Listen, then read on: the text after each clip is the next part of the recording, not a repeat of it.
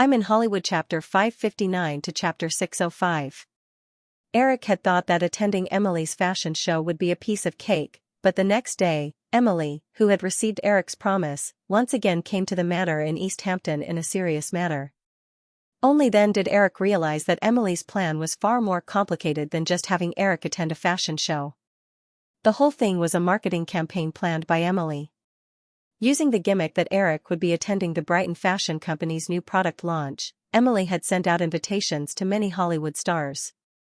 Since Eric, a Hollywood mogul, was about to attend, many stars, who had to consider their schedules before attending the fashion shows of top brands like Chanel and Givenchy, all agreed to attend. Through outstanding media PR, in just a few days, the originally unknown Brighton Fashion Company had frequently appeared on various entertainment and fashion news due to the news that many Hollywood stars would be attending the show. The New York Fashion Week had just begun, and half of the limelight had already been stolen by Brighton Fashion Company. At the same time, Emily and the Pakula sisters were personally preparing Eric's outfit for tonight's fashion show. In the hall of the manor, there were 3 rows of men's clothes and a large pile of men's shoes. Most men didn't like to constantly try on clothes like women, and Eric was no exception. Watching Emily Brighton pick out a very stream of consciousness silver-white pendant from a large pile of jewelry and walk towards him, Eric, who had been tormented for more than an hour, finally couldn't help but explode. "Stop, Emily, if you dare to hang that necklace around my neck, I won't go anywhere tonight." Joanna and Eva snickered at the same time, and Emily curled her lips. What a boring man. And this isn't a necklace, it's an imitation of the tassels of a military uniform, Emily said as she held the necklace in front of her and gestured at it. Eric zipped up his black jacket, feeling that the size of the black jacket was a bit small. However, after more than an hour of choosing, Eric really didn't want to torment himself anymore. He stretched his somewhat tense body and said, "This is fine. I'm not a woman. If I dress up too much, people will doubt my sexual orientation." "Only idiots will doubt your sexual orientation," Emily retorted as she helplessly put the pendant back into the jewelry box. Seeing Eric zipping up his jacket, she walked over unhappily and reached out to help Eric unzip it again. "Don't you think this jacket is a bit tight? It doesn't need to be zipped up, it's just open." Eric blocked Emily's little hand and unzipped it himself. "Who would wear it if it's just open?" "This is a sample, you only need to wear it once tonight," Emily said as she took out a brooch.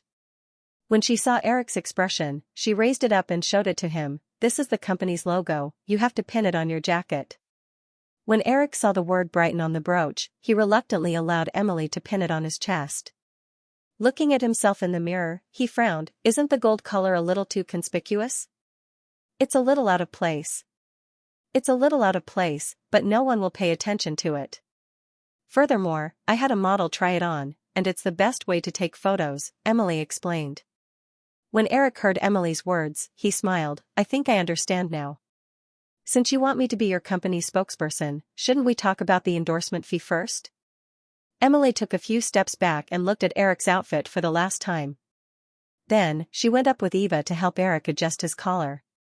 When she heard Eric's joke, she also joked, "Sure, you can have as much endorsement fee as you want. I'll deduct it from your dividends in the company at the end of the year."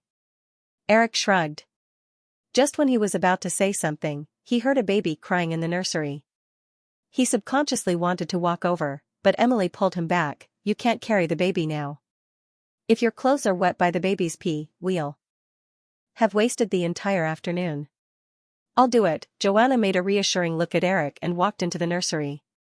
Eric looked at Joanna carrying the baby in the nursery and then looked at Emily, who was wearing a standard black business suit, and asked, "Chris will be back soon. When are you going to get married?" Emily paused for a moment. A trace of worry appeared on her face. She was a very smart woman. When she thought of what had happened recently, she suddenly raised her head and looked at Eric. "Eric, you didn't come up with this idea behind the scenes, right?" Eric immediately played dumb. "What did you say?"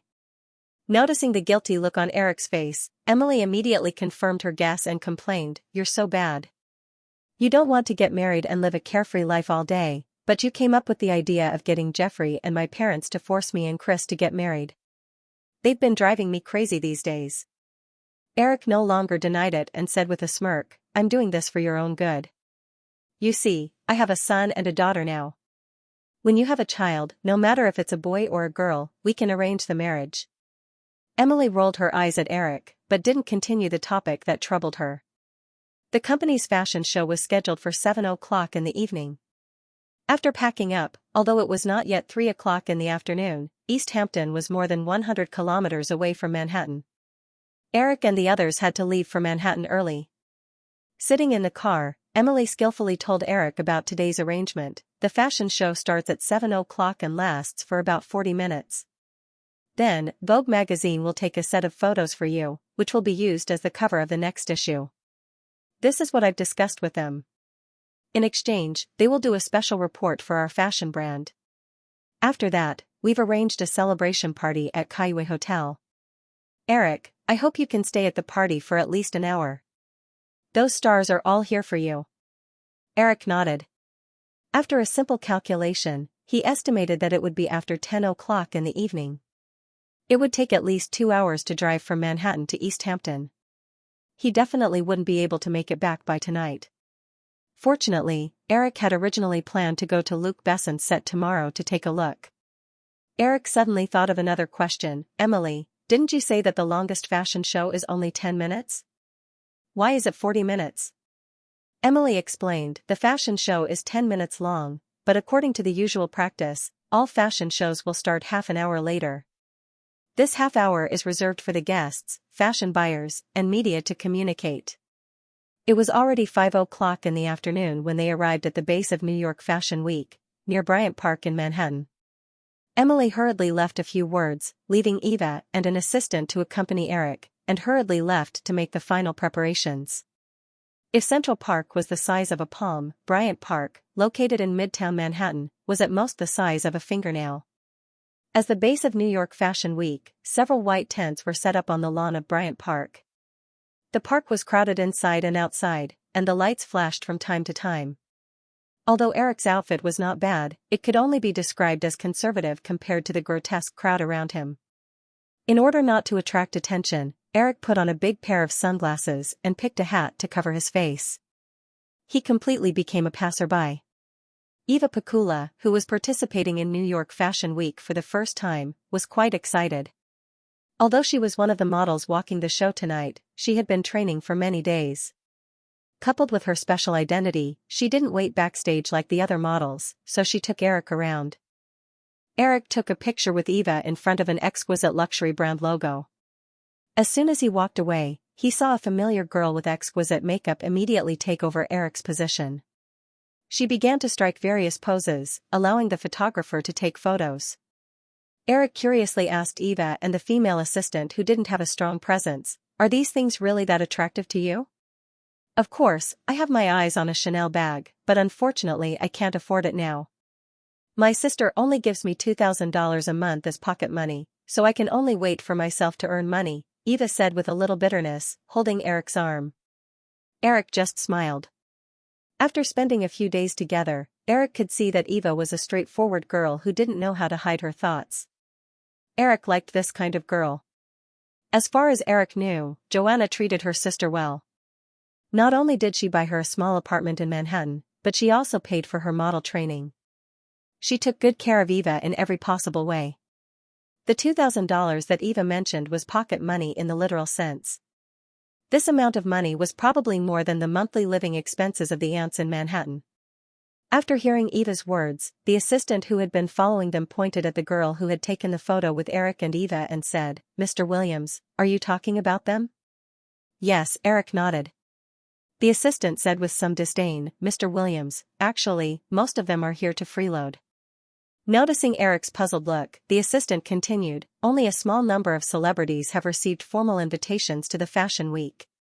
Most of them are just small-time celebrities and models who are eager to become famous. They don't even have any invitations. They just come to the Fashion Week to pose for some photos, or wait for some well-known brands to finish their shows. Then, they'll be taken into the show for a few photos. This way, it'll be convenient for them to publish articles in magazines, such as XXX's stunning appearance at New York Fashion Week. This is a good way for stars to maintain or even increase their fame without any film or TV work. After hearing this, Eric smiled and said to Eva, "You're also one of those freeloaders, right?" Eva said with some pride, "Yes, but they're freeloaders from Chanel, Givenchy, and Valentino. It's useless. As long as I stay by Mr. Eric Williams' side, I'll be on the front page of an entertainment magazine tomorrow." Eric nodded solemnly, "You're so scheming." Eva immediately betrayed her teammate. "Haha, this is what Emily taught me." The three of them strolled around until 6 o'clock. Eric's female assistant received a phone call and reminded the two of them to get ready. She then led the two of them to a tent on the lawn of Bryant Park. Emily was talking to a middle-aged man with a big beard. When she saw Eric and Eva, she brought the middle-aged man over and introduced, "Eric, this is Mr. Jim Cotelis, the purchasing director of Marks & Spencer in the UK. Mr. Williams, nice to meet you. I like your movies very much." The middle-aged man warmly shook hands with Eric. Eric exchanged some pleasantries with the other party. Seeing that people were starting to enter the red carpet, Emily gave some instructions to her assistant. She then got Eric to remove his hat and glasses and said, "Eric, although you're a big shot, I still have a lot of people to entertain. You don't mind going in early, right?" Eric smiled and said, "No problem." After Eric finished speaking, he walked towards the red carpet under the guidance of the staff. Many people had already received the news that Eric would appear tonight, and the number of people gathered around the entrance of the other tents was obviously far greater than the number of people gathered around the entrance of the other tents. When they saw Eric walking on the red carpet with a tall blonde, there was a commotion in the crowd. Eric even heard a few female screams. The cameras flashed crazily. With a faint smile, Eric waved to the crowd. Immediately, there was a burst of cheers. If it wasn't for the security and chains blocking them, they probably wouldn't have been able to hold themselves back. Although there were reporters asking all kinds of questions from time to time, Eric remained silent throughout. After posing for a series of photos, Eric walked into the show with Eva on his arm. "Okay, your mission is complete." Eva enjoyed the attention she received. She intimately rubbed against Eric and said, "I'm going to prepare for the show." After she finished speaking, she hurried backstage. Eric looked at the dimly lit stage. The white stage was empty, but there were already people sitting on the stairs on both sides of the stage. After the staff sent Eric to the stage, he turned around and left. Eric remembered that Emily told him where he was, so he walked over after a short while. As soon as he walked in, Eric saw a red figure occupying his spot. Although the lighting wasn't too bright, Eric could still tell that it was an Asian woman. The girl had neat and tidy short hair that reached her ears. She was wearing a bright red shirt with a slightly open collar. She wore a pair of slim pants that accentuated her two slender and beautiful legs. On her feet was a pair of very heroic black leather boots. Although Eric didn't immediately recognize the woman, he thought of someone else. Eric was not thinking of a real person, but his favorite female character in the Resident Evil series, the mysterious, beautiful, and powerful Chinese agent Ada Wong. After sizing up the Chinese lady who had taken his seat again, Eric realized that her outfit was exactly the same as Ada Wong's in the Resident Evil novel he had written based on the game's plot a few years ago. In the novel, Eric's description of Ada Wong didn't follow the Cheongsam style of the game's previous generations. Instead, it was the short-haired red-dressed queen's outfit from the 6th generation game. Noticing that someone was approaching, the girl, who seemed to be absent-minded, looked up and saw Eric looking at her with a smile. She immediately showed a confused expression. The two faced each other, and Eric also recognized her.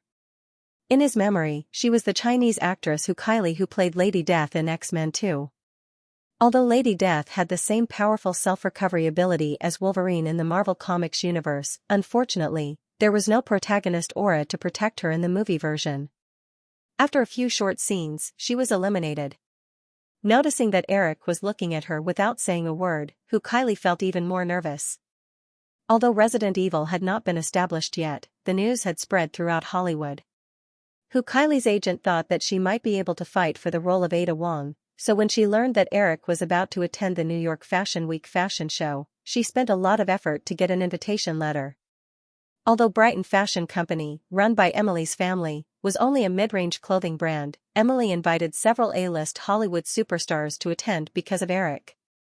Of course, it was impossible for Hu Kylie, who was not famous, not to mention a Chinese actress, to get a front row seat. She couldn't even afford it. However, Hu Kylie's agent gave her an idea, which was to enter the venue early, find the seat with Eric's name written on it, remove the label, and sit in it herself. This way, she could get a chance to interact with Eric. This was also a very common method used by many small celebrities who couldn't get a VIP invitation letter to get a seat in the fashion show. Because the big brands often came later, some small celebrities and models who wanted to be famous used this method. When the main star entered the venue, they would find that their seat was occupied. However, the fashion show was about to start, so they could only squeeze with the people in the front row. As long as they didn't encounter a particularly serious brand, this method would often succeed. The front row of many fashion shows was often very crowded. Most of the time, it was not because there were not enough seats, but because there were additional guests. It seemed that plans could never keep up with changes. Hu Kylie, who had made all the plans, did not expect Eric to come in so early. Eric looked at Hu Kylie's flustered appearance and shook his head gently. "Young mistress, that's not right. Ada is a woman who will remain 100% calm and confident even in the face of desperate situations." Hu Kylie saw the faint smile on the corner of Eric's mouth and realized that the other party was not angry. She quickly calmed down from her panic and stood up to extend her small hand to Eric. "Hello, Mr. Williams. My name is Hu Kylie." "Hello." Eric shook hands with her and looked at the seat beside him with the name Nicolas Cage written on it. He sat down casually and gestured to Hu Kylie, who was still standing there, to sit down. Hu Kylie sat down a little reservedly. Thinking of Eric's words just now, she straightened her body slightly, but the faint lack of confidence in her expression still lingered. Therefore, for a moment, she actually forgot all the words she had prepared. In Hollywood, black people also had to fight for a long time and due to legal factors before they could barely get a place. They could no longer only play negative roles such as thieves and liars. However, since the birth of Hollywood, Asians had never obtained any significant position in this field. If it were not for Ada Wong's Chinese identity in Resident Evil, Hu Kylie would not have any confidence to sit here and interact with this young tycoon who had suddenly risen in Hollywood in recent years. Even so, she was still very worried that the movie version would change Ada Wong into a Caucasian or other race. Although it was the first time they met, as a transmigrator from the East, Eric's sense of intimacy with Hu Kylie was almost instinctive. Seeing that the girl did not speak, Eric took the initiative to ask, "Miss Hu, I seem to have seen you somewhere before. Are you an actress?" Hu Kylie quickly nodded, "Yes, Mr. Williams. You can call me Kelly. I played a role in Growing Pains. In addition, I also had roles in the 8th movie, Friday the 13th, starring Mickey Locke, and the biopic The Gate, starring Fong Kimmer." Listening to Hu Kylie's nervous tone, as if she was reciting a resume, Eric smiled. Although Eric had heard of the movies Hu Kylie mentioned, he had never seen them. Noticing Eric's chuckle, Hu Kylie could not help but lower her head again. These movies were not worth mentioning to Eric, a big director whose cumulative box office in North America was more than $1 billion, not to mention that she only had an insignificant role in the movie. There were more and more people in the show. Just as Eric was about to continue speaking, he heard a man's magnetic voice, "Eric, it's so nice to see you again. How have you been?" Eric turned his head and saw Nicolas Cage and Bridget Fonda walking over side by side. He got up to greet them. As the male and female leads of Ghost in this world, Nicolas Cage and Bridget Fonda had been doing well in Hollywood in the past 2 years and had always maintained their status as A-list superstars. The fact that the couple in Ghost could attend this show together would definitely be greatly hyped in the newspapers tomorrow. The impact would definitely not be much worse than Eric's. "Long time no see, Nick."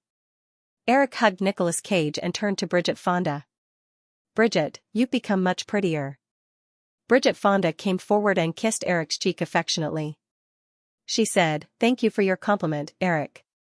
But no matter how pretty I am, it's useless. You must have forgotten about me, and Nick." The three of them walked to the seats in the stands. When Hu Kylie saw Nicolas Cage and Bridget Fonda appear at the same time, a trace of envy flashed in her eyes. She could not help but stand up. Cage just glanced at Kylie and started chatting with Eric again. Bridget Fonda curiously sized up Kylie's outfit and said to Eric with some confusion, "Eric, aren't you going to introduce this lady to us?" "This is Kylie, a friend of mine. She's also an actress," Eric introduced. In order to save Kylie's face, he did not mention that they had just met. Kylie also realized Eric's good intentions. Suppressing the faint gratitude in her heart, she took the initiative to greet Eric and Bridget Fonda. Seeing Eric and company sit down, she also quietly sat beside Eric. As soon as he sat down, Cage eagerly asked, "Eric, I've watched Jurassic Park several times. It's really great. However, why haven't I heard any news about your new work recently?" Eric shook his head and said with a smile, "Because I haven't found a script that interests me for the time being, and I have too many things to deal with, so I might have to wait a long time for my next movie. What about you guys? What have you been busy with recently?" "We just received a script from Universal, and we haven't decided if we want to act in it yet," Cage said as he glanced at Bridget Fonda. "The two of you together?" Cage nodded and said, "Michael Eisner personally invited us. The pay is also very high, but we haven't thought about it yet." Eric also understood Cage's hesitation. Although the couple formed a strong coupling effect in Ghosts of the Apes, which led to them working together again, they would definitely receive a sky-high pay. However, if the movie failed, this coupling effect would be greatly affected, and it might even become a one-time expense. Therefore, they were very careful when choosing a script. "Eric, why don't I talk about the script and you give us some advice?" Bridget Fonda sat beside Cage and leaned forward slightly, looking at Eric with a look of anticipation. Eric thought about it and did not refuse. He said, "Okay, but now is not the time. The show is about to begin." "Then let's do it at the cocktail party later," Cage immediately agreed. The two of them had just chatted for a while when they saw the father and daughter walk in. Donald Trump, who had a trendy hairstyle, saw Eric and quickly walked over in excitement, completely ignoring his daughter's rolling eyes beside him. Eric was a little surprised by Trump's appearance, but he quickly remembered that Emily had said that there would be a celebration cocktail party at the Kaiwe Hotel after the show, and the Kaiwe Hotel in Manhattan happened to be a property of Trump Corporation. "Eric, we meet again." Trump gave Eric a bear hug as if they were old friends. Eric glanced at Trump's hairstyle and teased, "Donald, you've become more handsome." "Thank you, Eric, but I think so too. Dad is so stupid. He's obviously mocking you." A crisp little voice immediately sounded beside him. Trump was a little embarrassed. Eric looked at Ivanka Trump, whom he had not seen for a long time, and immediately pretended to be surprised. He said, "Wow, whose little beauty is this? I can't recognize her." Ivanka raised her chin slightly and snorted proudly, completely ignoring Eric. "Innie, don't be so rude," Trump immediately scolded. Although she was only 12 years old, Ivanka, who was 1.5 meters tall, rolled her eyes at Trump without hesitation. Eric couldn't help but laugh at the sight of the girl's delicate appearance. He looked at the simple pale yellow dress that Ivanka was wearing and asked, "Innie, don't you feel that you're missing something?" Ivanka immediately looked down at her clothes, and after a while, she looked up and said, "What's missing?" "A doll. I think you can hug an extra large one now." Ivanka pursed her lips in a proud manner as she dragged her father toward the spectator stands. She had no intention of paying any further attention to Eric. The Trump seats were arranged to the right of Bridget Fonda. In order to make it easier for them to chat, Eric sat down between the two groups. Kylie looked at Eric, who was sitting in the middle of a few people talking and laughing. Before she could feel disappointed, a lady with a work pass around her neck came out from backstage. She glanced at the seats and quickly stared at Kylie. The lady walked forward and said, "Miss, may I see your invitation?" Kylie was shocked, but she still took out the invitation from her handbag and handed it to the lady. The lady just glanced at it and said, "I'm sorry, Miss Who. There are a lot of guests today, and the front row is already very crowded, so please go back to your seat, okay?" The conversation between the two quickly attracted the attention of the few people who were chatting. Eric recognized the lady with the work pass around her neck as the female assistant who had accompanied him and Eva earlier. Seeing Kylie's helpless look, he took the initiative to help the lady out. Kelly is my friend. If it's possible, let her sit in the front row. The female assistant saw that Eric had spoken personally and did not dare to directly refuse, but she still said, Mr. Williams, it's not a problem to squeeze a little, but Miss who is now sitting in Ms. Winter's seat. Eric glanced at his empty seat and saw that who Kylie had casually sat on his left. He did not expect that the seat of the famous editor-in-chief of Vogue, Anna Wintour, would be next to him. He also did not expect that Emily would arrange for who Kylie to sit next to him. Although he did not know Anna Wintour, Eric knew that Emily must have put in a lot of effort to invite this fashion queen. It would not be worth it to mess up Emily's arrangements for these small details, so Eric waved at who Kylie and asked her to sit next to him. The female assistant breathed a sigh of relief, but did not leave. She stood near the stands and stared at the guests who came in from time to time. She was probably sent by Emily to guard the VIP seats. Sure enough, in the next few minutes, the female assistant consecutively asked a few small celebrities who came to the front row to leave. More and more people came to the show. Seeing that almost everyone had arrived, the female assistant was about to leave when she was stopped by Eric. Williams, what's the matter? The female assistant walked up to Eric and slightly leaned over to ask. Eric curled his finger at the female assistant. When she squatted down and leaned closer, he said softly, do me a little favor. Hearing Eric's whisper, the female assistant nodded with a smile. She glanced at Ivanka beside him and hurriedly got up to leave. 3 minutes before the show started, Eric saw Emily walking into the show with Anna Wintour, the editor-in-chief of Vogue. Noticing the two of them walking towards him, Eric took the initiative to stand up. He was still very curious about this famous fashion devil. Anna Wintour had a bob, just like in all the videos, but she didn't wear her iconic Prada sunglasses. Eric, this is Ms. Anna Wintour. Anna, this is Eric. Although they all knew each other, Emily still introduced them formally. Hello, Mr. Williams. Nice to meet you. Anna Wintour reached out to Eric warmly. Anna Wintour's voice was a little hoarse, giving off a sense of tiredness, but like many elites, she spoke very quickly. Eric shook hands with her and said, me too, Ms. Wintour. Just call me Eric. They chatted for a while and Anna Wintour went to her seat. Eric was about to sit in his seat when Emily gently pulled him. Eric had no choice but to get Cage and Bridget Fonda to move to the left and sit next to Anna Wintour. As soon as the three of them sat down, Emily's female assistant came out from backstage with a brown bear in her arms. She came to Eric and said, Mr. Williams, time is tight. I only found this. Is it okay? Eric found that the female assistant was holding a teddy bear. He thought of a certain R-rated comedy that ruined his childhood and subconsciously showed a wicked smile. He took the teddy bear from the female assistant and said, yes, thank you. The female assistant smiled shyly, nodded to Emily next to her, and walked backstage again. Many invited Hollywood stars in the show were looking at Eric from time to time. If it weren't for the fact that there were too many media reporters, these people would have put aside their reservations and come over. Seeing a staff member inexplicably give Eric a teddy bear, most people seemed to have found a legitimate reason and looked over blatantly.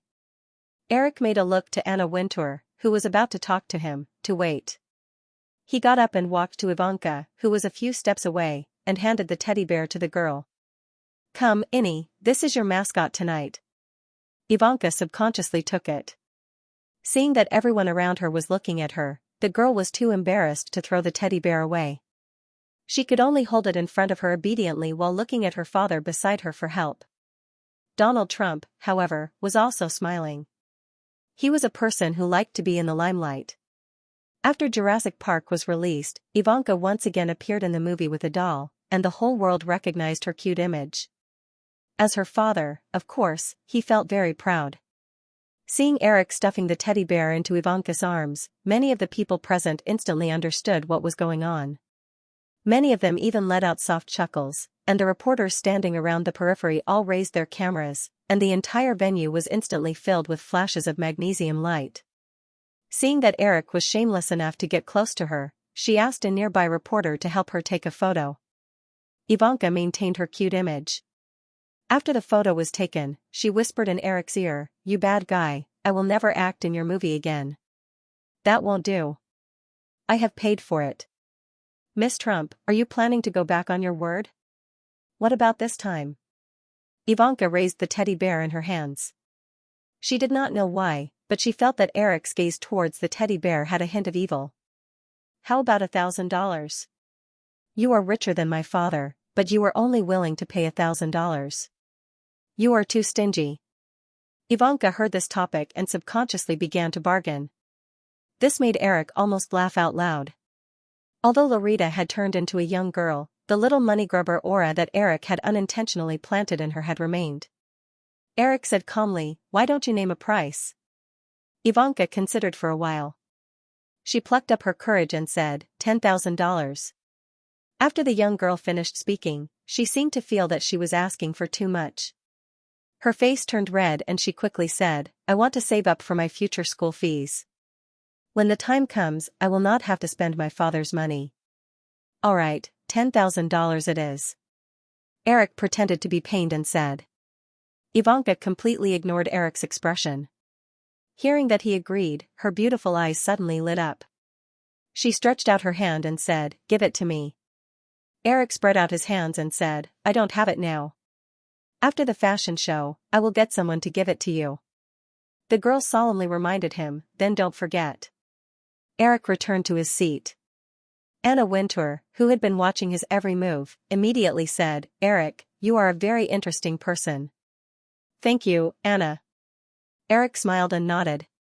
He felt that Anna Wintour's attitude was a little too enthusiastic. After chatting for a while, Eric then understood that Anna Wintour wanted to invite him for an interview with Vogue. This woman was very eloquent. If it weren't for Emily's interruption on the other side, Eric almost couldn't help but agree. The plan did not succeed. Anna Wintour also did not show any signs of uneasiness. Half an hour later, the fashion show officially began. Amidst the strange and melodious music, the models started to walk on the runway. Eric did not feel anything about the outfits of the models on the runway. However, when he heard the accompanying music, he was invigorated. The lead singer of the song was a woman with a slightly hoarse voice. She sang in a low voice like a ghost in the lonely night. "Eric, this is a song by the Irish band, the Cranberries. It's called Pretty. The lead singer is Dorothy O'Riordan. This band's songs are very interesting. If you're interested, you can buy a record and listen to it." Anna Wintour noticed Eric's expression, and took the initiative to explain. Eric nodded slightly to express his gratitude. At the same time, he secretly remembered the name of the song and the information about the Cranberries. Apart from the song Pretty, there was nothing much for Eric to watch in the rest of the show. More than 10 minutes later, the fashion show was over. Most people left for the next show. Emily arranged for Eric to go to a nearby studio to take several sets of photos for the cover of Vogue. It was already 8:30 when he finished. Eric had just appeared in the banquet hall of the Kaiwe Hotel. Some people who had been waiting for a long time took the initiative to come over. In addition to Nicolas Cage and Bridget Fonda, Emily also invited 7 or 8 Hollywood stars. Of course, these people did not expect to learn anything from Eric right away.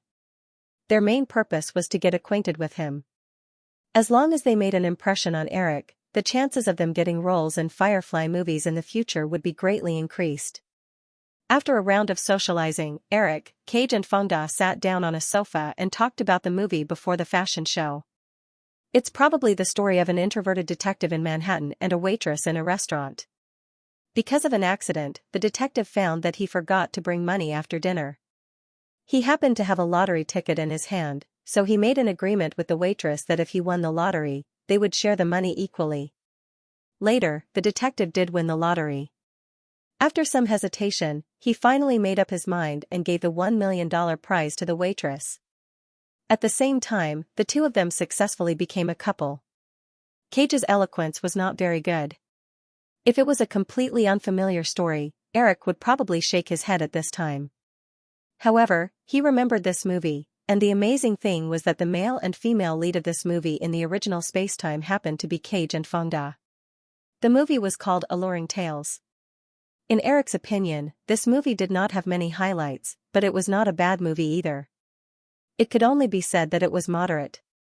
What the two said next would not do much good to their careers, but it would not damage the role of the two of them as a couple either. Eric told the two of them his opinion truthfully. In that case, we'd better not take it, Bridget Fonda heard Eric's comment and said. Cage seemed to have the same awareness. Eric smiled and said, if you don't plan to take this movie, it's best not to let Michael Eisner know about us. Otherwise, he will definitely hate me. Of course, I won't talk about this casually. Cage laughed. He also knew about the disputes between Michael Eisner and Eric. Since we're not taking this movie, Eric, do you have any suitable roles for me? Eric shook his head honestly. Firefly has been focusing on big special effects movies for the past 2 years. Because the main characters of these movies are special effects, in order to save some costs, most of the time, they will use some second-tier actors with excellent acting skills. Cage shook his head regretfully. He thought for a while and said, Eric, I think the movie Mr. and Mrs. Smith that you worked with Sony Pictures last time was very good. The Hong Kong director seems to be called John Woo, Bridget Fonda said. Cage nodded. Yes, John Woo. I like his style very much. The action design is so cool. Eric, do you think there's a possibility of working with him? Eric's expression was a little strange. He thought to himself, is this the inertia of history? John is shooting another movie recently. However, he signed a total of 3 contracts with us. There's another one next year. If you're interested, I happen to have a suitable script for you. Because there was no progress on the script for Face/Off, Eric did not tell Cage the specific plot. Both sides made a preliminary agreement. Seeing that Cage had gotten the contract, Bridget Fonda of course did not want to be outdone. However, for this second-tier actress in the original Spacetime, Eric could not think of a suitable script for her. He could only tactfully say that he would talk about it when there was a suitable movie in the future. Nicolas Cage and Bridget Fonda were not people who had free time. After chatting with Eric, the two of them hurriedly left the party. Emily, who had been socializing at the party, came to Eric with a glass of champagne. Emily, where's Eva? Eric looked around and asked. They're shooting a portrait. It'll be used in the magazine tomorrow. It'll probably be very late, Emily explained. Then, she rolled her eyes at Eric. She's Joan's sister. Don't be so naughty. Eric could only roll his eyes speechlessly and change the topic. Didn't you talk to Anna Wintour before? Why would she want to invite me to participate in Vogue's photo shoot? Vogue is a fashion magazine, right? If Anna Wintour didn't even know how to fight for such an opportunity, do you think she would have become the chief editor of Vogue before the age of 30? Moreover, after Anna Wintour became the chief editor of Vogue, she has been imitating Tina Brown's way of thinking when she ran Vanity Fair. Hearing Emily mention Vanity Fair, Eric understood. Vanity Fair's main focus was on the private lives of upper-class stars and rich people. Since Vogue was imitating Vanity Fair, it was not too strange that they would invite him. Seeing Emily sipping the champagne gently to moisten her throat, Eric smiled. I've done everything I should do tonight. What do you think of the effect? Of course, it's great. Eric, thank you. Emily immediately became excited. With the accumulated news material tonight, the brand of Brighton Fashion Company will immediately spread throughout the United States. Do you still remember the purchasing director of Marks & Spencer's department store before the show started? Eric nodded and recalled the image of a bearded middle-aged man. I'd been talking to him for a long time, but he had no intention of relenting. However, when he saw you at the scene, as well as Nicolas Cage and the others, he just promised me an order of $5 million USD. Although many buyers are still considering it, the number of orders reached tonight has already doubled that of last year. Eric, I plan to invest in 20 stores in major cities. What do you think? I don't know much about this. You can arrange it yourself. Emily blinked. I mean, if we invest $500,000 per store, it will cost about $10 million. Although $10 million was not a lot, it was impossible that Brighton Fashion Company could not afford it.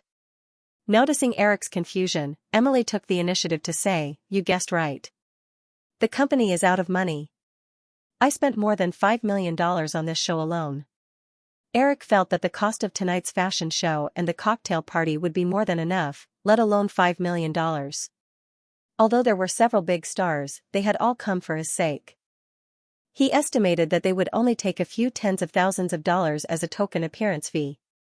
Emily, I'm very curious. How did you spend $5 million? Inviting top designers, fashion models, media, guest appearance fees, TV advertising, and marketing expenses. Emily started counting the expenses for Eric with her slender fingers. When she was about to finish counting, Eric was worried that Chris would take off her heels and continue counting. He quickly interrupted, "Okay, I believe you." Emily seemed to be a little unsatisfied. She added, "There's a small charity auction later. Our company has agreed to donate another $200,000 on top of the auction proceeds. When Chris comes back, you can ask him to do this." Emily said, "Chris might not come back until the end of the month. I want to start these projects as soon as possible. Why don't you write me a check?"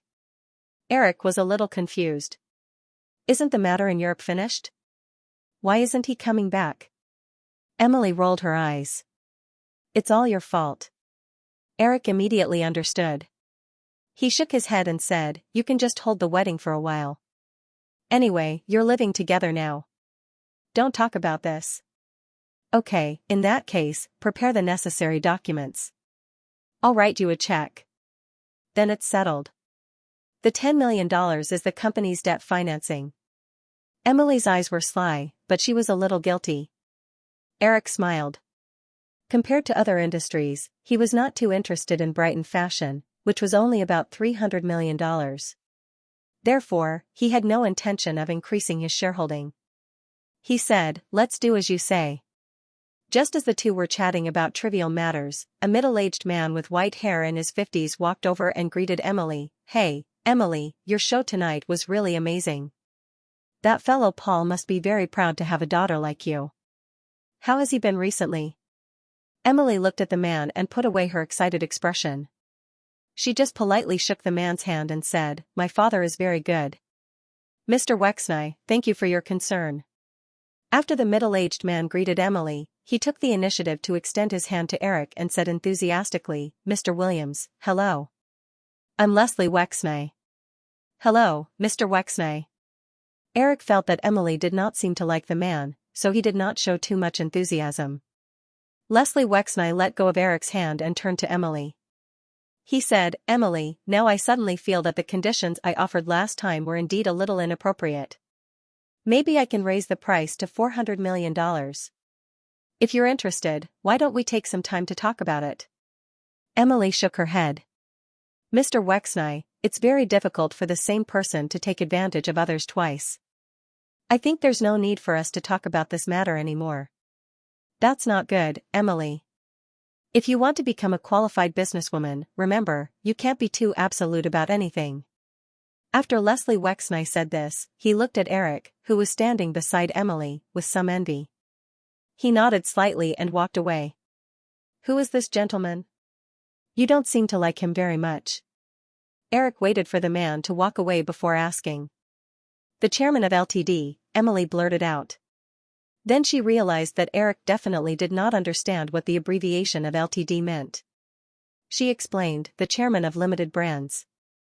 Ltd has several good fashion brands, including a lingerie brand and a sports fashion brand. Because my family's Brighton Fashion Company mainly focuses on the daily clothes of the white-collar class in the city, it has no competition with Ltd. So Leslie Wexney and my father are good friends. However, he recently wanted to buy our family's company in order to expand the business scope of Ltd's fashion brands, but I rejected him." Eric said, "These are all normal business practices.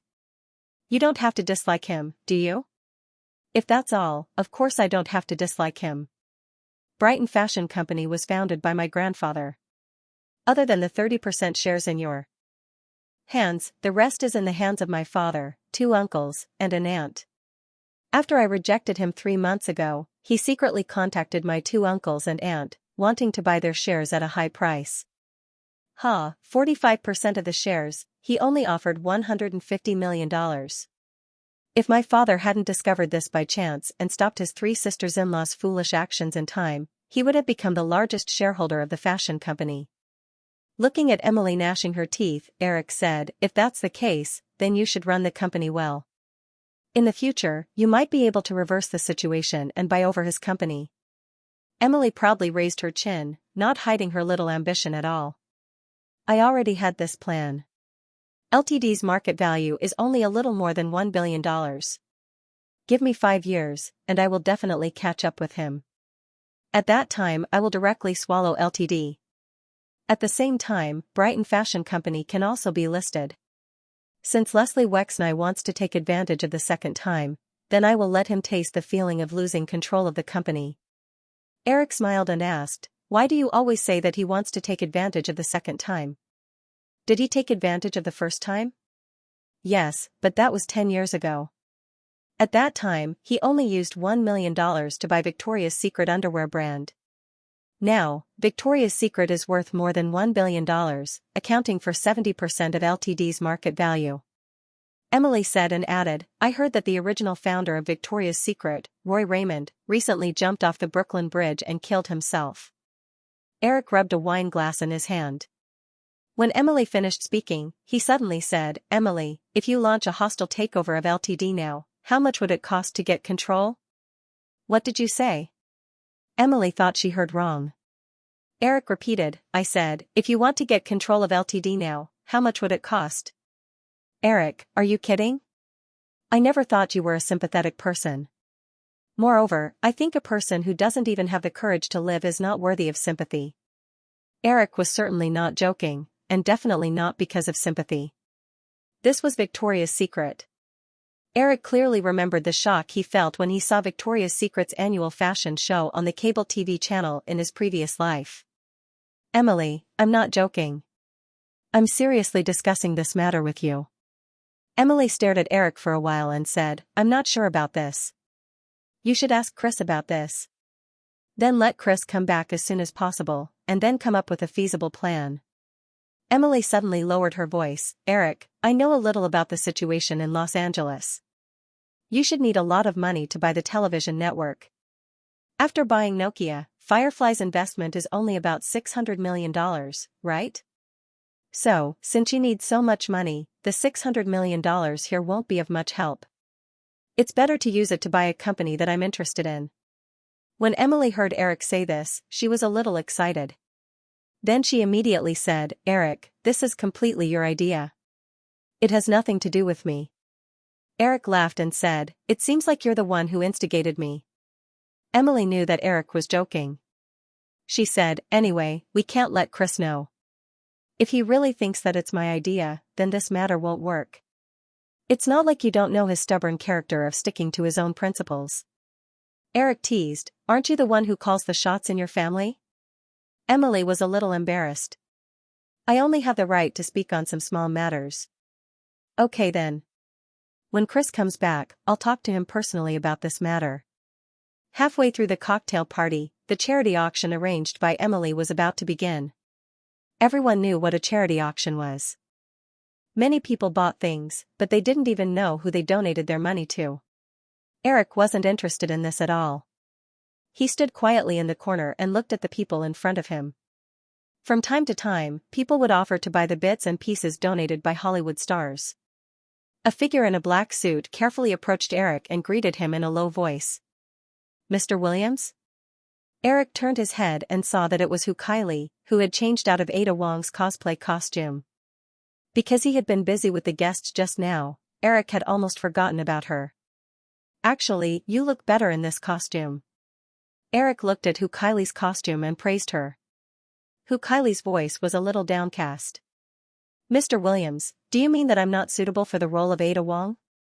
The current Kylie did look like a weak high school girl, and the kind that made people want to trample on her.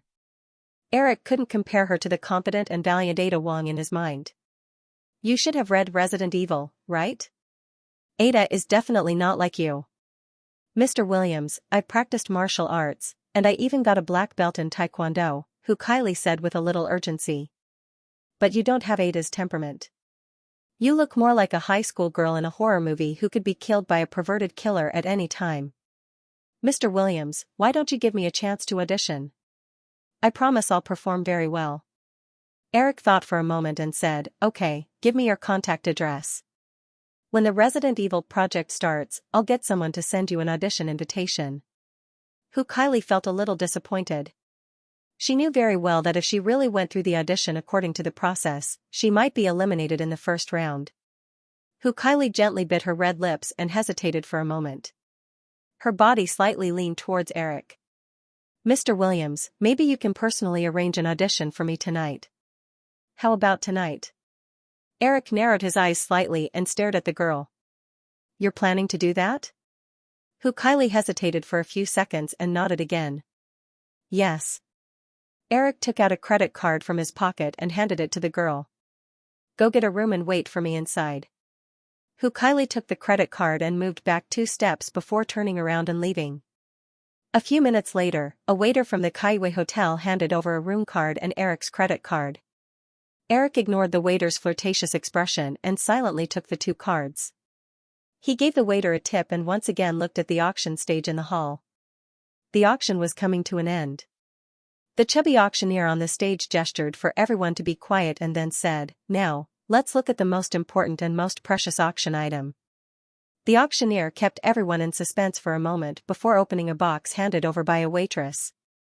He gestured to everyone in the hall. When Eric saw the item in the box, he almost dropped the wine glass in his hand. Look, this is the script of Home Alone written by Mr. Eric Williams himself. It's very precious. As you all know, Mr. Eric Williams earned $500 million at the global box office with Home Alone and created a miracle in Firefly Pictures in just a few years. Therefore, this script is very valuable. The starting price is $100,000, $200,000. As soon as the auctioneer finished speaking, a clear female voice came from below the stage. Eric was standing at the back, so he did not hear who it was. $250,000. As soon as the girl called out the price, someone immediately raised the price. At this time, someone had already started to look for Eric in the hall and soon found Eric standing in the corner, dumbfounded. $300,000. Once again, the price was raised by someone. Eric finally reacted and felt a little helpless. He had given this script to Joanna personally and the woman had said that she would keep it as a collection. Now that she took it out, it was obvious that this silly woman wanted Eric to buy it himself. If it wasn't for Joanna, to be honest, Eric wouldn't have spent a penny on this pile of manuscripts. Hearing that the price of the script was raised to $500,000, Eric quickly raised his hand. $600,000. If possible, Eric would like to bid $510,000, but he could not afford to lose face. Hearing Eric's bid, everyone in the hall immediately understood and no one raised the price. The auctioneer counted 3 times with a strange expression and soon announced the owner of the script. Eric was thinking about how to get back the $600,000 from the silly woman. $600,000. It was enough to buy many cans of milk powder. In the luxurious suite on the top floor of the Kaiway Hotel, Eric sat by the floor-to-ceiling window and casually flipped through the script of Home Alone. He couldn't help but feel a little emotional. He still remembered how smug he felt when he typed the script in front of the old-fashioned typewriter. Unknowingly, 5 years had passed. After the sound of running water came from the bathroom, Kylie walked out in a simple bathrobe. She curiously stared at Eric's back for a while. She couldn't help but move forward and kneel down on the thick carpet next to Eric. She lay on the man's knees and looked at the script in Eric's hands. Eric glanced at the woman's current posture and reached out to touch the woman's face. He asked, "Have you been to Japan?"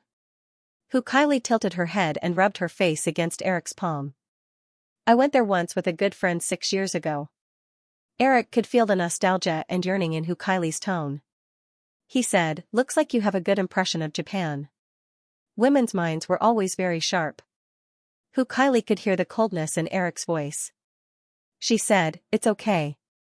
They're all very polite. Go put on your clothes. Let's have breakfast together." Eric didn't have any interest in continuing the topic. He pinched the woman's delicate chin and instructed her. Kylie's movements showed a trace of hesitation. From last night until now, everything that should have happened had happened. However, Eric didn't mention anything about the role again. She was very worried that after breakfast, Eric would directly ask her to leave. Seeing that Kylie didn't move, Eric guessed the woman's thoughts. He took out a personal business card from his pocket and handed it to Kylie.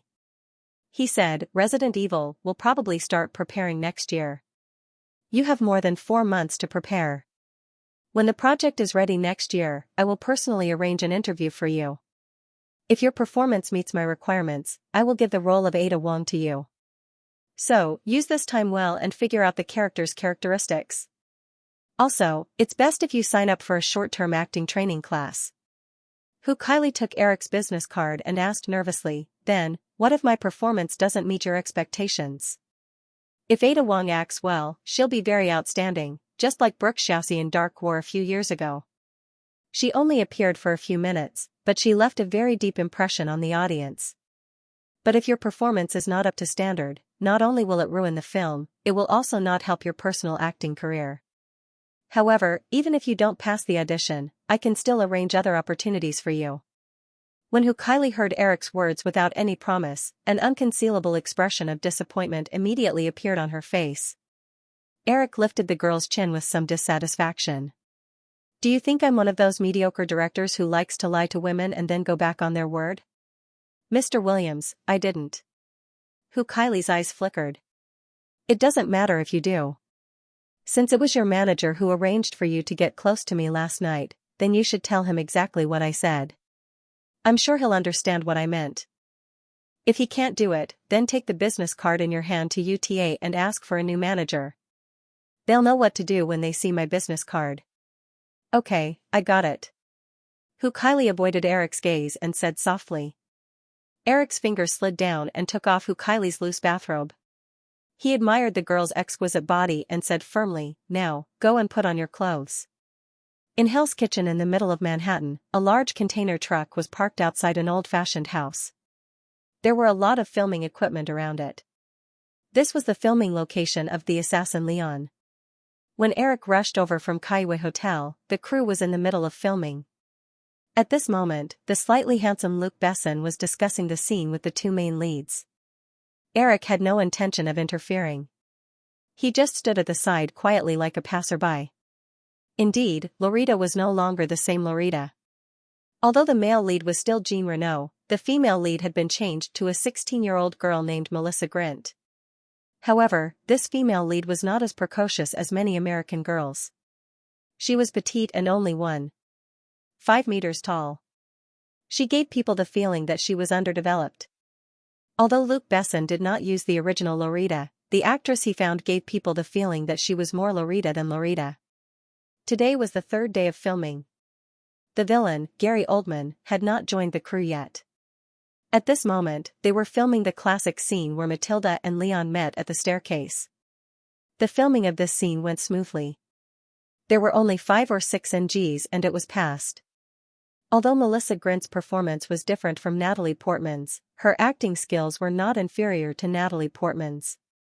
However, when she played the role of Matilda, who was holding a burning cigarette in her hand, asked Leon if life was only as painful as childhood, or if it was always painful, the girl vividly portrayed the female lead's feelings of loss, confusion, and disgust towards life. Even Eric, who was watching from the side, could not help but secretly applaud her. Perhaps, Hollywood was really like this. There was no one who could not be replaced. Without the 12-year-old Lorita, The Assassin Leon would definitely cause less controversy in the future. It might even be able to break through the limitations of the original time and space and get nominated for a few Oscars. During lunch, the group of main creators chose a nearby restaurant to treat Eric to a meal. The 16-year-old fake Loli even excitedly chatted with Eric about her views on the role of Matilda. Eric and Luc Besson also chatted about some issues regarding the script. Eric even revealed some of the plot ideas of the style of Hurricane Rescue to Luc Besson. Luc Besson was originally very good at creating such films. It could be said that The Assassin Leon was completely different from Luc Besson's works. The two of them regretted not meeting earlier. Luc Besson immediately said that he would quickly create a script according to Eric's ideas. The afternoon filming started very smoothly. However, after more than an hour, someone noticed that Melissa Grint was frowning slightly during the filming. Melissa Grint initially said that there was nothing wrong and that she might have eaten something unclean in the afternoon. However, when she was climbing the stairs, Melissa Grant's legs went soft and she rolled down the stairs. The whole crew was in chaos. After more than 10 minutes, the doctor arrived and checked. The problem was not serious. It was just acute appendicitis. While the crew breathed a sigh of relief, they quickly became troubled. Because the hospital quickly informed them that the girl needed to undergo surgery immediately. Although the appendicitis surgery did not take too long, the follow-up recovery would definitely take at least a week or two. And the crew, who had to burn money every day, could not afford to wait for a female lead for 2 weeks.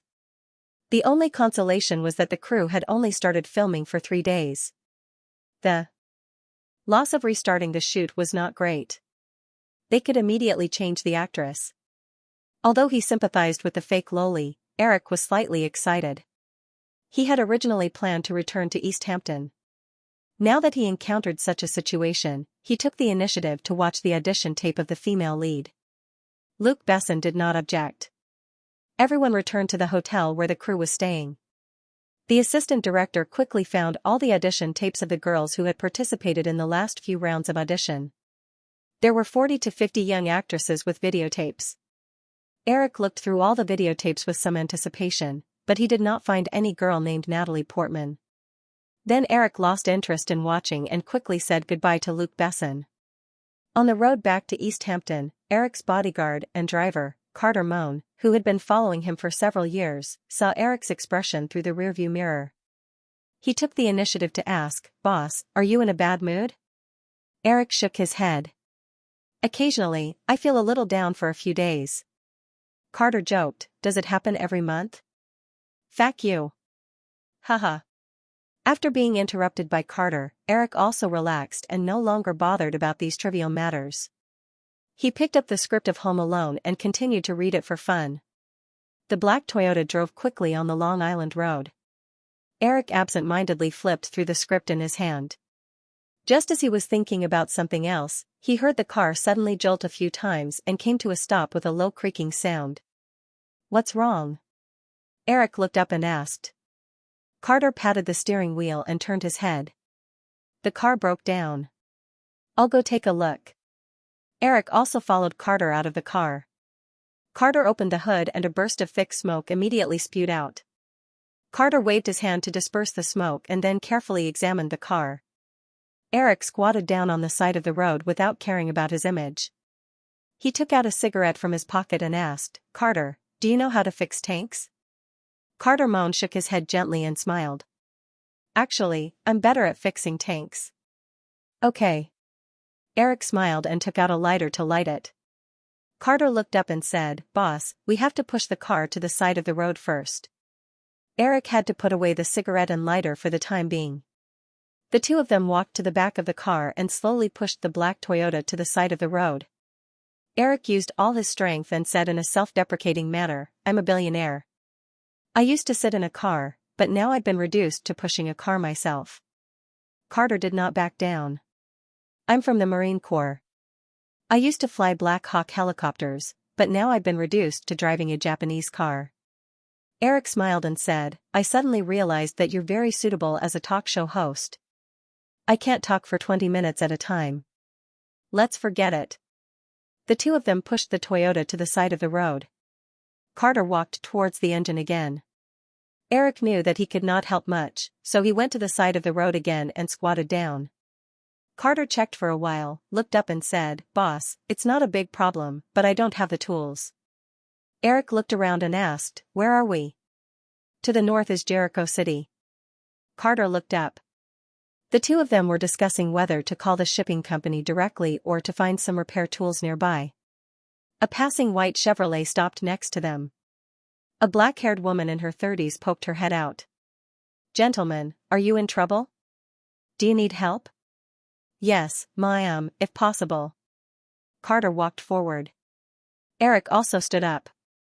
The black-haired woman did not notice Eric, who was blocked by the car. When Eric stood up, the woman said, "Are you Eric Williams?" "Yes, ma'am." Eric reached out his hand to her. Before the middle-aged woman could reply, the back door of the white Chevrolet suddenly opened. A little girl jumped out of the car and walked towards Eric in surprise. Wow, it's really Eric Williams. Mr. Williams, hello. My name is Natalie Hirschler. You can call me Nat. Eric let the little girl shake his hand with a strange expression. Until the middle-aged woman helped her out, Nat, let go of Mr. Williams. Don't be so rude. Okay, Mom. The girl let go of Eric's hand, but still looked at Eric curiously. Mr. Williams, are you looking for actors in Long Island? What do you think of me? Oh, well, I'm just passing by. What are you going to do in your next movie? Do you have a suitable role for me? The girl said and made a cute face. The girl's mother ignored the little girl's series of questions. She chatted with Carter for a while and then said that she had the necessary tools at home. Mr. Williams, my house is nearby. Maybe Mr. Carter can come back with me to get the tools. No problem. Thank you. Eric nodded to the woman. Since it was Eric, the woman was not wary of him. She invited Carter to sit in the passenger seat and then called her daughter, Nat, get in the car. We are going back. Mom, you will come back later, right? Can I stay and chat with Mr. Williams? The woman looked at Eric. Eric quickly nodded. Don't worry, Ma. I will take good care of Nat as long as Mr. Williams doesn't find it troublesome. Nat, don't be too naughty. I won't, Natalie Portman said immediately. She stole a glance at Eric, as if Eric would define her as a naughty girl. After her mother left with Eric's chauffeur, Natalie Portman, the little girl who was still called Natalie Hirschler, looked at the young man who was squatting by the side of the road in a daze. She felt very curious. In her impression, the big directors who occasionally appeared on TV were either serious, funny, or maverick. She felt that most of those people were just pretending. At this time, the guy named Eric Williams, who had a series of box office miracles, gave her a feeling that she couldn't see through him at all. Because according to normal logic, only the little boys in school would pretend in front of her. Moreover, his attire at this time was a bit out of place. A black jacket was open, revealing a t-shirt with an unknown pattern printed on it. A pair of trousers looked a bit wrinkled. If he had a colorful broom perm and bright earrings, he would be no different from the legendary biker gang. Well, he could barely be considered a handsome biker gang, much more handsome than the bald guy gang. Looking at Eric's lost expression, the little girl followed Eric's gaze to the road. Cars shuttled by, either fast or slow. Maybe he was thinking about which car to rob. Feeling that her thoughts were somewhat inexplicably funny, the girl grinned and walked to Eric's left side in her white sneakers. She then squatted down and looked at the increasing number of cars as it was time to get off work. Chrysler, Toyota, Chevrolet, Ford, BMW, the white convertible BMW was probably the most expensive. She heard that the quality of German cars was very good. After a few minutes, Natalie once again realized the identity of the guy next to her.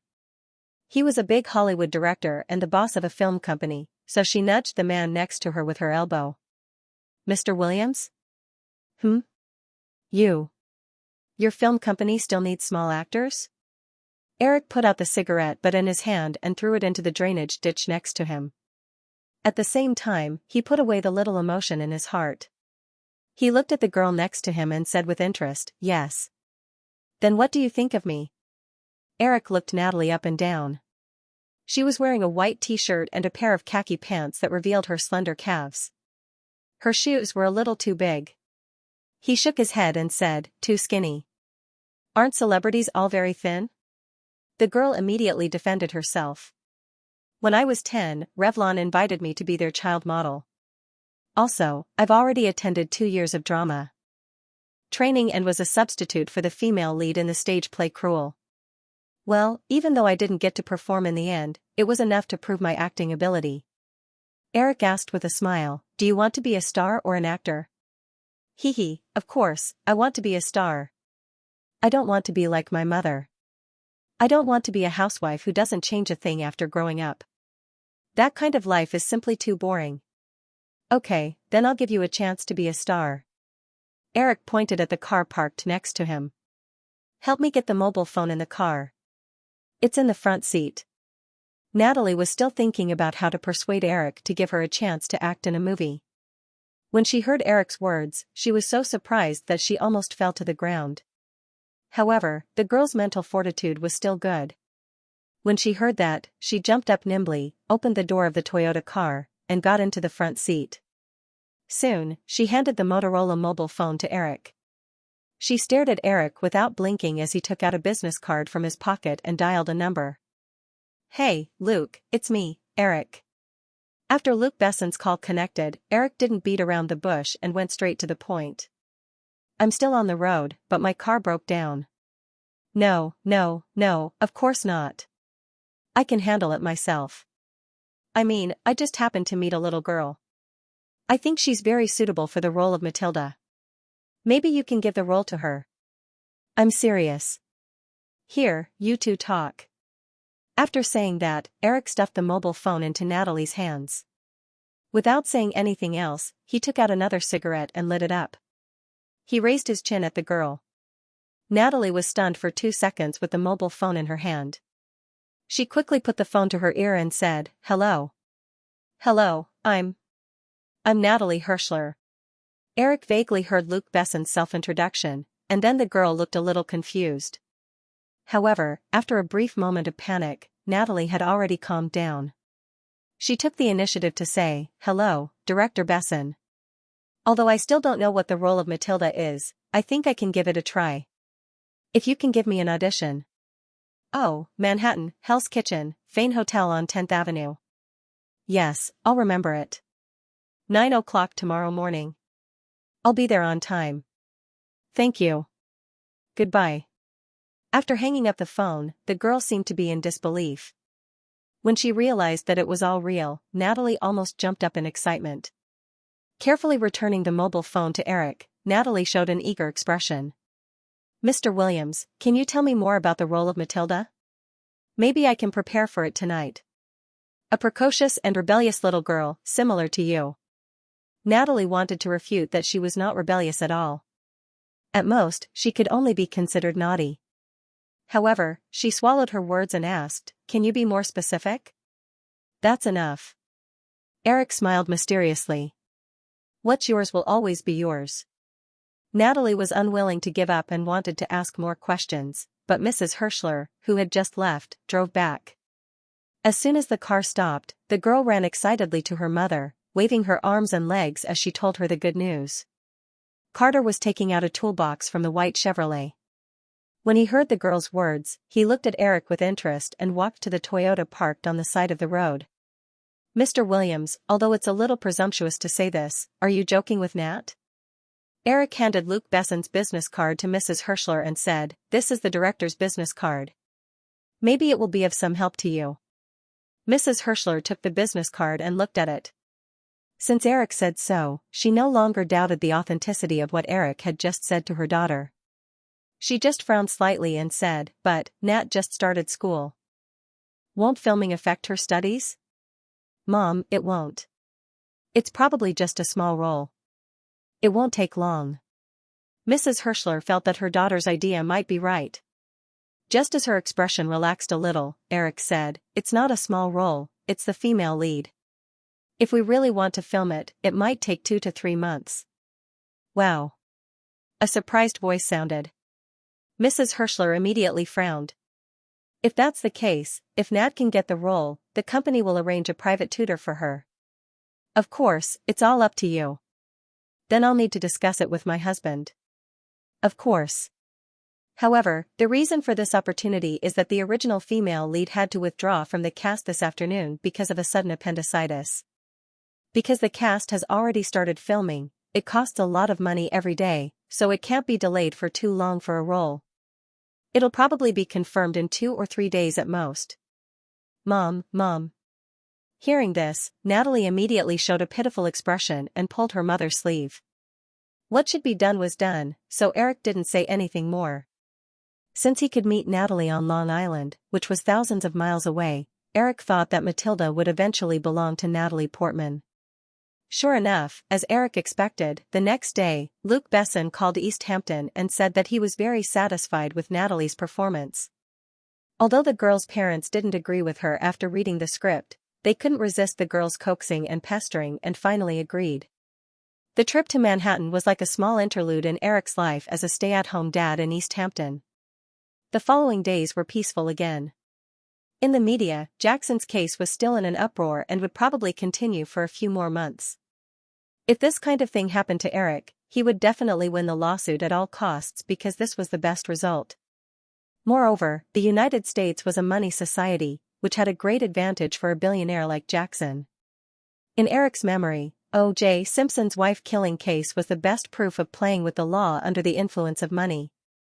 Unfortunately, although Jackson was brimming with talent, he was still a child at heart. He was surrounded by too many people who were bent on reaping benefits from him. This was also destined to be a tragedy for this genius. After a 3-week break, with the completion of Firefly Pictures' withdrawal plan from Fox, Eric had to start work again. After using a series of reasonable tax avoidance methods and paying the capital gains tax, Firefly finally received $650 million from News Corporation. Because Disney owned hundreds of Disney stores and Disney parks, Firefly Pictures' cash flow was far more abundant than the other major Hollywood film companies. Coupled with the huge profits from a series of hit movies, in 2 years, Firefly Pictures' cash reserves reached an astonishing $4 billion, which was more than 3 times the market value of MGM. After the summer release of Jurassic Park and a few other movies, this number would approach the $5 billion mark. In September, after a fierce competition, Firefly Pictures naturally lost to Viacom in the acquisition of the Blockbuster video store chain. Although they got the Blockbuster store chain, Lei Sherdong was still in a bad mood. Because of Firefly Pictures' intervention, the final acquisition price of Blockbuster, which could have been acquired for $8 billion, was increased by $600 million. After signing the acquisition agreement, Lei Sherdong also realized that Firefly Pictures did not really intend to bid for Blockbuster. The angry old man, who had spent $600 million for nothing, once again publicly ridiculed Firefly. After getting rid of the Fox network's shares, under Katzenberg's leadership, Firefly began to slowly eat up ABC's shares in the circulation market. At this time, Firefly Pictures could no longer hide its real purpose. The company's senior management began to make contact with ABC, NBC, and CBS at the same time with great fanfare. After the news was made public, the stock prices of the 3 major TV stations began to rise at the same time, and the circulation of shares in the market became more frequent. Because of this, Firefly's secret acquisition of ABC's shares was not so obvious. During this period, Katzenberg submitted a plan to Eric. He intended to use several scattered shell companies to acquire about 10% of ABC's outstanding shares, then enter the ABC board of directors. He might have the right to speak, and at the same time, formally issue an acquisition invitation. In late September, Chris, who had been in Northern Europe for several months, finally returned to New York. The CEO of the Nokia Group, Yoma Alala, accompanied him. After Yoma Alala personally signed some documents with Eric, he talked with Eric for a few hours before leaving East Hampton in a hurry to return to Finland. Chris stood side by side on the road outside the manor in East Hampton and watched Yoma Alala's car disappear. Eric asked, "He doesn't seem to be in a good mood?" "Of course, it's obvious." Chris showed a sly smile and walked side by side with Eric to the manor. He said, "I have to say, we really got a great deal from this acquisition. You may not know, but just 5 days after we signed the equity transfer agreement, many member states of the European Union publicly announced the use of the GSM digital communication network instead of the original analog communication method. I was worried that the GSM network would be replaced by the digital network system developed by other large companies. Once the EU released this news, it basically confirmed that the GSM network was unshakable in Europe. Nokia's stock price rose 27% in the last week. You can imagine how those who sold their shares feel now. Yoma Alala originally didn't want the Bank of Finland shareholders to hand over their controlling shares, so he is so depressed now. Eric said with a smile, "Then you won't question my decision now, right?" "Of course," Chris said. "Eric, I found that your genius intuition is 100 times sharper than all the smart people I have met in the past 30 years. I'm really curious about what information you used to judge these things, such as the Gulf War, Nokia, and the series of successful films from Firefly Pictures. If I say I have talent in this, would you believe me?" Chris shook his head and said with a smile, "I don't believe it, but seeing is believing." I don't seem to have a second choice other than to believe it. Back in the manor, Chris explained the series of operations for the Nokia Group acquisition to Eric in detail. Because Nokia's sales business will be more and more focused on overseas sales, we set up an international sales company in Ireland to collect all the sales revenue outside Finland. This way, we only need to pay about 10% income tax, and we can collect a large amount of money into the offshore fund in the Caribbean islands. In this way, Nokia's income tax can be maintained at about 10%. If we set up sales companies in European countries, the income tax rate will be at least 20%. When Eric heard this, he suddenly remembered the sandwich tax avoidance plan of international high-tech giants such as Apple and Google in his memory.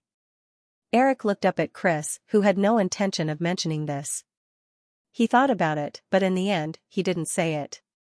After all, Chris and Yoma were definitely smart people, not to mention that every multinational group had a department specializing in tax avoidance strategies. If they could think of a cheaper tax avoidance plan, they would use it. If he suddenly said a series of plans to make use of Nokia's intellectual property rights and the zero tax loophole in the EU to achieve near-zero income tax, it would be too out of line for a high school student like him who did not even go to university in this life. Chris also felt Eric's hesitation for a moment. Seeing that he didn't say anything, Chris continued, the 51% of Nokia shares we acquired are completely held by the Hawaiian Fund in the Caribbean islands. According to the current development situation, the business of the Nokia Group will achieve an explosive expansion in the next few years. The $420 million we injected can only support research and development and marketing costs for less than 2 years.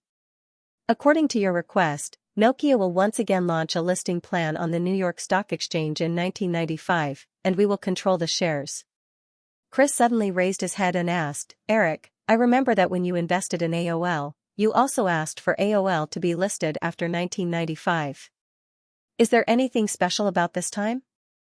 Not only AOL, but also the browser software company, Yahoo Portal, and Hotmail online mail service, Firefly Software, and Digital Field Special Effects Company. I plan to list them separately in the 2 years after 1995. Eric was prepared for Chris's question. Although the reason given was not consistent with the facts in his memory, it was absolutely reasonable. Because 1995 is the 3rd year of Clinton's presidency, the Information Highway Plan implemented by the Clinton cabinet will begin to take effect in 1995. For technology companies, this is the best time to go public. If we miss this time, we can't predict what the next president will do if Clinton can't be re-elected. Chris nodded in agreement. The two discussed some more issues. Chris closed the document in front of him and said, Eric, do you really plan to buy Leslie Wexner's Ltd? Yes, I suddenly had some good ideas when I went to watch the fashion show at Bryant Park during the Fashion Week. It just so happens that the Victoria's Secret brand under Ltd can help me realize this plan. But Victoria's Secret is a lingerie brand, right? What I want is a lingerie brand. Relying on this brand, I plan to create a series of reality shows after Firefly has a TV station, and shape Victoria's Secret into a popular symbol. Isn't there Brighton Fashion Company? The two brands are not much different, Chris, a lingerie model with a sweet face and a hot body, or a fashion model with dull eyebrows like a plastic doll. Which one would you prefer?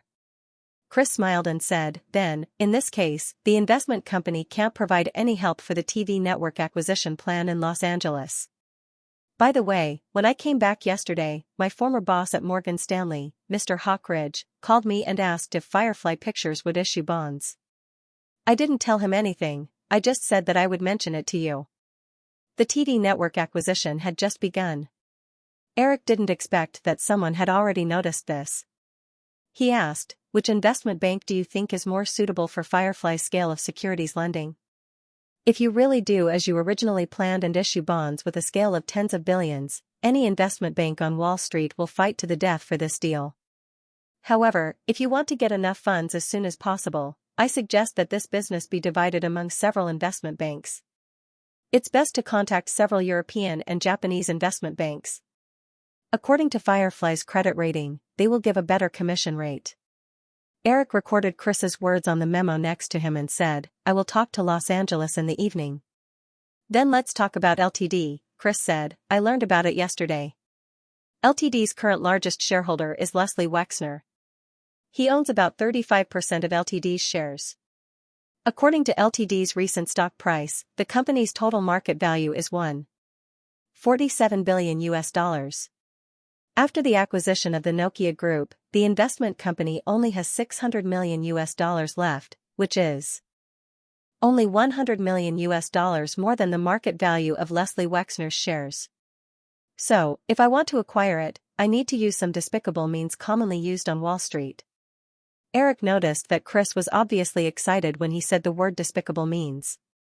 Obviously, as an investor from Morgan Stanley, Chris was still envious of those Wall Street tycoons who used leveraged buyouts to conquer the capital market. In the past, whether it was the acquisition of Cisco's shares or AOL's shares, even the recent acquisition of Nokia Group, Chris followed the normal business transaction process. Chris, I'll leave the $600 million US to you. I won't participate in this matter. You just need to take down Ltd in the end. Give me 3 months, Chris stretched out 3 fingers. In addition, I also need Brighton Fashion Company as a bargaining chip for debt financing. After the acquisition, the two companies may directly merge.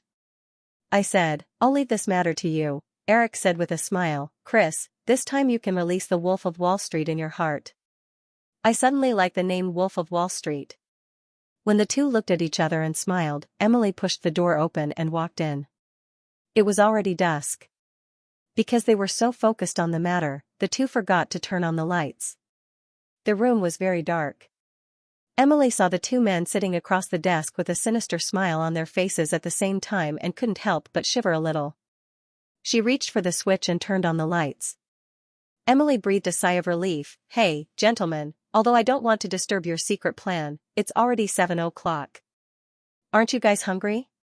Honey, we'll go over now. Chris put away the documents in front of him. Eric also stood up and stretched his body that was a little stiff from sitting for too long. He walked with Emily to the dining room. While Chris went to the bathroom, Emily suddenly leaned over to Eric and said, Eric, have you guys discussed that matter? I've already given Chris full authority to handle it. You just have to wait to be the CEO of Ltd. Wow, thank you so much, Emily clenched her fist. In the dining room, Emily excitedly talked about a series of changes at Brighton Fashion Company. After the New York Fashion Week more than half a month ago, after a perfect marketing strategy, Brighton Fashion Company's brand awareness quickly spread across the United States and Europe. Although the clothes for the next season had not been officially released, the company's ready-to-wear sales and orders had greatly increased. A few days ago, that guy, Leslie Wexner, sent us an acquisition invitation. This time, he offered $450 million US. Haha, that old guy probably doesn't know that in a few months, his company will be acquired by us. Chris couldn't stand his girlfriend's threatening gestures and interrupted, Okay, honey, do you want everyone to know that we're going to maliciously acquire Ltd? Of course not, I'm not a fool. Do you think the people here will reveal this matter? Emily waved her small hand and said, Eric won't, Joan won't, and Eva won't either. Oh, and the two babies, Xianxia, Kevin, you won't say anything either, right?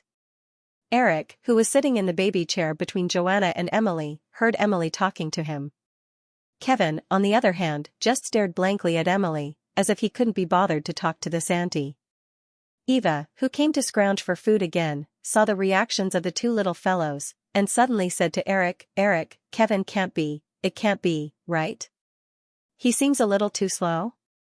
Joanna glared at her sister and said, Eva, don't talk nonsense. Eva stuck out her tongue and didn't continue the topic. Joanna's authority was much more important to her than Eric's. Although Chris and Emily didn't say anything, Joanna noticed that their eyes flashed with the same doubts as her sister's. She said softly, Vicky checked the little guy and even tested his IQ. There's no problem. The doctor said that it's because Xianxia is too lively, which makes Kevin seem too quiet. It's good to be quiet. Maybe he'll grow up to be a philosopher, Chris said flatteringly. Joanna smiled and didn't say anything. She just looked at Eric. She knew very well what Virginia was thinking.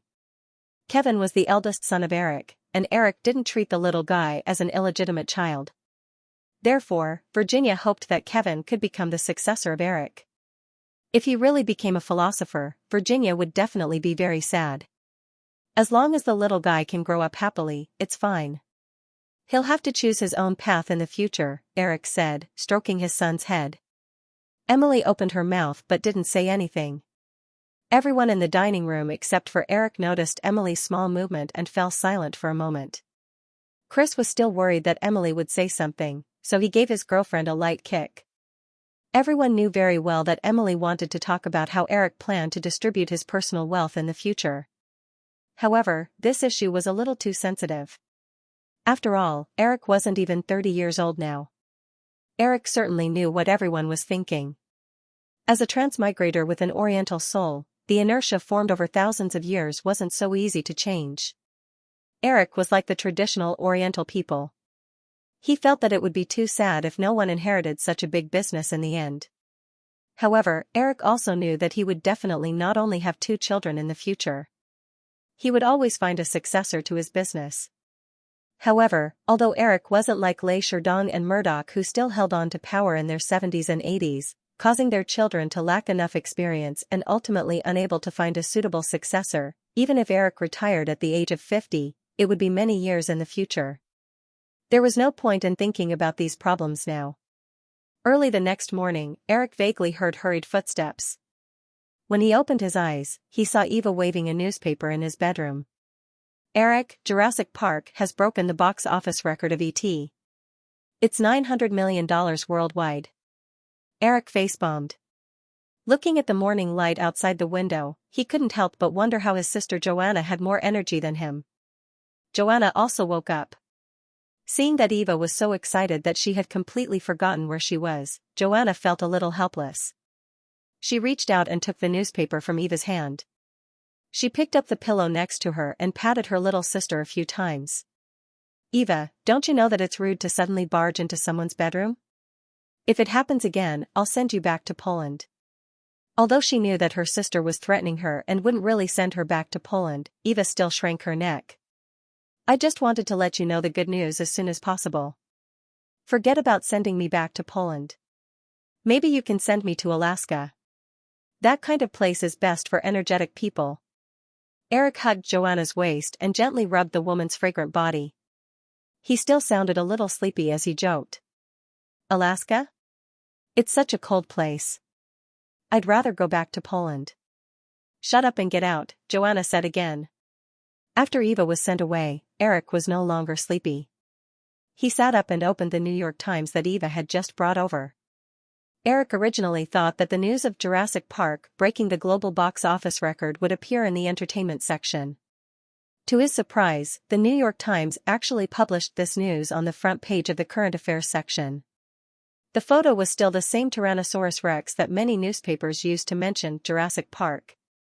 From early June to now, after a 16-week screening, Jurassic Park broke the record of E.T. set in 1982 with a total box office of $890 million. In North America and $470 million overseas for a total of $900 million. Although many professional box office analysts often mentioned the difference between 1982 and 1993, for ordinary people, the most intuitive numbers were often more eye-catching than those professional analysis. Therefore, the New York Times didn't exaggerate the impact of inflation.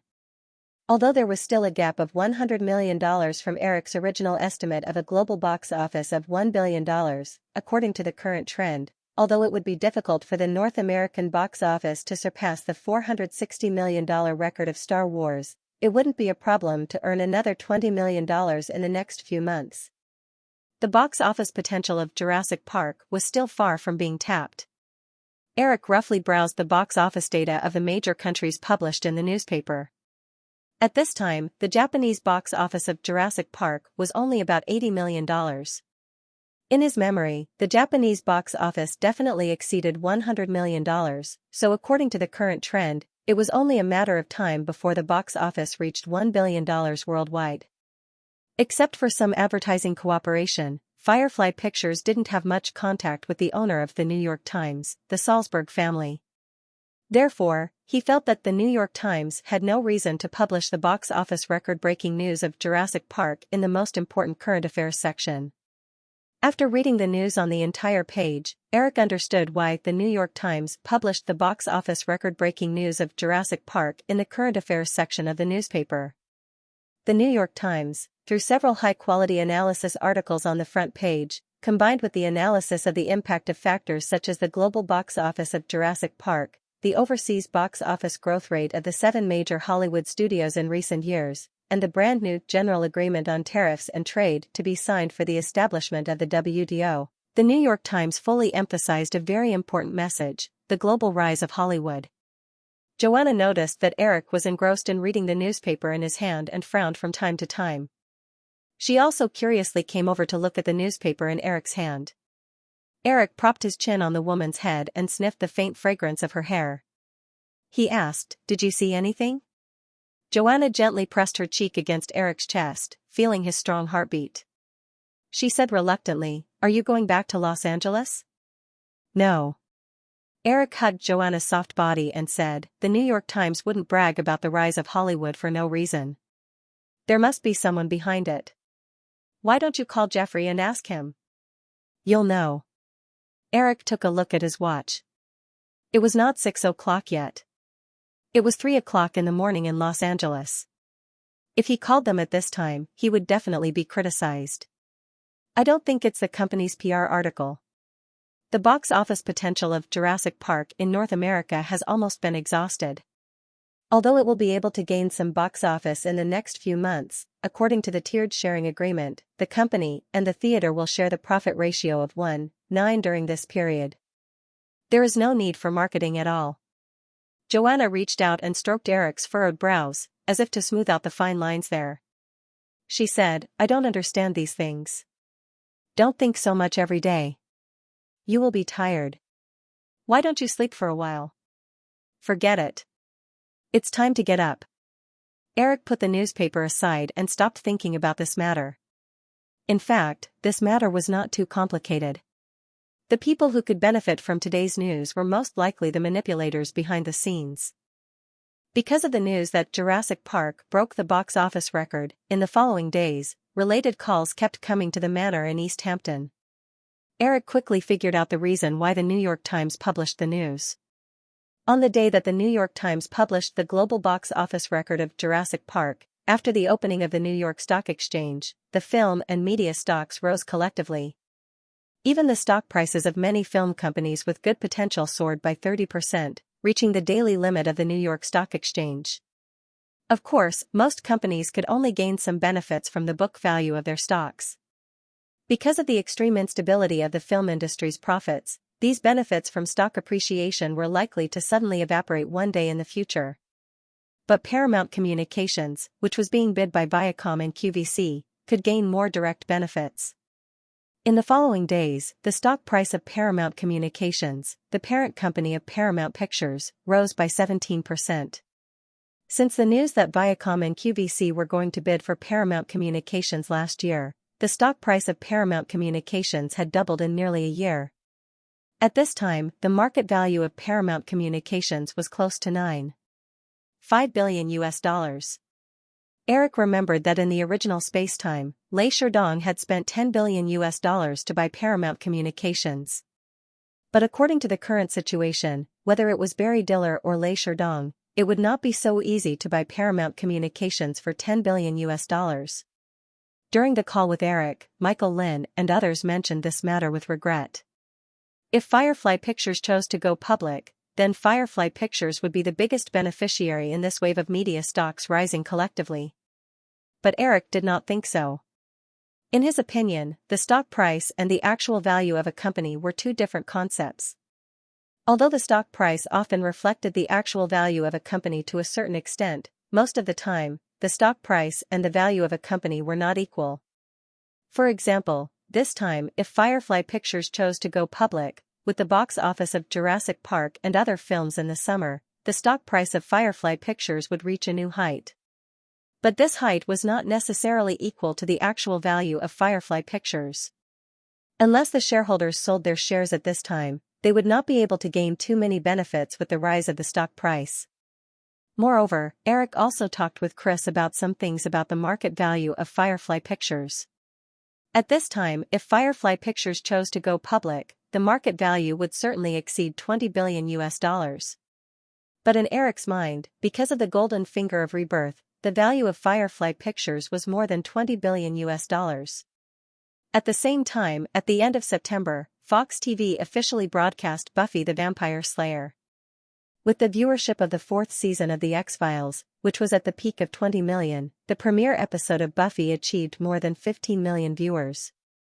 Although this rating was not very good in 1993, and it might not even reach the top 10 ratings of the year, for Fox TV network, which had just experienced the withdrawal of shares from Firefly Pictures, it was very good news. This meant that Fox TV network really owned a popular TV series that was completely copyrighted. At the same time, because Jurassic Park broke the global box office record, the news of the media stocks, which had been fluctuating recently, finally stabilized. After the broadcast of Buffy, perhaps because of Murdoch's signal, or because of some other thoughts, Elizabeth, who was far away in Los Angeles, personally came to East Hampton to visit Eric. After greeting Joanna and the two little guys, Elizabeth came to Eric's study and said, "The scenery here is good. I will go back and look for a manor nearby." Looking at the girl unceremoniously occupying his place, Eric went to the small bar and made a cup of coffee. He said, "I also bought a few other places. If you are interested, the key is with Joan." Elizabeth flipped through the pile of documents on Eric's desk, looked up and rolled her eyes at him. "If you give it to me personally, I can reluctantly accept it. You actually want me to ask your woman for something? You are too insincere. Then forget it. It's a few $1,000,000. I still feel bad about giving it to you." "Bah, you bastard." Elizabeth lightly spat and waved the folder in her hand. Her eyes flashed with undisguised slyness. "These are TV drama proposals. Which one do you like? I'll help you take a look." Eric calmly poured 2 cups of coffee. He went to the desk and handed a cup to the girl. "We are now competitors. Seduction won't work on me." When he was preparing to buy the television network, Eric had Firefly's TV series department start looking for projects. The documents in Elizabeth's hand had been recently sent, and Eric hadn't had time to look at them. "Only a ghost would want to seduce you." Elizabeth rolled her eyes at Eric. "Also, your vision isn't that good right now. Buffy's ratings are only 15 million. It's a lot worse than what I imagined." Eric pulled a chair and sat across from the desk. He held the coffee cup and smiled. "Are you overjoyed that there are 2 or 3 million more viewers?"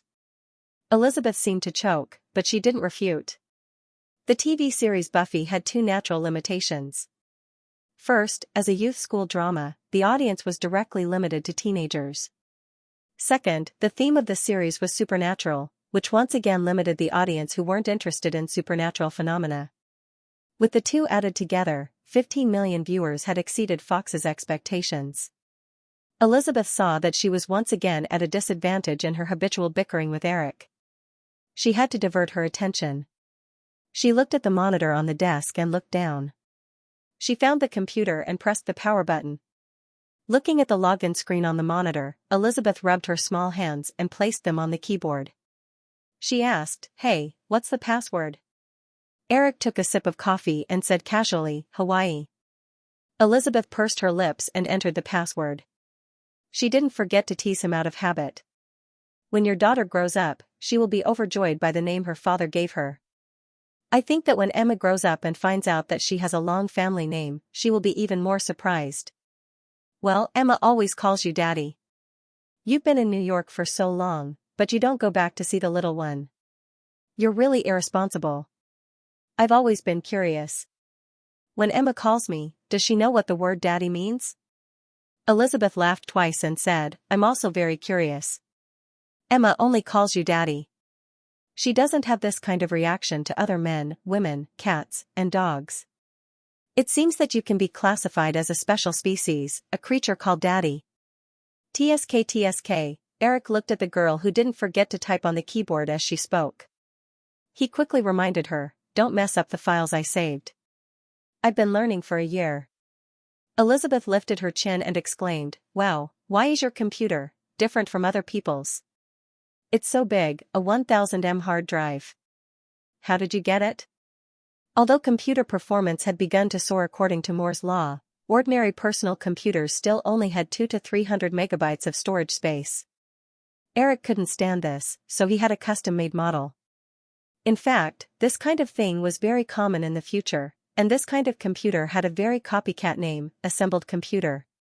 However, it was not so easy to assemble a personal computer at this time. To exceed the general performance limit, it could only be customized from the motherboard. This is a custom-made version. If you're interested, I can give you a call, Eric explained and said, okay, stop messing around. Why did you suddenly come here? Tell me. Can't I just come to visit you? Now that you've seen it, do you want me to personally send you off? Okay, seriously. Elizabeth typed a few times on the keyboard and said, didn't I become the vice president of 20th Century Fox? Then, last week, I got Mel Gibson's Braveheart project. The salary is US $18 million, plus a 10% share of the profits. As Elizabeth spoke, she saw Eric's solemn face and immediately became teary. Is the price too high? Anyway, you have to help me. If this project fails, I'll definitely pack up and leave as the vice president. Eric asked helplessly, what's the production budget you prepared? Elizabeth said, including Mel Gibson's salary, it's a total of US $70 million. Eric sighed. You should have told me in advance. The profit prospects of this project aren't too high. I'm interested in its Oscar potential. I think it should be able to win a few important Oscars, so I'm prepared to get it. Then what do we do now? Eric pondered for a moment and suddenly remembered Elizabeth's competitive character and his relationship with her. She would never have won the Braveheart project without telling him first. Then, thinking of a certain old fox, Eric said, Liz, I suddenly feel that I shouldn't interfere in this matter. Once Braveheart loses money, and with the lesson learned from Throat Island a few years ago, Firefly Pictures will be much more competitive in the future when they compete with others for scripts. Then you'll just watch me get kicked out of the company? Eric shook his head. No, I think your old man will be the one to leave. Elizabeth was silent for half a second and said bitterly, can you not be so smart? Eric shook his head and sighed. I can't help it. Sigh, IQ is such a thing. Elizabeth looked at Eric's smug face.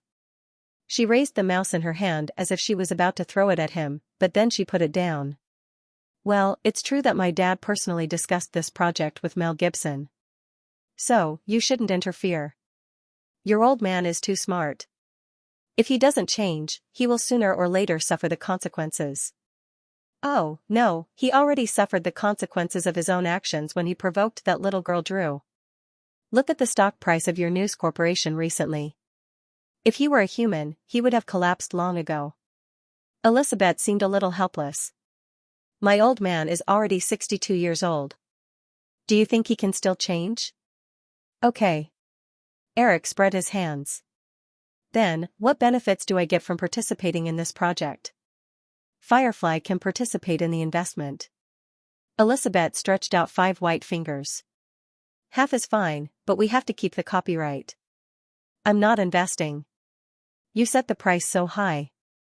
Maybe Mel Gibson will take all the profits in the end. Eric immediately refused. Then what do you think we should do? Eric said nonchalantly. Forget it, I'll be the good guy this time. Also, leave the female lead role for me. Elizabeth gave him a look of disdain. Who is it this time? Don't tell me it's Joan's sister. I saw a photo of you two in the newspaper a few days ago. The thought of Eva gave Eric a headache. Of course not. If I did anything to Eva, Joan would definitely bring Xianxia back to Poland. Don't think that I don't know about the Spanish sisters. TSK, be careful that you don't end up like Michael Jackson when you wake up. Am I that kind of person? Monica is already 16. Besides, I didn't touch her. What about Drew? When you two met, let me count. 1988-1975, what a coincidence. He's the same age as the boy in Michael Jackson's case. Eric narrowed his eyes. Why don't we stop talking about Braveheart today and focus on these questions? Elizabeth immediately sat up straight and said seriously, okay, the female lead role is yours. What's next? Eric recalled the script of Braveheart that he had read some time ago.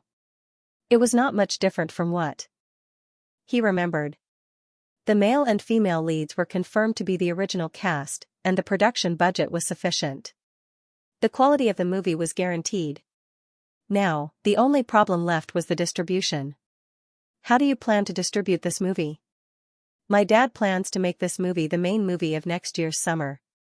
Elizabeth recalled what Eric had just said. But now, according to what you said, shouldn't we release it at the end of the year? Yes. As for the production, I've read the script. There's no need to make any major changes. The male and female leads can be confirmed. As long as we pick a suitable producer and cooperate with Mel Gibson, the quality of the movie can be guaranteed. Now, the only problem left is the distribution. Braveheart can be counted as an Olympic movie. If it's released during the summer, it won't be able to enjoy the box office bonus of the awards season. So, it's best to release it at the end of the year. The so-called awards season usually started at the end of the year and continued until the Oscars in March of the next year. During this period, there were countless film awards of various sizes. For an Olympic movie, every time it won an influential award during the awards season, it would stimulate the movie's box office. After winning an important Oscar, the box office would usually rebound. Therefore, for a movie like Braveheart, which had the potential to win an important Oscar, it was best to release it at the end of the year. Elizabeth took out a notebook from her handbag and wrote down these things. Then, she looked up and asked, "Anything else?" Eric tapped his fingers on the table and pondered for a moment. "I haven't heard anything about Wayne Stan's Miramike's company. Have they found their next company?" "Not yet." Elizabeth thought for a while and said, "Aren't you not interested in Miramike?" "Just because I'm not interested doesn't mean that Miramike is worthless. Everyone knows how well Wayne Stan and his brother operate the Oscars. Right now, the Oscars are still very profitable. So, 20th Century Fox might as well buy Miramike and let them operate Braveheart." Elizabeth picked up a pen and was about to write it down when she suddenly said, "It seems that the brothers are asking for a very high price. Why don't we use the cooperation method of the Silence of the Lambs? Fox pays the money and they help with the public relations? Fox isn't willing to buy Miramike, but it doesn't mean that the other film companies aren't tempted. If they find a new company in the next year or so, do you think they'll still operate the Oscars for Fox? Maybe you'll become rivals then. Looks like that's the only way." Elizabeth wrote down the plan and suddenly said, "The World War II film that Firefly is producing should also be competing for the Oscars, right? That Catherine Bigelow? That film will be released next summer. Catherine is a woman, so the chances of her winning Best Film and Best Director this time are not high. We'll fight for Best Actor then. On your side, Mel Gibson is the director and the male lead at the same time. He definitely can't win both Oscars, so you can focus on Best Director then." Elizabeth remembered some of the ridicule she received in the media after The Silence of the Lambs won Best Film. She understood that Eric was telling the truth. She said, "But Mel Gibson isn't a famous director. He should be more suitable to fight for Best Actor, right?" Eric nodded seriously. "Then we'll have to rely on our own abilities. No woman has ever won Best Director at the Oscars. With a little hype, we might be able to push Catherine up. A mainstream film like Saving Private Ryan has a very high chance of winning Best Film. Oh, there's also Tom Cruise. Mel Gibson is much more handsome than Tom. Under normal circumstances, it's not easy for handsome people to win Oscars." Okay, we won't fight for Best Actor." Elizabeth quickly surrendered and laughed. "If the Academy finds out that we're now discussing how to split the Oscars in 2 years, will they not give us any awards?" Eric lowered his voice. "Well, it's very likely. So don't go around talking nonsense when you go out." Hee hee. Elizabeth laughed foolishly. "Hey, is there anything else?" "That's all for now. I'll tell you when I remember." Elizabeth was about to close the notebook when she said, "Why don't you help take a look at the final editing of the film in the future?" "That's too much. I'm the boss of Firefly Pictures. Is it appropriate for me to work at your company as an editor?" Elizabeth stuffed the notebook into her bag disappointedly and said, "Don't think I don't know what you're thinking. Oh, tell me about it. Mr. Williams, then can you tell me why you suggested I work at Fox? Eric laughed. Don't tell me you're going to be the vice president of Warner? Elizabeth ignored Eric and changed the subject. You want me to take over my father's job and then use me to expand your influence in Hollywood? That damned girl Drew accidentally revealed your ambition. Hee hee, I'll go along with your wishes. I want to see how you're going to unify Hollywood in the future. Eric was not in the mood to be embarrassed at being exposed.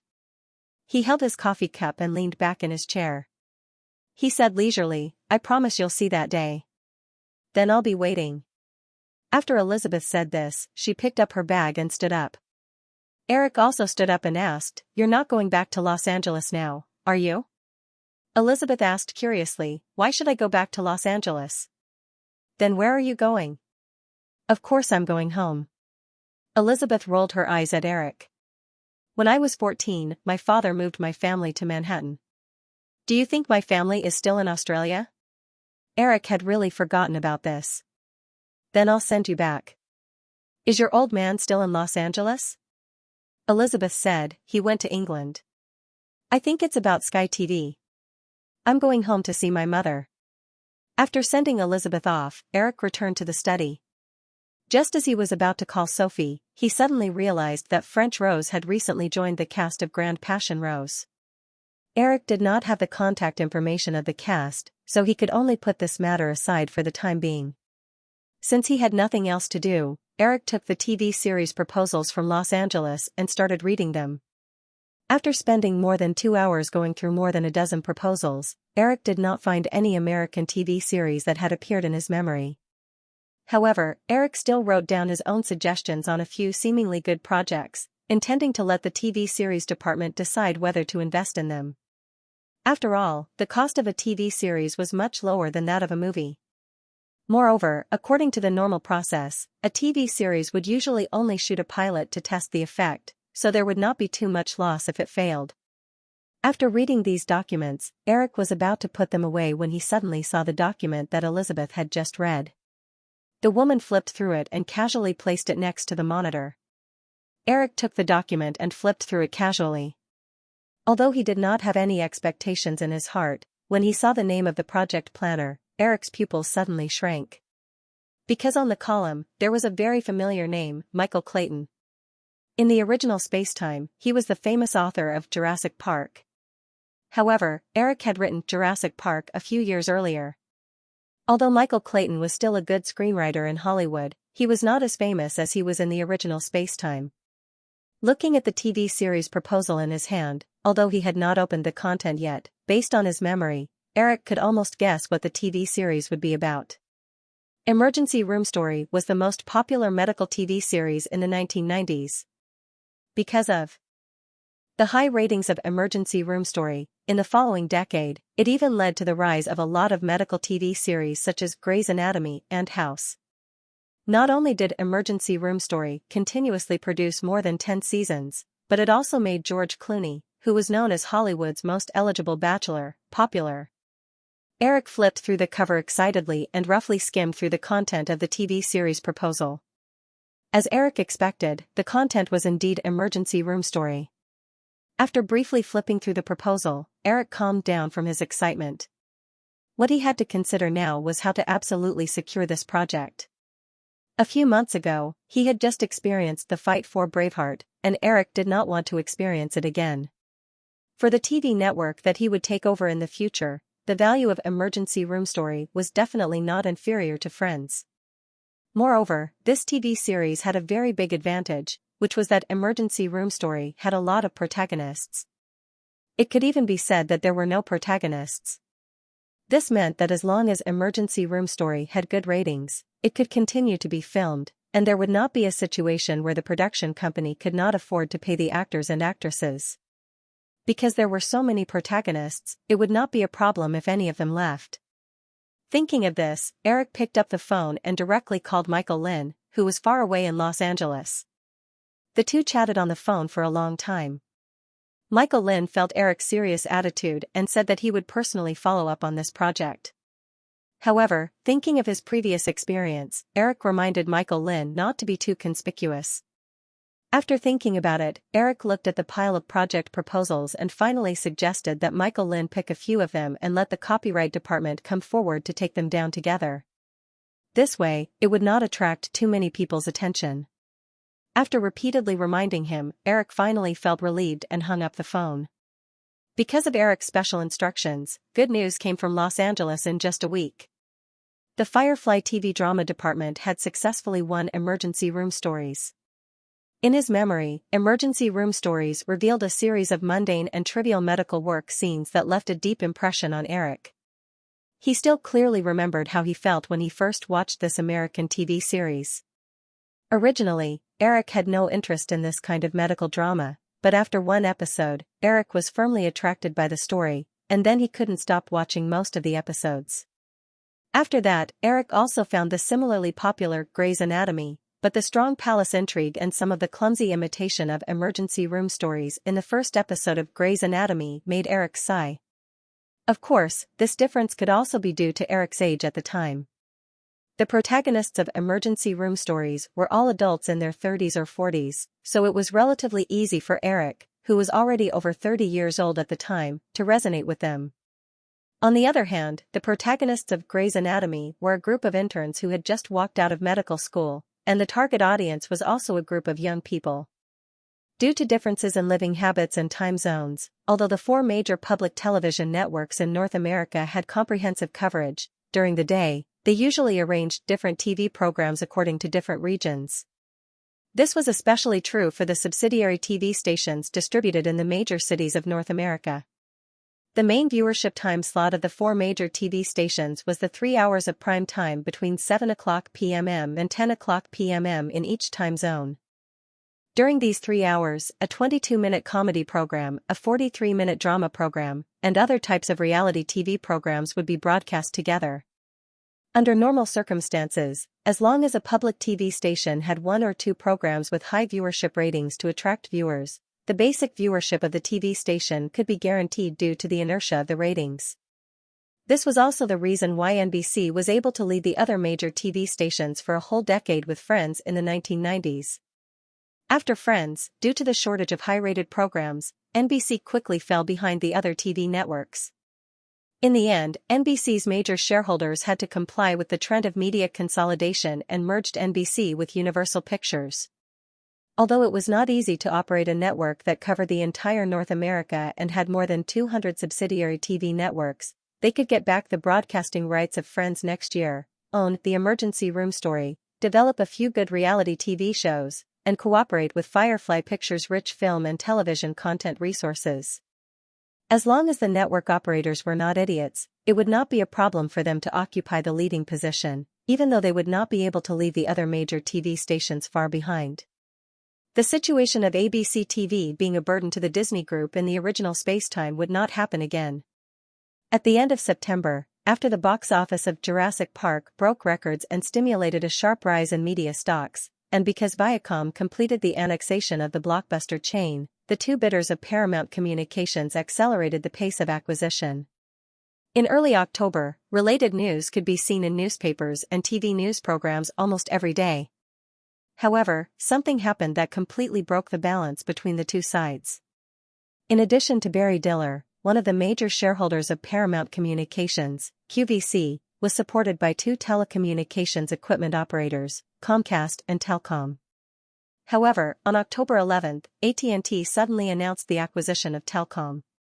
John Malone, the major shareholder and chairman of Telcom, was originally Barry Diller's biggest supporter, and Comcast had never been very enthusiastic about the acquisition of Paramount Communications. This sudden acquisition meant that Barry Diller's biggest supporter had disappeared. Without the financial support of Telcom, Barry Diller quickly lost the competition with Lei Sherdong. On October 23, after a week of final bidding, Viacom's chairman, Lei Sherdong, and Paramount Communications chairman, Martin Davis, officially announced that Viacom would acquire Paramount Communications for a sky-high price of $11 billion at the Paramount headquarters in Hollywood, Los Angeles. In Eric's eyes, although Paramount Communications had several television stations, music companies, and a publishing house in addition to Paramount Pictures, their value was not much higher than Disney's. Lei Sherdong had taken down the company with the attitude of a spendthrift. Other than proving that he was still in his 70s, he could not gain many benefits. Of course, this was not something that Eric was concerned about. After all, although Eric was not clear about many details, Eric had already known the outcome of this bidding. Therefore, he had always been concerned about another person, Barry Diller. In the bedroom of the villa in East Hampton, Eric held the little ones in each hand and looked at Joanna, who was quietly packing his luggage. He said, "It's getting colder and colder in New York. Why don't you come back to Los Angeles with me?" Joanna carefully folded a pair of Eric's trousers and stuffed it into the suitcase. She said softly, "Vicky hasn't come back yet, and I don't want to go to Los Angeles." Eric did not want to insist on Joanna's small insistence. He said, "Then I'll come over to spend Thanksgiving with you." "Okay," Joanna said with a gentle smile on her face. Then she said, "You came over last year. Over there. Will they be dissatisfied?" "No, they're not married. Most of them have to go home to spend Thanksgiving with their families." Eric shook his head. He thought of Xianxia again and said, "Well, I mean, do you mind if Drew comes with us? She doesn't have a good relationship with her parents." "It's okay. Bring her along." Although Joanna did not like Xianxia's surly character, she would not show it in front of Eric. In other words, ever since they met, Eric had rarely felt any negative emotions from Joanna. Perhaps this was also the reason why Eric subconsciously preferred to stay by this woman's side. Joanna personally packed Eric's luggage and handed it to the maid beside her. Then, she took the Hawaiian from Eric's arms and said, "You should leave now. Don't be too late." "It's okay." Eric rubbed his son's chubby little face in his arms. "It's a company plane. As the boss, I still have the right to make them wait for a while." When they arrived in Los Angeles, it was already noon on October 24. Eric got off the plane. Without contacting anyone else, he took a car and went to the Sunset Boulevard Hotel. Barry Diller was already waiting for him in the hotel. Although he could see Barry Diller on TV every day during this period of time, Eric could still feel the unconcealable disappointment radiating from Barry Diller when he saw him in person. The two of them stood with the hotel room door between them. After greeting Barry Diller, Eric looked at the middle-aged man in front of him who was already bald and white-haired at the age of 50. He said, "Barry, you definitely haven't eaten lunch, right? Why don't we go to the restaurant?" "Okay, I'll go put on my coat." Barry Diller turned and walked into the room. Soon, he came out wearing a black coat. The two of them walked to the elevator door together. Eric pressed the button and glanced at Barry Diller, who still seemed to be in a daze. He comforted him and said, "I don't think you need to be disappointed at all. Believe me, if you took down Paramount with $110, that would be a disaster.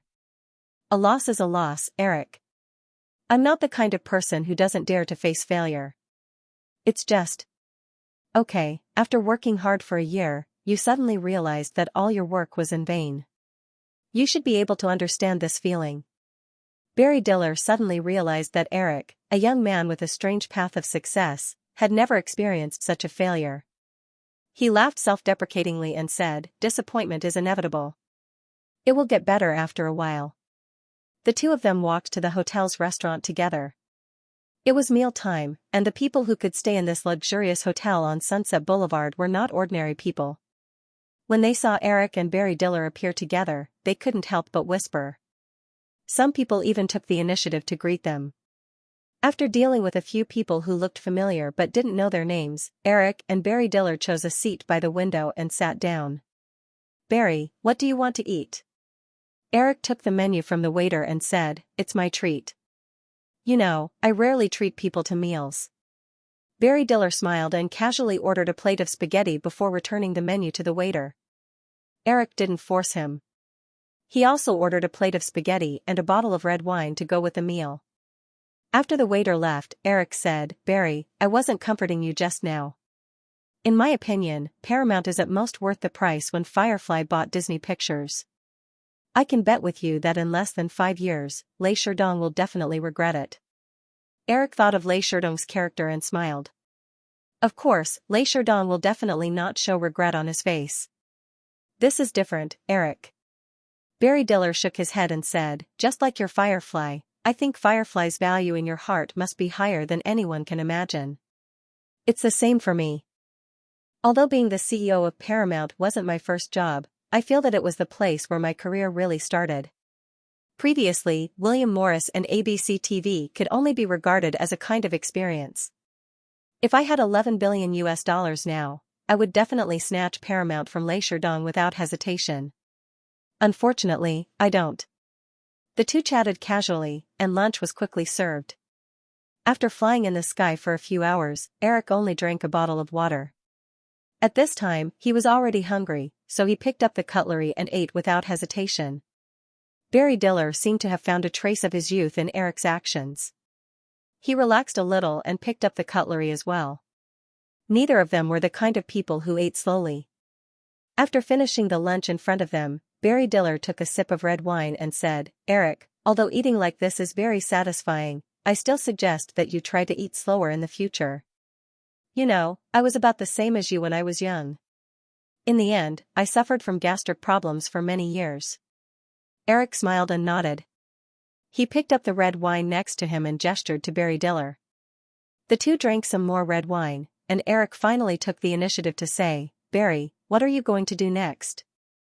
Barry Diller looked at the bustling traffic and crowds on the streets outside the window.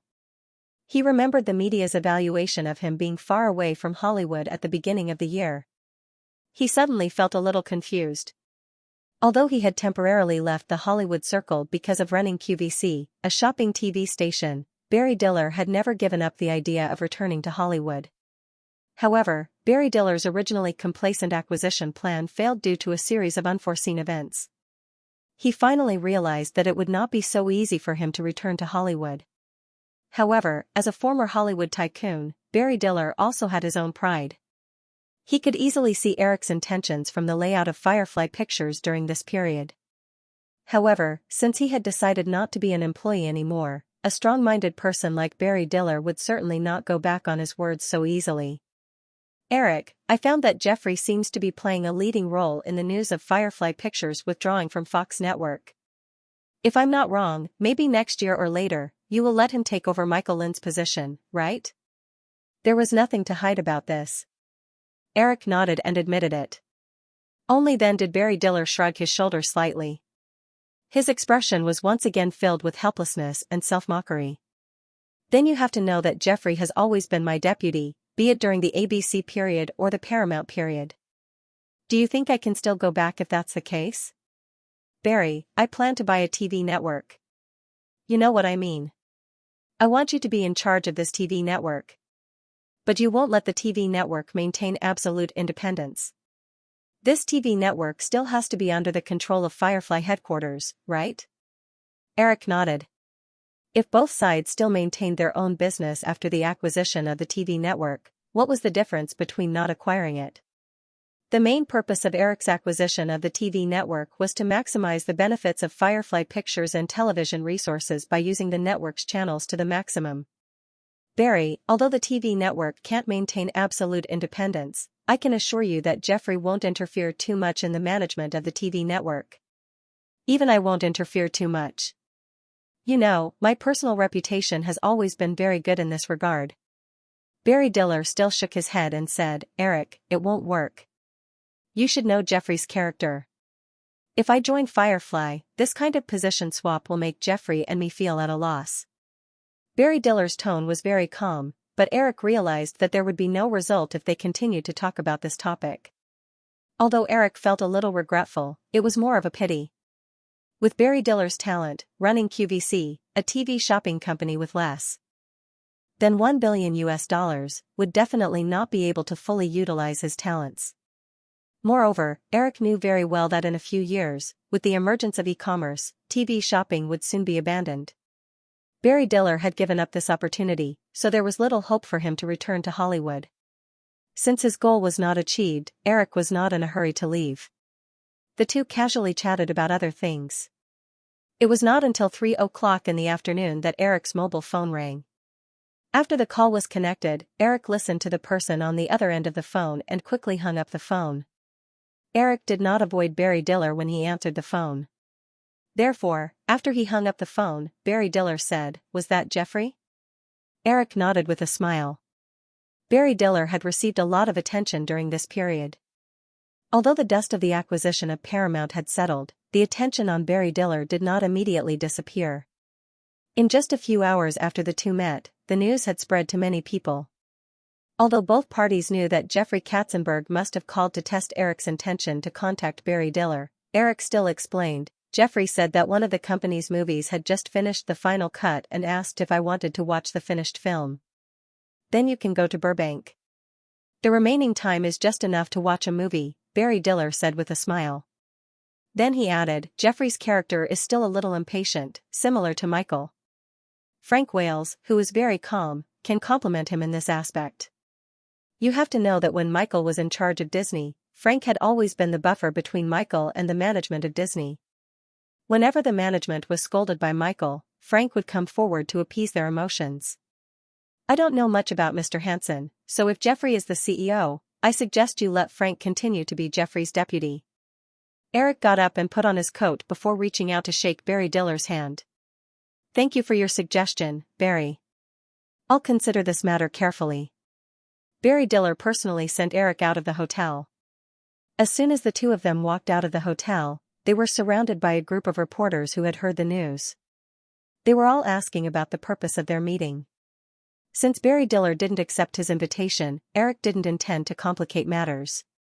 Without saying a word, he got into his car under the protection of his bodyguards. When he arrived at Firefly's headquarters, Eric found that Katzenberg was waiting for him in the hall with a group of people. On the phone, Katzenberg's excuse was to invite Eric over to watch the finished film of Interview with the Vampire. At this time, the director of Interview with the Vampire, Neil Jordan, the original creator, and Rice, Tom Cruise, Kirsten Dunst, and the other main actors were all here. In addition, David Geffen of David Geffen Productions, who had collaborated on the development of the film, was also there. After greeting everyone one by one, although Katzenberg concealed it very well, Eric could still see the doubts and curiosity hidden in his expression. After a simple greeting, the group of people surrounded Eric in the middle and walked to the elevator. Because there were too many people, the group consciously divided into two groups and gave one elevator to Eric, Katzenberg, and David Geffen. After entering the elevator, Eric chatted with David Geffen for a while before asking Katzenberg why he didn't see Michael Lynn and the others. They're all in Playa Vista, Katzenberg replied, and then said as if nothing had happened, Eric, why did you suddenly come back today? Eric explained, Barry and I are good friends. He failed to snatch Paramount from Lei Sherdong, so I came back in advance to comfort him. Katzenberg nodded and seemed to be relieved. As Barry Diller's old subordinate, Katzenberg had also called to ask after Barry Diller failed to acquire Paramount. However, he didn't believe that Eric had specially returned from New York just for this matter. Compared to himself, Eric's relationship with Barry Diller was much weaker. If he wanted to comfort him, just a phone call would be enough. Katzenberg could also guess the reason for Eric's meeting with Barry Diller. Since Eric said that instead of admitting the purpose of their meeting, it meant that they hadn't reached an agreement on something, and there was no need to continue the discussion. Therefore, he was relieved. That's right, said Katzenberg. To be honest, Katzenberg didn't think that Michael Eisner was much more capable than him. Many of Disney's successful films in the late 1980s were completed under his leadership. However, compared with Barry Diller, Katzenberg was willing to admit his inferiority. Therefore, Katzenberg found it hard to imagine how the two of them would coexist if Barry Diller joined Firefly Pictures. Katzenberg was definitely unwilling to give up the CEO position of Firefly Pictures, which was about to be in his hands. He had worked hard for so many years to reach the position of the head of a major film company. How could he give it up so easily? However, Katzenberg found it even more unimaginable to let Barry Diller be his subordinate. After putting aside his worries about this matter, Katzenberg became talkative and talked about some recent events. David Geffen, who was also bald and standing on the other side of Eric, also keenly felt that the atmosphere had suddenly become very relaxed, so he echoed. The three of them talked and laughed all the way to the screening room. While the projectionist was preparing to play, Eric leaned over to Katzenberg, who was sitting on his left, and whispered in his ear, Jeffrey, David seems to be a little too enthusiastic. did something happen? David Geffen was sitting on Eric's right. Katzenberg lowered his voice and said, Geffen Records is about to leave Time Warner. The screening room was not a place to talk. After saying this, Katzenberg sat up straight again. He believed that this sentence was enough for Eric to understand the information he wanted. Eric certainly understood the meaning of Katzenberg's words. It was now 1993. According to the historical development in the original spacetime, David Geffen, Steven Spielberg, and Katzenberg would jointly establish the DreamWorks Film Company next year. However, there was a big deviation in history now.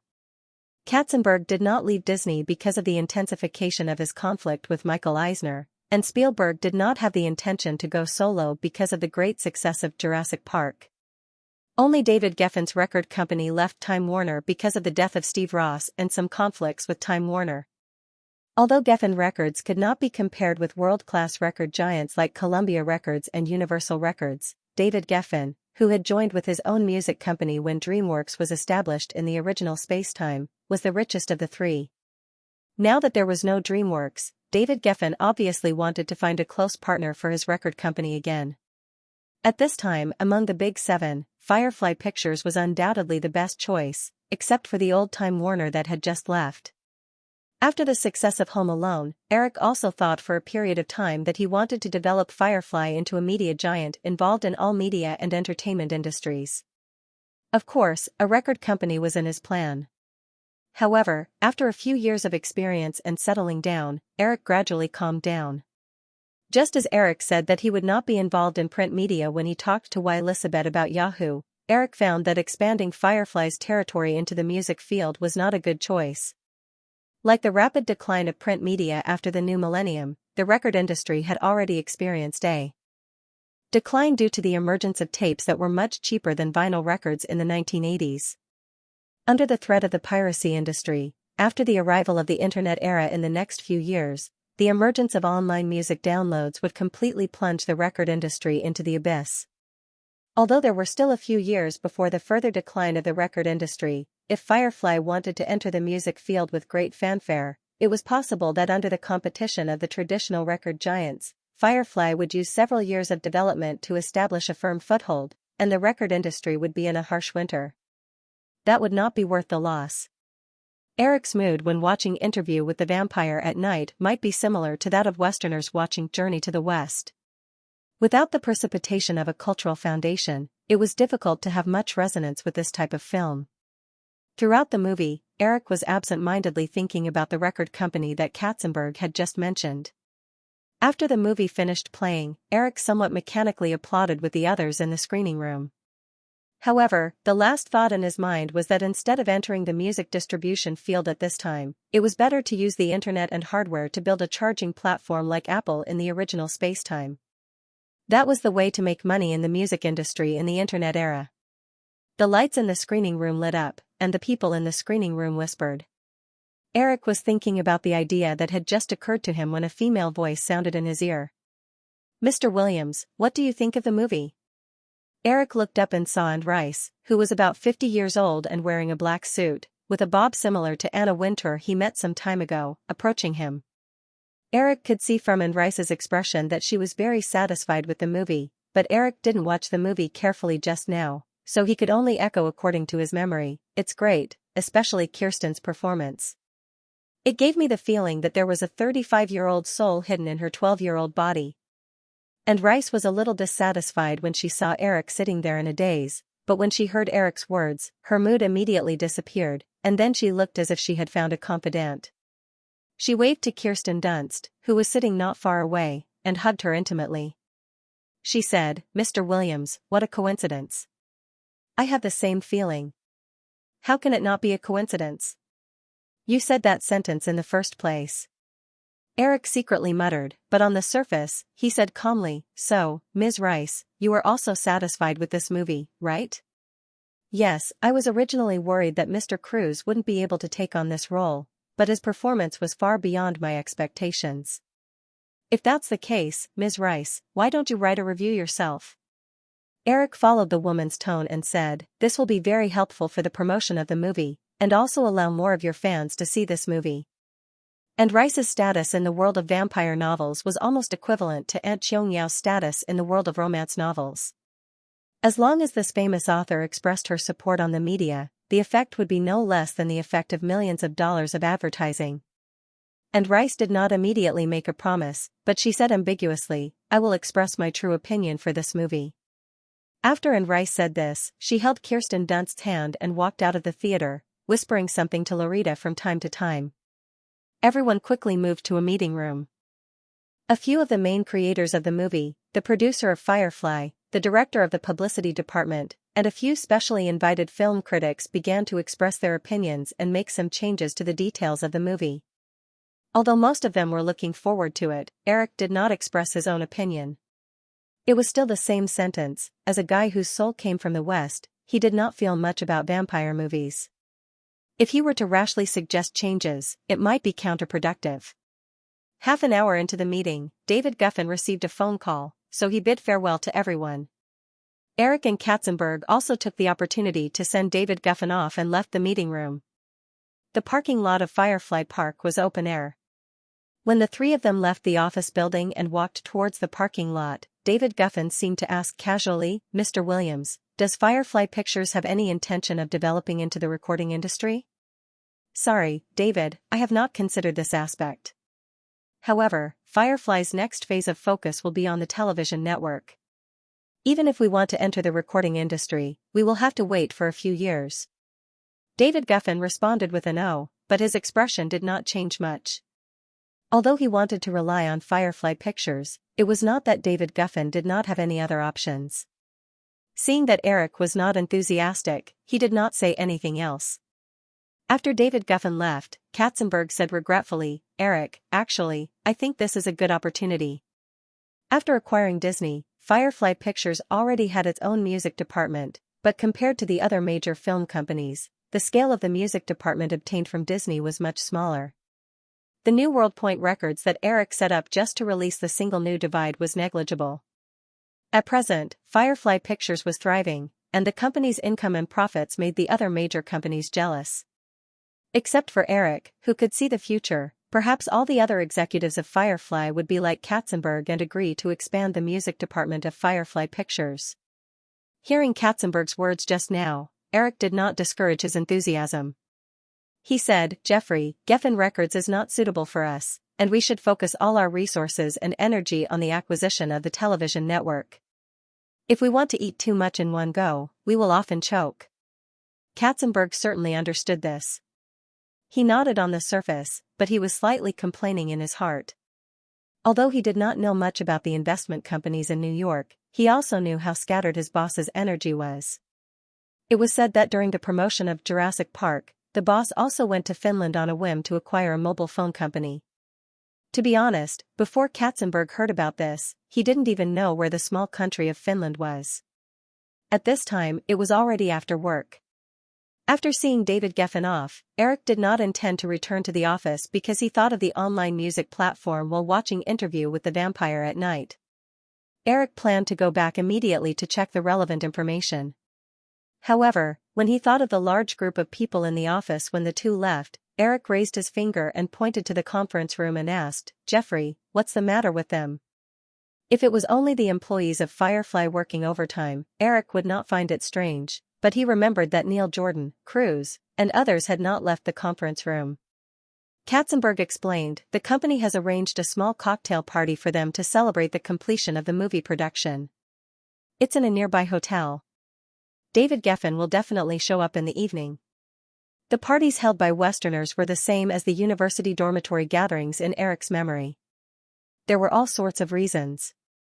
Eric was not surprised and had no intention of participating. After saying goodbye to Katzenberg, Eric returned to Malibu. When Eric wasn't in Los Angeles, Drew didn't usually live there either. There weren't many people in the Pointy Corner Manor other than some basic maintenance staff. Eric couldn't help but take a deep breath as he walked into the spacious and quiet living room of the villa with his suitcase. This was his kingdom, a kingdom of one man. Eric was a person who liked to enjoy solitude. He quietly put his luggage in the bedroom and called for takeout. After dinner, the sky in Los Angeles was completely dark. Eric got into the study, turned on the computer, and began to organize some thoughts that came to him in the afternoon. Eric spared no effort in developing Yahoo's web portal, and the content was very rich. Eric even found an online music sharing website in the website's directory, which surprised him. Because of the strict copyright protection system in the West, this website called Internet Underground Music Archive only had about 100 songs to share. However, Eric found something that interested him. The Internet Underground Music Archive used the MP2 audio format. Needless to say, it was the predecessor of MP3. After organizing some of the information he found into a document, Eric opened his mailbox and began to write an email to Steve Mitnick, the person in charge of Hotmail. Through this period of online communication, Eric had a deeper understanding of the people in charge of the browser company, Yahoo, and Hotmail companies. Eric had decided to merge the Yahoo web portal and Hotmail online mail service before 1995, and the person he chose to be in charge was Steve Mitnick, whom he had yet to meet. After sending the email, Eric stood up and stretched. He walked to the bookshelf and casually took out a novel. He also made himself a pot of coffee, turned off the ceiling light in the study, and sat under the lamp by the window to read quietly. The study's soundproofing was very good, and the sound of the waves couldn't be heard. Occasionally, he would look up and see a layer of silver scales on the surface of the sea under the lights of the Malibu shore. After an unknown period of time, a notification came from the computer speaker. Eric got up and went to the desk. He turned on the monitor and saw that Steve Mitnick had replied. Steve Mitnick had a very low opinion of the MP2 audio format. In the email, he used a lot of technical terms that Eric didn't understand. However, in the end, the two of them agreed to buy the patent for the MP2 audio format to make technical improvements. In the end, Eric suddenly remembered the instant messaging software that the two of them had talked about. Back then, Steve Mitnick had said that he would be able to complete it in 3 months. Now, it had almost been 3 months. However, after asking, the other party jumped the gun as usual, saying that there were still some details that needed to be improved. Eric had experienced this once during the development of Hotmail, so he wasn't surprised. On account of Hotmail's smooth usage, Eric didn't rush him. After all, this matter wasn't too urgent, so he let the other party do as he pleased. After the discussion, Eric got up and planned to read a little more before going to bed. Suddenly, he found Drew sitting cross-legged on the sofa behind him. She was reading a book intently. Seeing Eric stand up, the little girl threw away the book in her hand and pounced on Eric. With her soft body in his arms, Eric fell back into the leather chair. Eric reached out and hugged the girl's wriggling body. He asked, "When did you come back? You scared me." Drew sat on Eric's lap and habitually rubbed against him. She giggled and said, 10 minutes ago.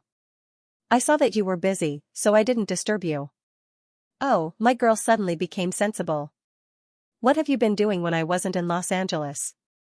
I'm not crazy. I've been building flower pictures. I rented a 3-story office building in Venice Beach. It's very close to Firefly's base in Playa Vista. How about it? After 20th Century Fox acquired TG, Drew received $42 million with 30% of the shares. According to Eric's arrangement, Flower Pictures was sold to Drew at a symbolic price. Not bad. You can use the resources of the studio nearby. It's much better than Firefly's headquarters. Burbank's headquarters is too far away from Playa Vista. Hee hee, and guess who I poached to be the CEO of Flower Pictures? Michael Eisner? Eric held back his laughter and pretended to be surprised. He patted the girl's leg and said, "Well done. I've been annoyed with him for a long time. Since he's in your hands, you should teach him a lesson." Drew was dissatisfied with Eric's little joke. He twisted his waist with all his might. I spent a lot of effort. No, let's guess again. There's no hint. How am I supposed to guess? Drew said, "It's a woman. You guys know each other."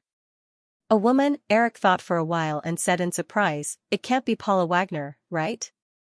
The only manager that Eric could think of that could match the strength of Flower Pictures was Paula Wagner of the Cruise and Wagner Production Company. He had originally planned to let Nicole poach Cruise's woman, but he didn't expect that the little girl would beat him to it. However, from Drew's stunned expression, Eric realized that he must have guessed wrong. Drew also quickly thought of Paula Wagner's identity and said with some disdain, "No way. What part of her is worth my effort to dig up?" Eric then realized that although Paula Wagner and Tom Cruise had set up their own companies a few years ago, they had not produced any outstanding works like Mission Impossible. In the past 2 years, Cruise's production company could only be said to be lukewarm. There was no highlight in its performance. It really did not seem worth the girl poaching people. "Okay, let's not talk in riddles. Just tell me who it is." "It's Amy Pascal." Eric was really a little surprised. Although Amy Pascal was only a vice president of Columbia, even if Peter Guber made Columbia unable to continue, with Amy Pascal's many years of experience in Hollywood, it would be easy for her to continue as a vice president of any major film company. He did not expect Nicole to trick her into joining Flower Pictures, which had nothing. However, the two were really fated. In the original Spacetime, the Breakin' Dolls series was smoothly shot with Amy Pascal's support.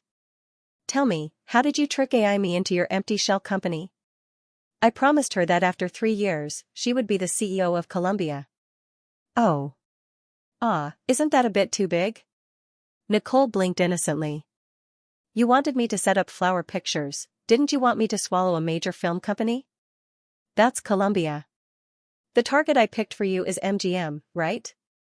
You know, even if 2 years later, Sony realized that Peter Guber had ruined Columbia and wanted to withdraw, with the rapid rise of the Hollywood industry, the price would definitely not be much lower than when Sony fully acquired Columbia. In order to avoid the monopoly, Eric let Nicole take Flower Pictures away from Firefly. His original target was MGM. Compared to the huge Columbia, the broken MGM could easily be acquired with more than $1 billion. "MGM is too lousy, I don't want it." Drew shook her head discontentedly, and then began to change the subject. "Eric, I still have more than 40 million in my hands. Which film do you think I should start with?"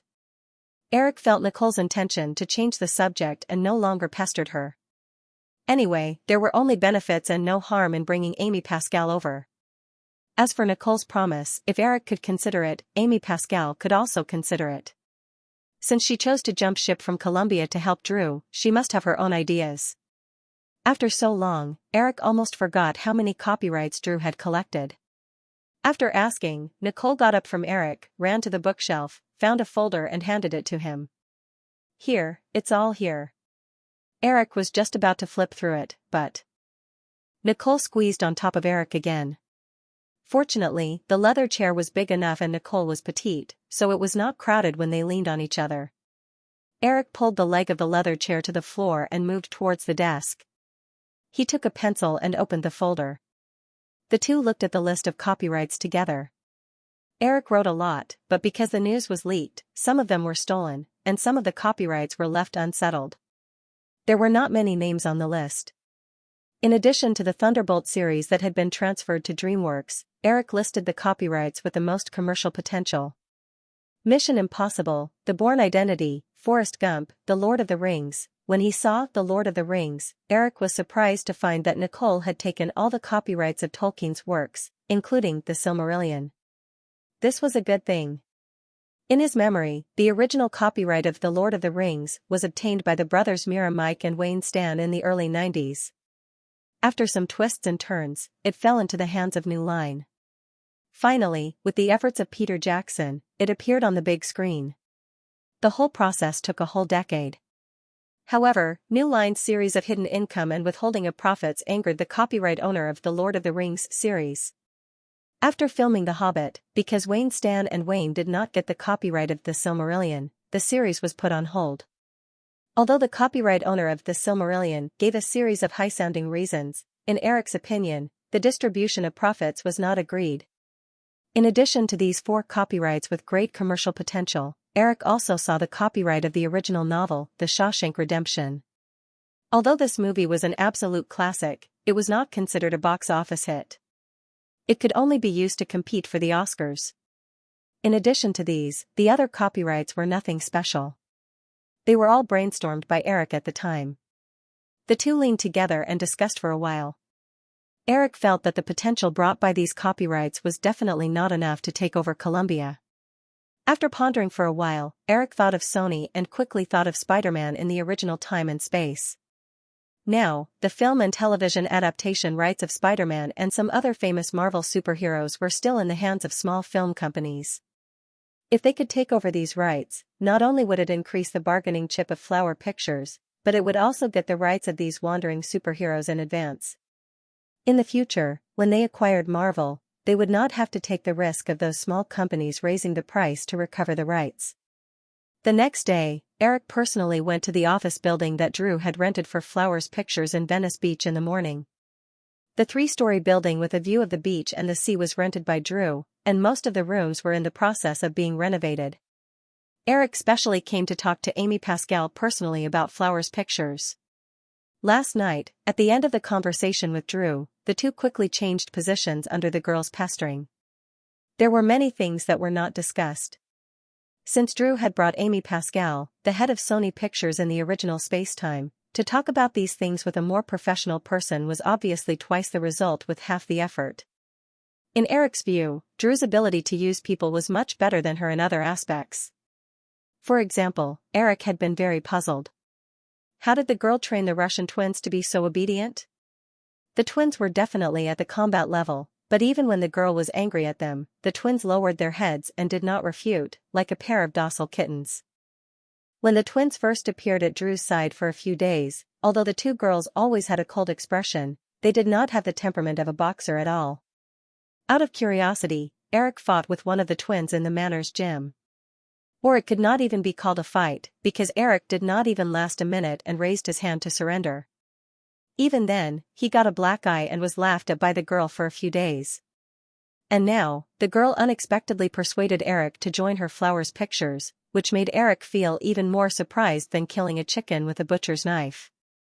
Amy, why did you think of messing around with Drew? In the office, Eric asked the question that interested him the most as soon as he saw Amy Pascal in the office. Amy Pascal had a wavy hairstyle and seemed to be in a good mood. When she heard Eric's question, she smiled and said, "Eric, you should know that I came for you. Drew also knows that I came for you.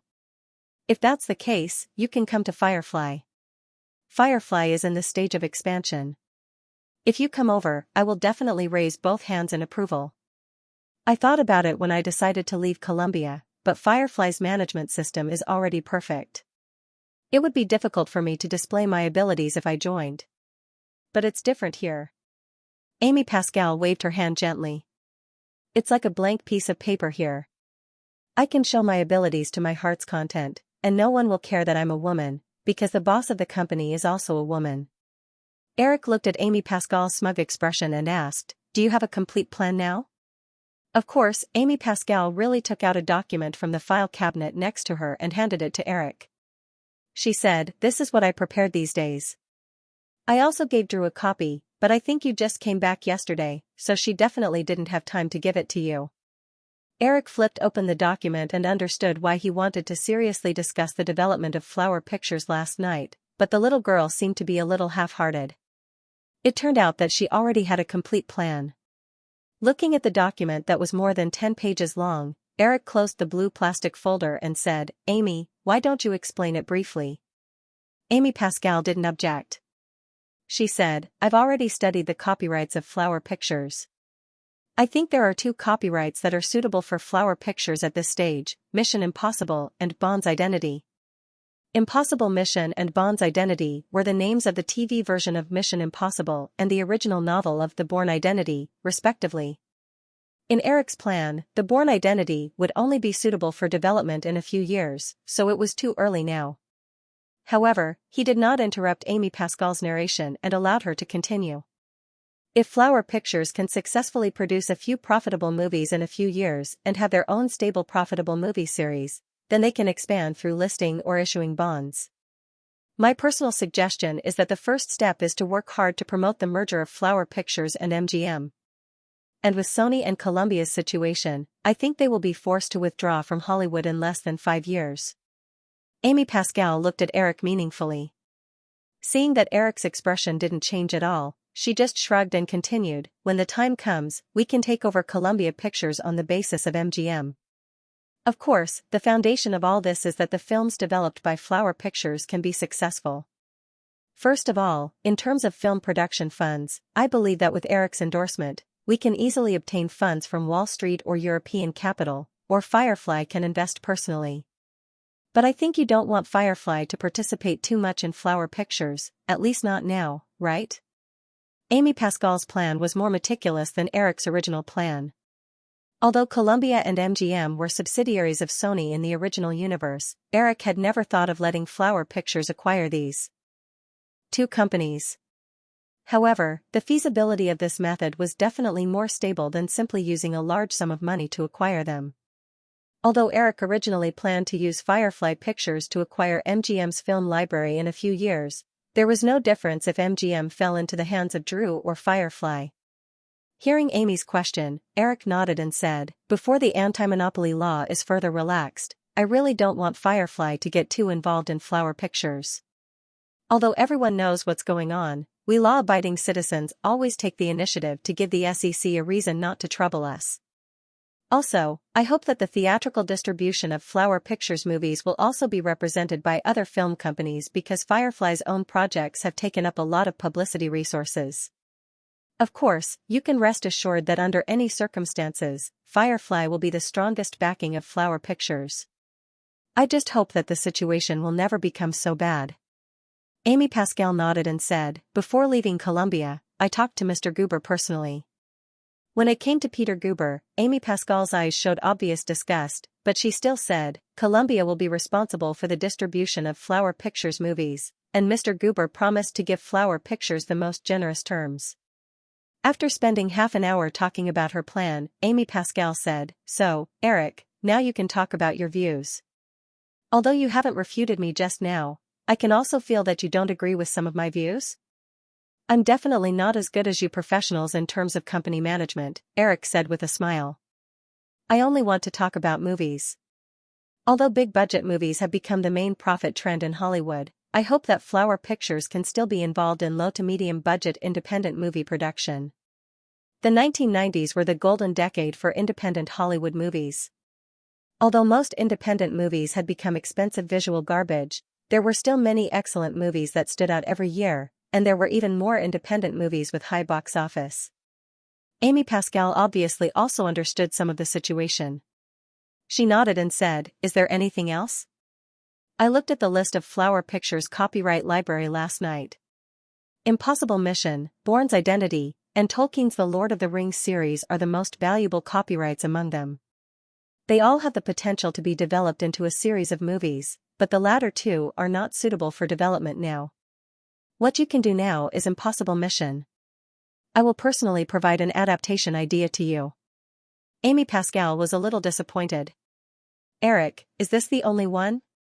In fact, there was originally Forrest Gump. However, if they chose to make Forrest Gump now, then it could only be released next year. In that case, Fox's Braveheart would definitely be a tragedy at the Oscars when compared to Forrest Gump. Not to mention that Tom Hanks was currently filming Saving Private Ryan in Ireland. It was impossible for him to take on other movies in a short period of time. Therefore, Eric still intended to film Forrest Gump next year and release it in 1995. As for what Oscars it would be nominated for, it was not within his scope of consideration. Eric was just about to nod. He hesitated and said, when I was in Berlin last time, I thought of a very good fantasy movie idea called Night at the Museum. The script has been registered. I can also give this to you. Amy Pascal was surprised and then asked, Eric, aren't all the scripts you wrote personally developed by Firefly? Eric said, Firefly's main movies for the next 3 years have almost been decided. Amy Pascal suddenly remembered the project information that Firefly had already revealed. Saving Private Ryan, True Lies, The Lion King, Jurassic Park 2, Independence Day, Toy Story 2, and so on. In addition, there were a series of movies with Columbia and DreamWorks. It could indeed be said that Firefly's main movies for the next 3 years had been decided. This made her a little envious. She guessed that the other Hollywood film companies had the same mentality. Although other film companies had begun to make big movies in the past 2 years, there were not many successful movies.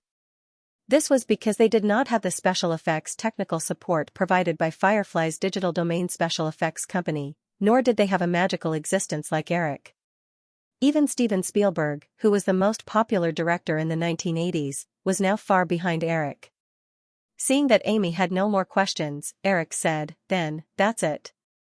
You can start preparing for Impossible Mission and Night at the Museum now.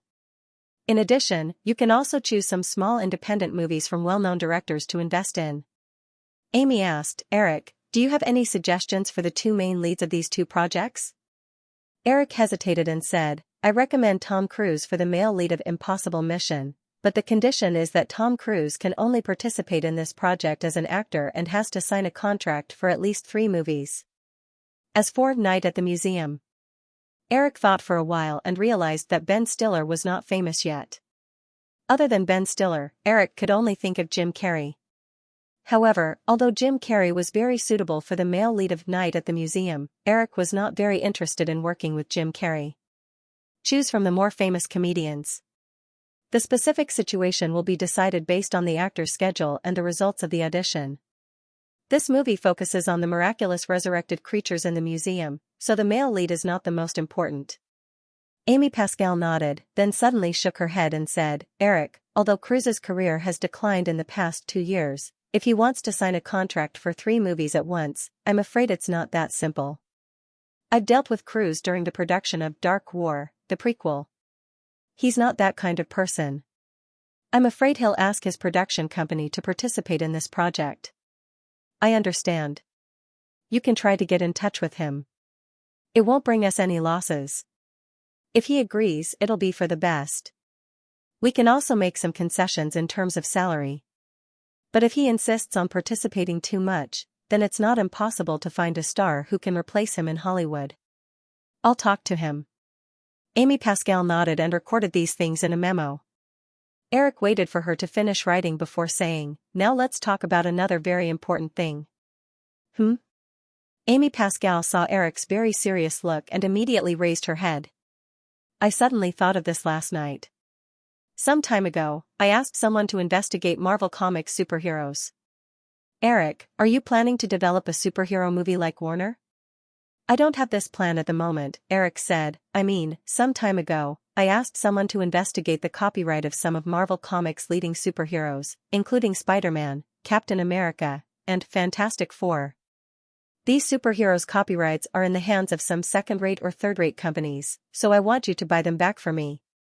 Amy Pascal thought about the information of Marvel's superheroes and said, "Eric, it's said that there are many Marvel superheroes. It's not so easy to get them all back. Then, at least get Spider-Man back. In fact, I'm most interested in this superhero." Amy Pascal smiled and said, "Spider-Man is one of Marvel's most popular superheroes. If I were to choose, of course, it would be Spider-Man." After talking with Amy Pascal, Eric temporarily let go of the Flower Pictures matter. After Halloween, it was November 1993. The total box office of Jurassic Park worldwide was getting closer and closer to $1 billion. As a result, it once again caused a heated discussion in the media after breaking the box office record of E.T. These days, Eric lived a busy life shuttling back and forth between different sets or studios. While checking the preparation or production progress of Firefly's big-budget films, Eric also had to take care of the acquisition of the TV network and attend some party invitations that he couldn't refuse from time to time. Fortunately, Firefly's film publicity department was very mature and perfect. Under the control of Michael Lynn, Katzenberg, and others, Eric didn't need to worry about the release of the film at the end of the year. Otherwise, he would be even busier. After another day of work, Eric watched the shooting progress of Men in Black and walked out of the Columbia Pictures studio in Culver City with Peter Guber. Just as he was about to get in the car and leave, the mobile phone he carried with him rang. The phone call was from Michael Lynn. The two spoke briefly on the phone. Eric dismissed the idea of returning to Malibu and told the driver to go to the headquarters of Firefly Pictures in Burbank.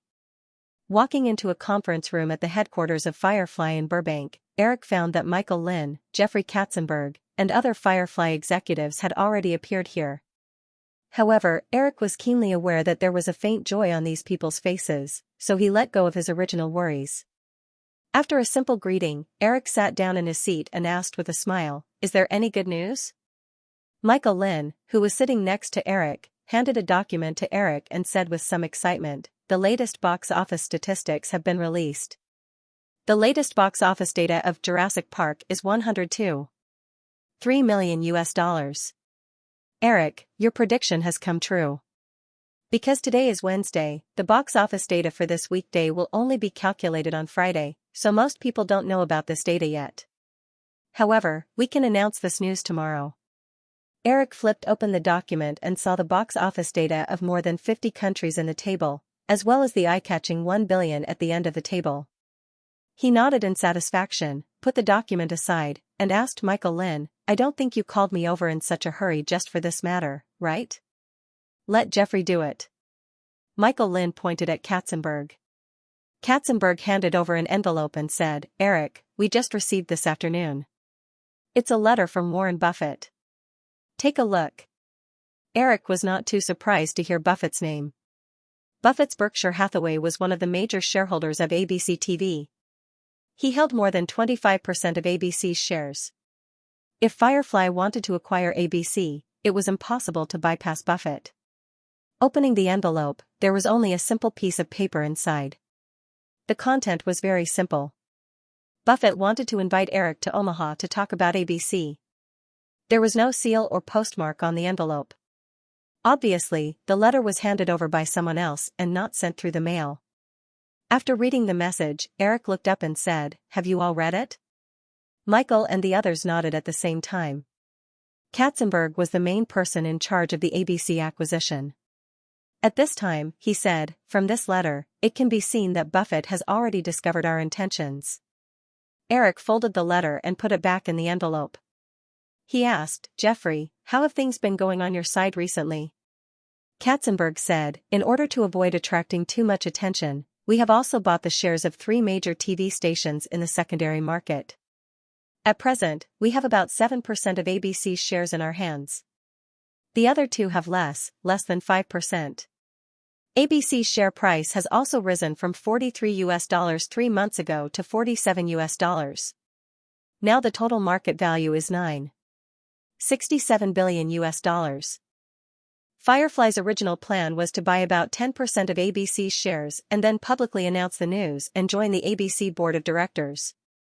But now that Buffett was aware of this matter, it would not be so easy to carry out the original plan.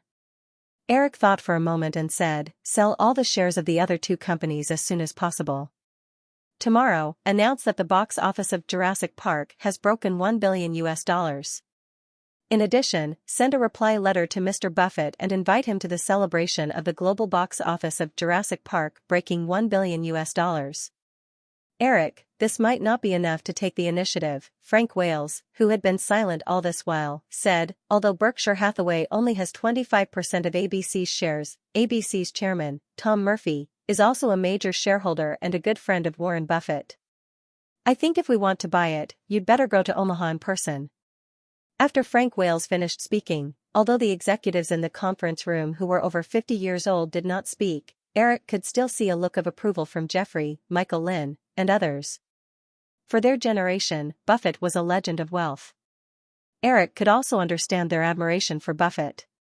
However, Eric had other considerations. During this period, Eric had put a lot of effort into preparing for the acquisition of the TV network. It was impossible for Eric not to know anything about Buffett, who directly controlled a lot of ABC's shares. Buffett was definitely a person who planned before acting. If he had not made a decision, Eric believed that he would never have received Buffett's invitation today. At the same time, Buffett was absolutely rational when it came to investing. Eric believed that Buffett would not easily change his attitude toward him because of the change in home ground. In addition to these, Eric certainly wanted to take the initiative. Although Michael Lin and others were not optimistic about it, Eric would not give it a try. "Okay, it's decided. Everyone, get ready." Eric waved his hand gently and completely settled this matter. The next day, Firefly announced that the global box office of Jurassic Park had exceeded 1 billion yuan. However, the celebration party was scheduled a week later. The reason for this was mainly to leave enough time for him to sell NBC and CBS shares. At the same time, after receiving a reply from Firefly, Buffett, as Eric expected, accepted the invitation to the celebration party of Jurassic Park. As the New Year's Thanksgiving Day approached, the Thanksgiving-Christmas period also opened at the same time. Firefly released the last film with Jim Carrey, Detective Jet 2, on November 19. Unsurprisingly, it earned nearly $30 million in box office in 3 days in the first weekend. Interview with the Vampire and Quentin's Pulp Fiction, which were mainly responsible for the Oscars, were scheduled to be released in December. Columbia Pictures also released Wu Bei's second film in Hollywood, Broken Arrow, in the same week. The film's results were not as good as last year's Mr. and Mrs. Smith, but perhaps due to the influence of last year's Mr. and Mrs. Smith, Wu Bei had accumulated a good foundation of popularity in North America. Broken Arrow also earned $32 million in box office in 3 days in the first weekend. Because the film's production cost was relatively low, as long as it was less than $50 million, there was no problem in recouping the cost. However, what surprised many people was that the box office dark horse at the end of the year was not Detective Jet 2, Broken Arrow, or any of the other films. Instead, it was My Fair Dad, which was released by 20th Century Fox with a production cost of only $20 million. This family comedy starring Robin Williams earned nearly $20 million in box office in 3 days, and it was very well received. The Box Office Statistics Agency estimated that the box office in North America would earn an astonishing $200 million, 10 times the production cost of the film. Because of this, Elizabeth couldn't help but raise her chin when she saw Eric. She had a proud look on her face until she was taught a lesson by Eric. On November 22, near the evening, although the celebration party had not yet started, the Point Manor was already full of people. Eric pulled Jeffrey to a seat in the open-air field outside the villa and joked, "Jeffrey, I think it's your biggest mistake to insist that I hold the Jurassic Park celebration party at the Point Manor. You have to know that Warren Buffett is a very frugal person, and he hates the extravagance of the rich. Maybe he won't be willing to sell us ABC after seeing everything here." Buffett's good friend and business partner, Charlie Munger, not only has his own private jet, but he also owns a private island. I don't see Buffett cutting ties with him. As far as I know, Buffett is indeed a frugal person, but he won't force others to do the same. Well, Eric, I know you don't like to have parties in your own manner, but today is different, isn't it? Even without Warren Buffett, today is the celebration party for the global box office of Jurassic Park breaking $1 billion. Even this is worthy of a serious celebration. As the two were chatting, Drew, who was wearing a beautiful red dress, came over with Amy Pascal. The little girl hugged Jeffrey affectionately and went to Eric's side. Jeffrey noticed that Amy Pascal seemed to have something to talk to Eric, so he took the initiative to get up and walk away. Eric motioned Amy Pascal to sit down and asked, "Amy, what's the matter?" Amy Pascal said, "We recently contacted Carlock Films, the owner of the copyright of Spider-Man, but the other party did not agree to transfer the copyright to us." Eric recalled and asked, "Is Mario Kassar still in charge of Carlock Films?" Amy Pascal nodded and said, "Since the failure of the box office of Bear Peak of the Mountain and Last Action Hero during the summer, Carlock Films has been in a state of semi-bankruptcy in the past 6 months. However, when I contacted Mario Kassar, he directly rejected our intention to buy the copyright of Spider-Man as soon as I told him my intention." "That's all?" Eric asked. Amy Pascal said, "Of course not. He said he could cooperate with us to develop Spider-Man, but he would never sell Spider-Man to us. He must have guessed that you're the mastermind behind this." The little girl rubbed against Eric's body and giggled heartlessly. Eric pulled the little girl's ear and pushed her away. After thinking for a moment, he said, "What form did Carlock buy the copyright of Spider-Man in?" "It seems to have been bought for 5 years, from 1990 to 1995. However, I also found some ancillary clauses.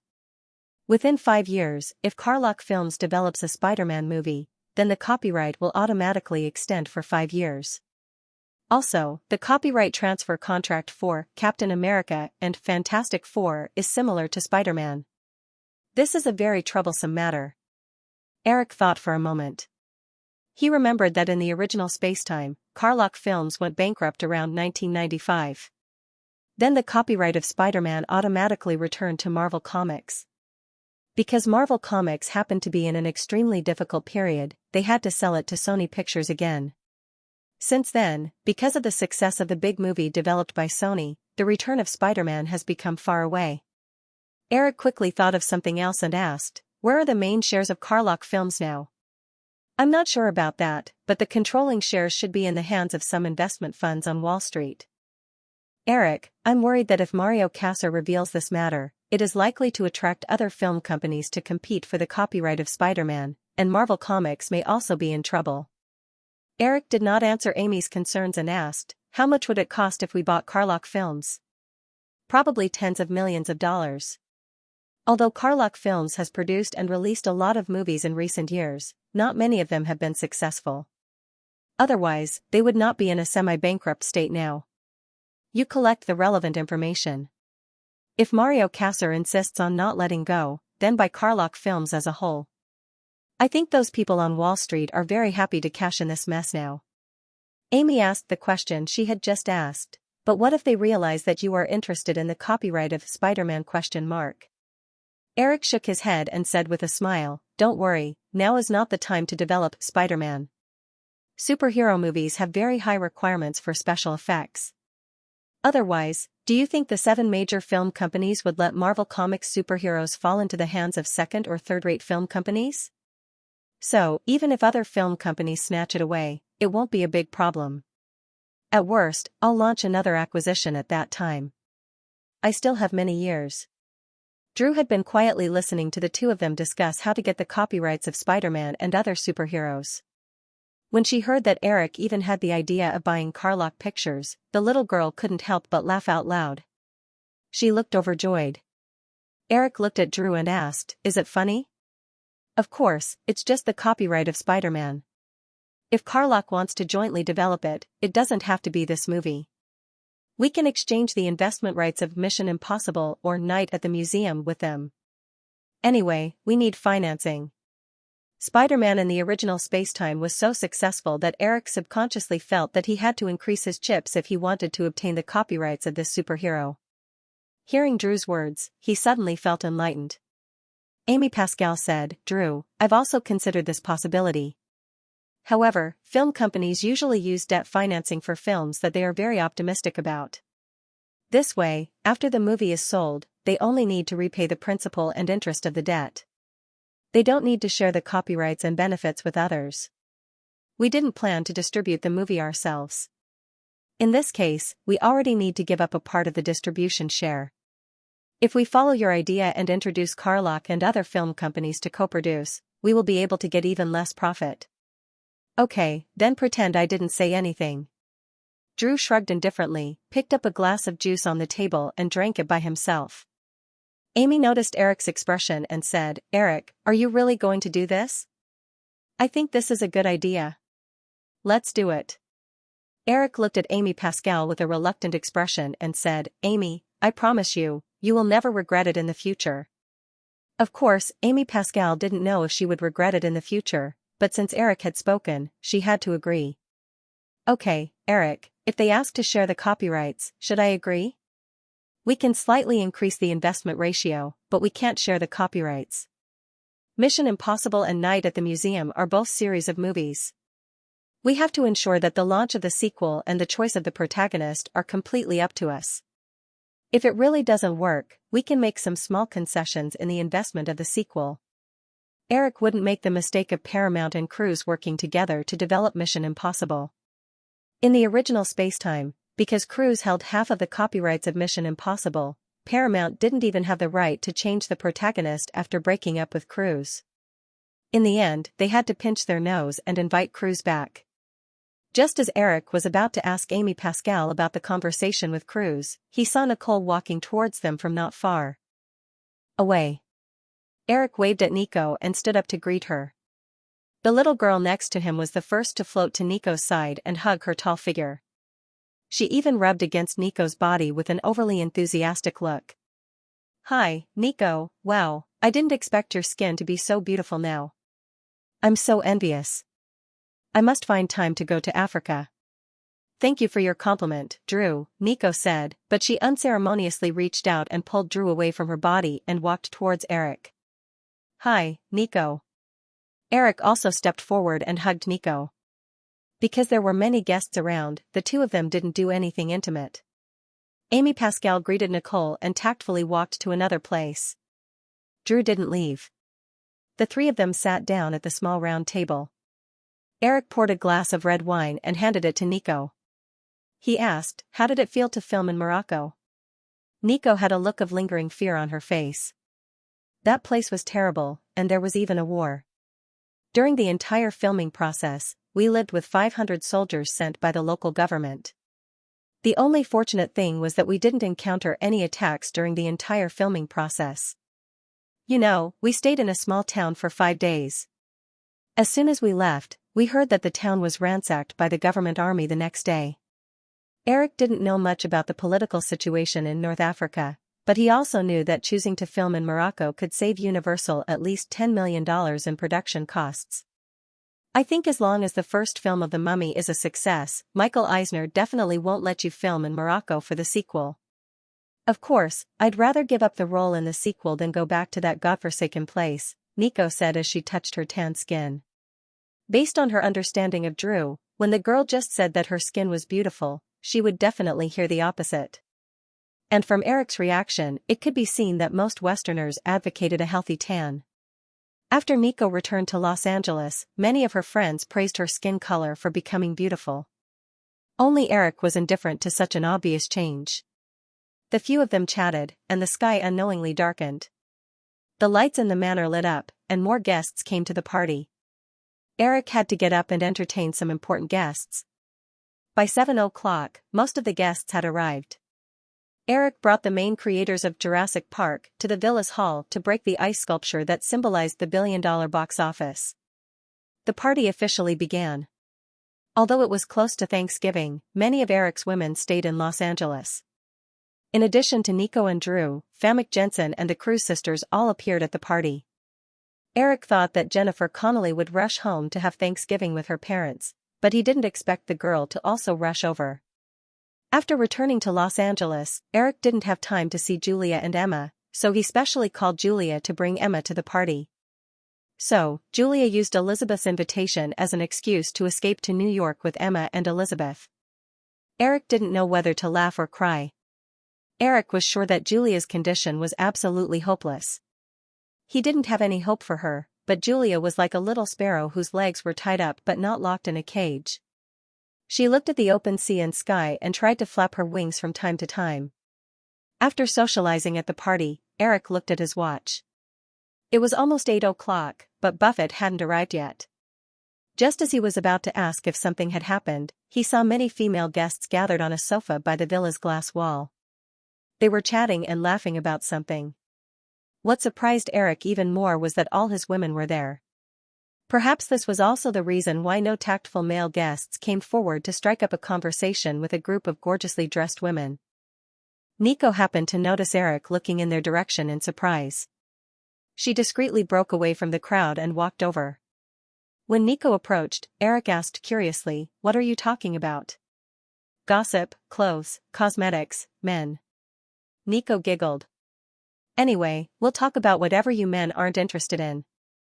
"Actually, men are very interested in it, especially the last thing you mentioned. Can you tell me a little about it secretly?" Nico winked mischievously. "Of course not." Eric shrugged and said with a smile, "All right then, I'll find some time to interrogate you with torture." Nico's face turned slightly red, but she didn't say anything else. She reached out her small hand to Eric.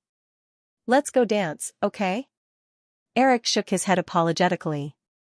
"I'm waiting for an important guest. I'm afraid I can't accompany you." Nico curled her lips and acted coquettishly, but she tactfully didn't pester him. Just as she was about to leave, Eric pulled Nico and whispered in her ear, "Help me tell them to stay tonight." Nico thought that Eric was going to whisper something to her. When she heard this, she immediately rolled her eyes at him and said helplessly, "I'm only responsible for passing the message. It's none of my business if they don't want to stay." Of course. Eric was about to tease her again when he saw Jeffrey waving at him from not far away. Eric realized that Buffett might have arrived. He nodded at Nico and hurried over to Jeffrey. Eric brought Jeffrey, Katzenberg, and the others to the parking lot. They saw an old man in his 60s with silver hair and tortoiseshell glasses getting out of a black Mercedes-Benz. "Hello, Mr. Buffett." Eric reached out his hand and couldn't help but look at this legendary tycoon again. On the list of the world's richest people, most of the tycoons accumulated amazing wealth through a company or a product.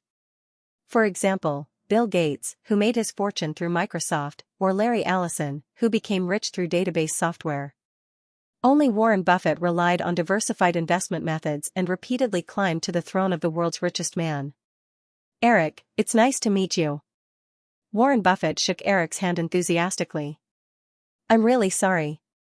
Something happened, so I came a little late." "It's okay, Mr. Buffett. Let me introduce you." Eric introduced Katzenberg and the others one by one. Then, surrounded by the crowd, they walked to the villa together. When they saw Eric solemnly walking to the parking lot with a group of executives from Firefly, they had already realized that an important person had arrived. When the guests found out that this person was Warren Buffett, many of them showed a look of surprise and understanding. After Eric and Buffett disappeared from the villa, some of the guests couldn't wait to run to the corner and take out their mobile phones to spread the news to the outside world. Obviously, since the major shareholder of ABC was here, Firefly Pictures' goal of acquiring the network was self-evident. When this news was released tomorrow, it would definitely affect many things. For example, the stock prices of NBC and CBS, which had been rising recently, would definitely come to an abrupt halt.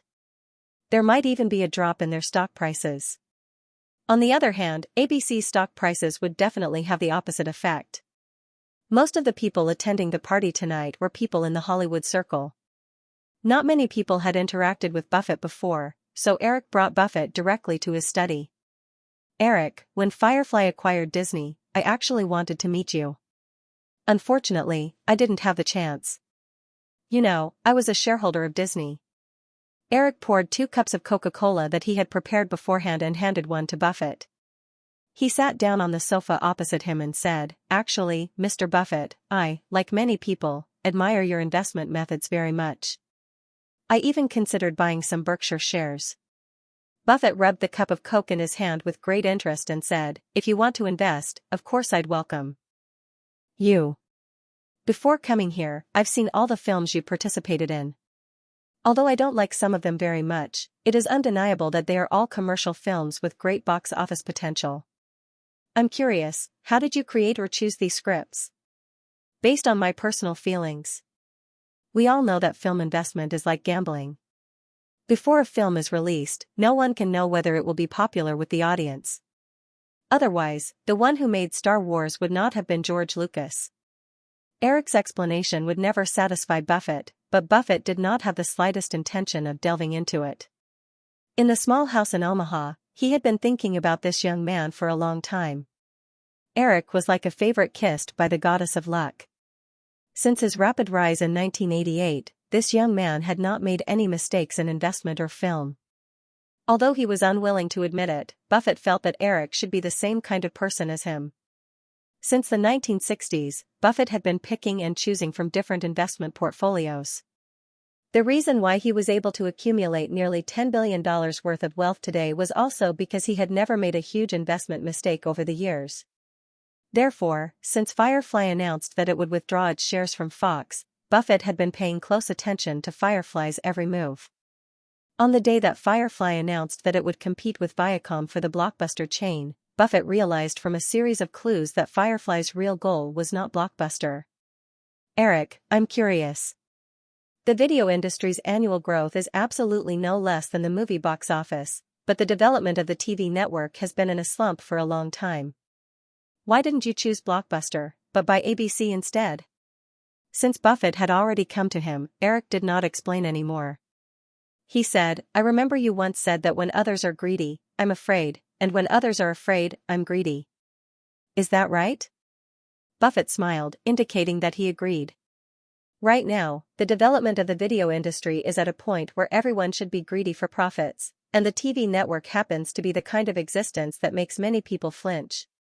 So, I don't think it's that surprising to choose to buy ABC, right? Buffett was very optimistic about the video rental industry. For this reason, he had studied Blockbuster in detail. Since the mid-1980s, the video rental industry's profits were no less than the movie box office. Blockbuster, with 3,000 branches, was undoubtedly the Walmart of the video rental industry. Blockbuster's annual profit last year was not much less than the 7 major Hollywood studios. Moreover, this video rental giant had a huge amount of cash flow that Buffett was most interested in. The video rental industry had been thriving over the years, but Buffett did not think there was a bubble in this industry. Therefore, Eric's contempt for Blockbuster made Buffett very confused. Eric, don't you think the video rental industry has a bright future? The video rental and DVD rental industry would flourish for at least a decade. Of course, Eric was optimistic about this industry. What he was not optimistic about was the Blockbuster chain's business model that would be quickly eliminated in a few years. Mr. Buffett, Eric had just opened his mouth when Buffett gently interrupted him. He smiled and said gently, Eric, you can call me Warren. I don't want our communication to be like a formal business negotiation. What do you think? Okay, Warren. Eric nodded with a smile. If you've been to some of the Blockbuster rental chain stores, you'll find that it's very troublesome to find some videotapes. Also, Blockbuster's various charges are very unreasonable. I believe that if a better video rental business model appears, Blockbuster's elimination is almost inevitable. Buffett did not act like a tycoon at all. He continued to ask, I think you must have considered a better business model? Of course, for example, on the internet, we can set up a dedicated video rental website. If customers want a certain movie, they only need to enter the name of the movie on the website, and they can easily find the detailed rental information of the related movie. We can even set up a dedicated mail system to make it more convenient for customers to rent videos. Buffett did not pay much attention to the high-tech industry.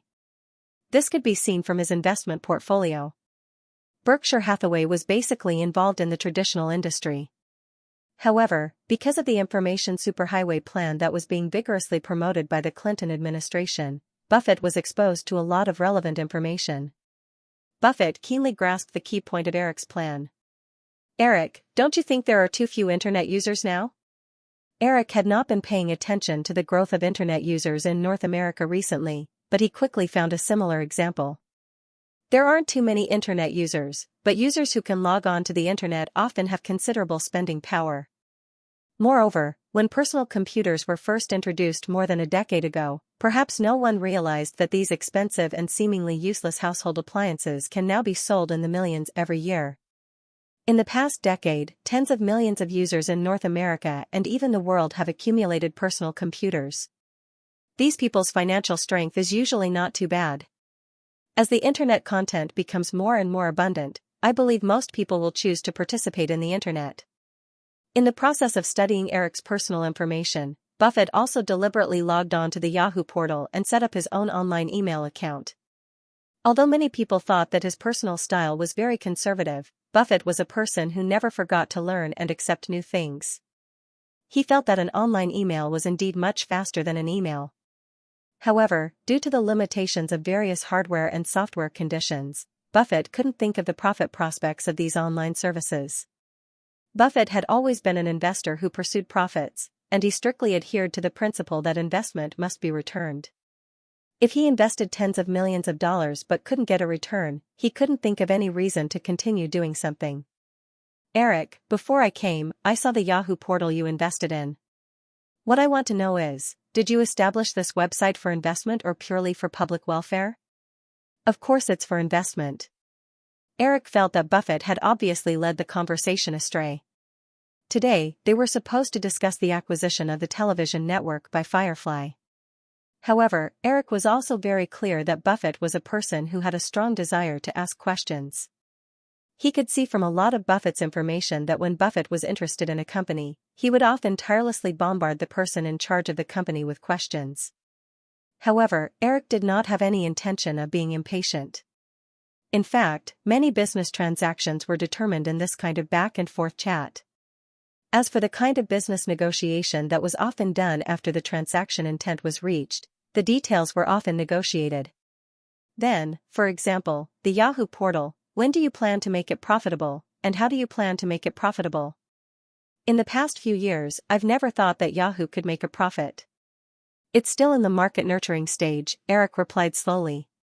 Warren, can you imagine, if Yahoo has more than 100 million users, how much would the advertisers be willing to pay to advertise on Yahoo's website? 100 million users. Buffett narrowed his eyes slightly. He did not take Eric's words as a fantasy.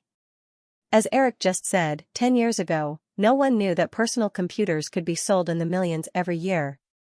If the number of internet users really increased by millions or even tens of millions every year in the future, then 100 million users would not be a far-fetched goal. Because of the advertising revenue of newspaper media, Berkshire owned many newspapers, but the largest of them, the Washington Post, only had a daily circulation of a few million copies. However, even these few million copies could generate hundreds of millions of dollars of profit for the Washington Post company every year.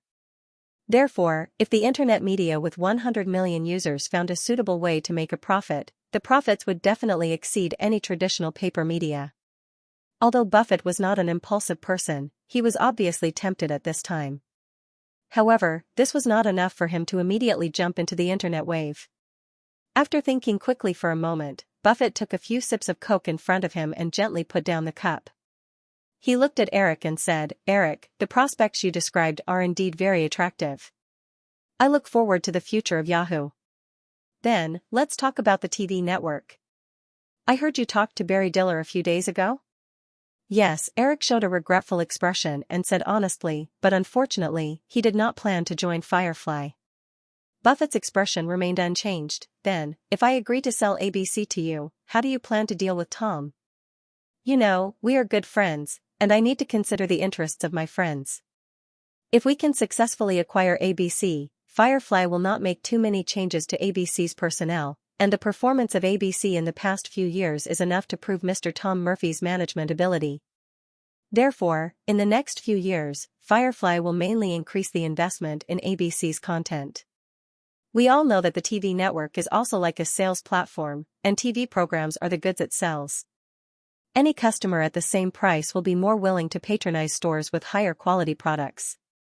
Buffett was obviously satisfied with Eric's answer, and he began to ask other questions that he was concerned about, which involved various problems that might arise after Eric acquired the TV network in the future.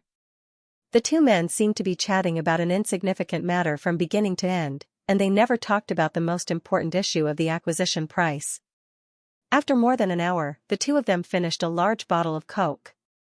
Finally, Buffett said, "Eric, overall, I'm quite satisfied with the various plans you've made after acquiring the television network. So, we can now talk about the acquisition price." Buffett and Tom Murphy now owned most of the shares of ABC, which meant that as long as these two people nodded, Firefly Pictures would hardly encounter much resistance to acquiring ABC. However, Eric was not too relaxed at this time, because he had realized something else. If Buffett only intended to sell ABC to Firefly for cash, he would not talk to him for so long. Maybe he would just give a price very directly. Sure enough, Buffett immediately said, "Eric, although I am optimistic about this deal, I don't intend to cash out all of ABC's shares. Tom and I have already talked about this. We will only sell 30% of ABC's shares in a cash transaction at most, and I hope to use the other 70% as capital to invest in Firefly Pictures." Eric had already expected Buffett's intentions. From the bottom of his heart, he did not want to exchange in the form of cash and shares, but now it was different from when he acquired Disney. When Firefly acquired Disney, Disney's performance was in a slump, and Firefly, which was not very large at that time, completely swallowed Disney like a snake swallowing an elephant.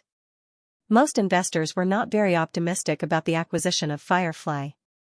In addition, Disney did not have a major shareholder like ABC, and the shares were quite scattered, so Firefly Pictures was able to realize the cash acquisition. But in the past 2 years, the performance of Firefly Pictures was too dazzling. Although this year's financial report had not been released, there was almost no suspense about the net profit exceeding $1 billion US. At present, except for the Time Warner Group, which was larger than Firefly, no other film company in Hollywood could achieve such annual profits. Therefore, the investment institutions all over the world had been focusing their attention on Firefly Pictures, always looking forward to Firefly Pictures' announcements such as going public. In this case, Firefly wanted to expand into the television network. Whether it was ABC, or the slightly weaker NBC and CBS, they would certainly not give up this great opportunity to invest in Firefly. As for Buffett's proposal to invest in Firefly with 70% of ABC's shares, Eric was not in a hurry to bargain. Instead, he asked, "So, Warren, I want to know, how much of Firefly Pictures do you plan to exchange 70% of ABC's shares for?" 49%, Buffett answered quickly. Apparently, he had thought about it for a long time. "Eric, we can calculate it using ABC's current stock price. ABC's valuation is about $10 billion US. As for Firefly Pictures, I'll give it a valuation of $15 billion US. And I know you will never give up the absolute control of Firefly Pictures, so we don't ask for control. You will still be the largest shareholder, and I will not intervene in the management of Firefly in the future. What do you think?" "What, of course not." Although Firefly's business was not as extensive as Time Warner's, Firefly's annual profits were definitely comparable to Time Warner's. Although many people, according to the normal development trajectory of Hollywood film companies, would certainly think that this profit margin was only temporary, Eric was very confident that Firefly could maintain a high growth state for a long time. Even without a television network, Firefly's future profits would only continue to rise. After all, the movies and TV series produced by a film company were also a kind of product, and Eric had an unparalleled ability to produce and select high-quality products. "Warren, this price is too high. I definitely won't agree." Eric did not beat around the bush and said directly, Firefly's net profit last year was close to $1 billion US, and this year, it may even surpass Time Warner's. And we all know that Time Warner's market value is close to $30 billion US, and Firefly's valuation is only $15 billion US. Don't you think this is too low? Eric, I admit that Firefly's performance in recent years has been very dazzling, but we also know very well that the return on investment in the film industry is very unstable. Although everyone recognizes your talent in the film industry, this does not mean that you will not fail in the future, just like Spielberg. Hollywood's entire 80s was Spielberg's world, but just as we entered the 90s, Spielberg ushered in the failure of Captain Hawk. Moreover, we also know very well that a company's market value cannot be calculated simply based on the profits of a few years. Time Warner has film, television, publishing, music, and other industries under its banner, which means that its ability to resist risks is very high. Even if there is a major loss in a certain business in a certain year, it will not affect Time Warner's overall revenue. But Firefly's business scope is relatively narrow, and businesses such as peripheral income are very dependent on the film's performance. When Eric and Buffett walked out of the study, it was already past midnight. Although many guests wanted to wait for Eric and Buffett to appear again to inquire about the news, they had no choice but to leave in disappointment after the party ended. At this time, in addition to the party company's staff who were cleaning up the scene, there were only the main executives of Firefly and the women who were hiding. Eric and Buffett had just walked down the stairs when Jeffrey and the others, who were chatting in the living room, came up to them. Although they wanted to know the result immediately, they still politely sent Buffett off. When Buffett's car left the manor, Eric immediately looked at the crowd and shrugged.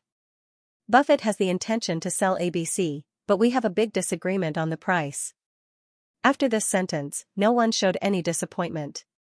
Of course, they weren't excited about Buffett's intention to sell ABC. It would be strange if a deal involving tens of billions of dollars could be settled in one night. Eric told the other executives to leave first, leaving only Michael Lynn, Jeffrey, Katzenberg, and Frank Wales, the four giants of Firefly Pictures.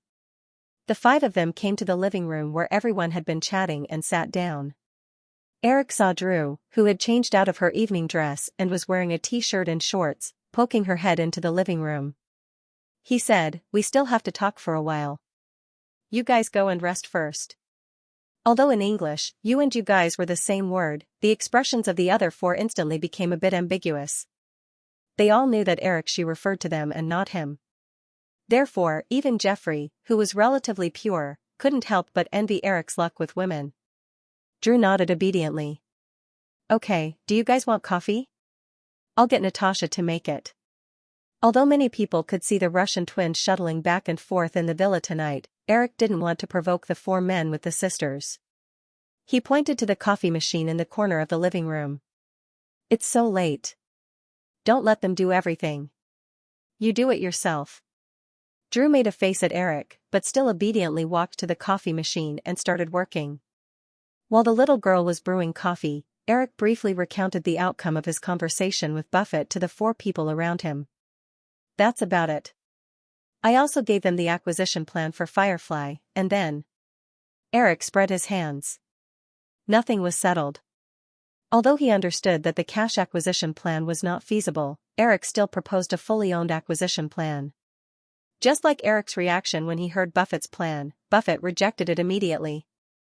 Although both of them knew very well in their hearts that their acquisition plans were not the bottom line of either party, neither of them would make any concessions in the first informal contact. To put it simply, the only thing Eric and Buffett gained from tonight was that they both had the intention to make this deal. Therefore, the long tug-of-war had only just begun. After Eric finished speaking, the five people in the living room were silent for a while, each digesting the information that Eric had just revealed. Drew made coffee and gently placed a few cups of coffee on the coffee table in front of him. She leaned over and kissed Eric on the cheek, then carefully closed the door and left the living room. After a while, Katzenberg spoke first. Eric, I think the biggest problem is that Buffett doesn't recognize the actual market value of Firefly. This is not surprising. Although our profits last year were comparable to Time Warner, most of our profits came from movies and their derivatives. Most people know that the movie business fluctuates greatly. But Buffett has always been known for being cautious and conservative when it comes to investing, so his views don't represent everyone. I think that if we don't want to be at a disadvantage in this deal, the first thing we need to do is to stop keeping a low profile. It's necessary to properly show Firefly's strength to the media. After Katzenberg said that, the other three nodded in agreement. Frank Wales didn't forget to add, Eric, I think you have to get first place on Forbes magazine's rankings this year. Furthermore, you have to be like Sam Walton from a few years ago. You have to leave second place far behind. Before Sam Walton's death in 1992, the market value of the Walmart chain had reached more than $40 billion. The Walton family owned more than 40% of Walmart's shares. Before 1992, Sam Walton was the only rich person on the Forbes 400 list with a wealth of more than $10 billion. After Sam Walton's death, the family's wealth was divided equally among his wife and four children. But because of the use of reasonable means to avoid a large amount of inheritance tax, the Walton family was still the richest family in North America. After Sam Walton's death, because Eric took the initiative to step back, Buffett, who succeeded as the richest man at the beginning of this year, only had a personal wealth of $9.3 billion. Even without Frank Wales's words, Eric knew very well that it would be very difficult for him to avoid this position this year and continue to be the invisible richest man. Last year's number on the Forbes list could be explained with reasonable reasons. But this year, not only did Jurassic Park break the global box office record bring more attention to Firefly Pictures, but the news of Firefly's acquisition of ABC TV network must be disclosed to the public in the near future. The attention to the transaction between the two sides would also make a large number of investment institutions take the initiative to analyze the strength of Firefly Pictures. Under such circumstances, if Forbes released a number similar to last year's, it would definitely attract a lot of doubts. Data that seriously deviated from the facts would be a huge blow to the credibility of a professional financial magazine. Eric knew that the benefits he offered would never allow Steve Forbes to risk the future of the family business. Well, although I'm not ready yet, I'll take the time to talk to Steve Forbes about this matter. Jeffrey never understood how Eric could avoid this matter. He smiled and said, Eric, I still think this is a good thing. I really don't understand why you have these messy concerns. Are you afraid that someone will take your money when you wake up? Eric shrugged helplessly and didn't answer. The other three laughed. Okay, don't tease me, let's get to the point. Eric and the others laughed for a while, then waved and said. Michael Lynn asked, Eric, when Buffett left, did he say he would stay in Los Angeles? Eric shook his head and said, I didn't ask, but it's going to be Thanksgiving soon. I think Buffett will rush back to Omaha for Thanksgiving, right? Carson said, Buffett's wife, Susan, has been living in California for the past few years because Buffett doesn't want his wealth to be divided. Although the two of them are separated, they haven't divorced. I heard that their relationship is still very good. I think Buffett will stay in Los Angeles for Thanksgiving. Eric said, even if Buffett stays in Los Angeles, I'll go to New York. And I may not be back before Christmas, so it's up to you to contact Buffett. It was no secret that Eric already had 2 children. Jeffrey even went to Chengdu to visit the 2 little guys in person. Therefore, it was not surprising that Eric decided to go to New York for Thanksgiving. In addition to Eric, the boss who could slack off, Michael Lynn and the others couldn't be idle at all because of the end of the year. They not only had to follow up on the important film release work at the end of the year, but also audit and summarize the financial and personnel work of Firefly in the past year. These things had actually started in early November, but because of Firefly's growing system, it would be good if everything could be completed before Christmas. Considering these circumstances, Michael Lynn said, if that's the case, if we can't reach an agreement in private, we have to wait at least until January next year before it's suitable to launch a public acquisition invitation. I suggest pushing the time as far as possible to February or March, so that we can make more early arrangements. It was getting late. Although the 2 young men, Eric and Katzenberg, were still full of energy, Jeffrey and the other 2 were already showing signs of fatigue.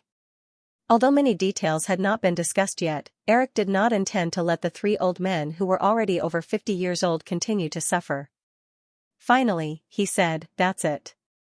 You can discuss with each other on how to carry out high-profile publicity. If there's anything, you can call or email me, Eric said, standing up and saying, it's already very late. Why don't you stay here tonight? I'll take you to the guest room. No need. Michael Lynn immediately got up. He didn't want to be a third wheel here. I have a villa near Pepperdine University. It's not far from here. Katzenberg pointed north and said with a smile, mine is closer. It's at the foot of the mountain. Frank Wales also smiled and said, my family originally lived in Malibu. Eric looked at Jeffrey, who quickly waved his hand. I don't think Michael will refuse to let me stay at his house for a night. Of course. Michael Lynn nodded with a smile. I recently bought another batch of good red wine. Jeffrey, Frank, why don't you come and try it? Forget it. It's too late today. I'll go when I'm free. Katzenberg shook his head. I can't either. My wife called me at 11 o'clock to ask why I didn't come home, Frank Wales said, causing the few people present to chuckle and tease him. If not compared to Eric, the 4 giants of Firefly belonged to the wealthy class. It wasn't surprising that they bought property in a place like Malibu where the rich gathered. Eric didn't urge them to stay. He sent everyone off one by one and returned to the villa. The tables, chairs, and props at the party had been moved away by the party company. The empty hall of the villa was silent. Eric stood in the middle of the hall and looked up at the circular corridor on the 2nd floor. Looking at the tightly shut doors, he inexplicably thought of the famous line in Forrest Gump. He couldn't help but smirk. Life is like a box of chocolates. When Eric woke up, he found himself lying on the floor. Although he didn't have the habit of laying a carpet, the wooden floor didn't make him feel uncomfortable. The air-conditioned bedroom was also very warm, and he didn't feel cold without anything covering him. Unable to feel the existence of his right arm, Eric narrowed his eyes and turned his head. He saw Farmick Johnson lying comfortably on it, sleeping soundly. He had probably been lying there for too long and was completely stiff. Eric looked at the watch he hadn't taken off last night. It was 11:30. He couldn't help but laugh. It had been a long time since he fooled around like this. He carefully reached out his left hand, which could still move, and searched around. He found a pair of pink pajamas, which probably belonged to the girl. Last night, the women had all come in evening gowns. Other than Drew, the others didn't have their own wardrobes in the villa. Eric folded the pajamas with one hand. As they were autumn and winter style, they were very thick. Therefore, he carefully raised his right hand, hoping to place the pajamas under Farmick Johnson's head. Perhaps he had slept enough. Although Eric was very careful, Farmick Johnson quickly woke up. Seeing Eric holding up the pink pajamas with his left hand, the girl smiled and slapped it. "Throw it away. You look so wretched." Eric threw the pajamas to the side, but Farmick Johnson had already leaned over. Recalling what had happened last night, the girl looked up and happened to see a small hand reaching out from the edge of the bed. Although she didn't know whose hand it was, Farmick Johnson didn't hesitate to bite Eric's shoulder. Amidst the man's suppressed cry of pain, the girl couldn't bear to let go and whispered, "Eric, you're getting more and more ridiculous.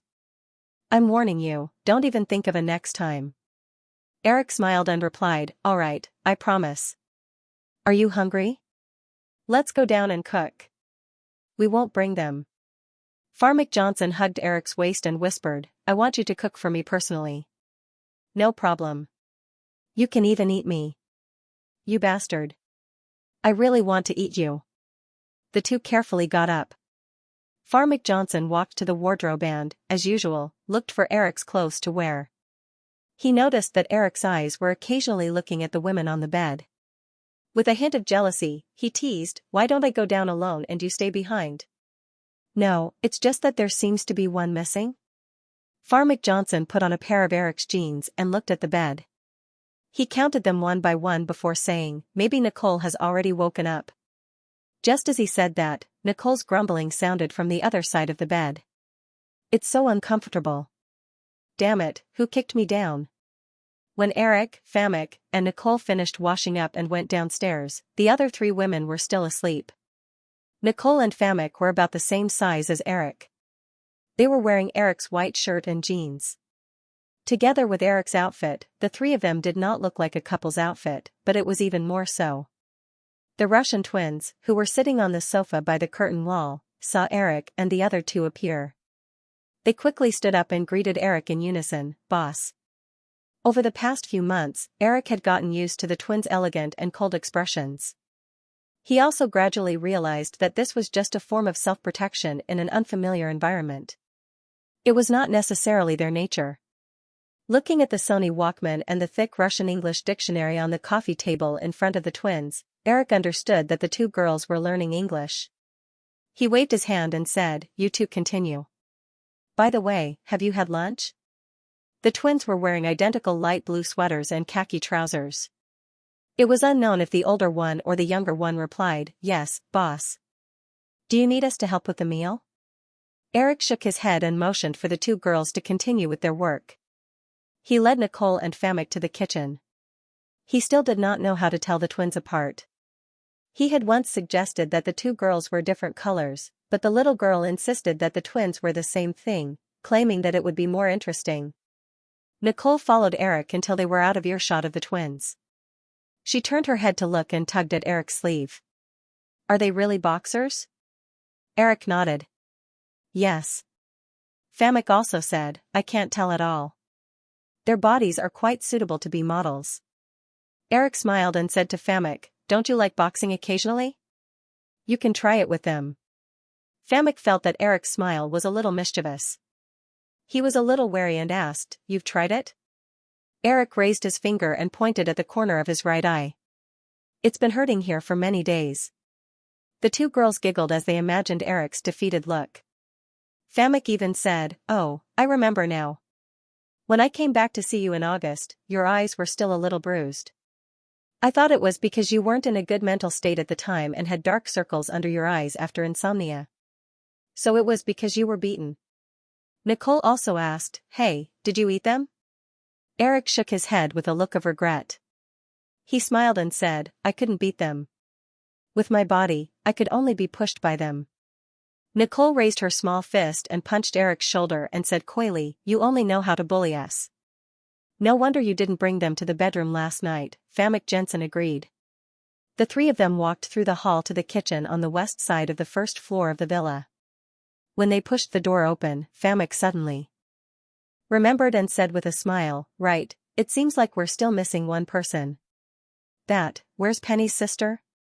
How did you forget her last night? Just as he said that, the three of them saw Monica Cruz standing beside the refrigerator in the kitchen.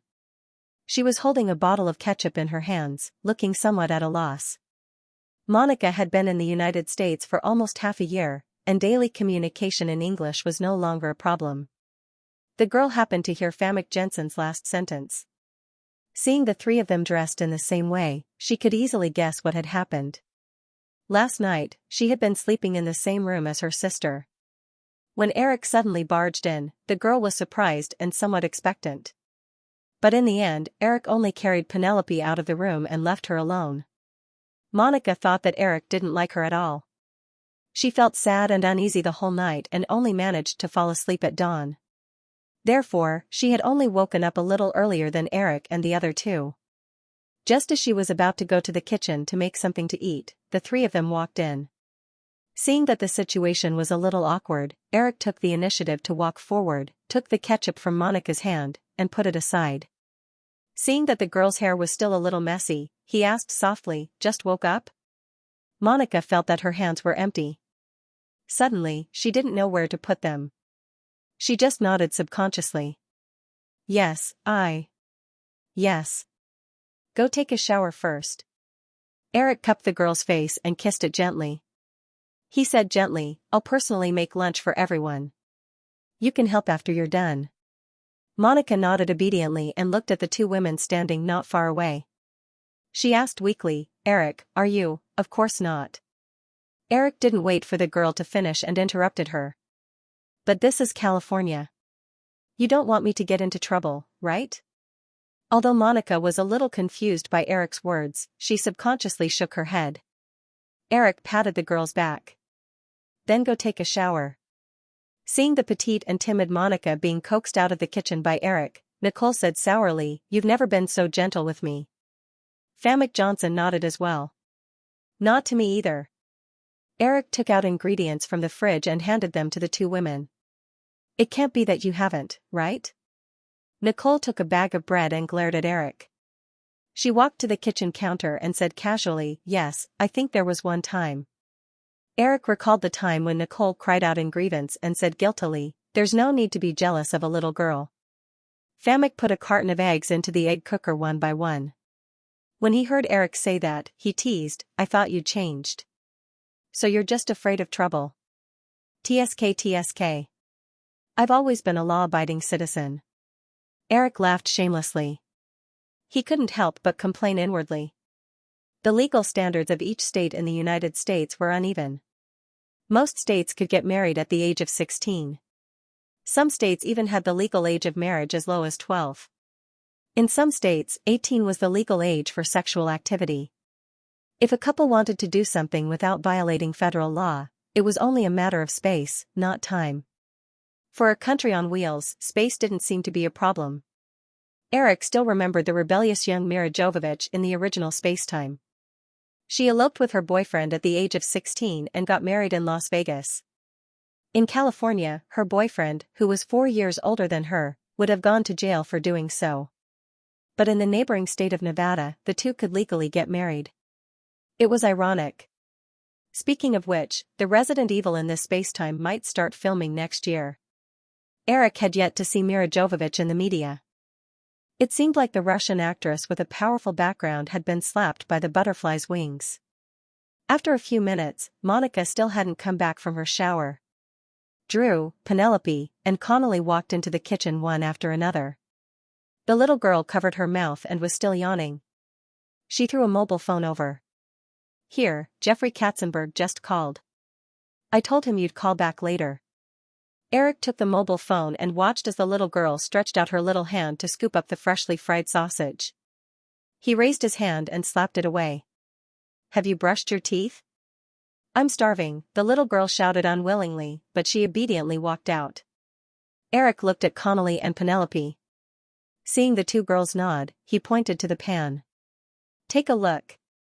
When it's done, scoop it out." Eric handed the work in his hands to the two girls and walked out with the mobile phone. Although it was noon, after Eric called, Katzenberg still quickly picked up the phone. This workaholic stayed in the office even at noon.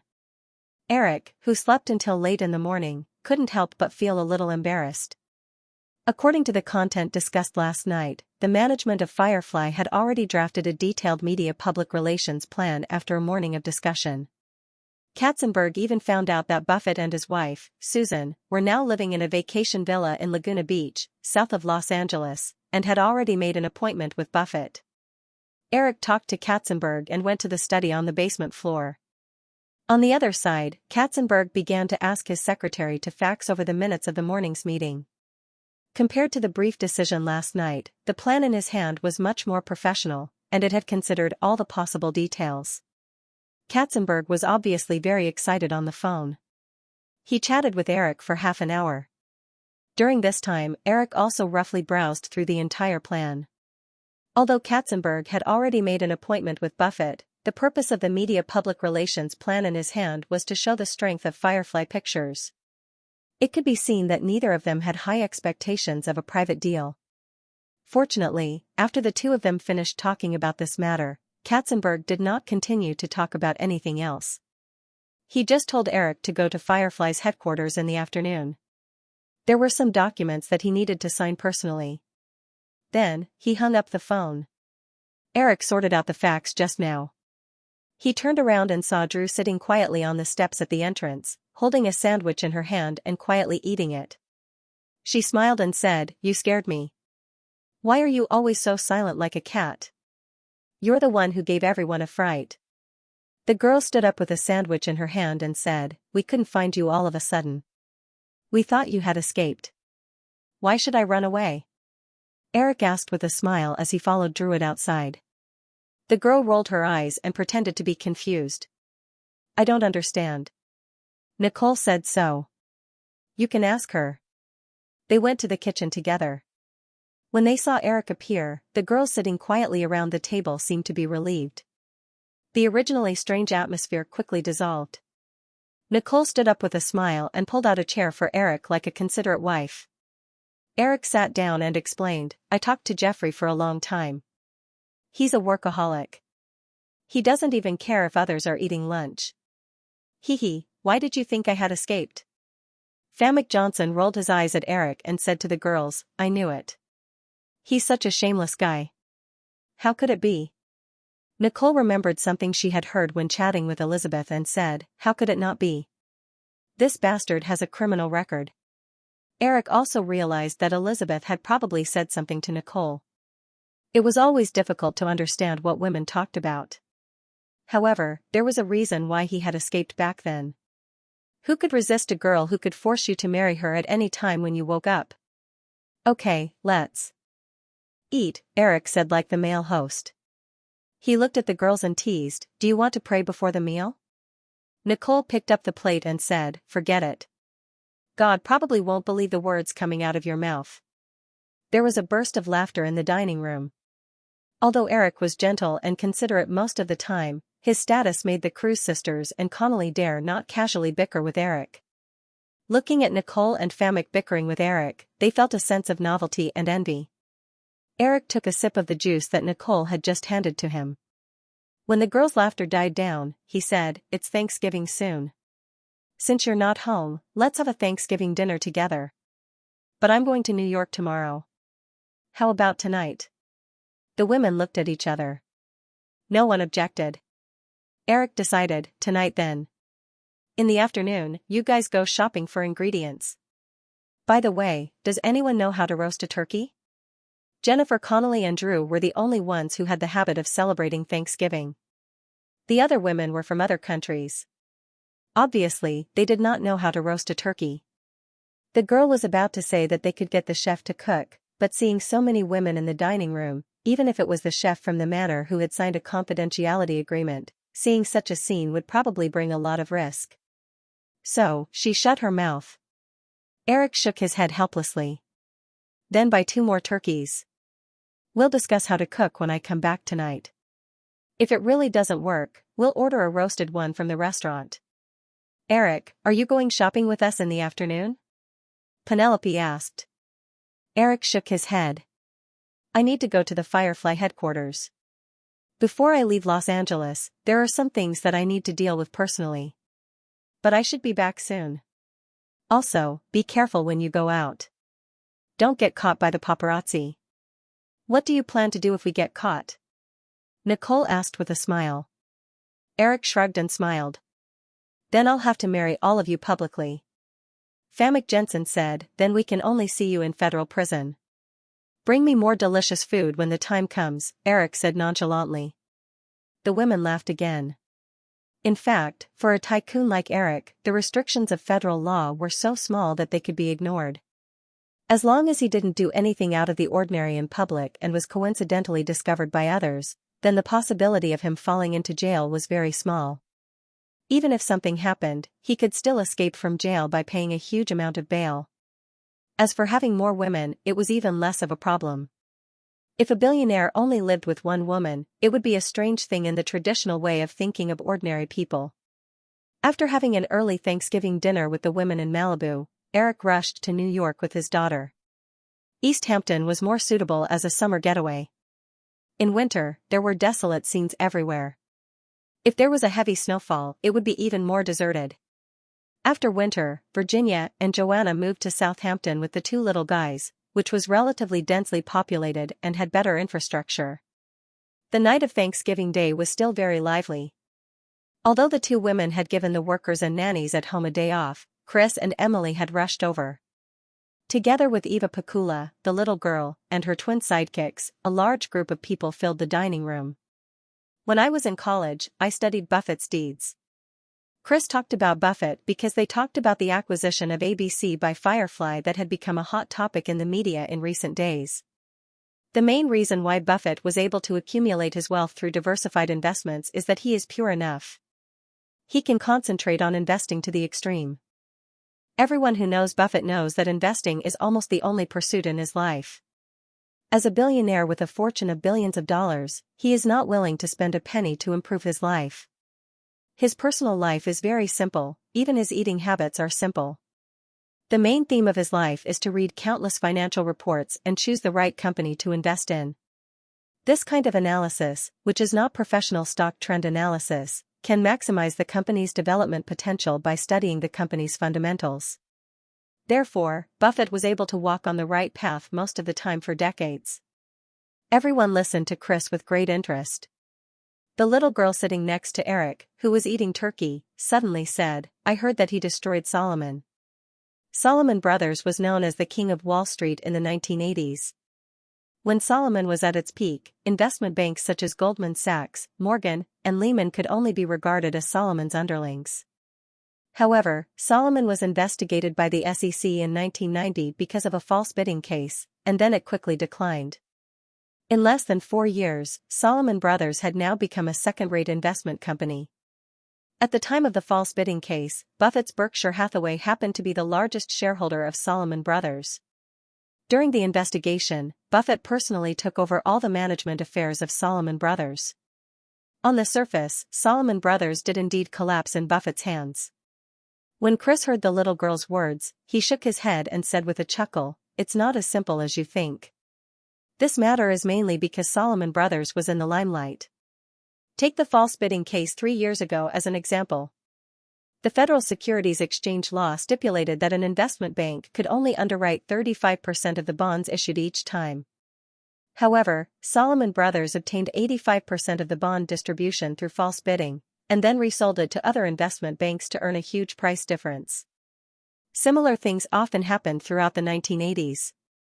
Therefore, after Salomon was investigated by the SEC, it caused the other capital forces to attack it. Of course, Buffett's later handling measures also made a big mistake. As soon as Salomon Brothers passed the SEC's investigation, Buffett couldn't wait to break the rules of Wall Street and greatly reduce the salary and dividends of Salomon Brothers employees. In the end, a large number of employees left. After losing these talents, Salomon Brothers completely lost the capital to make a comeback. I heard that Salomon Brothers has recently become the target of Citibank. It probably won't last for a few years. After Chris finished speaking, the restaurant was silent for a moment. Even the two little guys felt the abnormal atmosphere and stared at their mother with wide eyes. In the end, it was the straightforward Emily who smiled and said, "Eric, it seems that you have to be careful. Fireflies seem to be in the limelight a little too much." Eric sipped his red wine as if nothing had happened and shrugged. "There are large and small investment companies on Wall Street every year, but have you ever seen a big film company being squeezed out by its peers?" Emily retorted straightforwardly, "Leiden, United Artists, and now MGM are all about to collapse, aren't they?" When Chris heard his girlfriend's words, he couldn't help but turn his head. Eric looked at Emily and said with a smile, "Yes, but they all couldn't play in Hollywood because of their own problems." At this time, Chris also said to his girlfriend, "Most of the investment bank's business is virtual financial products, and most of these products come from other companies. They earn profits from stock issuance, bond underwriting, company mergers and acquisitions, but they themselves don't have much output.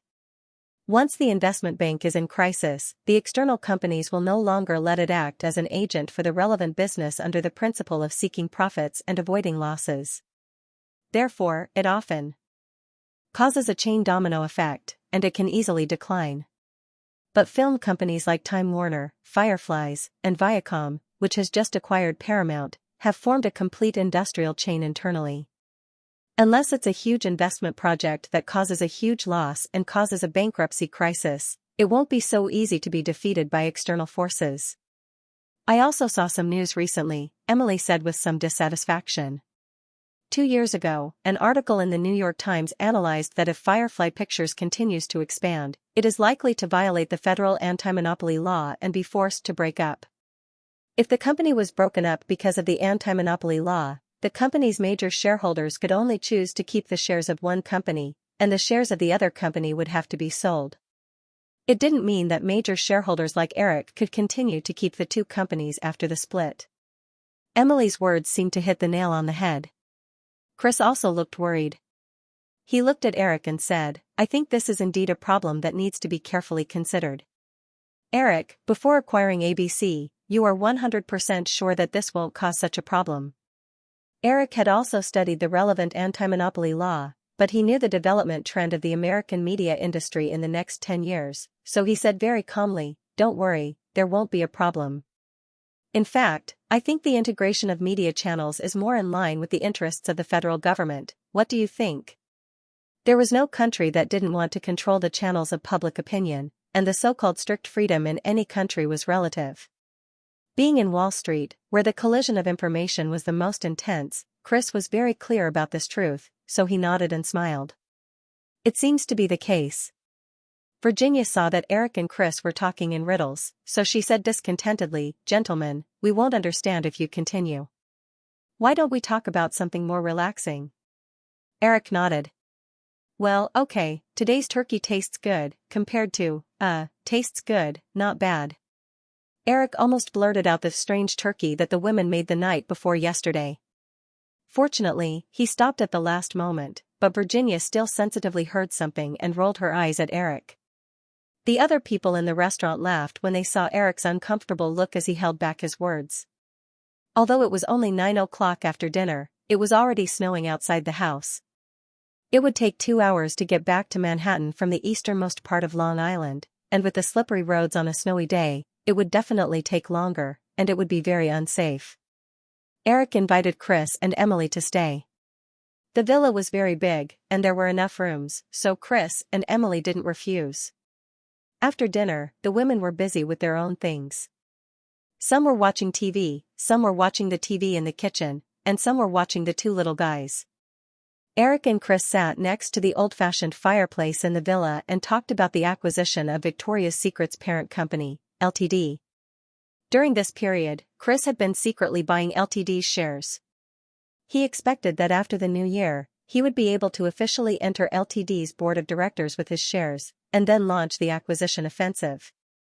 As the largest individual shareholder of Ltd, Leslie Wexner held 35% of the shares, so the success rate of this acquisition was not 100%. Although Chris was full of confidence, he still admitted that he was only 70% sure. Once Leslie Wexner got more than 51% of the shareholders' support, he would have to give up the acquisition. However, it was precisely this uncertainty that made Chris appear to be in high spirits. If everything were to go smoothly, it would seem a little too boring.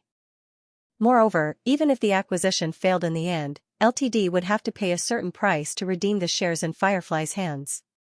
Therefore, this acquisition would not bring any loss to Firefly's investment. The two chatted until late at night, when Eric came to the bedroom. A little guy was lying in the middle of the big bed. Joanna was leaning against Hawaii, holding her head with one hand and reading a book softly.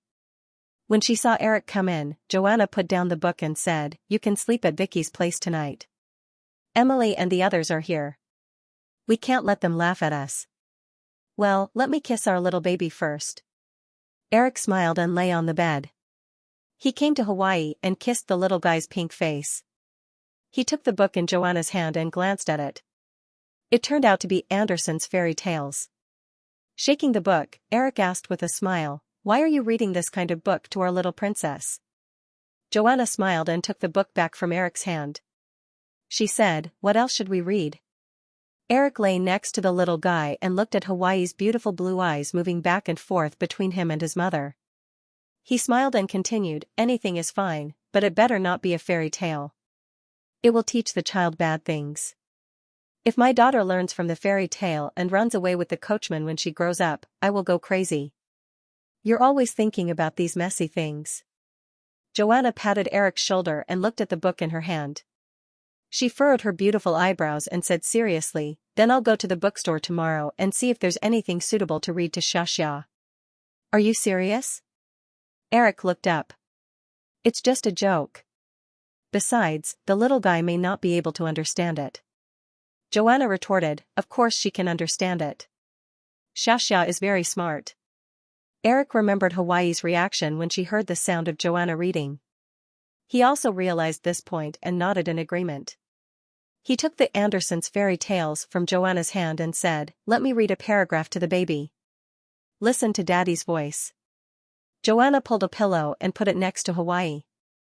She relaxed her body and lay down on her side. She smiled and said, "Aren't you afraid that she will learn bad things?"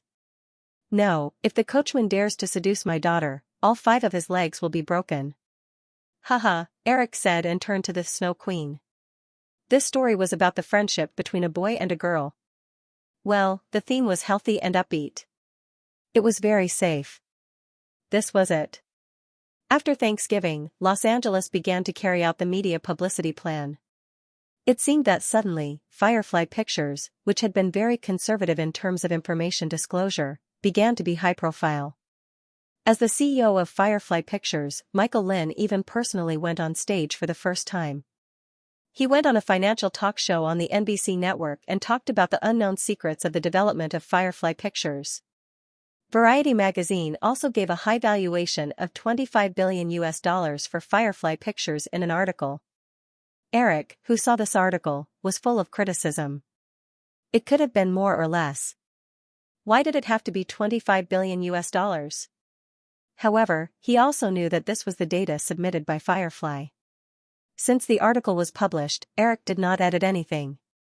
At the same time, Katzenberg had been in close contact with Buffett. In just a week, the two met 3 times in Los Angeles. However, from each email Katzenberg wrote to Eric, there was no progress in the negotiations. Because of the sudden outburst of media public opinion, Buffett seemed to have entered a wait-and-see stage. Because of the high-profile contact between Eric, Katzenberg, and Buffett, the stock prices of the 3 major television networks, which had been rising together, had different changes.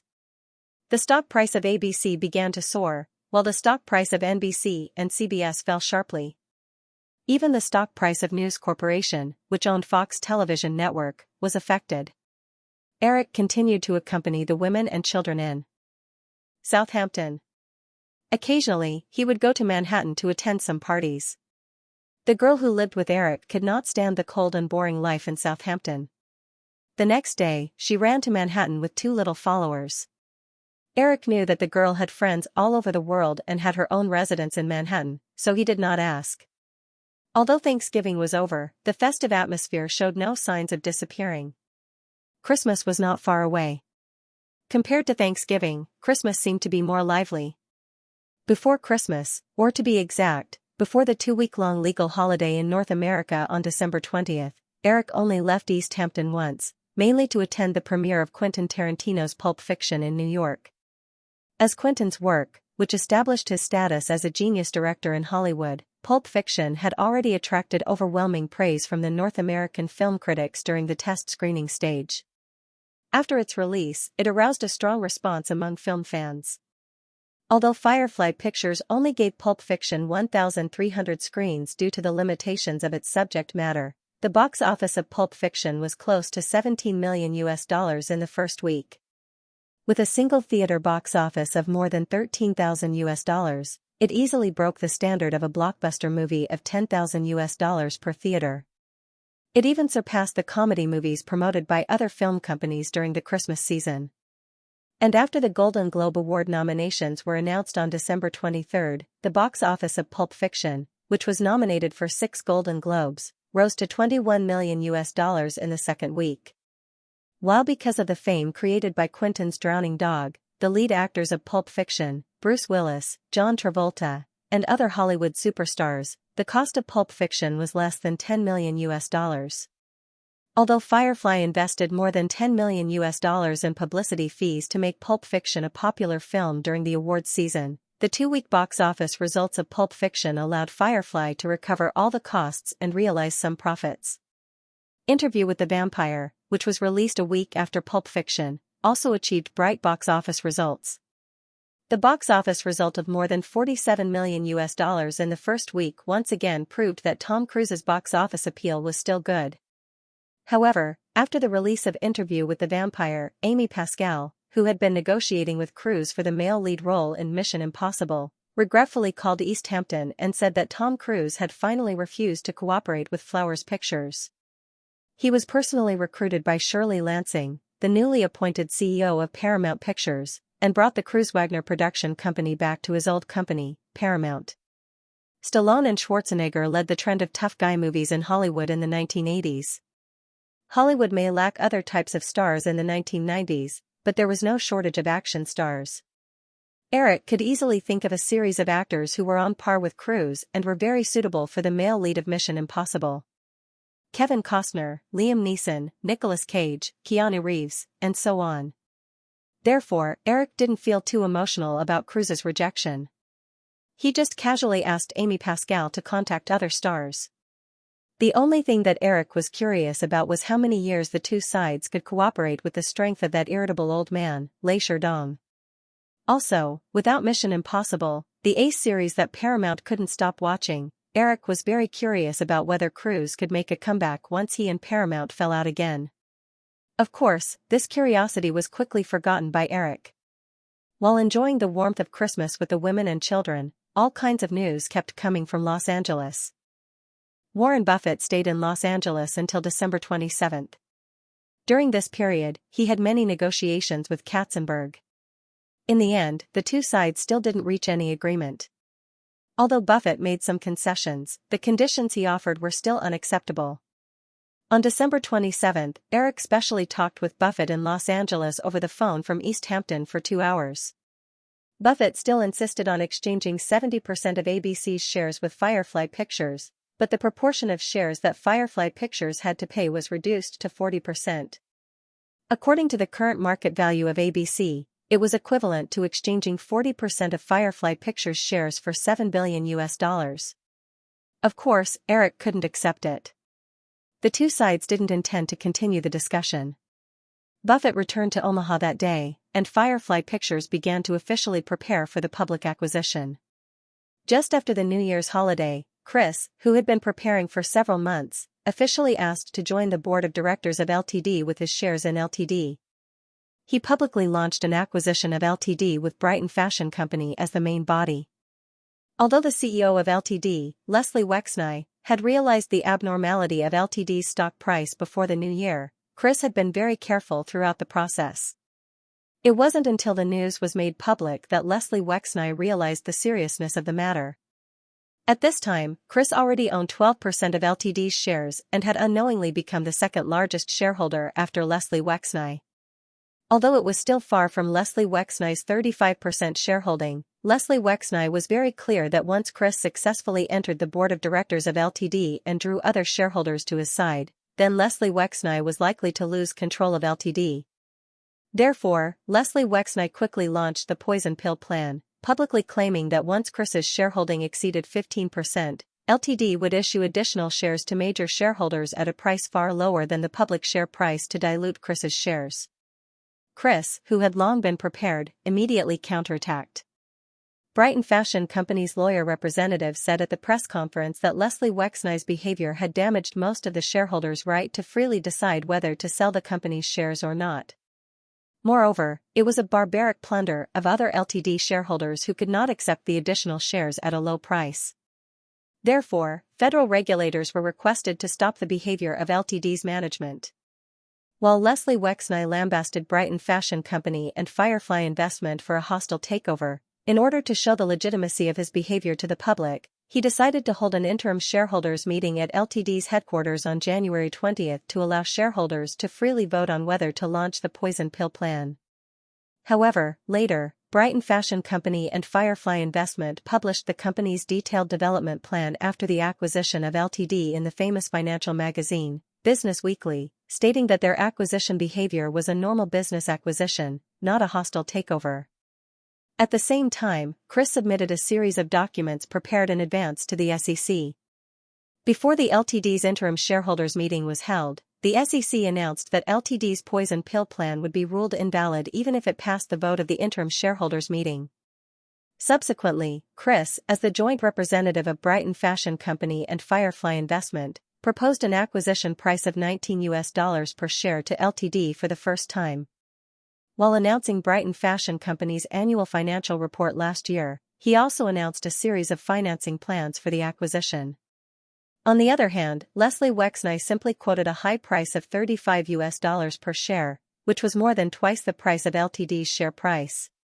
When this offer came out, Leslie Wexney was immediately evaluated by a business magazine as losing his mind. For a time, the acquirer went back and forth, and the show continued. Although this business was not too big in the recent 2 years of mergers and acquisitions, since the king of junk bonds, Michael Milken, went to prison and the corporate sniper, Ron Perlman, kept a low profile, this was the first large-scale leveraged buyout case on Wall Street recently.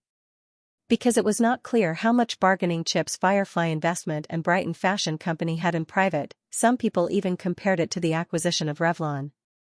A few years ago, Ron Perlman bought Revlon, which had a market value of $1 billion, with a capital of $150 million. In order to cooperate with Firefly Pictures' plan, Eric chose to attend the Golden Globe Awards ceremony this year, so he returned to Los Angeles in mid-January. However, like many people, Eric also paid attention to the series of exchanges between Chris and Leslie Wexney.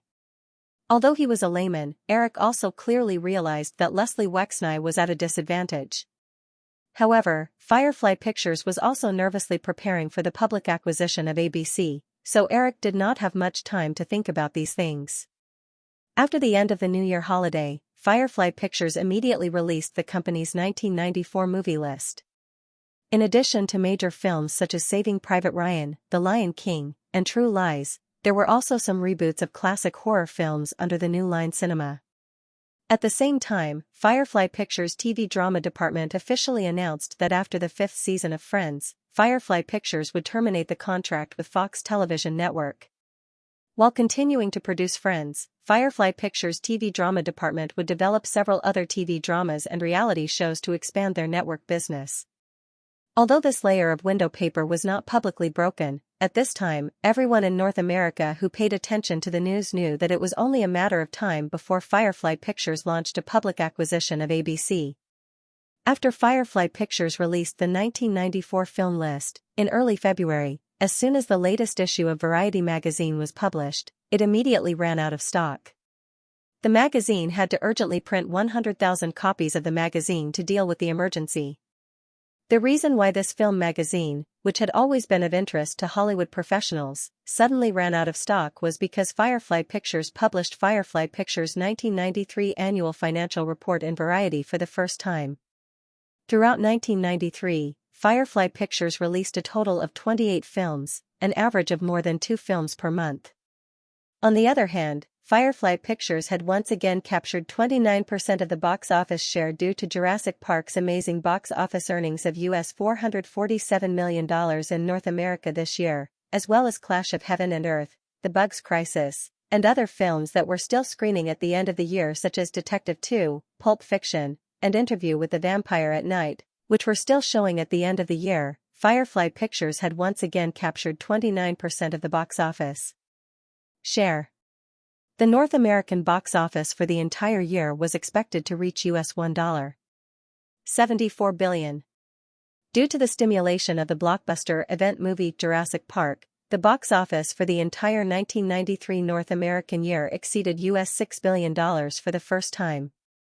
Due to the strong locomotive effect caused by the success of Jurassic Park and other films, Firefly Pictures' 1993 net profit hit a new high, reaching $19 billion, a total increase of $200 million from last year. Compared to last year, Firefly Pictures' net profit was only $30 million more than Time Warner's. Last year, due to the huge impact caused by the death of Steve Ross, who had been in charge of Time Warner for decades, Time Warner's net profit did not increase but instead decreased to only $870 million. Firefly Pictures' profit exceeded Time Warner's by $320 million. Behind Time Warner, Universal, Paramount, Fox, Columbia, and Metro-Goldwyn-Mayer's total profit was less than $2 billion. This was because Under the Torment of Peter Guber, although Broken Arrow, which was a collaboration with Firefly at the end of the year, did well at the box office, Columbia's other films rarely turned a profit. Overall, Sony and Columbia were still losing money. Although Metro-Goldwyn-Mayer regained some vitality under the leadership of John Carey and others, it was still not as prosperous as some of the second- and third-tier film companies. The total number of films produced and distributed by MGM in 1993 was less than a fraction of Firefly Pictures. While the entire capital market was studying Firefly Pictures' 1993 annual financial report, Firefly Pictures officially submitted an acquisition application to ABC's board of directors in early February. Compared to the confrontation caused by Chris's acquisition of Ltd., ABC's reaction was much milder. It seemed that in response to Firefly Pictures' 1993 annual financial report, ABC also announced the network's 1993 profits in advance. Although it was not as huge as Firefly Pictures' total profit of $19 billion, ABC also achieved a net profit of $520 million in 1993. Ranking first among the four major television networks in North America, with a market share of 23%. Although there were only 4 national public television networks in North America, since the advent of premium cable television in the 1980s, a large number of premium cable programs entered the primetime viewing competition, and the market share of the major television networks kept declining. ABC was able to achieve a market share of 23%, which was much more than NBC, CBS, and Fox. After Firefly Pictures publicly issued an acquisition offer, ABC also quickly responded. Tom Murphy, the chairman of the board of directors and CEO of ABC, personally called Eric and said that if Eric intended to acquire ABC with cash and stock, then Firefly Pictures would first have to bear 35% capital gains tax arising from the cash transaction on the basis of ABC's stock price at this time. That was to say, Firefly Pictures' cash acquisition must not be less than 1.35 times ABC's stock price at this time. After a period of continuous rise in stock price, ABC's stock price had reached a new high. Its market value had reached an astonishing $11.2 billion, which was nearly $2 billion higher than in the middle of last year. However, Eric also knew that this was inevitable, so he agreed on the spot. Right now, the most important thing was of course to complete the acquisition of ABC as soon as possible. If this acquisition became a long-term tug-of-war, then Eric would rather give up on ABC and change his target. Although Buffett's Berkshire Hathaway and Tom Murphy's Metropolis Media did not have an absolute controlling stake in ABC television network, the nearly 40% shares of the two companies meant that after Buffett negotiated with Firefly in private, it would be easy to persuade the board to agree to the deal. However, ABC Television Network was definitely not monolithic. Although Buffett's attitude was tough, it did not mean that the other major shareholders of ABC Television Network did not want to reach a deal with Firefly, especially since Firefly Pictures had achieved huge profits for many years since its establishment. Even at the end of last year, when Buffett contacted Firefly alone, some shareholders publicly expressed dissatisfaction with Buffett's behavior of concealing the negotiation information. After Firefly Pictures released its 1993 annual financial report, many investment institutions that held shares in ABC television network became even more eager to facilitate this transaction. After all, some benefits were very easy to calculate.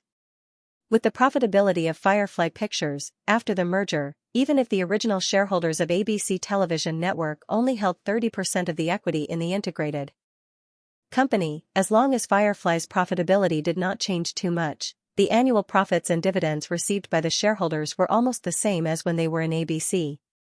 Furthermore, they could extract a large amount of funds from this cash and equity transaction to use for other investments. After Firefly Pictures and Buffett's negotiation failed and publicly announced the acquisition invitation, the board of directors of ABC television network quickly passed a resolution and agreed to start negotiations with Firefly Pictures. On February 10, after receiving an official reply from ABC television network, Katzenberg and Firefly Pictures chief lawyer, Edward Lewis, led the acquisition team to New York and began formal acquisition negotiations with ABC. Because the equity and debt situation of ABC television network was not as simple and straightforward as that of Firefly Pictures, Firefly also invited Morgan Stanley's team as a consultant under Chris's lead. In the process of acquiring Disney, the two sides had a very pleasant cooperation. Firefly Pictures was no longer what it used to be, and its own rich administrative resources made it so that Firefly did not have to fully rely on Morgan Stanley's team in this acquisition. However, Morgan Stanley was still very enthusiastic. The whole Wall Street could see that Morgan Stanley was deliberately showing goodwill to Firefly Pictures. After the negotiation, Firefly would definitely launch a large-scale debt financing plan in order to complete the acquisition, and the agency issuance of stocks and bonds was the main business of investment banks. The profits obtained from this were much higher than the corporate mergers and acquisitions that they occasionally handled. Eric didn't go to New York with Katzenberg. Instead, he communicated with Katzenberg over the phone every day. Of course, before Katzenberg left New York, the senior management of Firefly had already discussed the bottom line of the acquisition of Firefly Pictures in detail. After many discussions, Eric authorized Katzenberg to sell up to 25% of Firefly's shares. As for cash, it was relaxed to within $10 billion. Firefly Pictures and ABC Television were both in a period of very good performance. Therefore, no one doubted that the merger of the two sides would produce an effect of 1 + 1 greater than 2. Under the best performance expectations, once the two sides merged, the profits of Firefly in the next few years were likely to reach $2 billion. In this case, the percentage of income of shareholders with 25% equity would be equivalent to the annual income of ABC television network at this time, so this data was still relatively easy for ABC to accept. Of course, what would happen in the future, no one could predict except for Eric, who could see the future. Perhaps after the merger, Firefly's revenue and profits would explode again, or perhaps under the heavy debt burden of $10 billion after the acquisition, Firefly would be destroyed. Eric was always very optimistic about this deal. Although Disney's performance fell into a downturn for many years after the acquisition of ABC in the original spacetime, it was more due to Michael Eisner's personal reasons. After Michael Eisner stepped down, the Disney Group quickly regained its vitality. Whether in scale or profitability, it was far ahead of the giants such as Time Warner and News Corporation. All this was enough to prove the correctness of this acquisition. As for the huge debt burden after the acquisition, Eric did not care about it. The late 1990s would be the period of the most rapid economic development in the United States. All economic sectors, including the entertainment industry, would grow significantly. In addition, Eric's layout in the high-tech industry, even if Firefly was really in a difficult situation for a while, Eric could easily raise enough funds from other channels to resolve Firefly's crisis. What's more, the possibility of this kind of thing happening was not high. Since last year, Eric had repeatedly requested to expand the 3D animation department of Firefly Pictures. However, in this era, 3D animation technology was just emerging. Except for Pixar, there was no large-scale 3D animation company in North America or even the world. As a last resort, Eric could only adopt an internal training mechanism. While expanding the scale of Pixar, Disney's hand-drawn animation department also stopped the recruitment and training of hand-drawn animators and gradually tried to convert to computer animation. While maintaining close contact with Katzenberg in New York, Eric's main energy recently was focused on his animation department. For this reason, he personally led the exchange meeting between Pixar and Disney animation departments. Disney's animation department had already completed the production of The Lion King, and they had already begun the early stages of publicity. Other than The Lion King, Disney Animation also had several animation sequels, including Aladdin and The Magic Lamp 2. Because the production cycle of hand-drawn animation was longer than 3D animation, these projects had been confirmed before Firefly Pictures acquired Disney. However, in addition to these, Eric no longer approved new hand-drawn animation film projects. He did not hesitate to say that if Disney's existing hand-drawn animators were not willing to accept computer animation training, after the hand-drawn animation film projects in their hands were completed, these people could only produce low-cost animation projects for Disney's Children's Channel in the future. Most of Disney's hand-drawn animators were not too old. Coupled with their very skilled drawing skills, it was not too difficult to complete the training of computer animation production software. In order to avoid the backlash of hundreds of hand-drawn animators, Eric also promised to give these people ample time to learn and adapt, and fully bear the cost of the training period. The Pixar staff who participated in the exchange meeting came out of Disney's animation studio headquarters in Burbank one after another. John Lasseter, who walked side by side with Eric, said, "Eric, although no one publicly refuted just now, I feel that many people in the studio are still very resistant to this change. Maybe you will encounter a little trouble." Of course, Eric knew this very well. Disney Animation Studio had more than 700 hand-drawn animators. Although more than 70% of them were around 30 years old, some of them were even old people from Walt Disney's era. These people would definitely not be able to adapt to the new way of animation production, so it was almost inevitable that they would be eliminated in the future. Under such circumstances, no one would just sit back and do nothing. The reason why no one came out to refute Eric's statement was mainly because Pixar's 3D animation was almost overwhelming.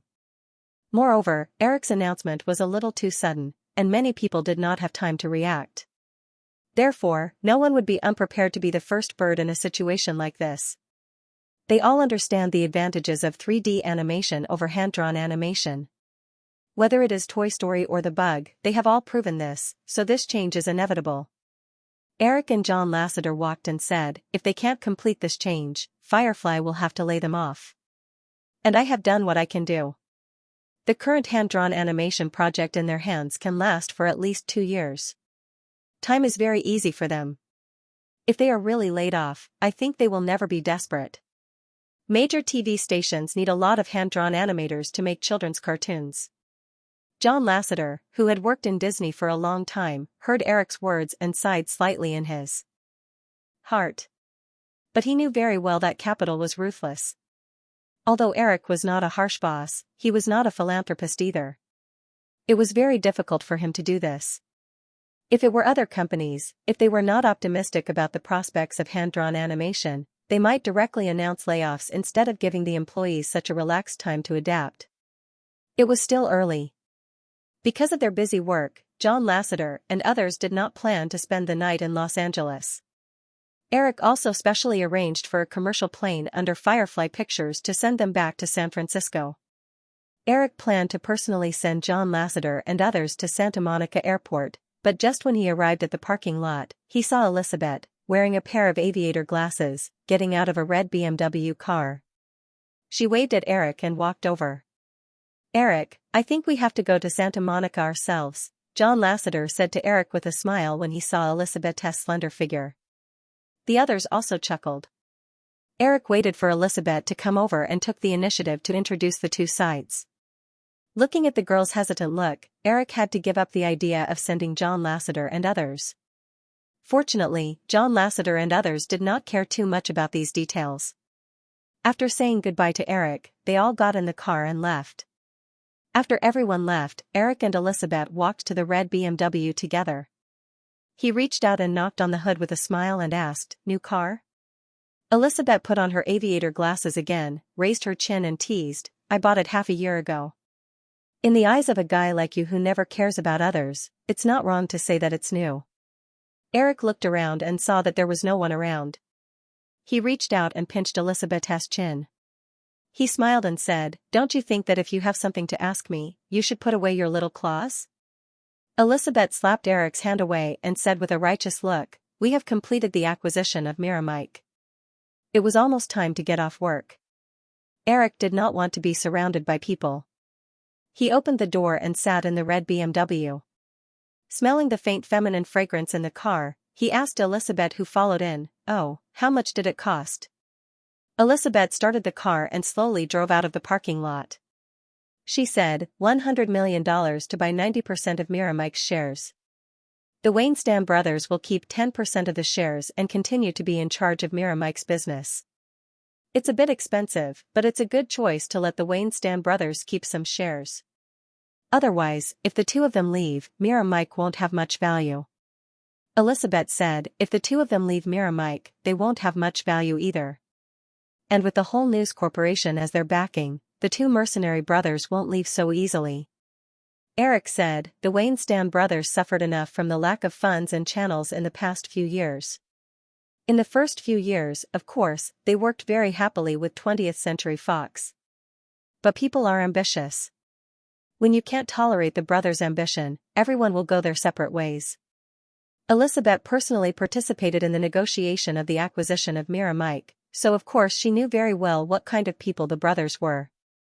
If that's the case, they can leave if they want. Fox can't let them take over. Eric watched Elizabeth turn the steering wheel and turn onto the highway. Then he remembered and asked, "Where are you taking me?" Elizabeth said in a fearless tone, "The company's top management has decided to let the Waynestam brothers be the producers of Braveheart. This project is the first that you have your eyes on, so let's have dinner together and talk about it." Eric was shocked by Elizabeth's matter-of-fact tone. He asked weakly, "Well, Firefly and Fox are competitors after all. Is this helping the enemy?" "Yes." Elizabeth nodded vigorously. "If you don't want to, that woman called Sophie Marceau can go back to wherever she came from." "Okay, you win." The meeting place was an exquisite French restaurant in Beverly Hills. Seeing Eric arrive, the Waynestam brothers were very enthusiastic, but Mel Gibson was much colder. Eric could feel that this guy had either lost his nature due to success, or his EQ was too low. On the other hand, Mel Gibson's agent, Ed Limato, was very enthusiastic. Eric remembered this person. It seemed that Ed Limato had been Mel Gibson's agent since the early 1980s until his death. He had been Mel Gibson's agent for more than 20 years. Ed Limato was 20 years older than Mel Gibson, and the relationship between the two was like that of a father and son. However, he couldn't remember the exact date of Ed Limato's death. If Ed Limato's death happened to coincide with the decline of Mel Gibson's career, then Mel Gibson's and Tom Cruise's experiences were too similar. At the same time, it once again proved how important a good agent was. The so-called butterfly effect was actually an example of chaos theory. Another classic example was the story of a horseshoe nail destroying a country. A more popular explanation of chaos theory was that everything was made up of countless fragments. Any change in one of the fragments could have a great impact on the whole. From the beginning of an idea to the final completion of a movie, it would need to go through countless fragments. Perhaps a screenwriter would occasionally come up with a brand new idea, or perhaps an editor would accidentally cut a certain scene incorrectly. Therefore, in the case where history had already deviated, it was almost impossible to make a movie exactly the same as the original time and space. Although the creative core of Braveheart was Mel Gibson, the film's excellent shots and soundtrack had a lot to do with the cinematographer and soundtrack. If the new cinematography and soundtrack were too different from the original style, the whole movie might look completely different from the original. Eric did not talk too much about the details of the script with the Waynestam brothers and Mel Gibson. Instead, he focused on the details that would affect the style of the whole movie. There were many eccentric stars in Hollywood, but no one would be stupid enough to throw a tantrum in front of a Hollywood big boss, even if the Hollywood big boss was 10 years younger than him. Coupled with Ed Limato and Wayne Stan, the meal was quite enjoyable. Although Mel Gibson was already an A-list star in Hollywood, it was still impossible for him to compete with the people at the top of the pyramid. Eric heard that a few years ago, when Mel Gibson worked with Universal on Frightened Birds, he concealed the overseas box office earnings during the film's release. During the process of his first film, The Faceless Man, the whole crew was directly kicked out of the Universal set, which caused a stir in the tabloids. Mel Gibson must have recognized his position in that incident. Walking out of the restaurant, Eric and Elizabeth said goodbye to Wayne Stan and the others and got into Elizabeth's red BMW. As Elizabeth drove, she casually asked Eric, who was sitting in the passenger seat, "You don't seem to like Mel Gibson?" Eric replied indifferently, "It doesn't matter if I like it or not. His movies are pretty good, but his character is a little bad. Furthermore, you know that although celebrities rarely come in contact with film studios, and most of them are handled by their agents, it's still rare for celebrities to have close contact with the higher-ups of film studios. This is because everyone's standpoints are different, especially when it comes to salary." Elizabeth smiled and said, "That's why everyone is envious of fireflies." Eric asked in confusion, "What?" Elizabeth explained, "The protagonists in the animated films produced by Firefly are the most worry-free stars in Hollywood. They won't talk about pay with the boss, they won't throw tantrums, and they won't go on strike. They'll work hard without complaint and even give you the right to use their image for free to earn more money." Eric smiled and realized something. He asked, "Fox also wants to make animated films?" "Yes, but we're not as willing to spend money as you are. Although my father has firm control of News Corporation, he still has to answer to the shareholders. If we spend too much money on early research and development but can't produce results, it will definitely be troublesome. My father is very envious of you. Firefly is an unlisted company, so we don't have to accept all kinds of information disclosure every year, and we don't have to work hard to explain the strategic intentions of a business action to the shareholders. Sigh, last year, News Corporation's accounting expenses from various audits exceeded $12 million. That's enough money to make a good movie." Eric ignored the girl's complaints and asked, "Then what are you going to do?" "Fox plans to test the waters of 2D animation. It's simpler and doesn't require much investment. Also, it's easier to find staff who can draw animations." Eric almost blurted out that he could provide them with talent. However, if it were any other company, Eric might have done so without hesitation. However, he could not do something that would harm his own woman. "Don't do 2D animation. Let me tell you, I've already decided to close down Disney's hand-drawn animation department. You can either not do it, or go straight to 3D animation." Elizabeth's eyes widened and she asked in surprise, "What, you're going to close down Disney Animation Studio?" Eric shook his head and said, "Of course not, I'm just going to stop the production of 2D animation. Disney Animation Studio will fully undergo digital transformation." Elizabeth pondered for a moment and roughly understood Eric's intention. She blinked enviously and said, "It's easier for you to transform into 3D animation. You just have to transfer the accumulated technology of Pixar to Disney Animation Studio. We have to start from scratch." Eric looked at the girl who was pretending to be pitiful and smiled. "It's no use blinking. I don't even have enough people on my side. Firefly plans to expand the animation department to the scale of 1 or 2 movies a year, but now Pixar can only produce 1 movie every 2 years. Of course I don't want people on your side." Elizabeth blinked again. "Just license Pixar's exclusive 3D animation production software to Fox. You can name the price." Eric still shook his head. "Unless you sell me 51% of the shares of your animation studio. Ask your father if he's willing to do that." "No," Elizabeth immediately answered for Murdoch. Then, she stopped looking at Eric and focused on driving. She already knew that there was not much hope in this matter, or rather, there was no hope at all. The reason why Firefly was able to monopolize the huge profits of 3D animation in recent years was because of Pixar's absolute technological advantage. Although Firefly Software began to publicly release the Maya software for special effects production in the digital domain after the establishment of Firefly Software, the digital domain even publicly stated that the publicly released Maya was a watered-down version. The core technology was still tightly held in the hands of the digital domain. Therefore, if Eric really agreed to this matter, Elizabeth would feel that there was something wrong with it. The two of them drove slowly up the Beverly Hills in the middle of the night. Eric inadvertently glanced at the roadside and asked, "Trussdale Manor should be east, right?" Elizabeth was about to speak when Eric remembered that they were in this car. He quickly said, I know. We've moved to a new place." Elizabeth snorted softly and said, "We're now living on Crest Street at the top of the mountain." Eric did not know where Crest Street was. He preferred the Trussdale Manor, where Hollywood stars gathered. It was the area with the best view of Hollywood. Sitting by the pool on the villa's terrace gave people a sense of superiority.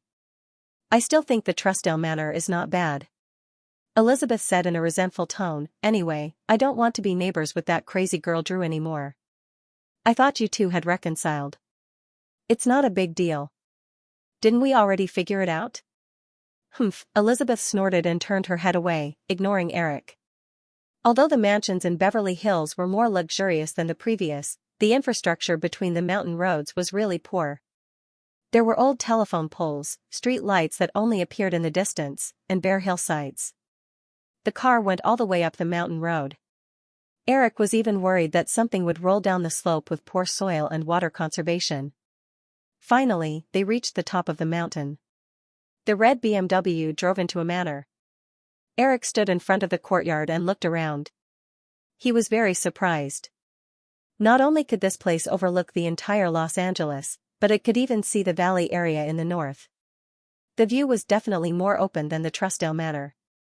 Elizabeth looked at Eric's reaction with a little pride and said, "This mansion occupies an entire mountain. It's no worse than the Trussdale Manor, right?" "Of course." Eric nodded with satisfaction. He looked at the mountain road on the other side of the hill that led to Burbank. It seemed that it could lead to the Firefly headquarters in Burbank. This road was definitely much closer than the one Eric had been walking in the past few days. He said, "It just so happens that I've been too busy recently to go back to Malibu. I'll stay here." Elizabeth blushed and said, "Don't you intend to ask for my opinion first?" Eric laughed and said, "I've already agreed. What's there to ask?" Elizabeth tiptoed and lightly kicked Eric's leg. She said reluctantly, "Let's go in. Do you want coffee?" It was only 10 o'clock, and Eric was not very sleepy. He nodded and said, "Okay." The two of them pushed open the door of the villa and walked into the living room. There was only a dim yellow wall lamp in the living room. Before Elizabeth turned on the fluorescent lights in the living room, the two of them noticed an obvious white light coming from the kitchen. "Maybe Julia forgot to close the refrigerator door," Elizabeth said casually. Eric narrowed his eyes warily and pointed. Elizabeth looked over and saw a white shadow staying near the refrigerator. "We don't have a pet at home." "What is it?" Elizabeth, on the other hand, was not worried. She turned on the fluorescent lights and the two of them walked to the kitchen together. Then, they saw a small figure sitting on the floor, holding a chocolate cake and eating it with relish. Around the little figure were bottles and jars that had fallen out of the fridge. Elizabeth quickly walked over and snatched the chocolate cake from the little girl's hand. She asked, "Emma, why are you here?" Emma whimpered in dissatisfaction when Elizabeth snatched the cake from her hand. Eric also saw that the little girl's face and body were covered in cream, like a dirty kitten. He said, somewhat annoyed and amused, "Don't you have a nanny at home?" When Emma heard Eric's figure, she turned her little head and looked over. She stared blankly at Eric for 2 seconds, and immediately reached out her 2 little hands to Eric happily. "Dad. Dad." Elizabeth helplessly glared at Eric, but did not try to correct the way Emma called him. She handed the little girl over and said, "You hold her first. I'll go see if Carly is here." How did this happen? Eric thought that the Carly that Elizabeth mentioned should be Emma's nanny. He did not mind at all and took the dirty little girl from Elizabeth's hands.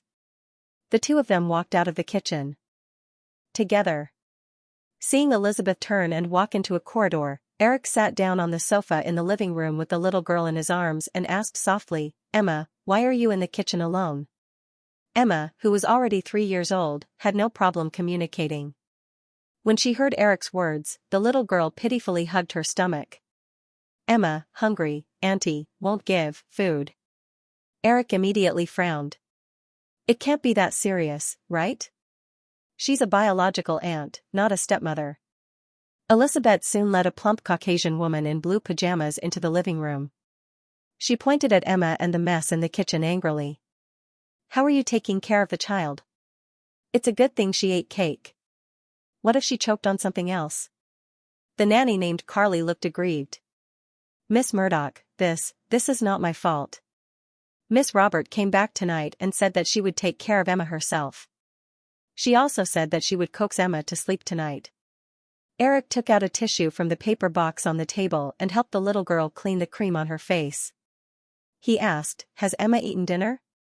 The nanny, of course, knew who Eric was. She shook her head cautiously. Well, Mr. Williams, I don't know. After Miss Robert said that she would take care of Emma herself, I went back to my room to rest. Eric smiled and shook his head. It seemed that the problem was with Julia. He waved his hand and said, you go rest first. The nanny pointed at the mess and asked, do you want me to clean up the kitchen? No need, we'll talk about it tomorrow. Eric shook his head. After the nanny left, Eric handed Emma, who was wrapped around him, to Elizabeth. You go and give the little girl a bath first. I'll go and see what happened to Julia. Which room is she in? Elizabeth also understood the crux of the matter at this time. She was a little helpless about Julia's carelessness. She pointed to the stairs and said, the first room upstairs. Eric took out a few pieces of tissue and wiped the cream on his chest from Emma. He walked towards the stairs. Elizabeth looked at Eric's back and shrugged slightly before taking the little girl to the bathroom. Eric went upstairs and opened the door of a bedroom. He turned on the light and saw Julia lying on the big bed without a care for her image. Only a thin blanket covered her body, and the air was filled with a faint smell of alcohol. After Elizabeth helped Emma bathe and cooked some oatmeal for the little girl, who was still clamoring for food, she realized that Eric and Julia still hadn't come downstairs. Emma was lying on the coffee table in the living room, eating with a spoon. When she saw Elizabeth looking at the stairs from time to time, the little girl quickly thought of Eric. She raised her small face and asked, Mommy, where's Daddy? When Elizabeth heard Emma's words, she looked at the stairs again in a panic. When she saw that no one was coming out, she heaved a sigh of relief. She got up and left the sofa to kneel on the carpet beside the coffee table with Emma. Elizabeth patted the little girl's head and said gently, Emma, let's play a game, okay? When the little girl, who was no longer hungry, heard that, her eyes immediately lit up. She put down the spoon and said, okay. The game is like this. From now on, when we talk, you call me Liz, and I'll call you Emma. Let's see who can last longer, okay? Emma tilted her head and hesitated before shaking her head. It's not fun. Elizabeth's tone was a little anxious. Emma, if you don't want to play this game, then I won't take you to Disneyland anymore. Also, I won't take you to Coldwater Canyon Park anymore. Emma blinked her eyes and blurted out, Auntie, take me there. Elizabeth inadvertently glanced at the little girl's empty bowl and said tentatively, then if Auntie doesn't give you anything to eat, I won't cook oatmeal for you either. This was a big threat. Emma immediately showed a worried look and quickly said, okay, let's play a game. Elizabeth sighed in relief and said, then, let's try it first. What should you call me now? Liz, Emma shouted and picked up the small bowl in front of her. More. The little guy had just eaten some chocolate cake and a bowl of oatmeal. Elizabeth knew that she couldn't let the little guy eat anymore. She said softly, let's eat this much today, okay? We'll eat again tomorrow morning. Talking doesn't count. Hearing Elizabeth's rejection, Emma's expression immediately became aggrieved. A child's intuition seemed to be very strange. After complaining tearfully, the little one once again blurted out without anyone teaching her. She even deliberately raised her voice, Mommy. Elizabeth's head almost hit the glass coffee table. She patted her forehead and sighed silently in her heart. She had no choice but to take the small bowl in the little guy's hand. Here, you can only eat half a bowl, no more. Yes. Emma immediately nodded vigorously. Looking at Elizabeth's expression, the little one felt that she should do something. Her beautiful blue eyes turned, and once again, she called out in a tender voice, "Liz." Elizabeth, who had just gotten up, heard the little guy flexibly switching between the two forms of address. She could not help but have a thought in her heart: is this considered as being trapped in a trap of one's own making? After waking Julia up, Eric quickly figured out the whole story. The so-called child abuse tragedy obviously didn't happen. Julia had dinner with a few friends in the evening. She drank some wine and was a little tipsy. So, when she got home, she suddenly had a whim or maternal instinct. In short, she suddenly wanted to take care of the little one herself. She sent the nanny to rest and played with Emma for a while. She felt that the little girl was a little sleepy, so she coaxed Emma to sleep and then went to rest. In the process, both Julia and the nanny neglected a problem. The little one had not eaten dinner yet. Julia did not ask, and the nanny did not say anything. Both of them thought that the other party would prepare food for the little one, and the little one did not say that she was hungry until she fell asleep. So, there was the scene that Eric and Elizabeth saw when they just entered the door. Emma was woken up by hunger in the middle of the night and ran out of the baby room to look for food. Since Emma was adopted by Julia, Eric often saw the little one. 2 years ago, during the Los Angeles riots, Emma even lived with Julia at the Sharp Corner Manor for a period of time. Eric was very close to the little girl who had grown up from a little girl to the present. This was also the reason why he had never corrected the little one to call him daddy. Although he was not fond of the customs of Western godfathers, Eric had already treated the little one as his goddaughter. Therefore, although he understood that Julia did not do it on purpose, Eric was still angry at this woman's carelessness. In addition, when he saw the movie that Julia filmed last year, the fire in Eric's heart rose even more. Last year, Eric had planned to let Julia star in another romantic comedy to restore her popularity that had fallen because she took care of Emma. But this woman took care of herself and accepted another movie contract. Well, if she accepted it, then so be it. Anyway, he had never thought of forcing his woman to only make movies for fireflies. Unexpectedly, Eric accidentally discovered that the movie was a mess. 2 reporters rushed to Las Vegas to investigate the criminal evidence of a casino tycoon, and then there was no more and then. Julia, who played the female reporter, did not even leave the hotel room for the entire movie. The plot was even more ridiculous. The whole movie was like a primary school student's 10-minute homework to deal with the teacher's inspection. When this movie was released, the critics were all scolding it. The little remaining popularity that it had accumulated from movies such as Pretty Woman and Steel Magnolias had completely dissipated. She's degenerating and ruining her own future, lazy woman, how can she not strive to improve? The more he thought about it, the angrier Eric became. Thus, he taught Julia a lesson. He only stopped when he realized that although this woman was begging for mercy, she looked like she was enjoying the punishment. After feeding the little guy and putting him on the sofa to watch cartoons, Elizabeth looked at the stairs again. She had lost count of how many times she had done so. She felt a little sour in her heart. It's been so long, and they still haven't come down. The 2 of them must be getting ridiculous, but I have to stay here to watch the child. How hateful. This time, I definitely won't take the initiative to send myself to him. Absolutely not. With that in mind, Elizabeth finally heard the sound of footsteps coming from the stairs. She quickly hid her expression and put on a cold look.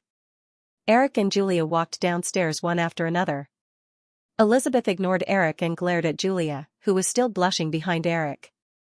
Humph, cheating couple. Eric sat down on the sofa, but Julia walked to the coffee machine in the corner of the living room. When Elizabeth saw Julia's proactive behavior, she felt a sense of disappointment in her heart. She was about to release her anger to Eric, but her gaze couldn't help but fall on Eric's waist. The Hermes belt that she gave Eric as a Christmas gift was missing. Oh, I left it upstairs, Eric explained casually. Humph, Elizabeth squeezed out a syllable as if to say that she didn't care. Julia quickly brewed the coffee and poured a cup for Eric. She handed it over with ice cubes. Eric picked up the cup and blew on it. He took a sip and pointed to the sofa next to him. Sit down, I have something to discuss with you. Julia nodded gently and leaned over to the sofa. However, just as she touched the surface of the sofa, she stood up. Elizabeth saw Julia's pitiful expression as she reached out to cover her back. She turned to Eric and said hatefully, "Violent maniac." However, the girl's tone didn't sound like she was complaining at all. It was more like she was blaming Eric for not being violent. When Eric heard Elizabeth say this, he glanced at her with interest.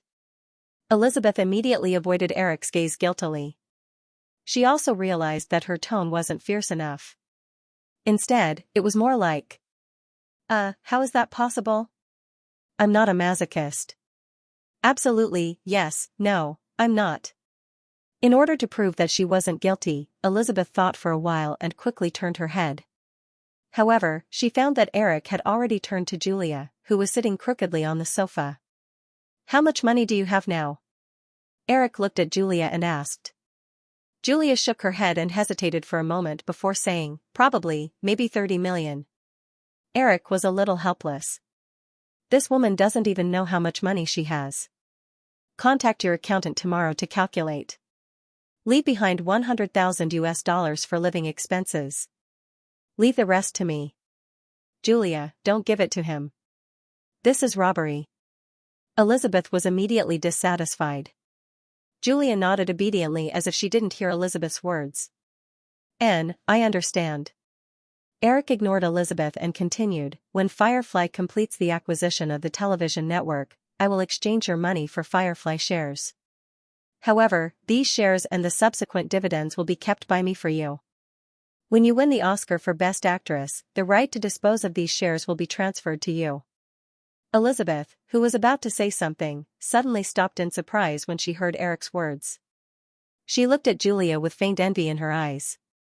After Firefly Pictures announced its annual financial report, countless investment institutions wanted to invest in Firefly. They were even willing to offer several times the premium, but they were all firmly rejected by Eric. Even in this acquisition of the television network, Eric did not intend to share too much of his shares. However, this time, he took the initiative to exchange Julia's cash for Firefly shares. Although this amount of money was insignificant to the future merger of Firefly, it was enough to show that Eric completely treated Julia as his woman. Although Julia had a certain syndrome by accident, there was no problem with her IQ. She also realized the purpose of Eric's actions. If it were any other time, Julia might have been a little worried that Eric would completely tie her to him. However, after being taught a lesson by Eric, Julia did not have any thoughts of resistance in her heart. Instead, her mind was filled with obedience and dependence. At this time, Julia would probably not hesitate for too long if Eric ordered her to jump off a nearby cliff. Eric saw that Julia not only did not bargain with him, but also agreed obediently. He couldn't help but feel a trace of guilt in his heart. However, since the facts could not be changed, it was best to let it develop in a better direction. Lowering his head and sipping a few mouthfuls of coffee, Eric glanced at Elizabeth and Julia beside him, as well as the little one who was watching cartoons attentively. He said, "Liz will definitely be very busy after becoming the vice president of Fox. You can't always be idle. This time I will personally arrange your next film. Don't be lazy anymore. So, it's not suitable for Emma to stay here. The environment in Hollywood is not good for Emma's growth. I plan to send Emma to New York to be with the two little ones. I'll let Joan take care of her. Do you have any objections?" Although there were no accidents tonight, the two women also knew that Eric's suggestion was necessary. They couldn't wait for something to happen before they regretted it. Seeing Julia nod, Elizabeth asked with some concern, "What about Julia's brother and sister? Also, will Joan accept Emma? Since the custody is on Julia's side, they have no reason to interfere." Eric said, "Also, Joan likes children very much. When Vicky went out to film, she was the one who took care of Kevin. It's not a big deal to add Emma. Since you have agreed, I'll call Joan tomorrow to discuss this matter. The little one is already 3 years old. It's time for her to go to kindergarten." By the time they finished discussing these matters, it was almost dawn. Julia carried the sleepy Emma to the baby's room. Eric continued to drink the coffee in his cup. Looking at Elizabeth, who seemed to be a little absent-minded, he once again revealed a faint smirk. He stood up and said, "Let's go. I'll show you something good." "What good?" Elizabeth subconsciously stood up as well. The belt you gave me. I suddenly found that it has a lot of uses. Let's study it again. You can be my assistant. Elizabeth was stunned for half a second before she reacted. She felt Eric holding her hand and leading her to the stairs. For some reason, her body trembled slightly. She weakly followed Eric upstairs, but her mouth kept resisting. I don't want to. You let go. The February morning in Los Angeles was still a little chilly, but Eric enjoyed the feeling of sitting in the mansion's courtyard at the top of Beverly Hills. Whether it was downtown Los Angeles in the south or the valley in the north, it was shrouded in a thin layer of fog, but Eric could feel the faint warmth of the rising sun. Elizabeth and Julia had specially placed a few sets of viewing seats in the courtyard of the mountaintop mansion. Eric was sitting at a round table with an IBM laptop on the table. Beside him was today's Los Angeles Times. Although it was only 8 o'clock in Los Angeles, it was already 11 o'clock in New York. Eric had just talked to Katzenberg over the phone about the negotiation process with ABC in the morning. Although the media all over the world was paying attention to this matter, and Eric's newspaper had a large number of articles reporting on the movements of both sides, contacting the parties involved in the negotiation would undoubtedly allow him to obtain more accurate first-hand information. Moreover, there were some problems with the negotiation in New York this morning. Elizabeth and Julia walked out of the villa with breakfast together and came to the round table, just in time to see Eric frowning slightly. Putting a breakfast in Eric's hand, Elizabeth asked softly, "What's wrong?" Eric pressed the newspaper under the laptop to make room, took a sip of warm milk, and said, "There's a small situation in the acquisition negotiations in New York." She knew that she shouldn't continue to ask about the acquisition negotiations of ABC television network. Although Elizabeth didn't have any other thoughts in her mind, even if she knew something from Eric, she would never talk about it. But she knew very well that her old man wanted Eric's plan to acquire the other 3 television networks to fail. This way, the Firefly television department was very likely to continue to cooperate with Fox, so Elizabeth felt that it was necessary to avoid arousing suspicion. However, Julia didn't know Elizabeth's thoughts, and she didn't have such scruples. She sat down next to Eric and asked curiously, "What happened?" ABC is worried that Firefly's debt will be too high after the acquisition, which will increase the company's burden. They asked Firefly to reduce the proportion of bonds issued and raise acquisition funds by going public. Elizabeth, who was listening quietly, raised her eyebrows slightly. Although she didn't know the details of Firefly's acquisition plan, she also knew that if Firefly successfully completed the acquisition of ABC television network, its market value would easily exceed US $30 billion, but its long-term debt might only be about $10 billion. After conversion, the debt ratio was only 30%. Such a debt ratio was not high for any large company, and it could even have a very good tax avoidance effect. ABC's request was definitely not out of concern about Firefly's debt burden, but more likely to weaken Eric's control over Firefly as much as possible after the merger. Although Elizabeth immediately understood ABC's intentions, Julia obviously didn't understand some of the financial terms Eric said. However, Julia also easily found her interest and asked, "How much debt will you owe after you acquire ABC?" Plus the previous debt accumulation, about $10 billion US. Julia smacked her lips in surprise and said, "So much. If that's the case, I also think going public is better." Eric smiled and shook his head, not saying anything. Elizabeth said, "Julia, it's not like that. After the acquisition, according to the market value of the new Firefly that may exceed $30 billion US in the future, $10 billion US is only equivalent to 30% of the debt. Many large companies have debt ratios much higher than 30%. The ultimate goal of ABC is to get Firefly listed, not to reduce the debt." Hee, I don't really understand, but even if this $10 billion US is paid over 10 years, there will probably be interest. According to Firefly's profit this year, even if we add ABC's, doesn't that mean? Julia couldn't help but stick out her tongue as she spoke. She also realized that this was obviously impossible. Otherwise, how could a company with a higher debt ratio than Firefly make money like what Elizabeth said? Of course not. Elizabeth didn't mind Julia's ignorance. Instead, she analyzed with relish. According to the debt of $10 billion with an annual interest of 5%, the principal and interest of Firefly Pictures in the first year may be $1.5 billion. Of course, as the debt ratio decreases, this number will become smaller and smaller. Based on the calculation of $1.5 billion in the first year, this money is not calculated from the net profit, but from the company's revenue as the company's operating costs.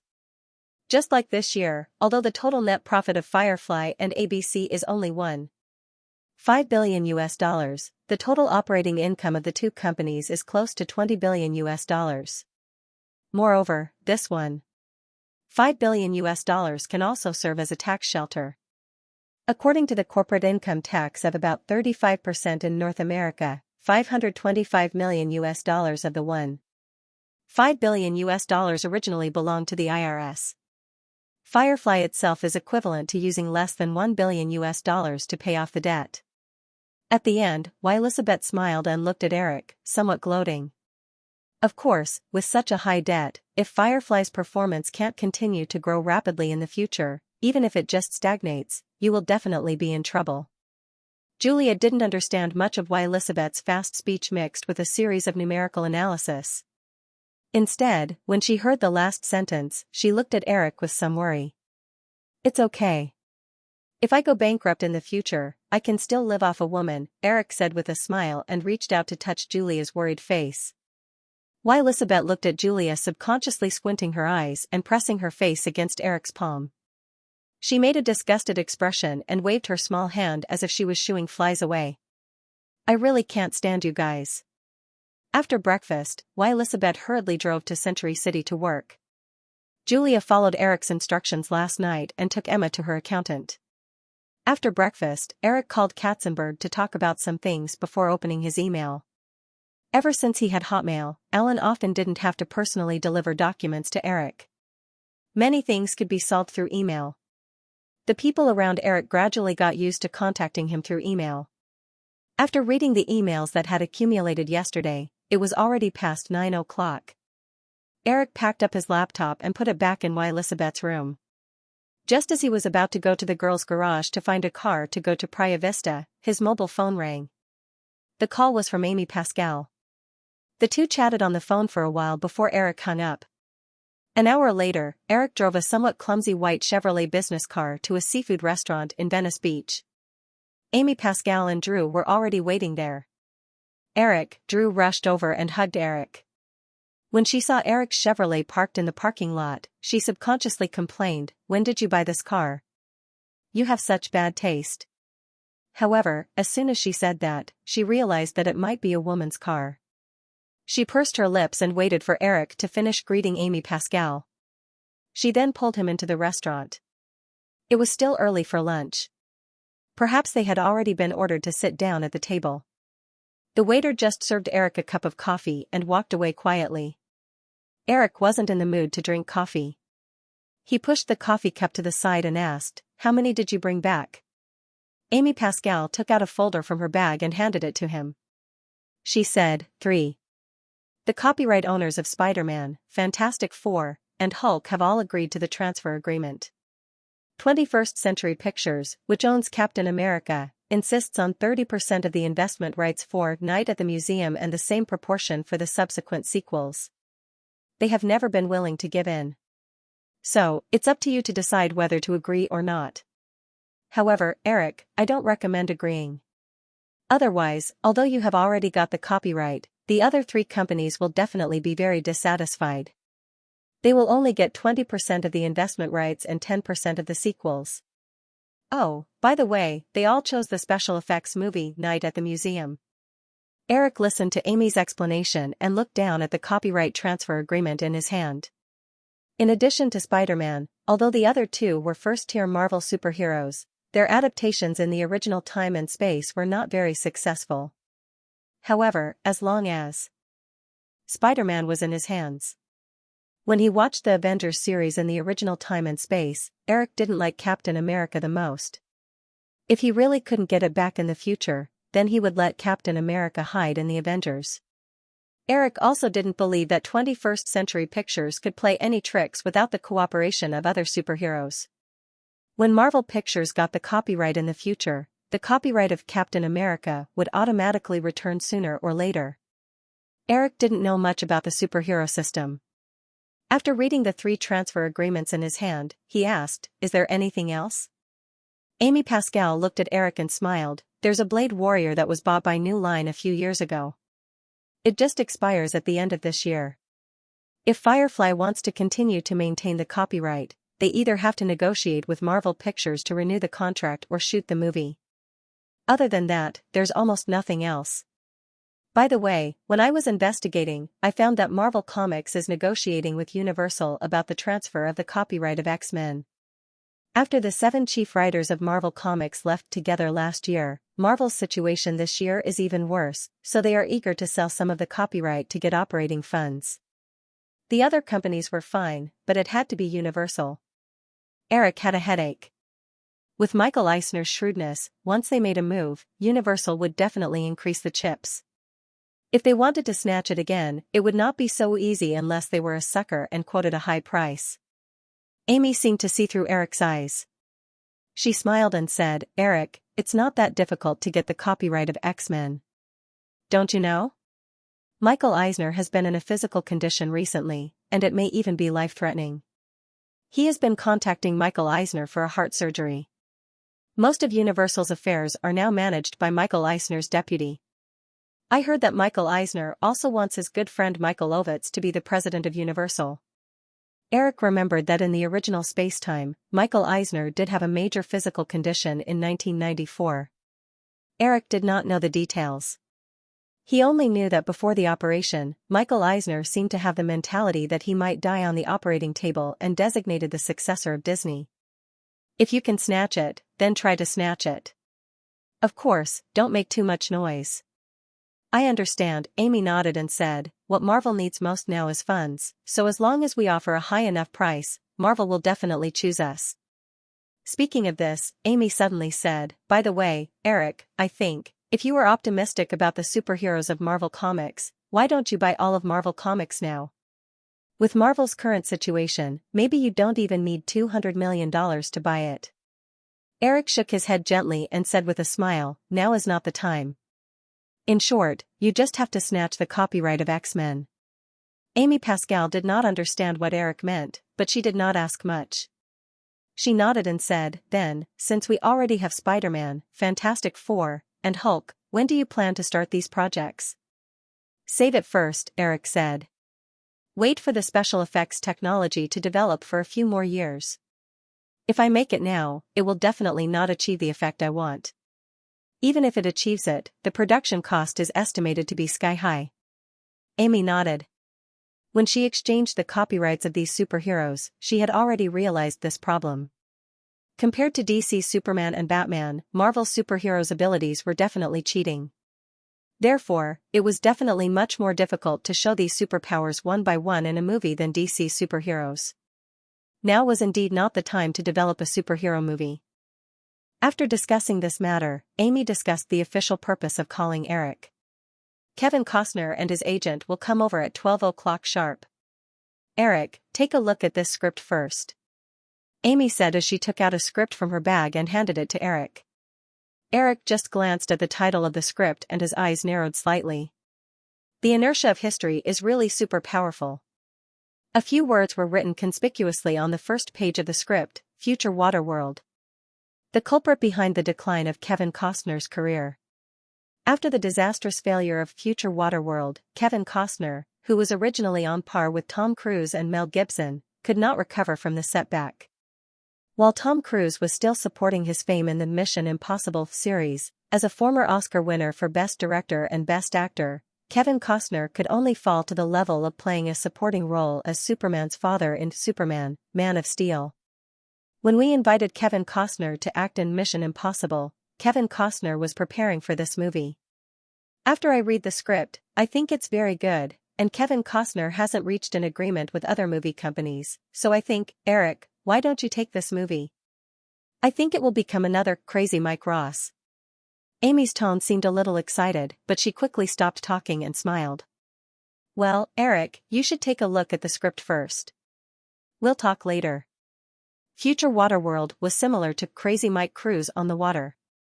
It was also a wasteland world after the collapse of civilization, except that one was set after a nuclear war with depleted resources, and the other was set in the distant future where the land was submerged by the sea.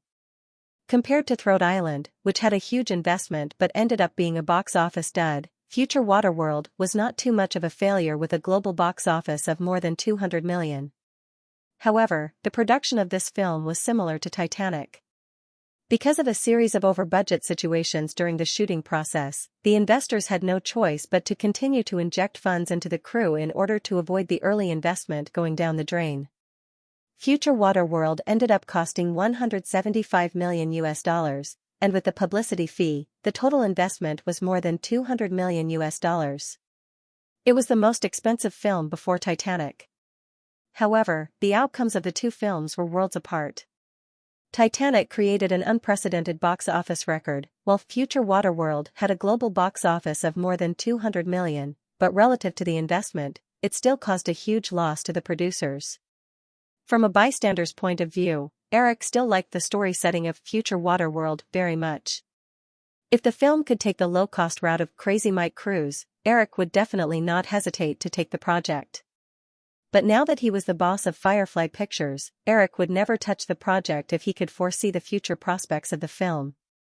Moreover, with Kevin Costner already intending to star in the Mission Impossible series before Future Waterworld, Eric hoped that Future Waterworld could repeat the same mistake so that they could take the initiative in the salary negotiations for the Mission Impossible sequels. Both Amy and Drew could clearly feel that Eric was a little absent-minded when reading the script of Future Waterworld. Drew knew that this often happened when Eric was reading the script, but it would not affect his judgment of a script. Amy Pascal, on the other hand, thought that Eric's absent-mindedness might be because he was not very optimistic about the film. Sure enough, Eric quickly flipped through the script. His expression did not have the slightest excitement when he saw a good script. He said to Amy, "Have you talked to Kevin Costner about this project?" Amy shook her head and said, "Not yet. When I was negotiating with Kevin Costner about Mission Impossible, I heard that Kevin Costner's production company was in contact with this project. Kevin Costner's agency, WMA, plans to package the project and sell it to a big studio." Eric frowned slightly when he heard the word package. Although CAA, WMA, and ICM were the three major agencies in Hollywood, because of the article he published, the other two agencies imitated CAA's package strategy. 3 years ago, Captain Hawk, which greatly damaged Spielberg's godhood as a director, was CAA's package project. When Eric first entered Hollywood a few years ago, he only felt from his memory that the agency's package strategy made the power of the agents too inflated, and at the same time, it made the stars' salaries and film production costs higher and higher. As he spent more time in Hollywood, Eric also had a deeper understanding of the agency's package strategy. The harm caused by the agency's package strategy to the film company was far more than that. The main creative staff of the package project film crew were recommended by the agency. Although they could be flexible, there was often not much room for choice. This also caused the main creative staff of a film project to be not suitable for the film, which ultimately led to the film's failure. Spielberg's Captain Hawk was the most classic example. The failure of a huge investment was the greatest damage to the film company. As the scale of the film investment increased, the impact of this damage became more and more serious. Just like the Future Waterworld in his hands, if he wanted to shoot this wasteland-style film, there was no doubt that the most suitable director was George Miller, who became famous with the Crazy Mike Ross series. The Future Waterworld in the original spacetime was a complete imitation of Crazy Mike Ross from the costumes to the setting, and as a result, it only imitated the outer shell. In Eric's memory, the director of this film was Kevin Reynolds, and the film was delayed to the end. Kevin Reynolds was unable to control the situation, and with a premonition that Future Waterworld might be finished, he directly quit. It could be imagined that if the right director was chosen in the beginning, the ending of Future Waterworld would certainly not be so bleak. Since it's a packaged project, let's not participate. Flowers Pictures can't have any failures now. Eric handed the script to Amy and said, "Let's pretend this never happened and concentrate on preparing for Mission Impossible." When Amy heard the word failure, she raised her eyebrows slightly, thinking that Eric was indeed not optimistic about this project. However, she also quickly realized the other meaning in Eric's words and showed an understanding smile. If future Waterworld failed, it would certainly save a lot of money for the sequel of Mission Impossible. Looking at the time, it was almost 12 o'clock, and Kevin Costner would be coming soon. Amy hurriedly stuffed the script of future Waterworld into her bag. Kevin Costner quickly came to the restaurant with his agent. Although he knew that Eric was behind the Dances with Wolves incident, the matter had faded after a few years. After all, Hollywood was a gamble. Everyone had to accept their loss after making a bet. If one was brooding over the success or failure of a bet, it would be impossible to survive in Hollywood. Both parties used lunch to finalize the various details of Mission Impossible. Although they had some doubts about Eric's recommendation of Brian De Palma, the director of the horror film, the people sitting there were not stupid enough to doubt Eric's vision. Taking into account Kevin Costner's age, Eric only intended to make 3 installments of Mission Impossible in this space-time. After all, after 3 installments, unless Kevin Costner took the initiative to reduce his pay, with the increase in the pay of the lead actors in Hollywood movies, it would be equivalent to the film company working for the stars if they continued to do so. However, as long as the copyright of the Mission Impossible series was in hand, after the trilogy, it could be shelved for 8 to 10 years. When Kevin Costner's influence on the series faded, the project could still be restarted again. At the same time, they could also play the sentimental card or something. Because Kevin Costner was anxious to start the production of future Waterworld, his schedule was very tight. After finalizing a series of main creators, Mission Impossible quickly entered the production stage, and Columbia also confirmed that the Mission Impossible series would be released at the end of the year. After making arrangements for Mission Impossible, Eric focused most of his energy on a series of movies that were about to be produced and entered the post-production stage while paying attention to the acquisition negotiations of ABC. Among the 3 movies in the summer, The Lion King had been completed, and the other 2 movies, Catherine Bigelow's Saving Private Ryan and Cameron's True Lies, were in the final editing stage. Eric was very confident in Cameron, so he did not interfere too much with True Lies. Before Saving Private Ryan wrapped up, Eric had already seen a lot of Catherine's footage and was very satisfied. The most important part was that the landing of Normandy, supported by the top special effects technology in the digital field, was even more shocking than the original version. However, Catherine's directing style was very different from the original version, so Eric had to often appear in the editing room, which caused Catherine to complain from time to time. The woman was not angry because of Eric's interference in the editing, but more because of Eric's distress. Occasionally, there would be some small resentment in her tone that she did not realize. These were all the movies that were about to be released by Firefly. Eric also had to pay attention to the preparations for Jurassic Park 2 and Day of Independence. These 2 movies were expected to start shooting in the second half of the year. Because Eric did not plan to continue directing the Jurassic Park series, it took a lot of effort to choose a director. In addition to Firefly's own movies, Men in Black, which was a collaboration with Columbia, was also in the final stage and was scheduled for the summer vacation. Another movie, Game of the Brave, was scheduled for the end of the year because of the large amount of special effects work. DreamWorks' Breakin' Doll was almost done with its final production. DreamWorks planned to start 3 movies this year, so that they could complete the plan of 10 movies in 3 years. Therefore, Eric had to spare enough energy for that side. He took the time to select 2 other works and wrote the outline of Resident Evil for the scriptwriters to complete the script. At the same time, he also came up with ideas for MGM's upcoming sequel to James Bond. Since Sophie had gone to Ireland with the Braveheart crew, Eric came up with the idea for James Bond, The Golden Eye in the Normal Order. However, Famke Janssen had to film The X-Files during the filming of The Golden Eye, so Eric did not give her the role of the villain. In the midst of all these trivial matters, it was soon March. This year's Oscars were scheduled for March 21st, much earlier than in previous years. However, at the beginning of March, the most important thing in Hollywood was not the upcoming Oscars. Everyone was attracted by something else. Last night, because of Independence Day, he chatted with Roland Emmerich until late into the night. In addition, he had been busy recently.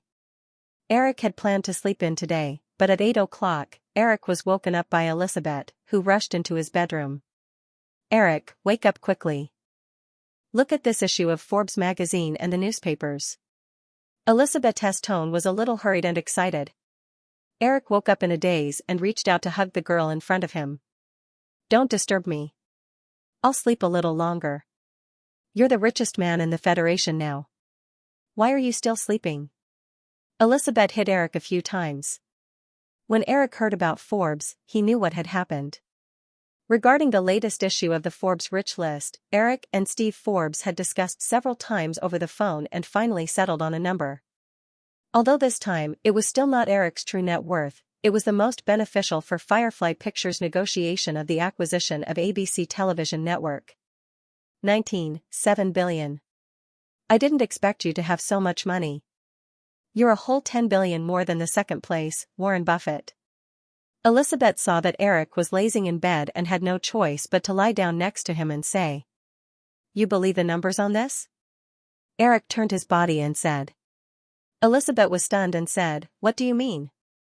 Eric said, "This number was discussed by Steve Forbes and I, so it's not accurate.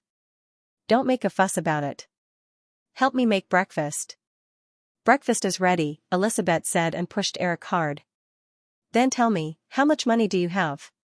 Eric knew that he could not continue sleeping. He opened his eyes and took the Forbes magazine in front of Elizabeth. He looked at it and said, "Look, didn't it say that because of the explosion of the film and television industry, out of the 19.7 billion in assets, 1.9 billion belongs to Firefly Pictures? Only 700 million is in other assets. If it's really that much, do you think Chris still has the ability to make a hostile takeover of LTD?" Elizabeth had heard about Chris' acquisition of LTD in New York. If Firefly Investments were to attract funds from the public, it would definitely have to set up an independent board of directors to supervise it. According to federal law, investment companies had to be regulated even if they were not listed. However, Firefly Investments had never done so. This meant that most of the money in Firefly Investments should be Eric's. Chris had offered more than $2 billion in New York to acquire LTD. Even if this was a leveraged buyout, without enough funds, Chris would definitely not dare to do this. Hearing Eric's words, Elizabeth was interested. She asked with great interest, "Then tell me, how much money do you have?" Eric usually preferred to keep a low profile, but as a man, he also wanted to show off his strength to the women around him.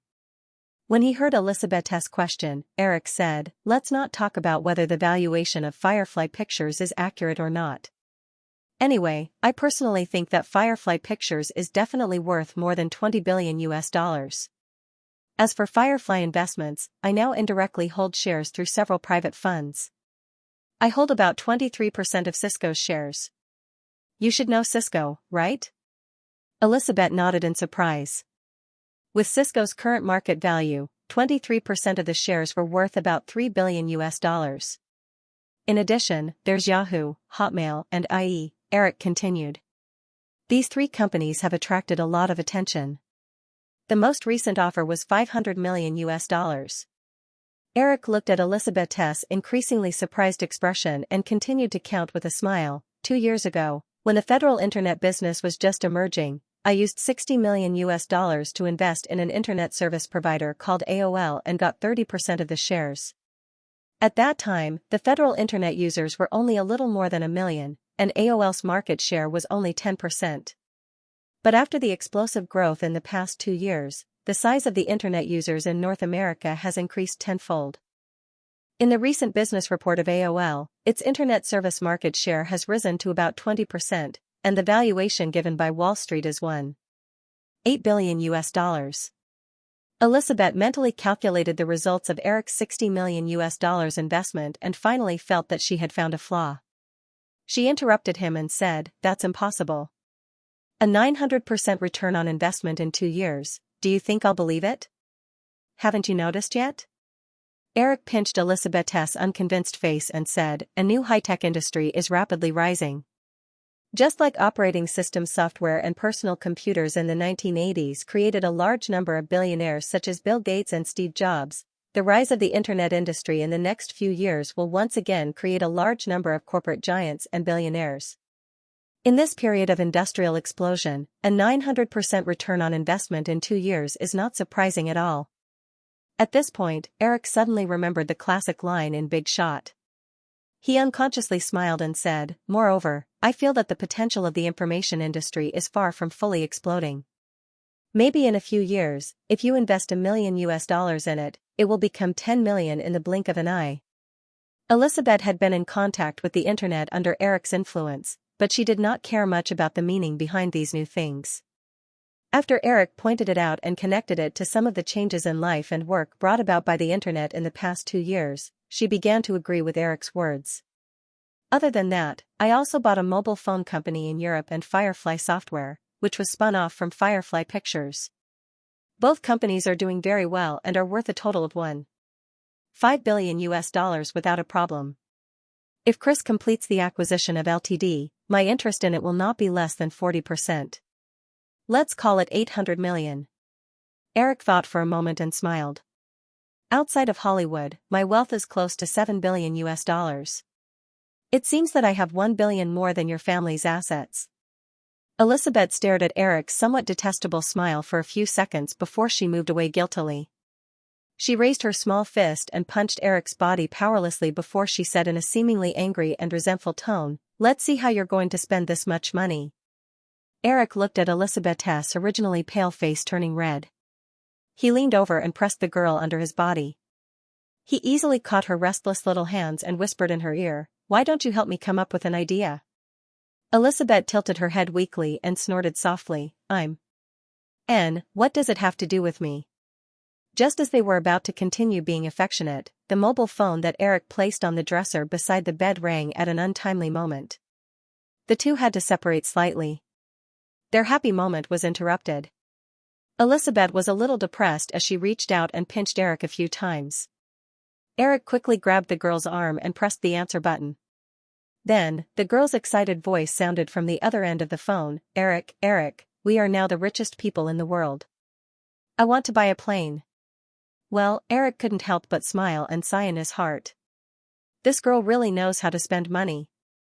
Elizabeth was already a little emotional because of the sudden interruption. When she heard Drew's voice, she was extremely jealous even though they didn't meet. Before Eric could speak, she said sarcastically into the phone, "Can you afford to buy a plane?" Although the girl was a little surprised to hear Elizabeth's voice, she did not hesitate to retort, "My man has plenty of money. Not only can he afford to buy a plane, but he can also afford to buy me. Are you jealous?" Elizabeth snatched the mobile phone from Eric's hand and retorted sarcastically, "You're really a b*tch to pester a man for money. Haha, I've recorded it." On the other side, Drew was suddenly a little excited. "If I release this, housewives all over the world will have a good impression of the second daughter of the Murdoch family. Let's see how you're going to defend yourself then." Elizabeth did not believe that the girl would record the conversation just now. Unwilling to be outdone, she said, "Release it. If you don't release it, you're my daughter.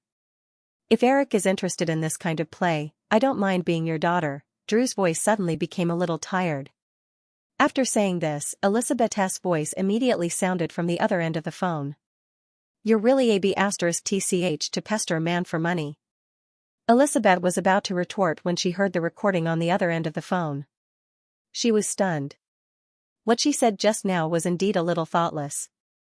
A large number of housewives in the United States did not work, and the entire family relied entirely on the income of their husbands. If this sentence full of ambiguity was leaked out, with her identity as the daughter of the head of News Corporation, it would definitely cause a storm of public opinion. Thinking about it, Elizabeth inexplicably felt wronged. She threw the mobile phone at Eric and threw herself on the bed. She even pulled a pillow over her head and whimpered in a low voice. Eric leaned over and patted Elizabeth a little helplessly. He picked up the phone and said to the girl, "Stop fooling around, hurry up and delete the recording." The girl on the other end of the phone immediately stopped being aggressive and said with a smile, "I've already deleted it. I was just scaring her. She's so stupid." "Eric, what do you think of the Boeing 777? It's the latest wide-body plane from Boeing. I heard that the largest size is 240 feet, 73 meters. It's similar to the office loft in the digital field. If we place an order now, we can get the first batch next year. Eric pulled the pillow away from Elizabeth's head and let the girl rest on his lap. He helped her tidy up her somewhat messy hair and deliberately said to the girl on the other end of the phone, "Why buy such a big plane? If you want, just buy a Gulfstream. You can play with it however you want, I don't care." No, a small business plane like the Gulfstream is not interesting at all. If we buy a large Boeing 777, we can still modify it. We can add a bar, a restaurant, a bedroom, a home theater and so on. We can even have a party on the plane. Eric, imagine inviting a bunch of beautiful women and you being the only man on the plane. No man could resist the temptation of such a scene.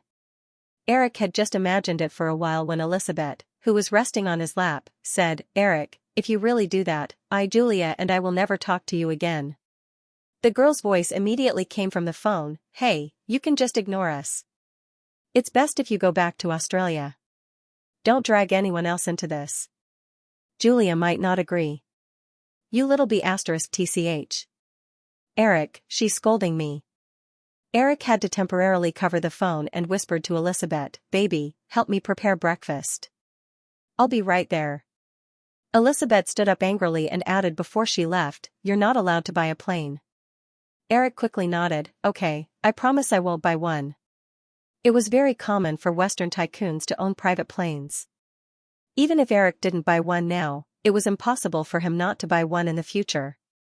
Therefore, although she knew that the possibility of this promise being fulfilled was not high, Elizabeth was still very satisfied with Eric's attitude and left the bedroom.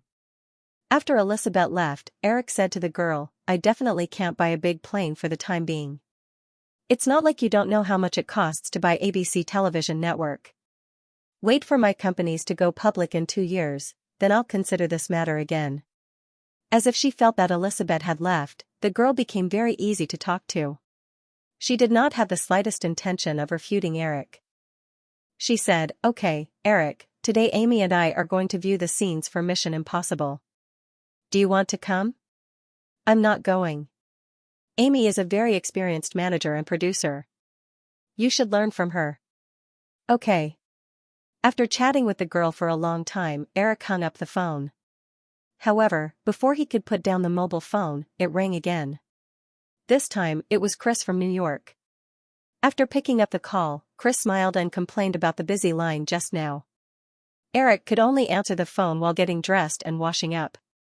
Later, Eric gradually realized that the influence of being ranked first on the Forbes 400 richest man in North America was far greater than he had imagined. The Motorola mobile phone in his hand had not left Eric's ear for the whole morning until the battery was completely exhausted.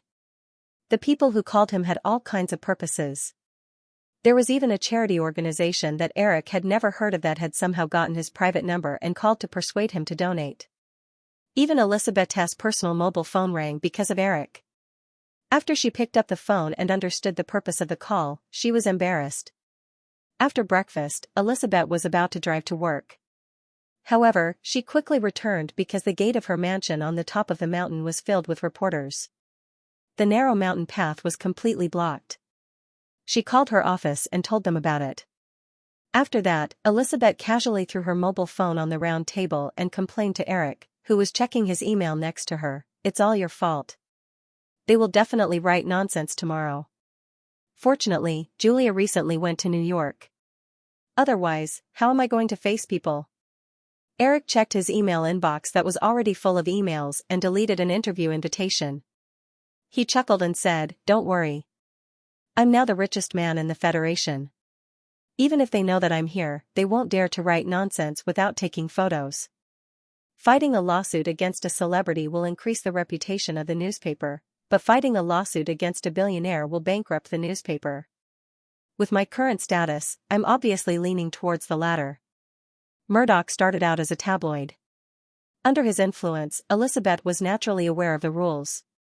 Although tabloids often dug up the privacy of celebrities by any means possible, they were also very clear about the people they should provoke and the people they shouldn't. Moreover, they were both unmarried. Even if they took photos of the two of them, the headlines given by these newspapers were often titles like "North America's Richest Man's Relationship Exposed." At most, they would comment on their family background. Thinking of this, Elizabeth was a little excited. It seemed that it was not a bad idea to publicize this matter. Anyway, because she had to accompany Emma to adapt to life in New York, Julia was not in Los Angeles recently. The media could not take photos of the three of them. However, she quickly remembered that Eric had once fled when he heard the word marriage. She was a little disappointed and glared at Eric. Eric looked up and saw the girl's expression. He asked, "What's wrong?" Elizabeth turned her head. "No, angry." Haha. Eric thought Elizabeth was angry because she could not go to work. He laughed and said, "Have you forgotten? We are rich people. We don't have to drive to work." After that, Eric visually surveyed the spacious courtyard of the mansion, picked up Elizabeth's phone and dialed a number. More than half an hour later, a Bell helicopter roared and landed in the mansion. The method that was originally used to show the strength of Firefly pictures deviated a little and made Eric a hot topic again. After leaving Elizabeth's house that day, Eric could no longer continue his low-key personal life. He could only obediently go back to the Pointy Corner villa every day. Because there were many reporters following him around again, and perhaps there were also stalkers with ulterior motives, Eric had to increase his personal security. After the release of the Forbes 400 Richest People in North America list, Warren Buffett, whose wealth was far surpassed by Eric, published an article in the Washington Post the next day to publicly question the accuracy of Forbes magazine's data. The investment tycoon insisted that Eric's net worth was definitely not $19.7 billion, and only admitted that Eric's assets were worth $13 billion US. Warren Buffett, who had dominated the North American business world for 30 years, had a personal influence that was absolutely unimaginable to ordinary people. Therefore, after the article was published, it immediately attracted a lot of support. In order to maintain its credibility, Forbes magazine did not back down. Firefly, of course, also mobilized its own media resources to fight back against Warren Buffett's views. At the same time, many investment banks, financial evaluation agencies, professional financial media, and even many federal government departments participated in the battle of public opinion due to various interests involved. For a time, the general public was dazzled by the war of words in the media. Those who knew the ins and outs of this matter understood that this dispute was ultimately a dispute over the acquisition negotiations between ABC Television Network and Firefly Pictures. The main reason for this was that Firefly was not listed yet, so it was impossible to give an accurate valuation of Firefly Pictures through simple and clear data such as the price-to-earnings ratio. Therefore, there was a lot of room for manipulation for all parties. For ABC, if they acknowledged Eric's net worth, it would be equivalent to acknowledging the market value of Firefly Pictures of about $20 billion US, which was almost twice the market value of ABC Television Network. If this view became true, then ABC would not be able to gain any advantage in this acquisition negotiation. But if they could pull Eric's assets to the $13 billion US figure given by Buffett, then ABC Television Network, whose stock price had been rising, would basically be on par with Firefly Pictures. This would bring a huge advantage to ABC in the negotiation. While the world's billionaires list was controversial, after more than 2 months of intense gaming, Chris successfully acquired LTD for $2.4 billion US. Leslie Wexney, LTD's first shareholder, was kicked out. On the day of the signing of the contract, LTD announced its merger with Brighton Fashion Company. Relying on a series of complex financial operations, Chris only used less than $1 billion US from beginning to end. In addition to the $600 million US invested by Firefly, the other $400 million US was debt financing through Brighton Fashion Company. After the completion of the acquisition and subsequent merger, Firefly Investment and Brighton Fashion Company held 62% of LTD's shares, achieving complete control of the company. According to Wall Street rules, this is just the beginning. Chris explained the entire acquisition process to Eric in detail over the phone.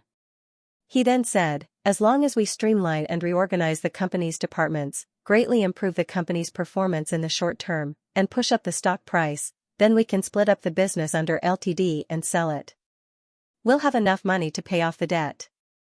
This way, we can fully realize the acquisition cycle of an investment company. Unfortunately, before Chris could sigh, Emily's voice faintly came from the phone. Chris, what are you feeling sorry for? We bought Ltd to run it, not to turn it into a personal toy for greedy and evil Wall Street thieves. Emily, I worked more than 12 hours a day for 2 consecutive months and just bought Ltd for you. Is this how you evaluate me? Amidst the chuckles, Emily's voice sounded again, and it was getting louder and louder. But this is the truth. Then, the phone was probably snatched by Emily. Her voice revealed an uncontrollable excitement. Hi, Eric. Although it was not yet time to get off work in Los Angeles, it was probably already night in New York. Eric held his mobile phone and walked through the cement corridor of the park from the Firefly Post-Production Center. He pushed open the door and walked into the administrative building. He greeted an executive with his eyes and continued to speak into the phone. Hi, Emily, are you having a party? Emily replied, yes, Miss Roberts is here too. Oh, and Emma, the little one is so cute. I heard she called you Daddy? Listening to Emily's gossipy tone, Eric took the opportunity to satisfy her curiosity and said, yeah, I think this is a good way to teach Xianxia and Kevin how to say Daddy in advance. Seeing that Eric didn't deny it at all, Emily seemed a little discouraged, but she quickly said, by the way, I haven't congratulated you yet, Mr. World's Richest Man, thank you, but to be precise, I should be the richest man in America. The richest man in the United States is, of course, the richest man in the world. Emily's tone carried the unique confidence of an American. However, you said that after taking over Ltd, you would personally tailor a publicity plan for the company. Can you start now? You know, I've been so busy recently. You guys are having a celebration party, but I have to go to a conference call now. I don't even know when I can get off work. Emily was not moved by Eric's words at all. She asked, then tell me what you plan to do first, so I can prepare in advance. Eric pushed the door open and walked into the conference room. He greeted Michael Lynn and the others who were already waiting there. He sat down in his seat and said to Emily quickly, then you can start contacting models. Don't limit yourself to the United States. Top models from Latin America, Europe, and Asia. Oh, by the way, they definitely can't be thin and stiff fashion models. First of all, they must have 3 measurements. Flat chests are absolutely out of the question. I plan to personally plan an underwear show for Victoria's Secret. Emily was about to continue asking, but Eric hurriedly said goodbye and hung up. He casually turned off the mobile phone. He had no choice. If he didn't turn off the phone, this conference wouldn't be able to continue peacefully.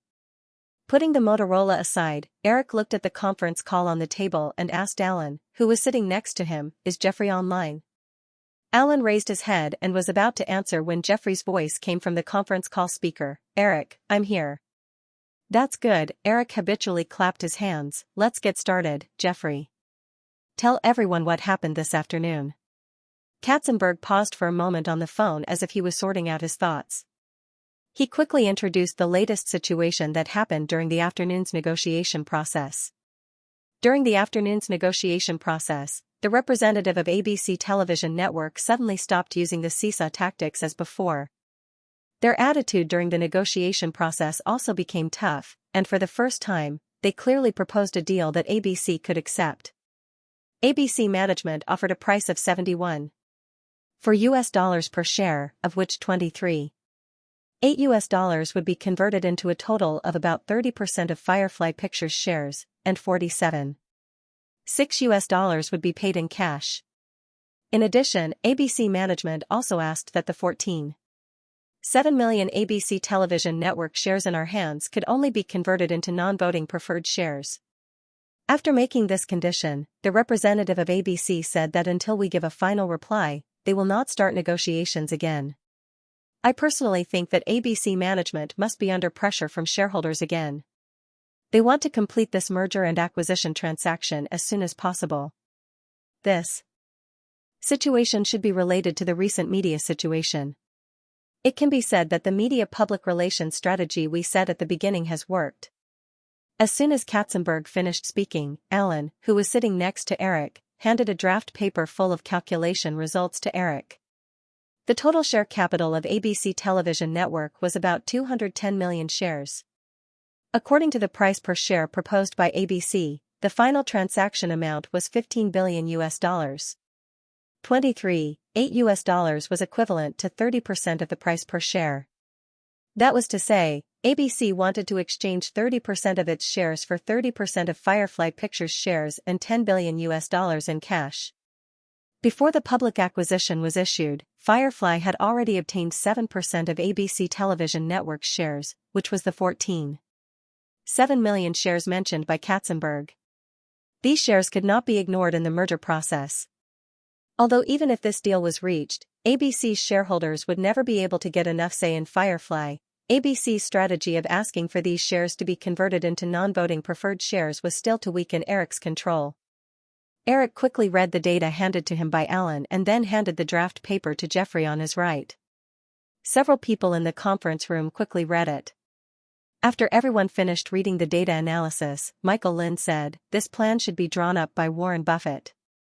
Although ABC has made a big concession in the share exchange, ABC and Firefly are estimated to be equal. Both of us are $15 billion, which coincides with Buffett's recent media comments. Frank Whale said, "If we can be sure that ABC's management is indeed under pressure from other shareholders besides Buffett, maybe we can have enough initiative." There was some strange sound coming from the conference phone. Katzenberg seemed to be talking to someone in a low voice. After a while, he said, "This matter should be confirmed. David West, the president of the State Street Global Fund, just called and invited me to dinner." The State Street Global Fund owns 3.9% of ABC Television Network's shares. When the other three people in the conference room heard Katzenberg's words, they all looked at Eric with excitement. Obviously, although the debate about Eric's personal assets had not stopped in recent days, no one could deny the fact that Eric had created the miracle of Firefly Pictures in just 6 years. As the media dug deeper and deeper into the information related to Firefly Pictures, the other shareholders of ABC Television Network could no longer sit still in the face of the rapid growth of Firefly Pictures' strength and scale. They wanted to join the Firefly Pictures camp as soon as possible. The invitation from the president of the State Street Global Fund was a hint that could not be more obvious. Everyone could imagine that if Katzenberg went to the banquet, what awaited him would definitely not be the president of the State Street Global Fund alone, but perhaps other shareholders of ABC Television Network. Jeffrey looked at Eric, who was thinking silently. After waiting for a while, he finally couldn't help but say, "Eric, if we can avoid Warren Buffett and Tom Murphy, get the shares in the hands of other shareholders, and even get the controlling shares, then we will have enough strength to promote the cooperation between ABC and Firefly alone." Eric shook his head and said, "It's definitely not possible to avoid Buffett.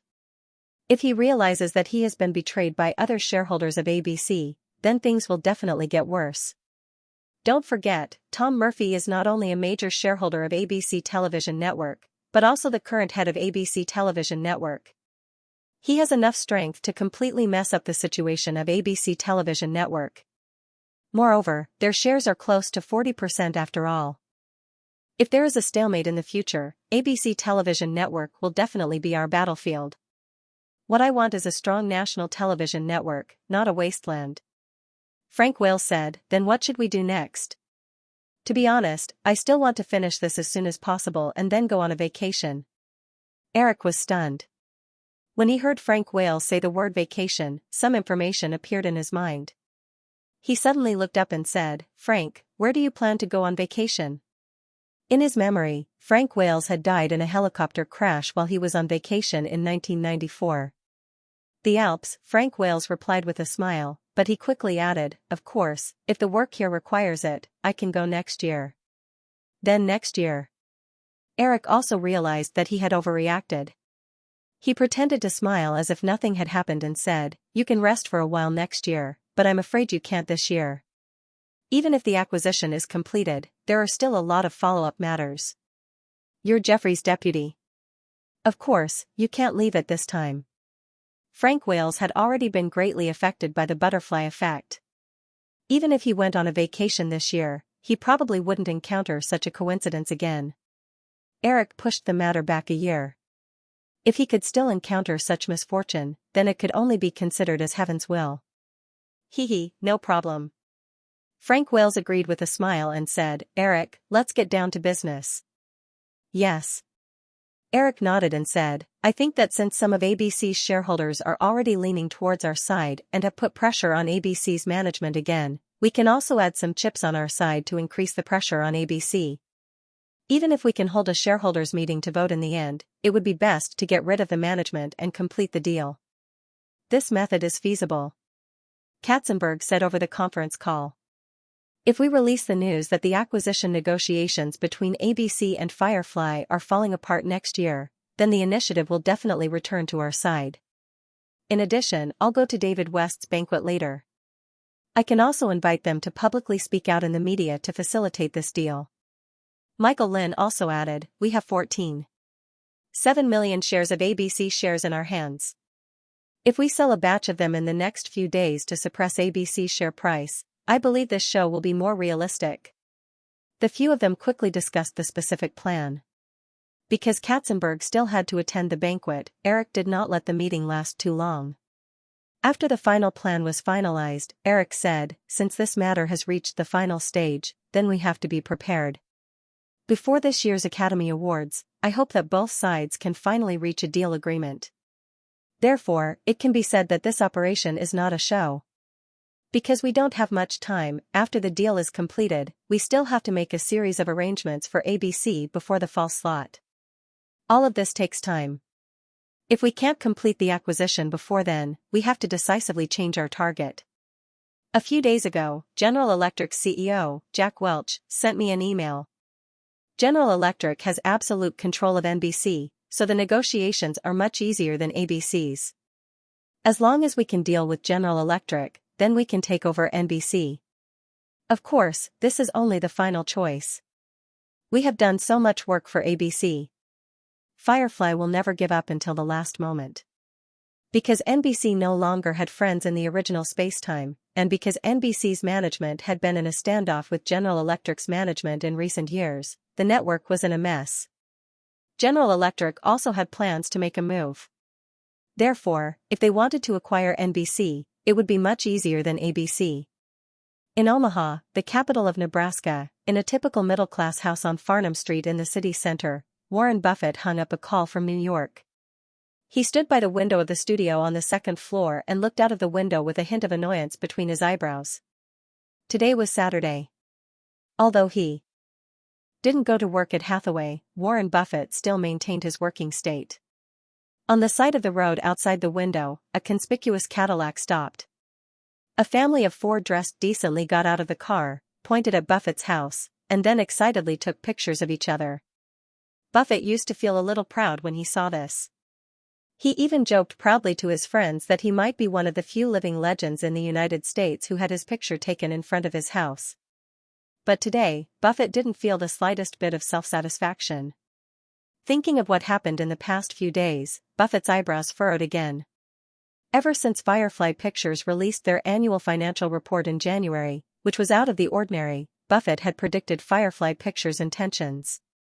According to the company's own situation, the time of year financial statistics varied. Some were at the end of the year, some were after the tax season, and some were in the autumn after the peak season. ABC usually released the financial information for the full fiscal year after the spring program, but in order to fight back, ABC deliberately released its own performance information in 1993 in advance. However, although the media in ABC's camp did their best to exaggerate how rare ABC's 23% market share was and repeatedly emphasized the uncertainty of the film company's profits and that Firefly's huge profit of $1.19 billion was full of luck, ordinary people and even most shareholders only saw the superficial fact that Firefly's annual profit was more than twice that of ABC. In order to attract attention, many media outlets added fuel to the fire and touted the status of Firefly Pictures higher and higher. Ever since Firefly Pictures revealed that they were going to enter the TV industry, Buffett had never stopped studying Firefly Pictures. He found that in the first few years when Eric made a name for himself with Kids in Charge, he relied on some unconventional comedies or horror films to make huge profits from the box office market in a short period of time. Although these miraculous box office movies proved that the young man had an excellent vision in film production, it was impossible for these low-budget movies to be successful all the time, especially after other studios increased their investment in similar movies. If Firefly Pictures did not yield to the big studios, their competitive advantage would become smaller and smaller. Perhaps, like many independent film production companies that flashed away like shooting stars, this miraculous film production company might also fall quickly. But things didn't develop on this track. Since 3 years ago, Firefly Pictures had abandoned the idea of making movies with a small budget. They relied on Pixar Animation Studio and Digital Domain Special Effects Company to open up 2 very stable profit routes: 3D animation movies and special effects movies. The success of big-budget movies such as Terminator 2, Tornado, and Toy Story laid the foundation of Firefly Pictures in Hollywood time and time again. Firefly Pictures eventually swallowed up Disney, an established film company, and became one of the 7 major film companies in Hollywood. Buffett highly advocated a theory called bridge toll booth. In short, if you had a bridge channel from A to B, then you could use this bridge to make stable and generous profits. Buffett's investment decisions in the Washington Post, Coca-Cola, and ABC were all influenced by this bridge toll booth theory to a certain extent. In the process of studying Firefly Pictures, Buffett found that Firefly Pictures' Pixar Animation Studio and Digital Domain Special Effects Company had this kind of bridge toll booth effect. Eric Williams invested tens of millions of dollars in Toy Story and Terminator 2 before the release of Terminator 2. This was basically impossible for a major Hollywood film company, where most investment decisions were constrained by the board of directors and shareholders. Eric Williams' huge investment years in advance of other companies created the 2 unique toll bridges of Firefly Pictures. In the past 3 years, Firefly Pictures had been enjoying the huge dividends brought by this monopolistic toll bridge. Judging from the popularity of CG special effects films and 3D animation in the North American and even global markets, as long as Firefly Pictures could maintain the technical advantage of Pixar Animation Studio and Digital Domain, the toll bridge effect of the 2 subsidiaries would not fail for many years to come. On the other hand, although ABC made a high profit of $520 million last year, the network was still in crisis. Even 10 years ago, the U.S. television industry was still firmly dominated by the 3 major television networks, ABC, NBC, and CBS. At that time, even if the 3 major television networks were not doing well, they could easily get 30% of the market share. But since the rapid rise of national cable channels in the 1980s, the 3 major television networks were not doing well. In the late 1980s, Rupert Murdoch from Australia created the Fox Public Television Network and successfully established a foothold in North America, which once again shook the market position of the 3 major television networks. In this case, Buffett realized that the toll bridge effect of ABC was getting lower and lower. Therefore, after Firefly Pictures threw an olive branch to ABC, Buffett quickly became interested in this business. However, Firefly Pictures was far more difficult to deal with than he thought. Buffett had never thought of himself as a greedy person. Therefore, when he first met Eric, he gave him what he thought was a very generous offer. However, the young man rejected it without even thinking about it. Eric's proposed cash purchase made Buffett realize that Eric did not care much about the amount of money Firefly was willing to spend. He just wanted to pay as little as possible for Firefly's shares as possible, and the formal negotiations that followed proved this point. Ever since Buffett felt that the ABC network's bridge toll booth effect was failing, he had the idea of cashing out Berkshire Hathaway's ABC shares. Before Firefly Pictures proposed the acquisition, he had already sold some of his shares. But in the face of Firefly Pictures' insistence in the negotiations, Buffett, who also had a stubborn personality, did not make too many concessions, and the private contact ended in failure. But Buffett was a very rational person. Since he was optimistic about this business, Buffett would not give up easily. He also knew that Firefly would never change its acquisition target so easily. After Firefly Pictures publicly announced the acquisition, Buffett also pushed for the acquisition negotiations between the management of the 2 sides. Then, especially in the past week, Buffett found that this matter had begun to get out of control. The last time he felt this sense of loss was 4 years ago when Salomon Brothers was in crisis.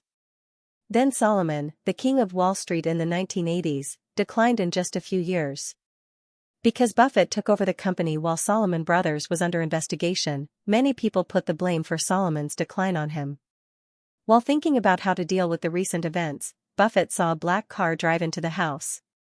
His investment partner, Charlie Munger, who was also the vice president of Berkshire Hathaway, got out of the car.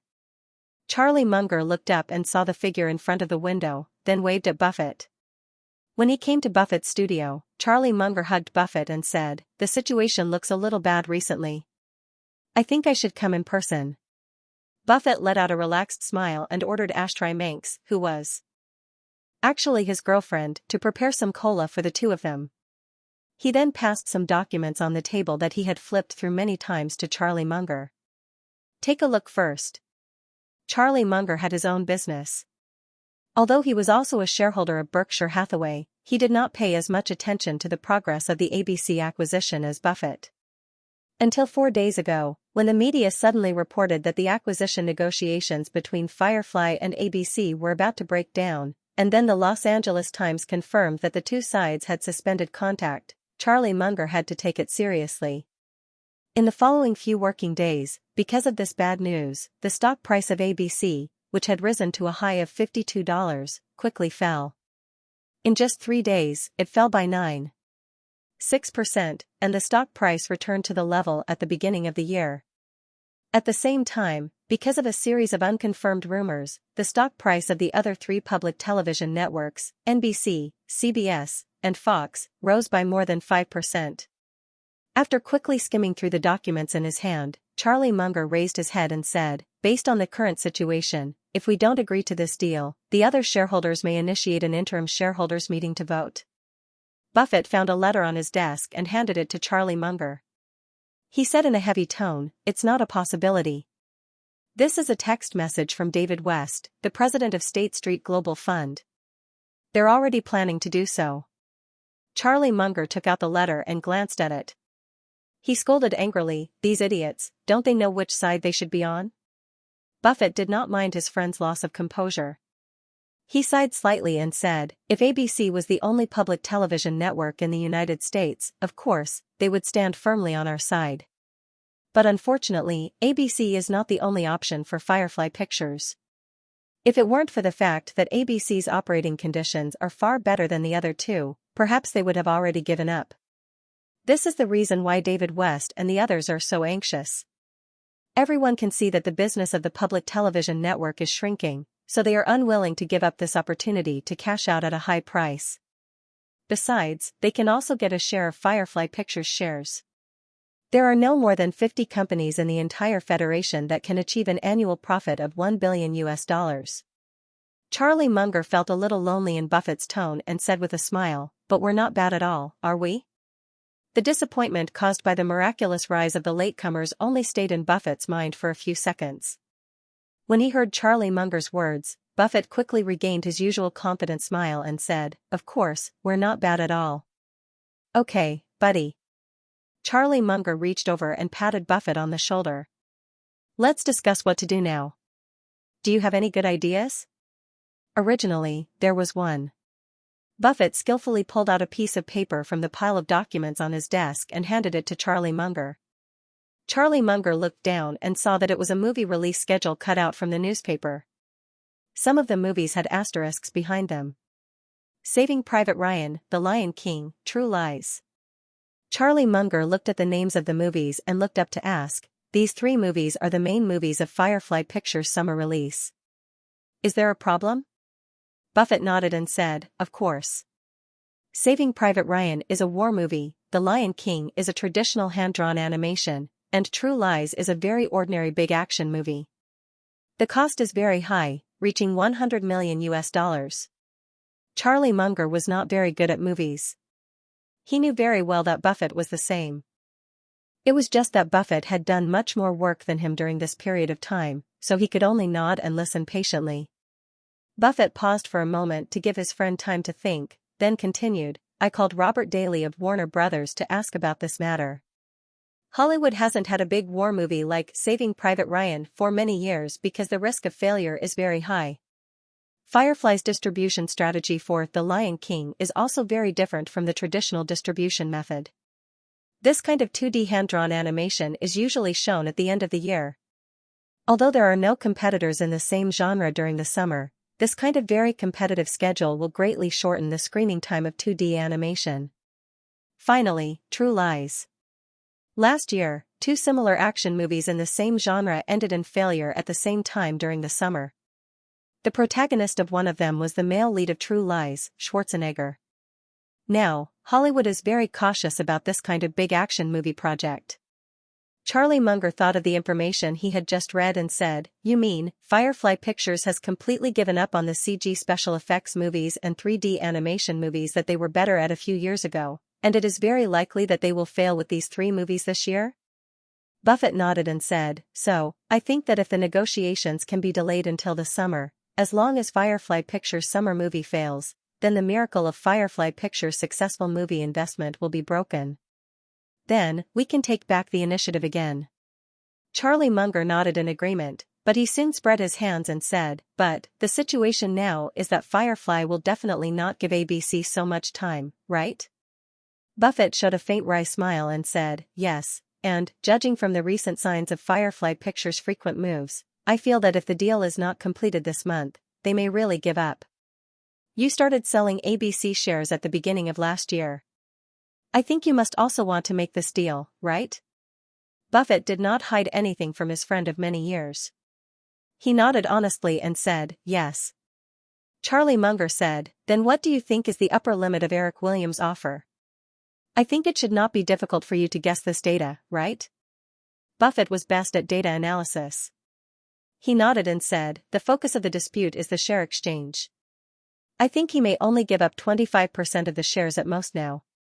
After saying this, Buffett was a little annoyed. "If David West can hold back a little longer, the 30% deal I proposed on Monday may be effective. At most, he will give up another 2 percentage points. How about this?" Charlie Munger knocked on the table and suggested, "You contact Tom. How about the 3 of us go to Los Angeles? Maybe we can join in the fun at the Oscars." Buffett shook his head gently and said, "I don't think this will make the young man give in. He already has the advantage now. I think that if the 3 of us old guys come forward personally, as long as the young man is smart enough, he will definitely give in." Buffett knew what his friend meant. He, Charlie Munger, and Tom Murphy had been rising in the federal business world for decades. They had all kinds of tangible and intangible resources in their hands. As long as they were willing to take them out in exchange, they would definitely be able to exchange for real benefits. But these benefits will not fall on us for free. If we reap the benefits in advance, we will still have to pay in the future. I don't think Eric Williams will let us take advantage of him." Charlie Munger saw that although Buffett said this, he had already agreed. He picked up the phone on Buffett's table and prepared to arrange a private jet. He said, "I'm getting more and more interested in that young man. And the cliff villa he built in Malibu. The last time I chatted with John Bond, he said that there is probably no other place in the world that is so good to build a private manor. If Eric Williams is willing to sell it, he is willing to buy that pointy corner manor for $200 million US. Although Buffett did not have any particular pursuit of material wealth, he did not hide his true thoughts. He nodded and said, "That villa is really good. Although its actual value is definitely not as high as $200 million US, Eric Williams will definitely not sell it for $200 million US. He is not short of money at all." Charlie Munger dialed a number and said a few simple words. He then put down the receiver and said, "Haha, I almost forgot about this. Your title of richest man was taken away by him after only a year. Are you a little disappointed?" Buffett actually enjoyed the feeling of being in the limelight very much. Of course, he was a little disappointed. However, he still commented in a professional manner, "It shouldn't have been mine in the first place. He hid the data last year. I can still see that."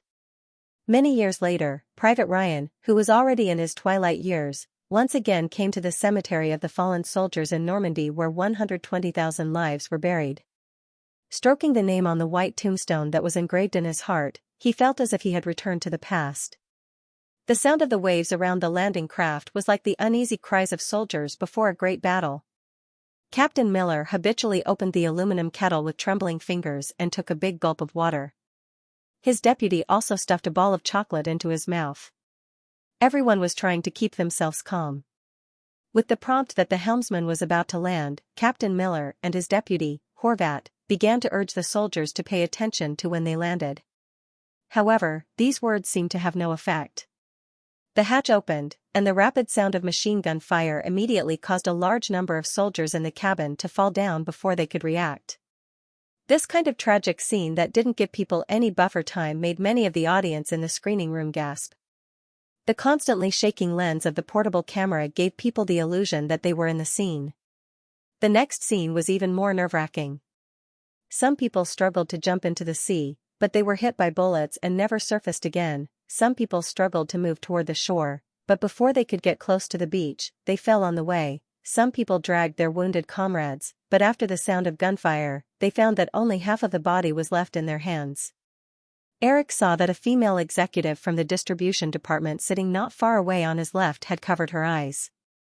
Most of the others also had a solemn look on their faces. He glanced at Catherine next to him. The woman's fingers were tightly gripping the armrest of the chair. She was obviously in a bad mood. After the 20-minute landing battle in Normandy ended, as the camera cut to the mail room, Eric clearly felt that everyone in the screening room was greatly relieved. Some people raised their hands as if they wanted to applaud the successful battle scene, but they quickly realized that such a reaction was not suitable for this kind of movie, so they put it down. Eric looked at Catherine, who did not relax at all, patted her hand, leaned over, and whispered, "Why don't we go out for a walk?" This was the first internal screening of Saving Private Ryan after the final editing was completed. Catherine shook her head and said, "That's not good, is it?" Eric stretched out his hand and drew a line downwards as he said softly, "Your back is so straight that it's blocking other people's view." Catherine was already extremely nervous. When she heard Eric's slightly joking words, she relaxed a lot. She felt Eric directly grabbing her hand and wanting to pull her away. Catherine quickly broke free, but she had already left her seat. She could only walk out of the theater with Eric. The screening room was on the first floor of the administrative building of Firefly Cineplex. The two left the screening room and closed the door to isolate the sound of the movie. The surroundings immediately quieted down. As it was a Saturday, there were not many people working overtime in the administrative building, although there were still many crew members working in the studio. Eric put his hands in his pockets and looked at Catherine, who was wearing a black leather jacket and jeans, and said, "Do you want to go to my office for a cup of coffee? Anyway, we've already seen it many times. We'll come over when they're done." Catherine did not dare to be alone in the same room with this little man who always made her feel uneasy. She pointed to the cement corridor outside the floor-to-ceiling glass window and said, "Let's go outside for a walk." "Okay." Eric took the lead and walked away. The Praia Vista Cineplex was generally rectangular in the northeast direction, parallel to the Bologna Canal that flowed through the downtown area of Culver City. Eric looked at Catherine, who was still looking back at him with some worry in her eyes as she walked out of the administrative building. He found a topic and said, "Catherine, I've always been curious. Do you know the meaning of the Bologna in the name of the Bologna Canal next to the Cineplex?" As Catherine had a deep understanding of classical oil paintings, she was very familiar with some of the Western mythological figures involved in them. Although she was a little absent-minded, she did not hesitate to blurt out, "That's a tall and beautiful war goddess in ancient Rome." After saying this, the woman immediately realized something and glared at Eric. However, there was no anger in her eyes at all. Instead, there was a trace of imperceptible shyness. Eric smiled and said, "I think the name Bologna is quite nice. It suits you very well. The name Catherine is too common." Then, do you know that Bologna's counterpart in Greek mythology, the war goddess Enio, is a very bloody and cruel woman? Legend has it that after the Trojan horse massacred the city, blood flowed like a river in Troy. However, she drank all the blood in the city while she was drunk. Eric spread his hands innocently and said, "You don't have to study this kind of thing so deeply. I've never heard of such an unpopular side story." The corners of Catherine's mouth curled up slightly.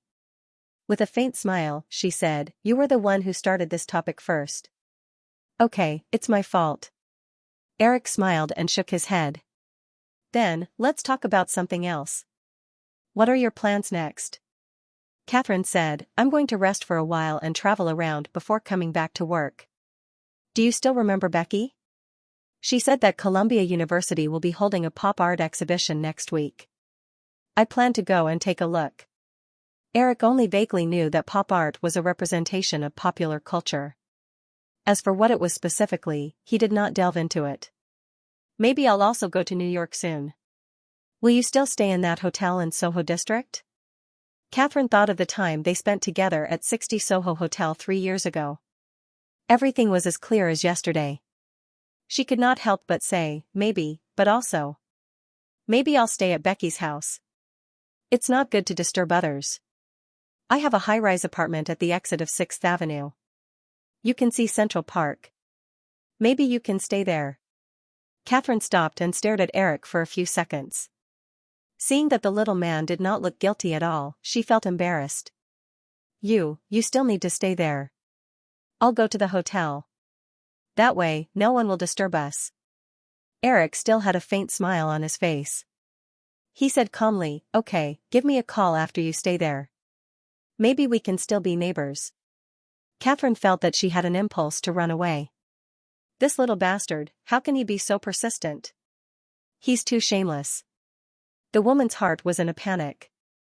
Finally, she thought of a way to change the topic. She said, when the movie was finished, why did you ask me to keep those props? Those things are in the warehouse in Ireland. It costs a lot of storage fees every month. In order to shoot Saving Private Ryan, the crew had prepared thousands of sets of military uniforms from various countries during World War II, as well as a number of landing craft, off-road vehicles, and other miscellaneous props. These things cost tens of millions of dollars. Of course, Eric could not casually dispose of them after the movie was finished like many movies. Moreover, he had a better way to recycle them. Although it was very interesting to see the woman awkwardly change the topic, Eric did not continue to tease Catherine. It would be bad if he scared her away. I plan to use these things to make a mini-series about World War II, and it will be in the same vein as the story of Ryan. It will also reflect the story of a company deep in the enemy's rear after the Normandy landing in World War II. Catherine, you've done so much preparation before, so you must know more about World War II history than I do. Are you interested in being the producer of this mini-series? Catherine did not answer directly. Instead, she asked, the cost of a war drama should be very high, right? How much do you plan to use to make it? With these props and the production team of Ryan, the production cost of each episode will not be more than $10 million. I plan to make 10 episodes first. That's $100 million. Ryan only cost $70 million. I'm still worried about whether I can recoup the cost, but you want to use $100 million to make a TV series. Catherine shook her head and then laughed. She looked at Eric and said, I almost forgot, you're now the richest man in America. You don't lack money at all. Eric had recently gotten used to people teasing him. He laughed and said, I'm the richest man in America, but I'm not a fool. Don't worry, after Ryan is released, it will definitely cause a wave of war dramas. Taking the opportunity to launch a mini-series like this, it won't be a problem to recoup the cost through multiple channels.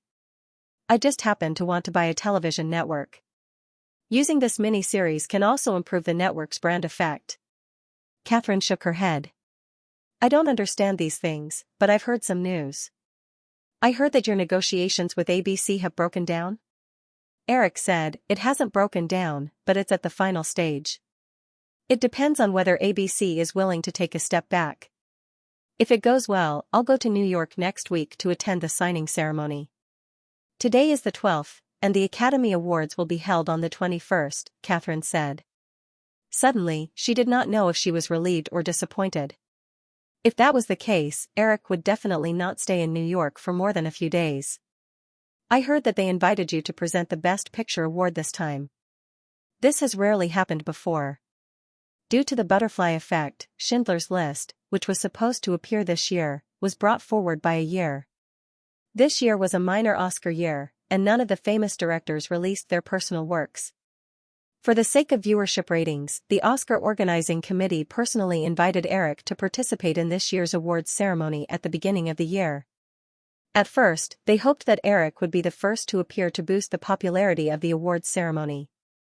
However, in March, after the new issue of Forbes magazine was released, they changed their mind.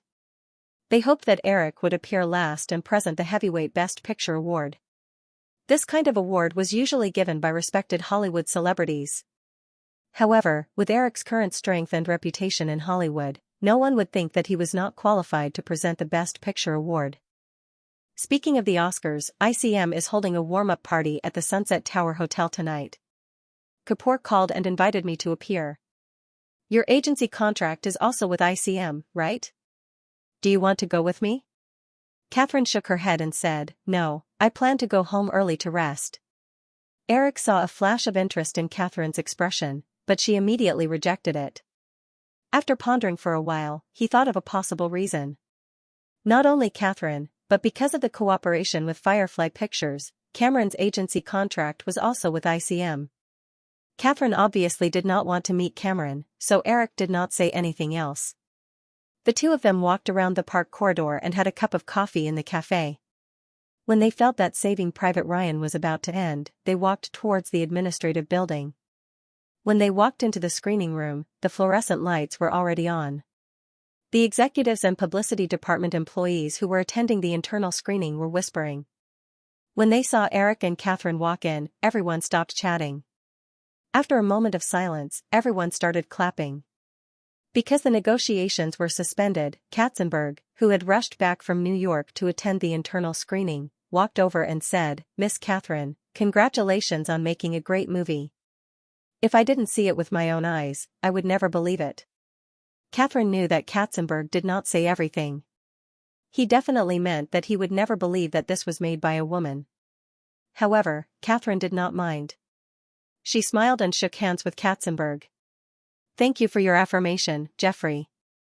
Katzenberg nodded and then said to Eric, However, Eric, there are two very important problems with this movie. One is the duration. It's 170 minutes, close to 3 hours. I suggest that it's best to edit it again. The other is the rating. If we cut out the overly bloody parts of this movie, it might be able to get a PG-13, but it will lose the authenticity of the scene. However, if we don't modify it, it will definitely get an R rating. Eric knew Katzenberg's character very well. As a workaholic, although Katzenberg was good at communicating with executives, he often became straightforward when it came to work. Therefore, he did not mind Katzenberg's confession. He said, Jeffrey, the rough version of this movie is 4.5 hours. Catherine and I have already trimmed it to the greatest extent. I don't think it can be shortened to 170 minutes. As for the R rating, Terminator 2 has already proven that an R rating does not mean a box office failure, so there's nothing to worry about. After all, this is a war movie. Katzenberg himself also realized this. After hearing Eric's confirmation, he did not continue to pester him. As a professional filmmaker, he also felt that the plot of this movie was so tight that it could not be modified anymore. However, out of professional instinct, he gave his opinion to Eric. Saving Private Ryan was the first blockbuster film released by Firefly Pictures this summer. Therefore, after the final cut was completed yesterday, the management of Firefly could not wait to hold an internal test screening even though it was a Saturday. After watching the film, many of the executives who participated in the test screening had similar doubts as Katzenberg. The quality of the film was absolutely impeccable. From the plot to the soundtrack, they were all top-notch. However, the overly realistic and tragic scenes, the film's nearly 3-hour duration, and the film's possible R rating were the focus of everyone's doubts. However, Firefly's outstanding performance over the past few years meant that the company would not fall into a crisis because of the failure of one or two big-budget films. In addition, the film was personally approved by the big boss, Eric, so even if the film failed, the management would not bear too much responsibility. Therefore, the people present did not have much psychological pressure. Instead, they dutifully put forward their own suggestions for the details of the film's publicity. Eric's original plan was for Saving Private Ryan to be officially released on June 6, 1994, the 50th anniversary of the Normandy landing. Unfortunately, June 6 happened to be Monday, the first day of the working week. The weekly box office statistics cycle in North America was from Friday to the following Thursday. Some films might choose to be released on Wednesday or Thursday, but for the sake of box office data, unless it was a very special date, very few film companies would choose to release on Monday, the time when people were least eager to watch a movie. Therefore, the unanimous conclusion of everyone's discussion was that the 50th anniversary of the Normandy landing did not have a strong impact on the box office. It could not be considered a very special date. Eric's suggestion was unanimously opposed, and finally, it was decided that the film's release date would be brought forward to June 3. By the time the detailed publicity plan for Saving Private Ryan was completed, it was already 4:00 in the afternoon. After all, it was the weekend. After finishing their work, everyone quickly dispersed. After leaving the conference room, Catherine's originally anxious mood finally relaxed. Until now, she still remembered that after completing her first feature film, Ruthless, the executives of the small production company had harshly pointed out a series of corrections at the first test screening. Although the production cost of Saving Private Ryan was dozens of times that of Ruthless, such a situation did not happen today. Most of the people who attended the test screening were discussing the details of the film's publicity. She could not help but look at the laid-back young man walking beside her. She knew that if it were not for this young man's patience and intervention during the editing period, the effect of Saving Private Ryan would not have been as good as it was today. At the thought of this, Catherine's resentment towards Eric for forcibly cutting out some of her favorite scenes disappeared without a trace. Catherine was staring at the young man's side profile in a daze when Eric suddenly turned his head with a faint smile on his lips. Looking at your hesitant look, do you want to invite me to dinner tonight? Hee, then I'll agree. Catherine wasn't annoyed by Eric's scoundrel tone. She only rolled her eyes at him. Didn't you say that you're going to ICM's Oscar preview party tonight? We have to attend the party, and we have to eat dinner, Eric said with a smile. Everyone knows that it's hard to fill your stomach at that kind of party. Catherine was hesitating about what to do when there was a rush of footsteps behind them. Katzenberg's voice was heard. Eric, wait a minute. The two stood still. When Katzenberg came closer, Eric realized that there was an unconcealable excitement on his face. Eric, I just received a call. It's... Katzenberg suddenly stopped talking and glanced at Catherine. He knew that Eric and Catherine had an unusual relationship. Otherwise, he would never have spent $70 million to film a war film like Saving Private Ryan, which was a very risky investment. However, Katzenberg did not know how far the two of them had reached. Eric was about to let Katzenberg continue when Catherine took the initiative to say goodbye. You guys chat then. I'll go back first. The woman walked towards the parking lot after saying that. Katzenberg noticed Eric's gloomy expression and opened his mouth with a smile. However, he immediately thought of something and swallowed his words. If Catherine was a girl about the same age as Eric, Katzenberg might have teased Eric, and he believed that Eric would not be angry. However, Katzenberg could not help but shake his head when he thought of Catherine's age. However, under normal circumstances, Western women were always difficult to maintain. However, Catherine looked like she was in her 30s, and she had a temperament that even he could not help but be moved. It was no wonder that his little boss would be so attentive. Watching Catherine drive away, Eric asked, Jeffrey, what happened? Oh, it's like this. Katzenberg also collected his thoughts and regained his excited look. I just received a call. Warren Buffett, Tom Murphy, and another Berkshire partner, Charlie Munger, arrived in Los Angeles in the afternoon. The three of them are now staying at Buffett's vacation villa in Los Angeles. Buffett and Tom Murphy actually came to Los Angeles. Eric was surprised. Then, he guessed Buffett's intention and subconsciously wanted to contact Jeffrey and the others for a meeting. As soon as he took out his phone, Eric's mobile phone rang. It must be about this matter. Jeffrey waved to Eric and said, You answer the phone. I'll contact Jeffrey and the others. Eric pressed the answer button, and Kapoor's mysterious voice came from the other end of the phone. Eric, a friend just called and asked me for a few invitations to tonight's pre-party. Guess who is coming? Eric smiled and said 3 names. Warren Buffett, Tom Murphy, and Charlie Munger. Kapoor was clearly stunned for a moment. Then, he smiled and said, I should have thought about it. Someone will definitely inform you of such an important matter. Then, you should make the necessary preparations. I need to contact the security company to increase the security for tonight's party. By the way, I originally invited some reporters tonight. Do you want me to cancel this segment? Eric said, no need. Since the three of them have come to Los Angeles, the initiative this time is completely on Firefly's side. And it's basically impossible to keep this kind of thing a secret. The media all over the world had been focusing on Firefly's acquisition of ABC TV during this time. Warren Buffett and the other two didn't hide their whereabouts too much when they appeared in Los Angeles. If the reporters couldn't discover the mystery, they would be too incompetent. Moreover, since Buffett and the others had personally come to find him, Eric didn't want to keep it a secret. In fact, he even wanted this matter to be as lively as possible. The sky had just fallen, and a large number of reporters had already gathered outside the Sunset Tower Hotel in Hollywood. There were even 2 TV broadcast vehicles. The guests who came to attend the ICM Oscar pre-party quickly realized that something was unusual. There were hundreds of parties before and after the Oscars every year, but none of them could attract such a large amount of media attention. Most people could find out what was going on after making a few phone calls. Although these reporters were here for the meeting between Eric Williams, Warren Buffett, and other big shots, they were still there. However, while they were waiting, the reporters were not stingy with their film.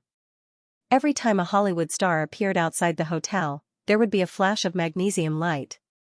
Therefore, most of the celebrities who came to attend the party were in high spirits, especially those small and third-tier celebrities who lacked exposure. They all slowed down and tried to let the reporters take a few more photos. Soon, it was 7:00 in the evening. The sky in Los Angeles in March was completely dark. The banquet hall booked by ICM was already crowded with Hollywood superstars and celebrities. Everyone was in small groups of 2s and 3s, discussing what was going to happen tonight. I thought the negotiations had really broken down. I sold all my ABC shares a few days ago. I might have lost hundreds of thousands of dollars this time. A chubby white man with a glass of champagne in his hand said this to his companions. His tone was relaxed, as if he didn't care about the loss of hundreds of thousands of dollars. The girl who was leaning against him heard the fat man's words. She couldn't help but look around and rub against him again.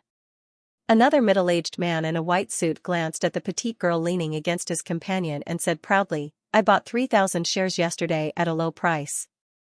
If Eric Williams and Warren Buffett can reach an agreement tonight, I might be able to exchange it for Firefly Pictures shares in the future. Another tall middle-aged man quickly said, it's not that easy to get Firefly shares. I heard that the main difference between Firefly and ABC is the share exchange. Eric Williams is only willing to give up a small portion of Firefly shares. There aren't many ABC shares in the market now. If the acquisition is completed, most of the shares may be required to be exchanged for cash or bonds in order to achieve privatization. Otherwise, it's impossible to reach the minimum number of shareholders to be delisted from the exchange. The petite girl leaning next to the fat man said in a curious tone, what if these shareholders don't want to? The tall middle-aged man smiled and said, if you insist on not selling, then the shares in your hands may be placed in a package holding company by Firefly. But this is not cost-effective, because the market value of the company is difficult to determine after privatization. The value of the shares in your hands tends to shrink significantly. In addition, those shares don't bring you any right to speak, so as long as you are smart, you will choose to cash them out. The guests were chatting in a low voice. There was a small commotion in the banquet hall. As the host of tonight's party, Kapoor Sid hurried out through the crowd. People realized that the most important guest of tonight was about to arrive. Although there were many outsiders in the banquet hall tonight, most of them were still stars, agents, and other film and television workers in the Hollywood circle. Although they had heard of Buffett's deeds, they were still more concerned about Eric, the young Hollywood tycoon with the halo of the richest man on his head. Many people cheered up. Some actresses even deliberately went to the corner to check their makeup, hoping to leave a good impression in front of Eric Williams. At the same time, because the driver did not expect so many reporters to gather outside the party in advance, he drove directly to the entrance of the hotel, so the two cars Eric and Katzenberg were in were surrounded by reporters. It was not until Kapoor appeared with a large group of security guards and tried to push the crowd away that Eric was able to get out of the car. Outside the human wall formed by the security guards, when the reporters saw Eric, Katzenberg, and other Firefly executives get out of the car, they suddenly went crazy. They took photos and shouted questions at Eric. They walked to the entrance of the hotel. Just when the reporters thought that these big shots would disappear without a word, Eric stood on the steps and stopped. He pressed his hands to signal the crowd to be quiet before he said, "About tonight's matter, I will hold a press conference after the party, but it is not convenient to disclose anything now. Everyone, wait patiently. Is there really going to be a showdown tonight?" As soon as Eric's voice fell, a reporter asked in a hurried tone. He didn't even have time to add any title. The reporters who were about to open their mouths all quieted down when they heard the question that hit the nail on the head. Eric had a faint smile on his face.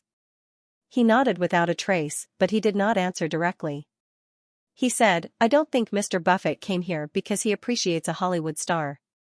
After saying this, Eric did not give the reporters a chance to ask any more questions. He turned around and walked toward the hotel lobby. Eric led Katzenberg and the others into the elevator with Kapoor. As soon as they appeared at the banquet, the crowd in the hall seemed to have felt a magnetic force and gathered toward the door. All kinds of greetings floated around Eric, Katzenberg, and the others.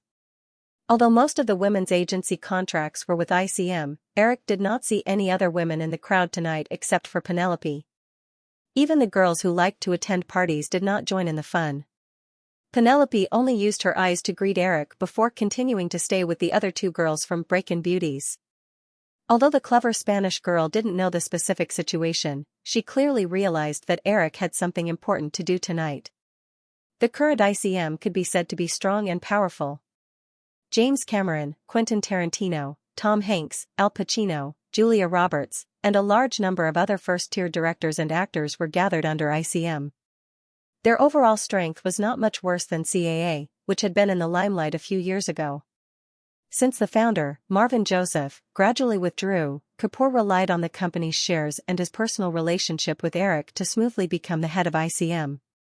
Eric spent more than 10 minutes greeting his acquaintances one by one before going to a reception room with Kapoor and the others. Buffett wasn't late today.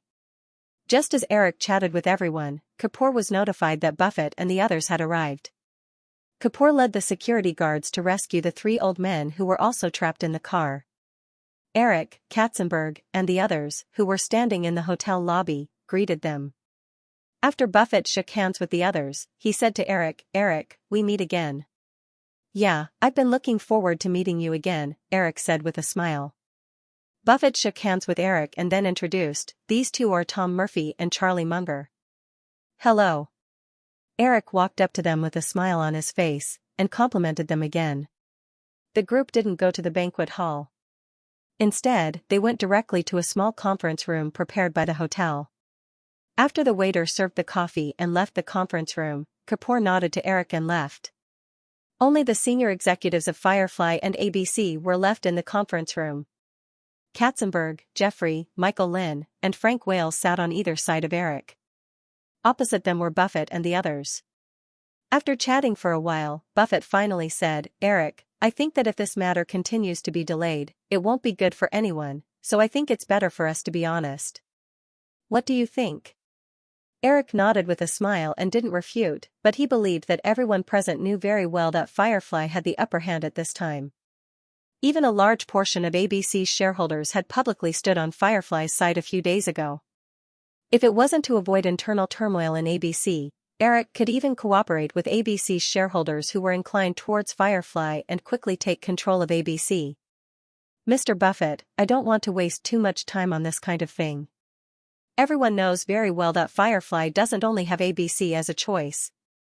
Before Buffett could speak, Tom Murphy, who was sitting next to him, couldn't help but say, "Everyone knows why you chose ABC. Among the three major TV stations, ABC is now in the best operating condition. Our TV network is the most complete in the United States, and we have the most affiliated TV stations. If you choose any of the other two, it will take at least 3 years to catch up with ABC. Of course, I even think that because of the complicated internal problems, you may not even have the chance to catch up. Although Fox Network had been rising for several years, Tom Murphy was still used to the title of the 3 major TV networks. Eric shook his head and smiled. "Mr. Murphy, what you said is just your personal assumption.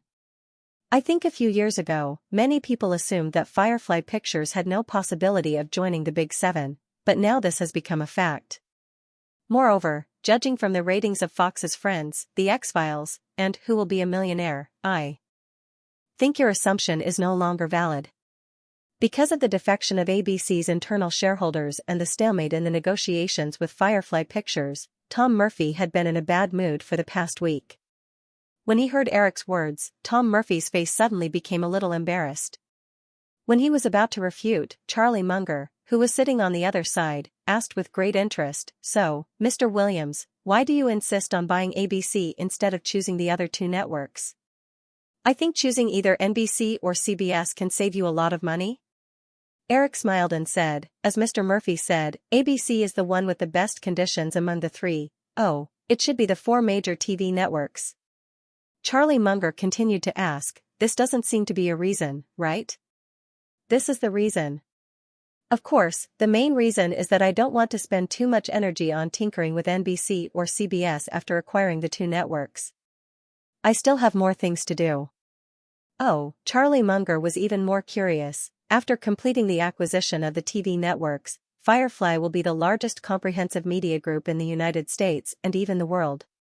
According to the federal anti-monopoly law, it is almost impossible for Firefly to continue to expand at that time. "What else do you want to do?" Eric said, "I don't think this is the topic we want to discuss today, right?"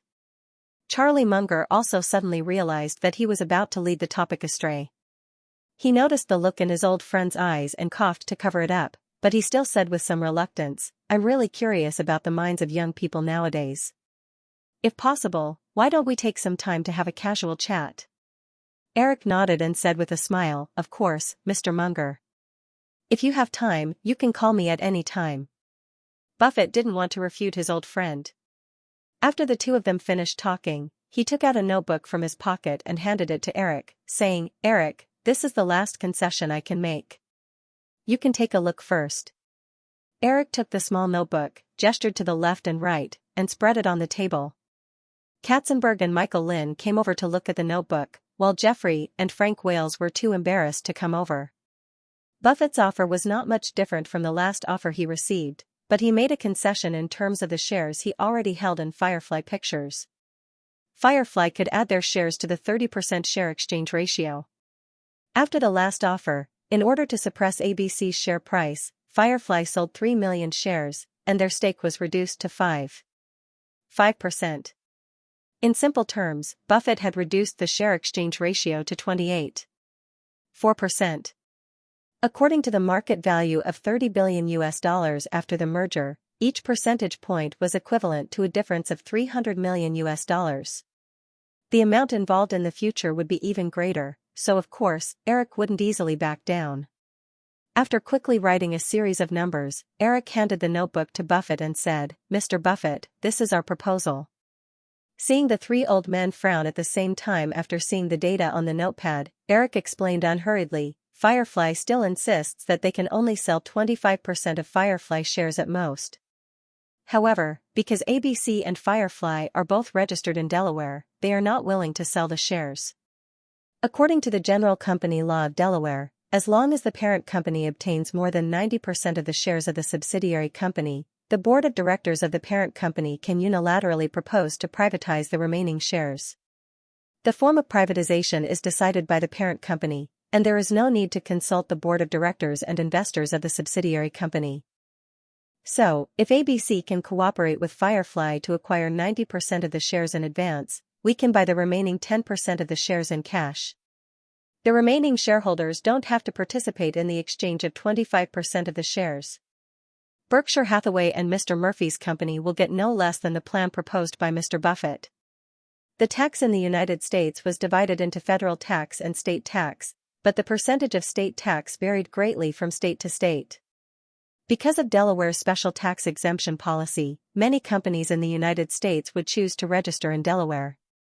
As a well-known lawyer, Charlie Munger saw some of the problems at a glance. But, Eric, haven't you thought about it?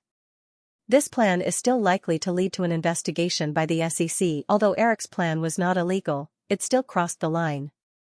As the world's most mature bond market, in order to ensure the healthy development of the securities market, the United States protected the interests of small shareholders much more than the major shareholders. Eric's plan at this time was suspected of making ordinary shareholders lose their freedom of choice.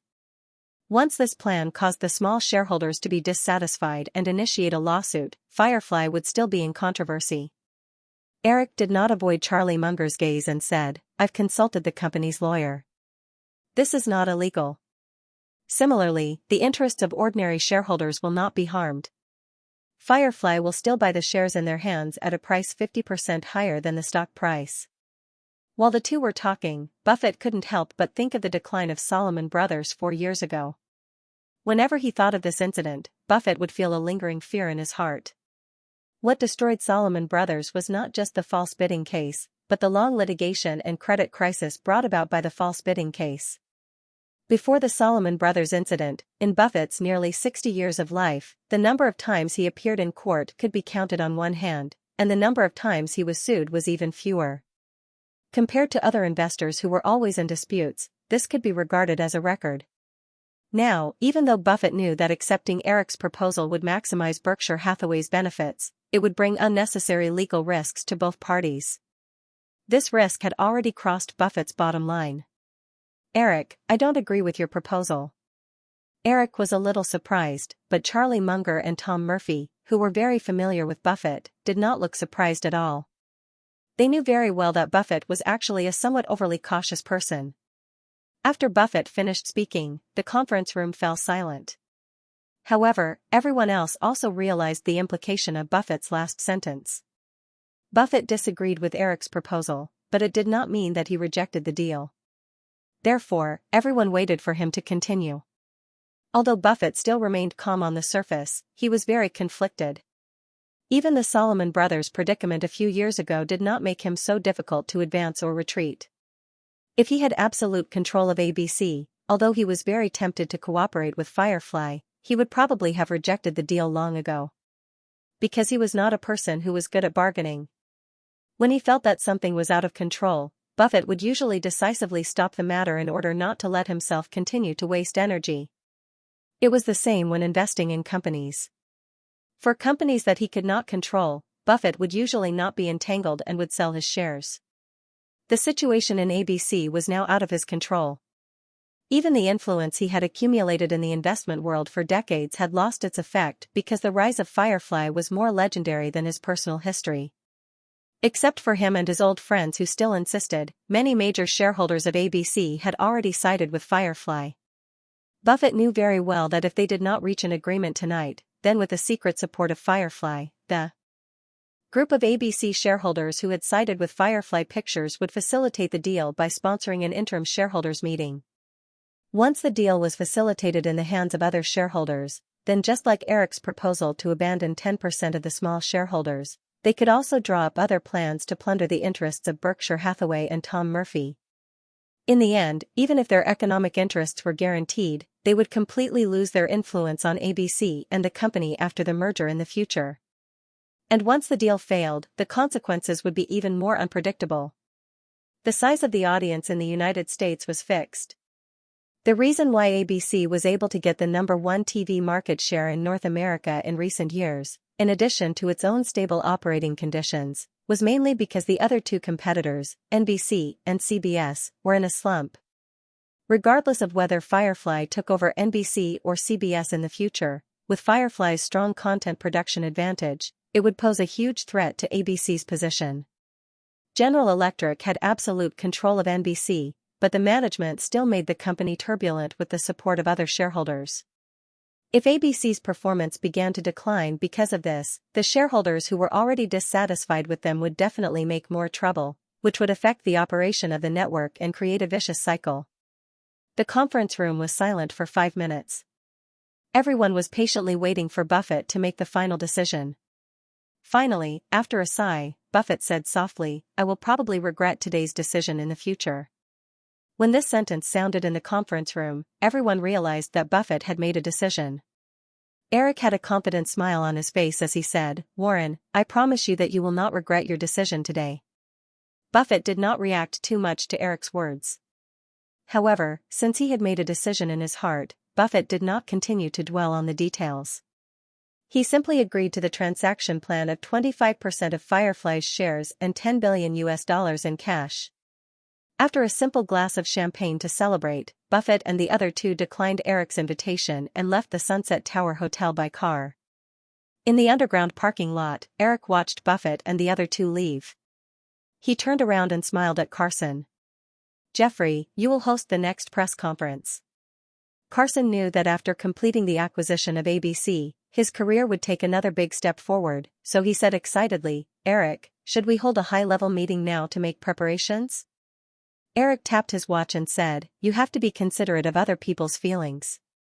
It's the weekend, not to mention it's already 8:30 p.m. "Okay, tomorrow then." Carson did not seem to realize that tomorrow was Sunday, but Eric did not stop him. Well, the executives would not scold him anyway. Carson hurriedly left to deal with the reporters who had been waiting for a long time. Eric, Jeffrey, and the other two chatted and laughed as they returned to the party. The news that Eric asked someone to send champagne to the conference room had spread throughout the party. The guests had already guessed the result of the matter. When they saw Eric appear, everyone crowded around to congratulate him. Although the final negotiation did not take long, Eric's mood was tense throughout the process. Buffett did not want this deal to fail, and neither did Eric. Otherwise, a lot of work done by Firefly would be for naught, and everything would have to start from scratch. At this time, he suddenly relaxed and felt tired. After a simple social interaction with everyone, Eric sat down on the sofa in the corner of the hall.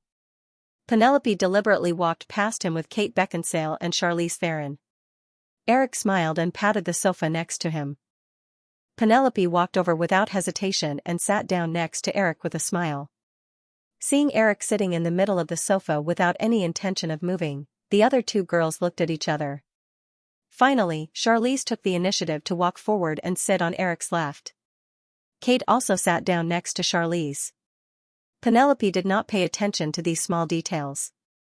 She leaned slightly on Eric and said excitedly, "Eric, Kate and I went to try on a dress today. It's very beautiful. Do you want to see it in advance?" Eric was a little confused and asked, "An Oscar dress?" Penelope nodded. "Before I came to the United States, I filmed Beautiful Times and it was nominated for Best Foreign Language Film. I received an Oscar invitation." Eric then understood that the promotion of The Breakin' Doll had already begun. This should be the work done by MGM to promote The Breakin' Doll.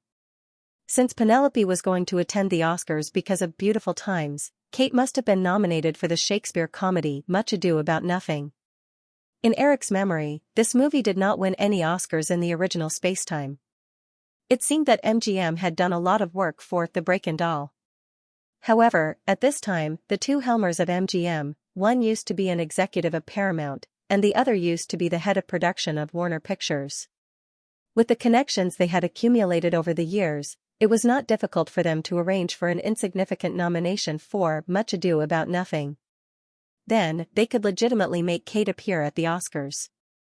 Thinking of this, Eric turned his head and asked Kate curiously, "What nominations did Much Ado About Nothing get?" "Best Costume and Best Soundtrack," Kate said, a little embarrassed. Although she had just arrived in Hollywood, she knew that this time, she was attending the Oscars completely. Eric remembered the situation when he attended the Golden Globe Awards in January and smiled, "These two nominations are just right."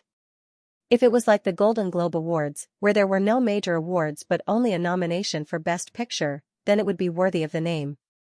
Listening to the three of them talking about the Oscars, Charlie's eyes flashed with a touch of disappointment. Although they had moved out of the apartment that the three of them shared, Penelope still maintained a good relationship with the two girls according to Eric's request. Although Charlie quickly picked up a glass of red wine to hide his expression, Penelope still noticed the change in Charlie's expression, so she said to Eric, "Eric, why don't you help Charlie get an Oscar invitation too?" I think this will be a piece of cake for you. Eric looked at Charlie, who was obviously looking forward to it but still maintaining a reserved expression, and said, there's no need. When next year, the three of you can attend the award ceremony together. Maybe you can even be the guest presenter at the same time. Hearing Eric's refusal, Penelope did not say anything more, but Charlie lowered his head slightly in disappointment. Kate's bright eyes darted between Eric and Charles, and she raised her eyebrows without anyone noticing. She felt that Eric was definitely doing this on purpose. Eric just happened to notice the slight change in Kate's expression, but he did not mind that she saw through it. He still had a smile on his face and suddenly asked Kate, have you been smoking recently? Kate was stunned and immediately shook his head, no. Eric dragged his voice, looks like you have. Kate also realized that her guilty conscience was too obvious, so she quickly said, if you want to deduct my pay, then deduct mine. Eric smiled and said, actually, you can also pay them privately. Kate stared at Eric's faint smile and realized that Eric did not mean to take it seriously, so she went along with Eric's tone and said, okay, then punish them. I'll compensate them privately. Eric shrugged slightly, leaned back on the sofa, and took a sip of red wine. He waved his hand and said, you guys. Go play, I'm going to rest for a while. Maybe it was because he relaxed, but when Kate heard Eric's words, he said, you sound like an old man. Oh, Eric nodded and said, Penny, Charlie, you guys go play. Kate, stay with this old man for a while. Charlie, let's go dance. Penelope got up and held Charlie's arm. She smiled and walked towards the dance floor. Eric looked at Kate, who was sitting in his original position, and patted Charlie's seat. He said, come here. Kate moved in the opposite direction and said, I was just joking. This is a public place, you can't mess around. If that's the case, what are you afraid of? Come here. Kate's attitude was very firm, I'm not going over. The two bickered childishly for a while. Eric looked at Kate's little hand grabbing the armrest of the sofa as if she was going to get up and run away as soon as he made a move. He couldn't help but smile and did not continue. He sipped the red wine in his hand and began to think about the next few days. With Buffett and Tom Murphy, plus other shareholders who had already turned to his side, there would be no obstacles to Firefly's acquisition of ABC. However, all this was actually just the beginning. Compared with Firefly's acquisition of Disney, this acquisition of ABC was much more cumbersome. Back then, Firefly and Disney were both film companies. Although there were some areas where their departments and resources overlapped, Firefly was still very weak compared to Disney. After the two merged, they did not need to make too many adjustments. This time, the situation was different. Although ABC and Firefly were two different companies, they both belonged to the media industry. Moreover, both companies were giants in the industry. Once they merged, they would definitely need to undergo a long adjustment that would take at least a few months or even a few years. Moreover, these were all matters after the completion of the merger. Before that, in order to pay for the cash portion of this acquisition, Firefly needed to issue about $8 billion of long-term bonds in addition to its own cash accumulation of more than $2 billion. Such a huge amount of debt financing was definitely not something that could be done overnight. Although Firefly's strong profitability had proved that it had enough strength to repay the debt, it still might encounter various problems in the financing process. Thinking of this, although he knew it was impossible, Eric couldn't help but sigh in his heart. If only he could have another opportunity like the Gulf War. A woman's mind was always difficult to understand. Kate, who was sitting on the other side of the sofa, saw that Eric no longer paid attention to her. She hesitated for a moment, then took the initiative to sit over. Hey, what are you thinking about? Kate asked when she saw Eric frowning slightly. At the same time, her heart couldn't help but beat a few times. She couldn't help but think that this man's look was quite charming when he was lost in thought. Eric came back to his senses, looked at Kate, and smiled. You won't be interested. How do you know I'm not interested if you don't say it? Kate curled her lips with some dissatisfaction, then looked up and asked, Eric, are you really the richest man in the United States now? If no one richer than me jumps out, Eric spread his hands and said with a smile, then that person should be me. Kate suddenly looked eager and asked, how does it feel to be the richest man in the United States? Eric suddenly said in a serene tone, it's like a dream. I hope I never wake up. Huh? Kate was startled by Eric's sudden change in mood and laughed. The two were silent for a while before Kate suddenly asked in a gossipy whisper, why did you do that to Charlie? Eric winked at Kate. What do you think? Kate suddenly felt that she had unknowingly leaned against Eric. Their eyes met at such a close distance that she couldn't help but shrink her neck. She then put on a disdainful look and said, anyway, you definitely don't have any good intentions. Eric chased after Kate's small body until the distance between them was less than 10 centimeters. He then asked in a somewhat playful tone, then tell me, what do I think of you? Kate felt a buzzing sound in her head, as if she had lost all ability to think for a moment. She supported herself with one hand on the leather sofa cushion behind her and leaned back. She watched the handsome face that was not much older than her come closer until she felt a quick peck on her lips. She instantly woke up and moved to the other side in a panic. She looked at the guests in the hall at a loss. Obviously, a lot of people had noticed the scene just now. However, when her eyes swept over them, they all turned their heads away as if nothing had happened. Eric looked at Kate, who looked like a frightened little animal, and said with a smile, see, one of the benefits of being the richest man in the United States is that when people clearly notice what you are doing, they will consciously pretend not to see it.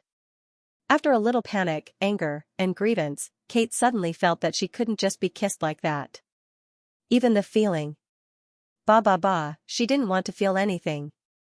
Looking at Eric's hateful smile, driven by unwillingness, Kate suddenly jumped on Eric, surprising all the guests who were secretly watching them. She held Eric's head with her two small hands and kissed him fiercely. Kate clumsily nibbled on Eric's lips for a while before straightening up. She proudly raised her chin and made an expression that said, it's just SOSO. However, when Kate wanted to leave Eric's body, she felt a pair of big hands tightly grab her waist. Eric held Kate's slender waist and said with a smile, you want to leave after kissing me without taking responsibility? There's no such thing as easy. Kate struggled a few times, and when he heard the whispers behind him, he immediately realized that he had lost his composure. However, since things had developed to this extent, it was impossible for him to redeem himself. Although he was very regretful, Kate still forced himself to show a stubborn expression and bargained, you. What do you want? At this time, she had completely forgotten that it was Eric who made the first move. Oh, it was his mouth. There are a lot of people here, why don't we find a place to talk in detail? Okay, Kate said with an I'm not afraid of you look, then let me go first. No need to be so troublesome, Eric said as he stood up from the sofa. He slightly changed his posture and held Kate in his arms. He ignored the gazes of the other people and strode outside. Kate, who buried her face in Eric's chest, cried in her heart.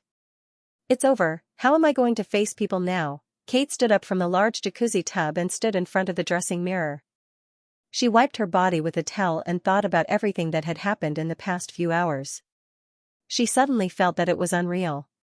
Although Eric was a bit overbearing, she realized that she didn't dislike him at all. Instead, she felt that it was natural. This was because when Penelope occasionally chatted, she inadvertently revealed that although Eric looked gentle on the surface, he was actually a very overbearing person. Moreover, although she never said anything on the surface, and it wasn't easy for others to see through her expression like Charlie, it was impossible to say that she didn't envy Penelope. After dawdling for a while, she walked out of the room and saw Eric, who had already showered and changed into his pajamas, lying on the bed and casually flipping through a magazine. No matter what kind of personality a woman had, in front of a man who had just had sex with her, she would often act like a little bird. Kate quietly walked barefoot across the wooden floor of the bedroom and quietly walked to the side of the bed beside Eric. She suddenly smiled and said, now, Charlie feels even more uncomfortable in her heart. Eric's gaze was still on the magazine as he casually said, I didn't expect you to still think of your good sister under such circumstances. Kate also felt that her thoughts were a bit jumpy. She smiled and raised her face to ask, you still haven't told me, why did you deliberately give Charlie the cold shoulder? Eric pretended to think for a moment and then said, I don't know, I just wanted to do it for no reason. You know, a big shot like me is always a bit temperamental. Kate hit Eric and said, you're really despicable. Eric didn't dodge and said with a smile, you know, when a woman says this kind of thing, I usually listen to it the opposite way. Kate also laughed a few times for no reason, but soon fell silent again. She suddenly said, hey, will you buy a house and raise me like you did with Penny? Eric put down the magazine in his hand and asked, do you want it?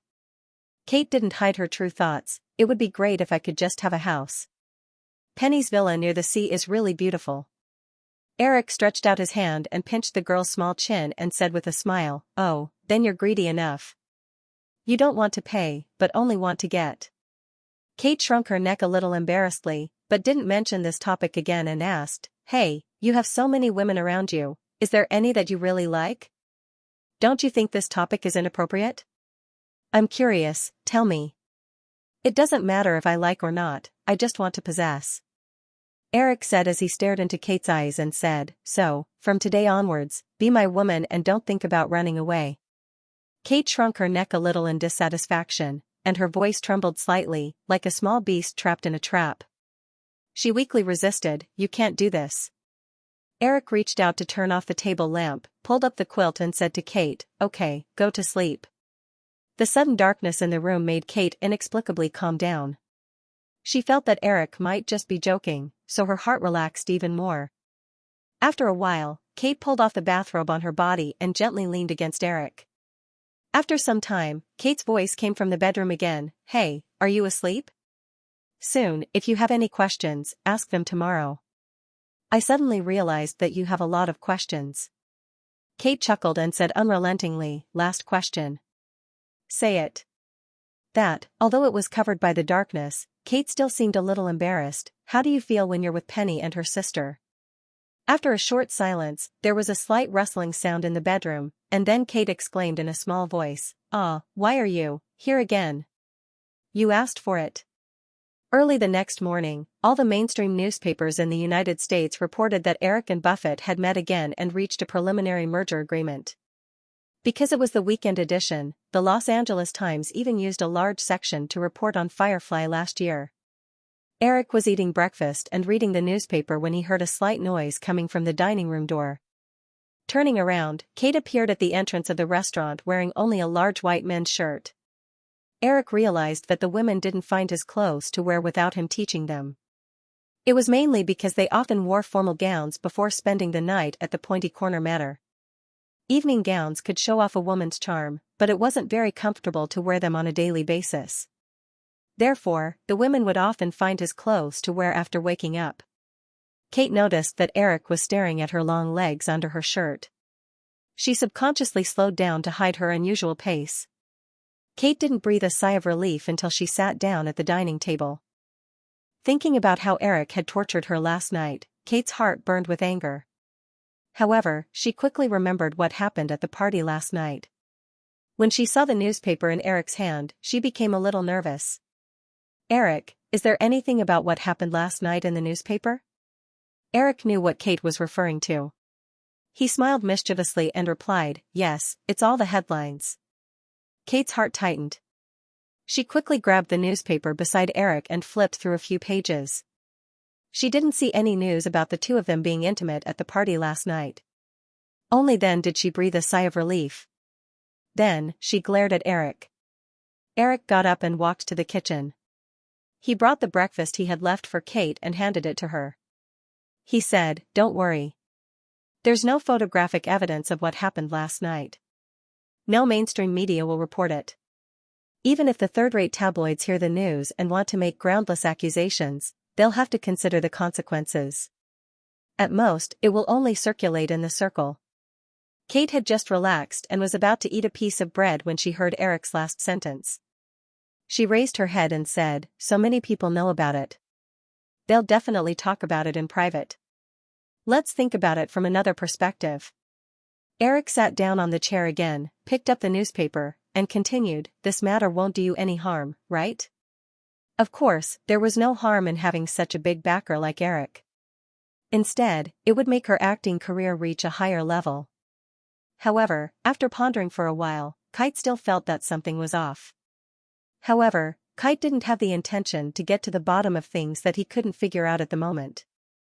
Plus, he had too much exercise last night, so the famished kite quickly put these thoughts aside and focused on eating breakfast. Eric noticed the change in Kite's expression from the corner of his eye, and the smile on his lips deepened. If the news got out, it wouldn't cause any damage to Kate's reputation and career. After all, although he was at the top of the Hollywood pyramid, Eric wasn't one of those old men in their 50s or 60s. He was about the same age as Kate. If people knew about their relationship, most people would only envy Kate. However, this matter would definitely have some impact. The most important point was that after knowing the relationship between Eric and Kate, there wouldn't be many men who dared to take the initiative to provoke Kate. Kate smeared jam on the bread and inadvertently looked up. She happened to see the smile on Eric's face. The woman's keen sixth sense made her realize that this expression must have something to do with her. She asked vigilantly, "What bad ideas are you having?" Eric smiled and said, "You said it's a bad idea. When have you ever seen a villain with a normal IQ take the initiative to reveal his thoughts?" Kate snorted softly and sped up her eating speed. Soon, she finished the breakfast in front of her. She looked at the empty tableware in front of her and Eric. She hesitated for a moment, then got up and took the initiative to clean up. When she returned to the dining room again, Kate saw that Eric had already opened the laptop that had just been put aside and was looking at something. She sat down in the seat just now. Seeing that Eric didn't take the initiative to talk to her, Kate picked up the newspaper and casually flipped through it. She saw an article that the FCC might conduct an antitrust investigation on the merger of Firefly and ABC. The writer's tone was very sensational, and it was completely a tone that said Firefly and ABC couldn't be merged smoothly. Kate was gloating at first, but then she felt that she shouldn't be like this, so she reached out and gently touched Eric and handed over the page of the newspaper. "Eric, is what it says true?" Eric glanced at it. He had just read it and said, "It's true, and it's not true. Don't always be so perfunctory, it's too ungentlemanly." "Well, since you want to." "No," Eric waved to Kate and asked her to sit next to him, and said, "You see, this article says that the biggest obstacle to Firefly's acquisition of ABC is within ABC, but the biggest internal obstacle, Warren Buffett and Tom Murphy, have already agreed to this deal. The two of them control 40% of ABC's shares. Coupled with other shareholders who have turned to Firefly, the shareholders who are inclined to the merger hold far more than 51% of the shares. This is no longer true." After listening to Eric, Kate suddenly felt that she really didn't seem to be interested in these things. However, since she started this topic, Kate had to point to the content of the article and asked, "What about this, the FCC's antitrust investigation?" The definition of monopoly in the federal antitrust law is often very vague. 90% of industry giants will have some monopolistic behavior when they develop to a certain extent. This is inevitable. As long as no one pursues it, the functional departments of the government rarely take the initiative to find trouble. Most of the investigations of antitrust cases are actually initiated by peer companies in order to suppress competitors, but this also requires a lot of funding and connections. If you want to file a lawsuit, Firefly is definitely not short of funds. As for connections, in order to cultivate the company's spokesperson, Firefly now spends more than $5 million a year on paid consultants and official donations. The same is true for ABC. Moreover, the merger of Firefly and ABC does not violate the federal antitrust law.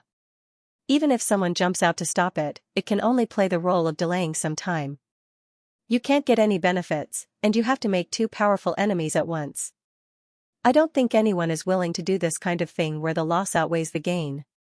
Kate nodded slightly. She didn't know if she should continue this topic. There was a beeping sound from the laptop next to her, which sounded like the ringtone of a pager. Eric also looked over with some surprise and found that a dialogue window had appeared on the computer screen. Then, a line of words quickly popped up in the dialogue window. "This is the beta version. I helped you install it. How about you try it?" Staring at the name Steve in the dialog box for half a second, Eric was first a little happy that Steve Mitnick had finally created the instant messaging software. Then, he cursed inwardly, "You actually hacked into my computer. Don't you think that's very impolite?" He quickly typed a reply, "You actually hacked into my computer. Don't you think this is very impolite?" "Oh, sorry, I just think it's more convenient to help you install it this way."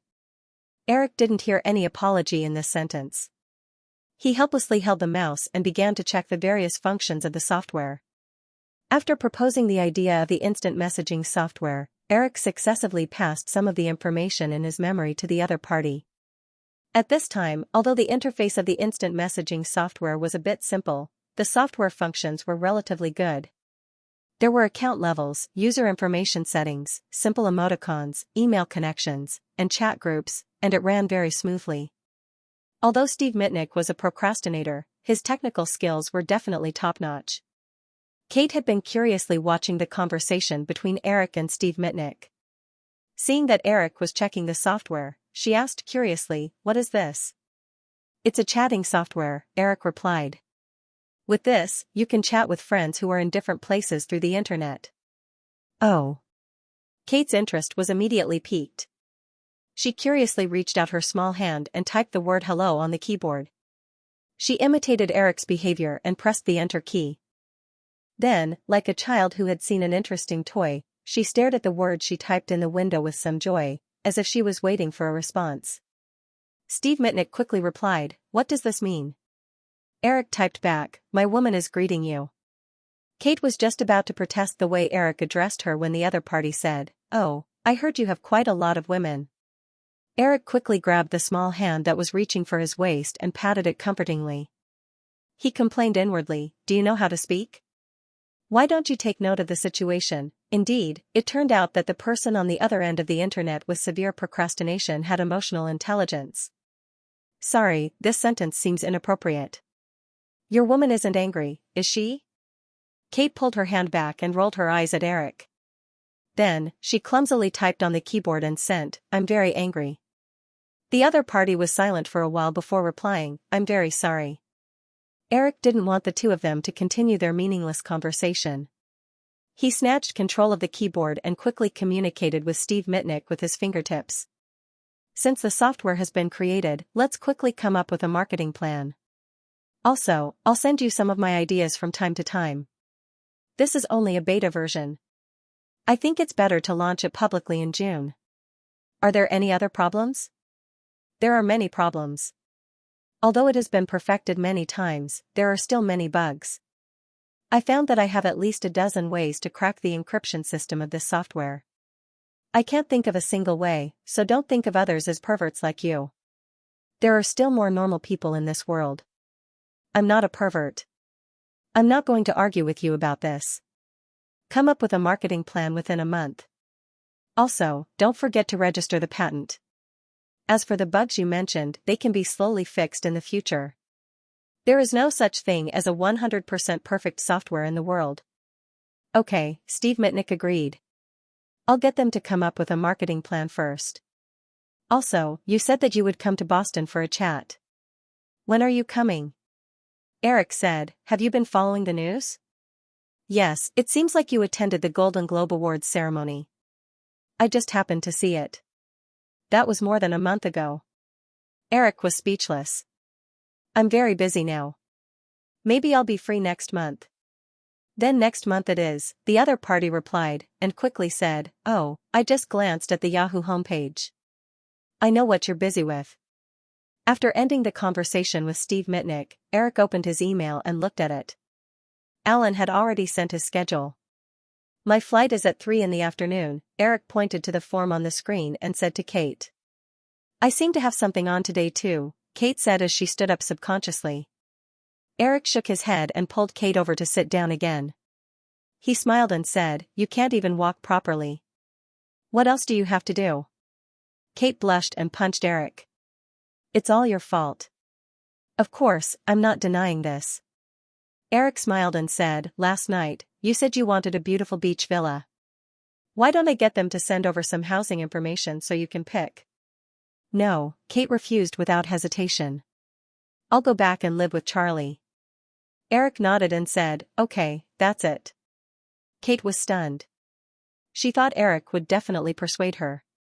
She didn't expect this man to skip over this matter so easily. She suddenly felt a little disappointed, but fortunately, she didn't show it on her face. The two stayed in the villa for the whole morning. In the afternoon, Eric left Kate in the villa to recuperate and took a plane to New York. After Buffett and Tom Murphy compromised, there were no more obstacles to the ABC acquisition. Therefore, the ABC board of directors passed the transaction plan the next day.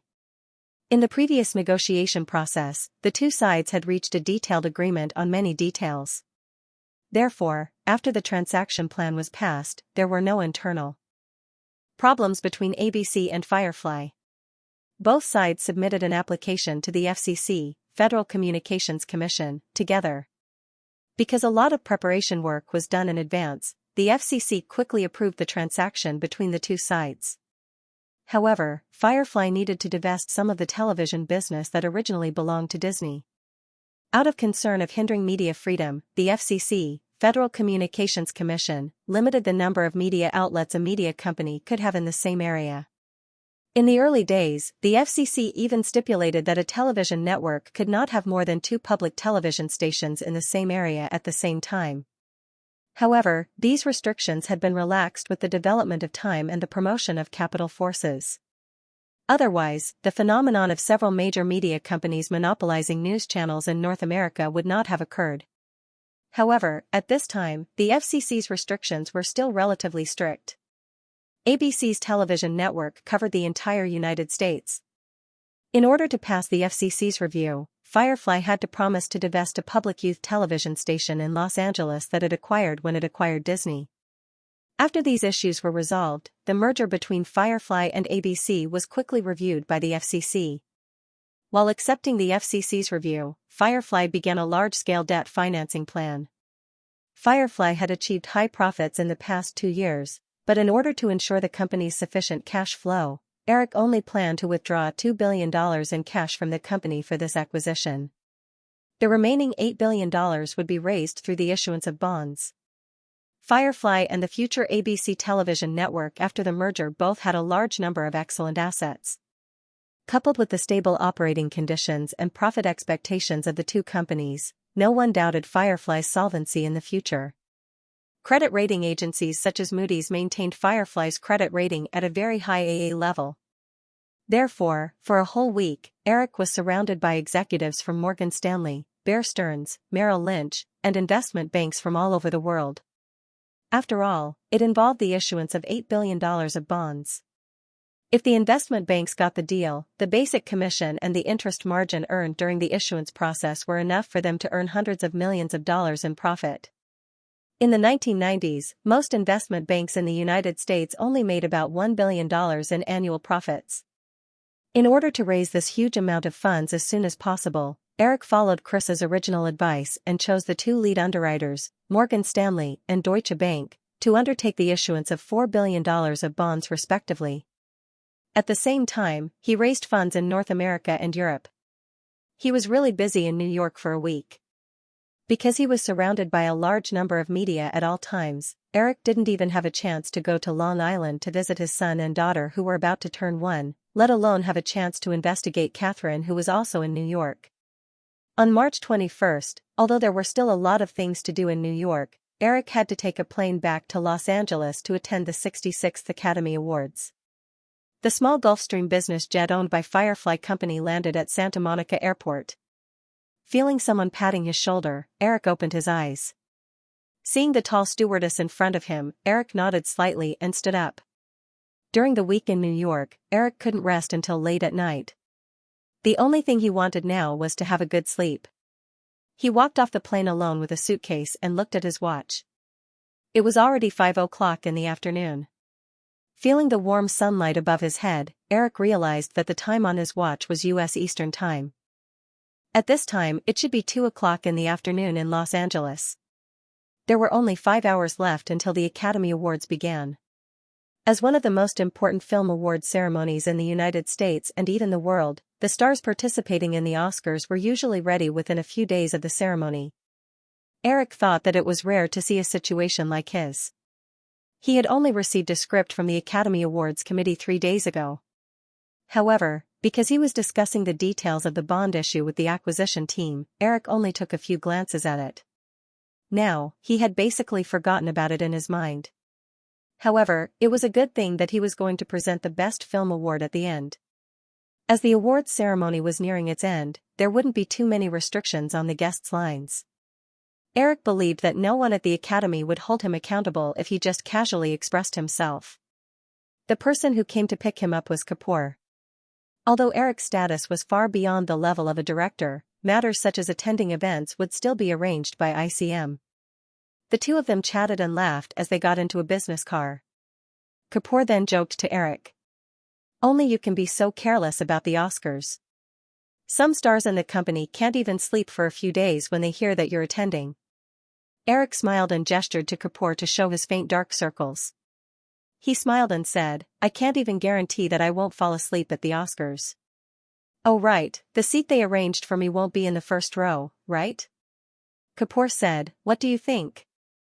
Who would dare to arrange for you to sit in a corner now?" "Okay." Eric shrugged. "If I sleep at the Oscars, it will probably increase the ratings for the ceremony." Kapoor laughed. After a while, he said, "Oh right, have you been paying attention to the recent Hollywood news?" Eric shook his head and said, "No, what happened?" "Last week, Michael Ovitz sold his shares in CAA. This morning, Japan's Panasonic Group announced the appointment of Michael Ovitz as the president of Global Pictures. Michael Eisner will be undergoing heart surgery soon." Kapoor paused and said, "Michael Eisner's heart problem is very serious. I heard that the success rate of the quadruple bypass surgery this time is only about 75%. Eric and Kapoor did not have much friendship with Michael Eisner. Moreover, Eric was very clear about the results of Michael Eisner's heart surgery this time. Therefore, he did not think much of it. He only asked, "Did Panasonic not ask Michael Eisner to resign? Global's business situation has been improving for the past 2 years. As long as Michael Eisner successfully completes the heart surgery, he will be able to resume his previous work. The Japanese are also waiting for the results. I think Global will definitely be in trouble in the future." Eric smiled and said, "Although Michael Ovitz has managed CAA very well, a film company is not a management company. If Michael Eisner does not survive this surgery, then it will not be easy for Michael Ovitz to maintain this situation at Global. If Michael Eisner can successfully complete the surgery, then the situation will be even more interesting." Kapoor saw that Eric had a gloating smile on his face and asked, "What do you mean?" "Although Michael Eisner and Michael Ovitz are very good friends, this is only under the circumstance that it does not involve the power struggle of the company. Both of them are very controlling people. Once Michael Eisner successfully completes the surgery, then Global Pictures is likely to fall into an internal power struggle." Eric suddenly asked, "By the way, did Michael Eisner prepare a golden parachute employment agreement for Michael Ovitz?" In his memory, Michael Ovitz worked at Disney for more than a year and left with more than $100 million in compensation. This was because Michael Eisner had prepared a golden parachute for Michael Ovitz with a very high compensation amount. It seems so. Otherwise, Michael Ovitz would not have given up CAA so easily and joined Global Pictures. 5 years ago, when Sony had just acquired Columbia, they had also invited Michael Ovitz to take over the company. At that time, Michael Ovitz immediately rejected the offer. That's it. Eric smiled and nodded. "Let's wait for a good show. In the future, Global will definitely be very lively."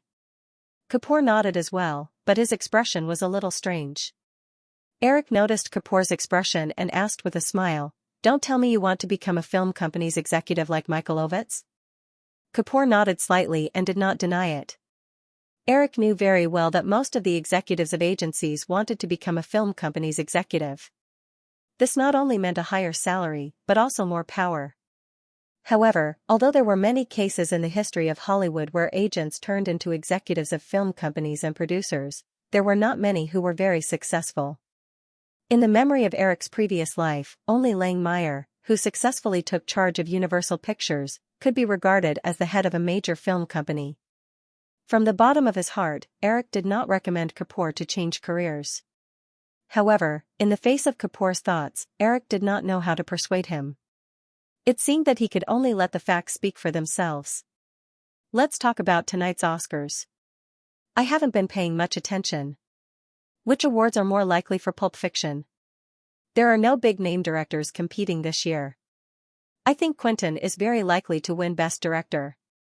Kapoor also put aside the matter just now and said, however, the most stable award should be Best Original Screenplay. Eric remembered that in his previous life, the best actor this year should have been Tom Hanks. However, because Hanks filmed Saving Private Ryan in advance, the male lead of Philadelphia Story was changed. Eric did not see the Best Actor nomination for Philadelphia Story at the Golden Globe Awards. However, thinking of another person, Eric shook his head and said, then John Travolta's Best Actor should also be out of the picture, right? Kapoor nodded. Daniel Day-Lewis lost to Al Pacino for Best Actor in My Left Foot a few years ago. This year, he was nominated for a second time. His chances of winning are much higher than John Travolta's. Although Pulp Fiction shocked the critics and film fans, there were no strong competitors this year. However, Eric eventually discovered that due to the limitations of the subject matter, the chances of this film winning an important award such as Best Film were still very low. The subsequent facts also proved this point. There were originally 2 films that Firefly used to compete for the Oscars this year, Interview with the Vampire and Pulp Novel.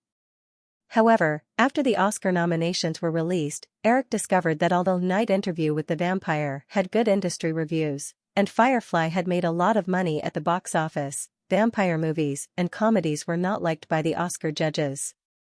Firefly had done a lot of work for the Oscar public relations for this movie, but in the end, they only received insignificant nominations such as Best Makeup and Best Sound Effects.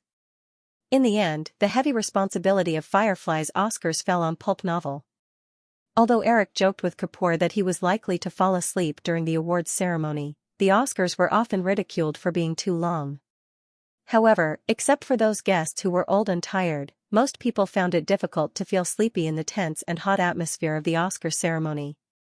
Needless to say, it was quite interesting to watch this awards ceremony that was very different from the original time and space. The original Schindler's List was brought forward by a year. In addition to Pulp Novel, there were also several popular nominees this year, such as In the Name of the Father, A Piano Lover, Intersection of Lives, and so on. Moreover, Eric was surprised to find that there were 2 Chinese films nominated for Best Foreign Language Film this year. One was called The Wedding Banquet and the other was called Farewell My Concubine. However, the Best Foreign Language Film award ultimately fell to Penelope's Beautiful Age. In addition, Eric also noticed Jane Campion, who was nominated for Best Director for A Piano Lover. This female director from Australia stopped at 1 nomination. Although he didn't know in detail, Eric also knew that there were very few women nominated for Best Director in the history of the Oscars. There shouldn't be any in the past decade. This would be a huge variable for next year's Oscar for Best Director. If Catherine was nominated for Best Director again as a woman for Saving Private Ryan, then the Oscar judges might have to consider the ethical risks of ignoring a female director for 2 consecutive years. After failing to win Best Actor, Best Supporting Actor, and Best Supporting Actress consecutively, Quentin lost to Robert Altman of Intersection of Lives in the competition for Best Director. Robert Altman, who was good at shooting satirical films, had been nominated for Best Director 3 times before this. Although he lost to Steven Spielberg in the original Spacetime, this time, no one could guide this veteran director to an Oscar. When Robert Altman and the guest presenter, Clint Eastwood, left the stage, Eric, who was standing backstage, had a hunch that Pulp Fiction might only win the Best Original Screenplay award this year. However, Eric did not care about this. As long as Pulp Fiction got enough box office sales, everything would be fine. Hearing the announcer call out his name, Eric walked to the stage with the envelope containing the Best Picture results. As soon as he appeared, there was a very warm applause from the audience. Eric walked to Mike with a smile. He thought the applause would stop, but the applause did not show any signs of stopping. Instead, it became more and more enthusiastic. The Oscars was actually a party for everyone to support each other. As the host joked at an awards ceremony, a group of millionaires gave out awards to each other. Eric's reputation and power in Hollywood had been growing in recent years, so it was not too surprising that he received such treatment. The applause lasted for half a minute before Eric pressed his hands together, glanced at the audience, and said with a smile, "Actually, when I received the invitation to be a guest presenter, I was very scared." Although there wasn't any obvious humor in this sentence, the audience still chuckled very cooperatively. I've always thought that such an important award should only be presented by someone who is at least 60 years old. However, the director immediately refuted me and said that I've already done everything that other people can only do when they're 80 years old. So, I came up here. With the laughter from the audience, Eric said in a serious tone, but don't expect anything. Even if this award is given by me, the Oscar will definitely not be pure gold. The audience knew that this was Eric teasing his personal wealth, so there was another burst of laughter. Eric cleared his throat and said, "Of course, Best Picture represents an honor. It is the affirmation of the value of a film by more than 6,000 professional judges. This is definitely not something that can be replaced by money. So, let's take a look at the outstanding nominees this year." Eric gestured to the screen and walked to the side. Clips of the 5 nominated films, Pulp Fiction, Intersection of Lives, Piano Lover, In the Name of the Father, and Farewell to the Sentient Sky, appeared on the screen one by one. Eric looked at the clips of these films and was not sure who would win Best Picture this year. Compared to the relatively small number of judges for Best Director and Best Actor, Best Picture was unanimously selected by more than 6,000 judges from various judges' associations. This meant that the Best Picture award could be reflected to a certain extent in the previous Best Director, Best Actor, and Best Actress awards. If a film won more important awards, then it could be said that the Best Picture award was locked in. However, this year was a complete Oscar year. Not a single film was the big winner that everyone expected. Best Director went to Robert Altman of Intersection of Lives, Best Actor went to Daniel Day-Lewis of In the Name of the Father, Best Actress went to Holly Hunter of A Piano Lover, while Best Original Screenplay went to Pulp Fiction. The Best Supporting Actor and Actress also belonged to different films. The judges, who had the largest number of people, made completely different choices. It looked like the outcome of the best film would depend on the strength of the public relations. Although he did not know who would win, Eric was sure that after this year's Oscars, the media's comments would definitely be much more lively than before. After the introductions of the 5 films were over, Eric walked up to Mike again. He opened the envelope in his hand and glanced at the audience. His eyes quickly found a crew, and then he could not help but squint because he saw 2 familiar people around the crew. Elizabeth, who was wearing a white dress, and a fat man named Wayne Stan. Because of Eric's brief hesitation, everyone in the Los Angeles Music Hall followed Eric's gaze. Some people even whispered softly. Eric quickly came back to his senses and said, "Then, the 1993 Best Picture Oscar goes to Jane Chapman of Piano Lover." Following the applause, a short-haired woman in her 40s stood up from the crew of Piano Lover. She hugged everyone and then walked to the stage excitedly. "Congratulations, Ms. Chapman." Eric handed the golden statuette to her, politely hugged her, and then stepped aside. While Jane Chapman was giving her acceptance speech, Eric, who was standing next to her, looked down the stage again. In this era, the Best Picture Oscar crew did not rush to the stage like later years. The crew of Piano Lover was still sitting in the same place. Noticing Eric's gaze, Harvey Weinstein nodded politely to him. Elizabeth raised her chin a little proudly and drew the letter C in front of her with her finger. Then she clenched her fist and suddenly opened it, making a gesture of destruction. Even if Elizabeth didn't give him these hints, Eric could guess what she was trying to do. Jane Campbell's identity as a woman was both an advantage and a disadvantage. If it were not for Robert Altman, who had accumulated several Oscar nominations, Weinstein's ability to manipulate public opinion and award PR, coupled with the huge media support of News Corporation, perhaps Jane Campbell could really become the first female director to win the Best Director Oscar.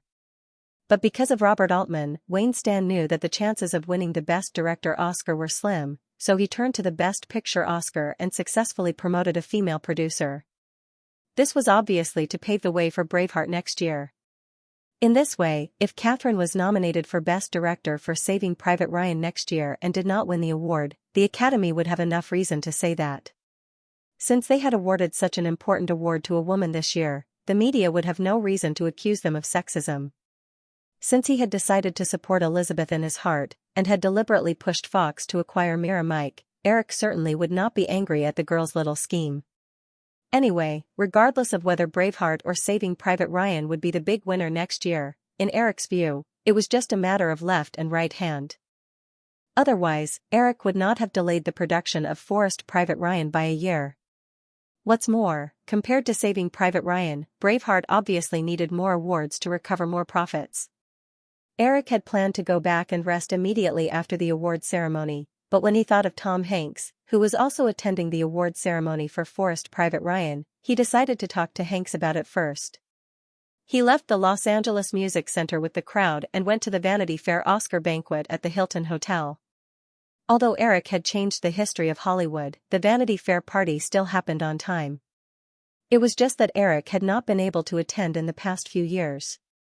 In the lively party hall, Eric and Hanks went to a quiet corner together and briefly introduced the plot of Forrest Private Ryan to Hanks. Hanks listened attentively to Eric's analysis of the plot, nodded, and said, "Eric, since it's the script you like, of course, there's no problem. I'll ask my agent to turn down those invitations tomorrow." "Well, this story sounds very interesting. Maybe I should read the original." Eric quickly shook his head and said, "The original story is a somewhat absurd satirical novel. I don't recommend you read it before you see the script. Because I intend to adapt it into an inspirational film that shows the history of the United States from the 50s to the 70s. The protagonist Forrest Private Ryan represents a simple and sincere attitude towards life. If you read the original in advance, it may have a bad impact on your character. People's first impressions are very biased." "Well, when will the film start production?" "Just let me know." Hanks nodded with a smile and agreed. As for the salary and other things, of course, he didn't need to negotiate with Eric personally. These things were usually left to the producer and Hank's agent to negotiate. The two chatted casually for a while and then separated. Eric greeted some acquaintances and casually dealt with a few guests who came up to talk to him. When he saw the figures of Penelope and Kate, he planned to secretly leave the party with the two women in advance. However, just as he was about to walk towards the two women, Elizabeth led a group of people from the Piano Lover crew over. "Eric, this is Ms. Jane Campion and Ms. Jane Chapman." Eric smiled and shook hands with them one by one. Everyone knew the relationship between Elizabeth and Eric. After greeting each other and getting familiar with each other, they dispersed. After the crowd dispersed, Elizabeth asked, "Why did you ignore me? Are you really angry?" Eric said with a smile, "Seeing you surrounded by a group of people, I was afraid that I would block your light." Elizabeth snorted softly, but when she realized that Eric didn't mean to be angry, she was relieved and asked, "What were you talking about with Tom Hanks just now?" "A movie. I planned to let him be the male lead, so I told him in advance." Eric didn't mean to take credit for delaying the production of Forrest Private Ryan and simply said. When he noticed that Penelope and Kate were looking at him, he gestured to the two women, indicating that they should wait for him outside. Elizabeth followed Eric's gaze and just noticed the backs of the two women leaving. She mocked in a sour tone, "Those two seem to be the female leads of Whopper Girls. Why didn't you get the three girls on the bed together?" Eric smiled and said, "I was too busy, so I only got two. I'll take my time with the other one. Stop messing around." Elizabeth gently kicked Eric's leg to show her dissatisfaction. Then, she remembered something and said, "You said that you were going to help Julia prepare the script. When are you going to take it out? At least wait until the matter in New York is over." Eric casually placed the goblet in his hand on the tray of a passing waiter, leaned over slightly, and kissed Elizabeth on the cheek. He whispered, "If there's nothing else, I'll take my leave first. I haven't had a good sleep for a whole week." Elizabeth shrunk her neck.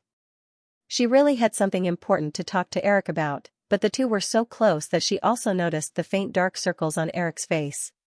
She thought that this matter wasn't urgent, so she nodded and let Eric leave the party. Eric only stayed in Los Angeles for one night and hurried back to New York the next day. Although Morgan Stanley and Deutsche Bank fought fiercely for Firefly's debt underwriting business, after reaching an agreement on cooperation, they still carried out a strict review of Firefly's business and financial information. They also investigated the investment intentions of investors. After many discussions, the two sides finally reached an agreement on the detailed cooperation terms and bond prices after half a month. After that, Morgan Stanley and Deutsche Bank submitted registration statements to the securities regulatory authorities in the United States and Germany respectively. The Western stock market was very complete. Most of the time, the government securities department only played a supervisory role. They often only ensured the accuracy of the information disclosed by the bond-issuing companies. They did not evaluate the investment prospects of the bonds.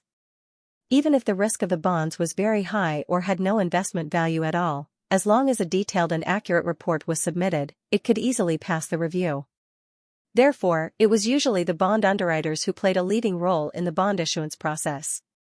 Firefly and the two lead underwriters finally established an annual interest rate of 5%. Compared to Firefly's asset credit rating, this annual interest rate was very high. If it weren't for the large scale of this bond financing, which increased the risk to a certain extent, Firefly's long-term bond interest rate would only be about 4%. During the early market testing process of Morgan Stanley and Deutsche Bank, investment funds from various states in the United States and Europe had cumulatively proposed to buy Firefly bonds. When the registration documents were sent to the securities trading departments of the United States and Germany for review, the success of Firefly's securities issuance was basically confirmed. After the follow-up review by the securities department, Firefly only needed to cooperate with Morgan Stanley and Deutsche Bank to sell bonds and pay the funds to the original ABC shareholders. Eric handed over the follow-up of the securities issuance to Firefly's chief financial officer, Carolyn Elliott, and then began to participate in the specific merger process between Firefly and ABC. The two companies had already determined the specific merger plan in the early negotiations. What Firefly had to do was to once again conduct a detailed review of ABC's balance sheet and property list. Firefly's $15 billion acquisition of ABC easily exceeded the size of Viacom's acquisition of Paramount last year and became the largest acquisition in the North American media industry. With such a huge amount of funds, the acquisition result was, of course, a huge asset portfolio. In addition to ABC's most valuable public television network covering the United States and more than 200 affiliated television stations, ABC's assets also included 10 self-operated television stations and 21 radio stations in major cities in the United States, the ABC television production department in Los Angeles, the 80% owned ESPN Sports Channel, the A&E network jointly owned by the Hearst Group, and a batch of newspaper and magazine assets originally owned by Metropolitan Media. Moreover, these assets included a large number of properties such as real estate and cars. In addition, there were many other scattered assets. Eric even found a hand-drawn animation company in France on the list of assets of ABC. Firefly's acquisition team spent nearly a month since the ABC board of directors approved the acquisition to completely sort out the information of these assets. It was not until the morning of April 10 that Eric signed the final transaction agreement with Tom Murphy of ABC. At this point, Firefly finally succeeded in acquiring the largest television network in North America. After signing the merger agreement, the total share capital of Firefly had expanded several times and reached 135 million shares. Among them, the original shareholders of ABC would receive a total of 32.5 million shares of Firefly, excluding some of the outstanding shares that were directly exchanged for cash or bonds. Jeffrey and Michael Lynn had received 1.5 million shares and 500,000 shares from Eric, respectively. Firefly had spent a total of 1 million shares in the equity incentive program in recent years. The remaining shares were all held by Eric personally, totaling 99.5 million shares, accounting for 73.7% of the total share capital. After this merger, Firefly Pictures would also be named Firefly Group. The company would evolve from a film company to a comprehensive media group involved in film, television, music, books, tourism, and other fields. With Firefly's greater information disclosure during the acquisition of ABC, Firefly's financial, shareholding, and other information once again became the focus of public attention. At this time, most companies in good condition in the North American stock market maintained a price-to-earnings ratio between 10 and 30. A company's price-to-earnings ratio represented a company's profit and investment risk information. It was a very important financial data for listed companies. The price-to-earnings ratio was usually the price of each company's stock divided by the net income per share. Based on the P/E ratio of 20 times that of Time Warner, which was on the same level as Firefly, as well as the combined profits of Firefly and ABC in 1993, Firefly's total of 135 million shares would have a stock price of around $252. This also meant that Firefly's market value was estimated to be around $34 billion. In this way, Firefly had already firmly surpassed Time Warner to become the largest media group in North America. Before the acquisition of ABC, although Firefly surpassed Time Warner in terms of profits, its position was still questioned by many people because of the uncertainty of film investment. But at this time, no one doubted Firefly's position as the leader of media groups in the United States and even the world. Therefore, this became the focus of a lot of media attention. At the press conference after the signing of the final agreement, the reporter from Business Week asked the first question, "Mr. Williams, Firefly has now become the largest media group in North America and even the world, and you are so young. I think you will certainly not stop moving forward. So, what will Firefly do next?" Eric certainly had further ambitions in his heart, which was to control the entire Hollywood through various direct or indirect means, but of course, he would not say it so easily. Moreover, although the acquisition of ABC was successfully completed, Firefly would definitely encounter a variety of problems in the future with such a large scale.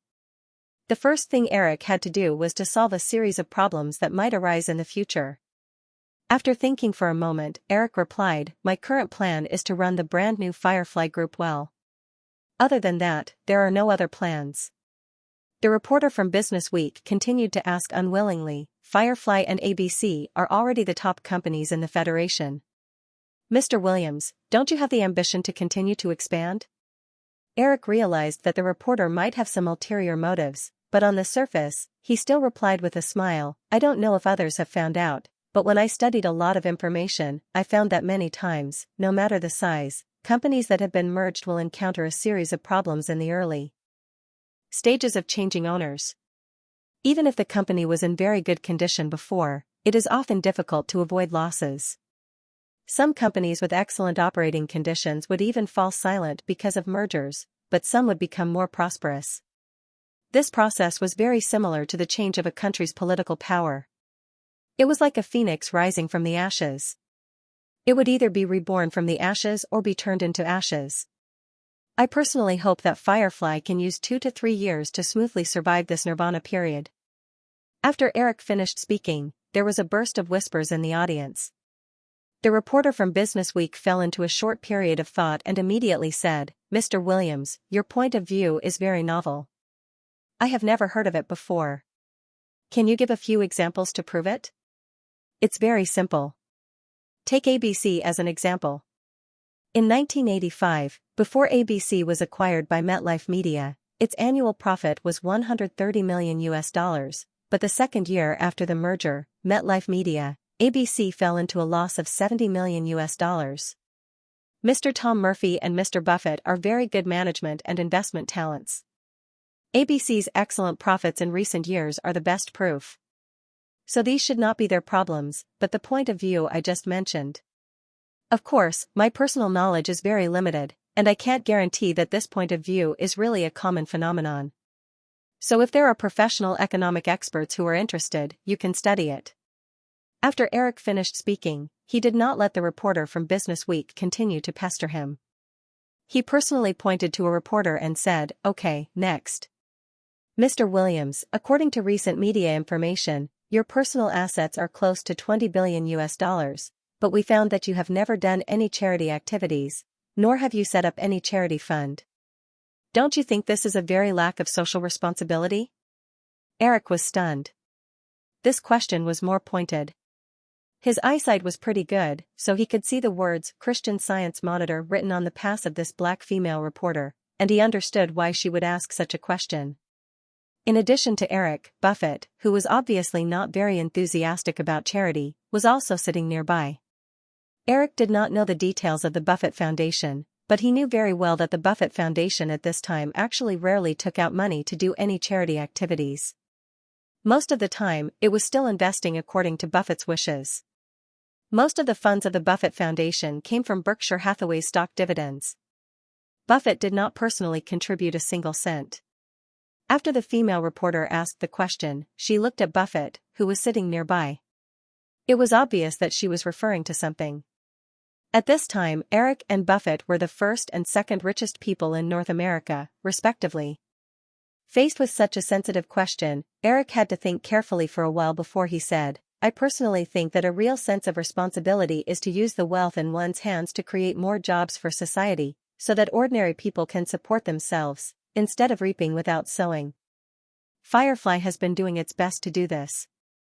For example, in recent years, Firefly has built Firefly Studios in Los Angeles and invested in the Digital Domain Studio in Florida, creating tens of thousands of new jobs for the Federation.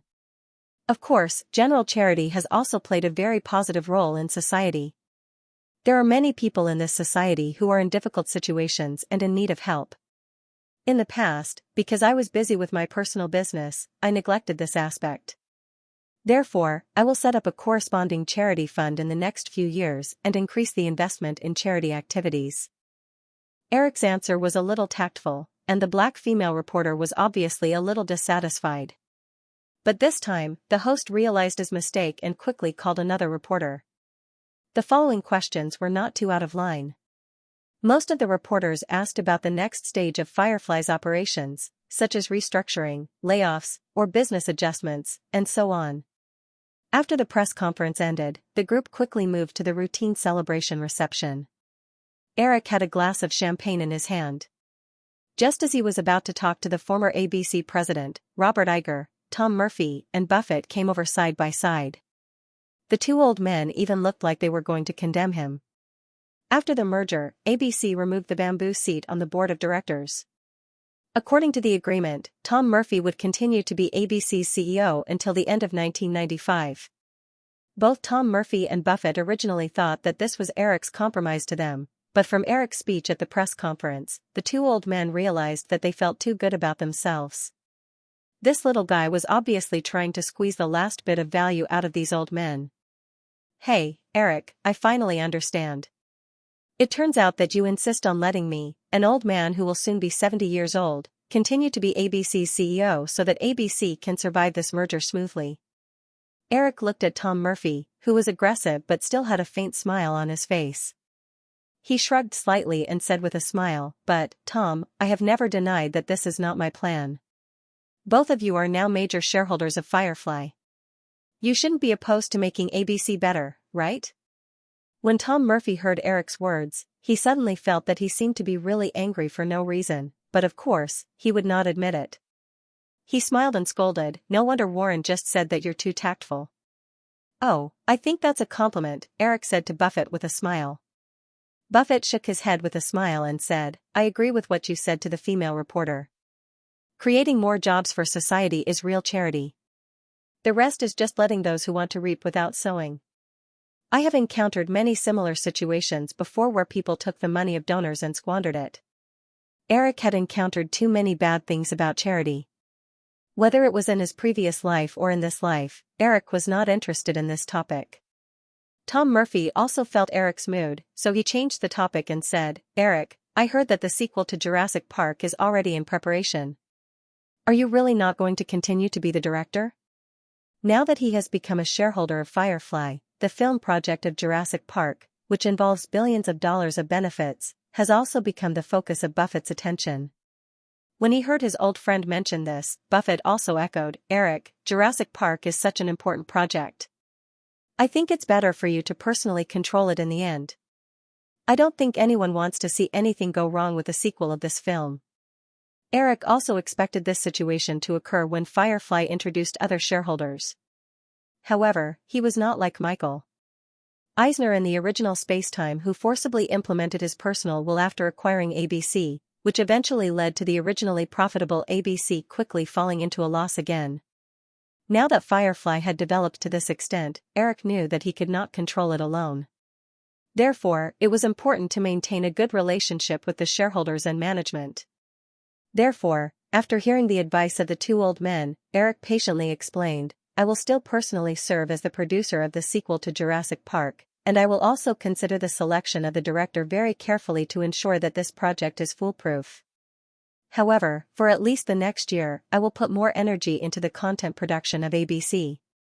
Although ABC achieved the best result in the North American market share last year, I found that after the end of Growing Pains, ABC has not produced any phenomenal series for several years. Hearing Eric's plan, Tom Murphy nodded understandingly and said, I heard that Firefly has taken back the copyright of Friends ? Yes, Eric noticed that Tom Murphy wanted to continue, so he continued. However, The X-Files and The Millionaire were originally developed and copyrighted by Firefly and Fox. These two shows can't be taken back. There seems to be another show called Buffy the Vampire Slayer. I heard that this TV series has caused a great response among the youth group, Buffett suddenly interrupted. He shook his head slightly and said with a regretful expression, Eric, you are too generous to Fox. Because Firefly and Fox were partners. Eric casually said, however, in addition to Friends, I have already selected a good TV series for ABC. It is currently in production. You can see the pilot episode next month. Oh. Tom Murphy's interest was piqued. He asked, what kind of TV series is it? A medical drama, Eric said. It's called The Emergency Room Story. If you are interested, I will ask someone to send you an outline of the story tomorrow. That's not necessary. Tom Murphy shook his head. I'm still looking forward to seeing the pilot episode as soon as possible. No problem. I will invite you as soon as it's done. Warren, if you are interested, you can come and watch it together. If I can spare some time, I will come over, Buffett said. Also, Eric, since you can't take back The Millionaire, why don't you come up with a similar reality show? Eric smiled and said, I already have one. Firefly bought the concept of a reality show called Survivor from a British producer last month. They are still perfecting the specific details of the show. It is expected that it can be launched at the same time as Friends and The Emergency Room Story in the fall. Although the famous reality show Survivor was only launched on CBS in 2000 in the original spacetime, it had actually been conceived as early as 1994. It was just that it had not been adopted by the North American network. Many viewers found that the major TV stations in the United States were always used to remake or buy TV shows that had already aired in other countries, so they often used this to tease the Americans for their lack of creativity. However, this was not the case. The major TV networks in the United States usually launched a total of more than 90 hours of daytime and primetime TV shows every week. However, the most important and valuable of these were only the 3 hours of primetime TV shows every night, 4 hours on Sundays, which totaled 22 hours of primetime TV shows every week. This was because the public television network often had its own program schedule for daytime TV shows, and the affiliated TV stations also arranged the program list according to their own situation. However, the primetime every day was broadcast by the major TV networks and hundreds of their subsidiary TV networks. This also meant that every program in the primetime had to go through strict screening before it was finally broadcast. After all, once a TV show was established, it was impossible to immediately cut it after 1 or 2 episodes because of low ratings. Due to the restrictions of the contract and other factors, even if the ratings were very bad, it still needed to be broadcast after 6 episodes before it could be stopped. Once this happened, the TV network would lose a huge amount of advertising fees because of the failure of the show. Therefore, introducing a TV show that had proven its ratings potential from the English-speaking cultural circle was undoubtedly the most secure approach. While Eric was collecting ideas for the show, the creator of Survivor, Charlie Parsons, was pitching his idea to the major TV stations in the United Kingdom and the United States. However, without exception, all of them were rejected. After Eric discovered this idea, he asked the TV production department of Firefly to secretly buy out the creative rights of this show. However, the format of the show conceived by Charlie Parsons was very rough compared to Eric's memory. Recently, Eric had been asking the production department of Firefly to continue perfecting this project. Buffett and Tom Murphy listened to Eric briefly explain the general idea of Survivor. Buffett only felt that this show was quite interesting, but Tom Murphy, who had worked in the TV industry for decades, saw the subversive idea of Survivor and praised it repeatedly. Eric did not show too much pride in Tom Murphy's praise. After all, the last thing in this world was creativity.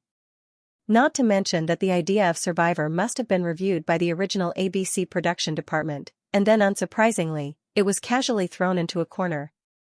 The reason for Tom Murphy's reaction was more due to the halo created by Eric's series of successful shows. Just like any movie project he had his eyes on now, it would be valued and fought over by Hollywood. Warren, Tom, there's one more thing I want to tell you in advance. After drinking a few mouthfuls of champagne to moisten his throat, Eric said to Buffett and Tom Murphy, I plan to divest all of the newspapers and magazines under the company. When Buffett heard this, he immediately frowned slightly. Tom Murphy asked, Eric, why do you want to do this? These newspapers have been continuously profitable in recent years. I don't see the need to divest them, and these newspapers can just expand the media influence of Firefly. According to the historical process, the internet boom would enter the explosive period next year. Although the current paper media still occupied a very important position in the media industry, Eric clearly remembered that with the rise of new media on the internet, these paper media would soon become a phoenix without feathers, and their value would plummet.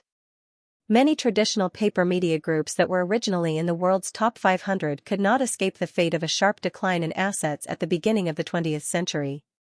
Now was the time when the official paper media was the most valuable, so of course, Eric wanted to take the opportunity to cash in.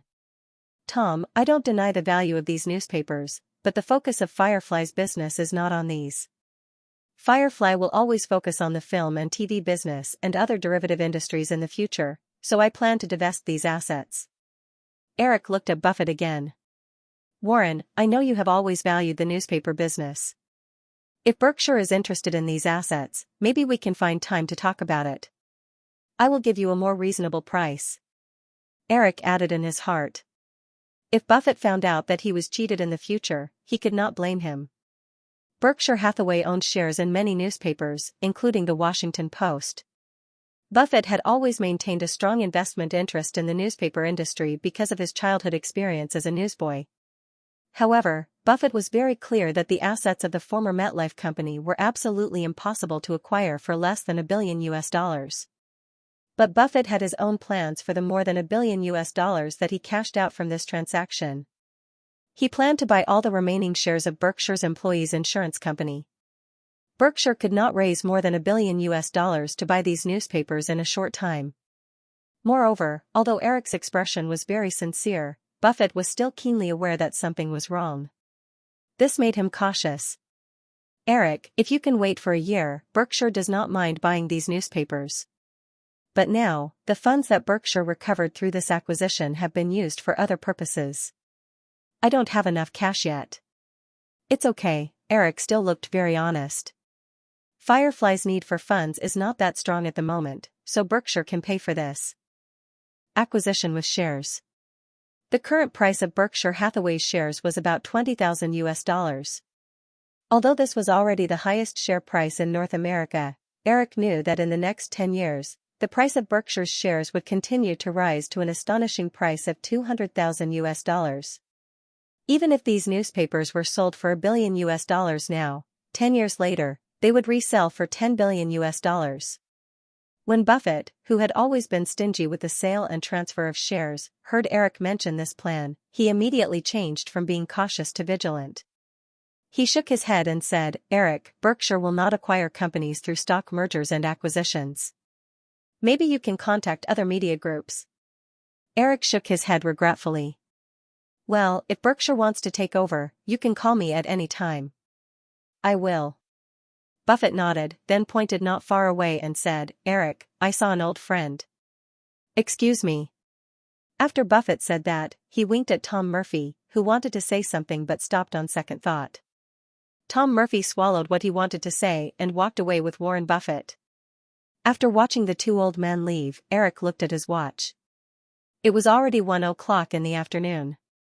He looked around and found Jeffrey. He walked over. Seeing Eric approaching, a middle-aged man who was talking to Jeffrey raised his glass to Eric and walked away politely. Jeffrey asked, Eric, what were you talking to them about just now? Some program production matters, Eric said. Jeffrey, today is the two little guys' birthday. I'm going to East Hampton. Do you want to come with me? Jeffrey shook his head and refused with a smile. The two little guys are already 1 year old. I'll ask my secretary to help pick out 2 birthday gifts for them later. But birthday parties are for you young people, so I won't be going.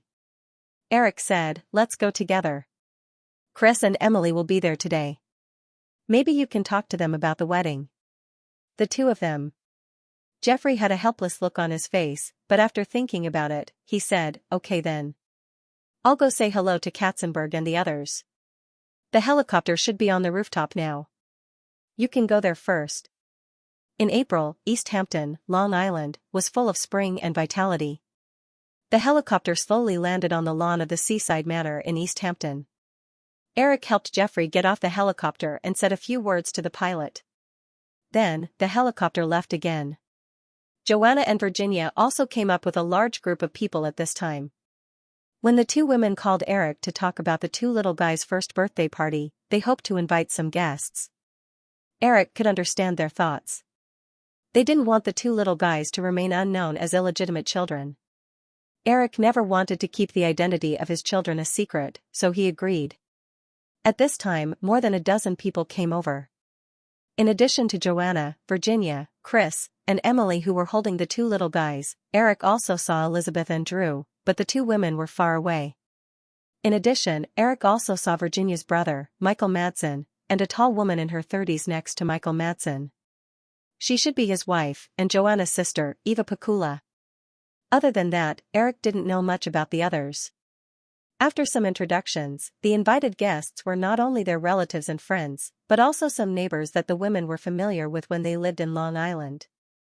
The children's birthday party was scheduled to start at 5 o'clock in the afternoon.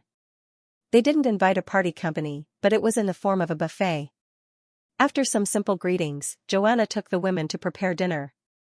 As one of the most famous areas for the rich in New York, East Hampton and Southampton gathered a large number of rich people, politicians, and celebrities from all walks of life. Although there was no lack of middle-class residents, those who could buy a property of the same size near the manor that Eric had his eyes on would not be ordinary people. After the women left, Eric exchanged business cards with a group of men. He wasn't surprised to see titles such as the president of a certain company or the director of a certain foundation on the business card. After all, it was the first time for many people to meet.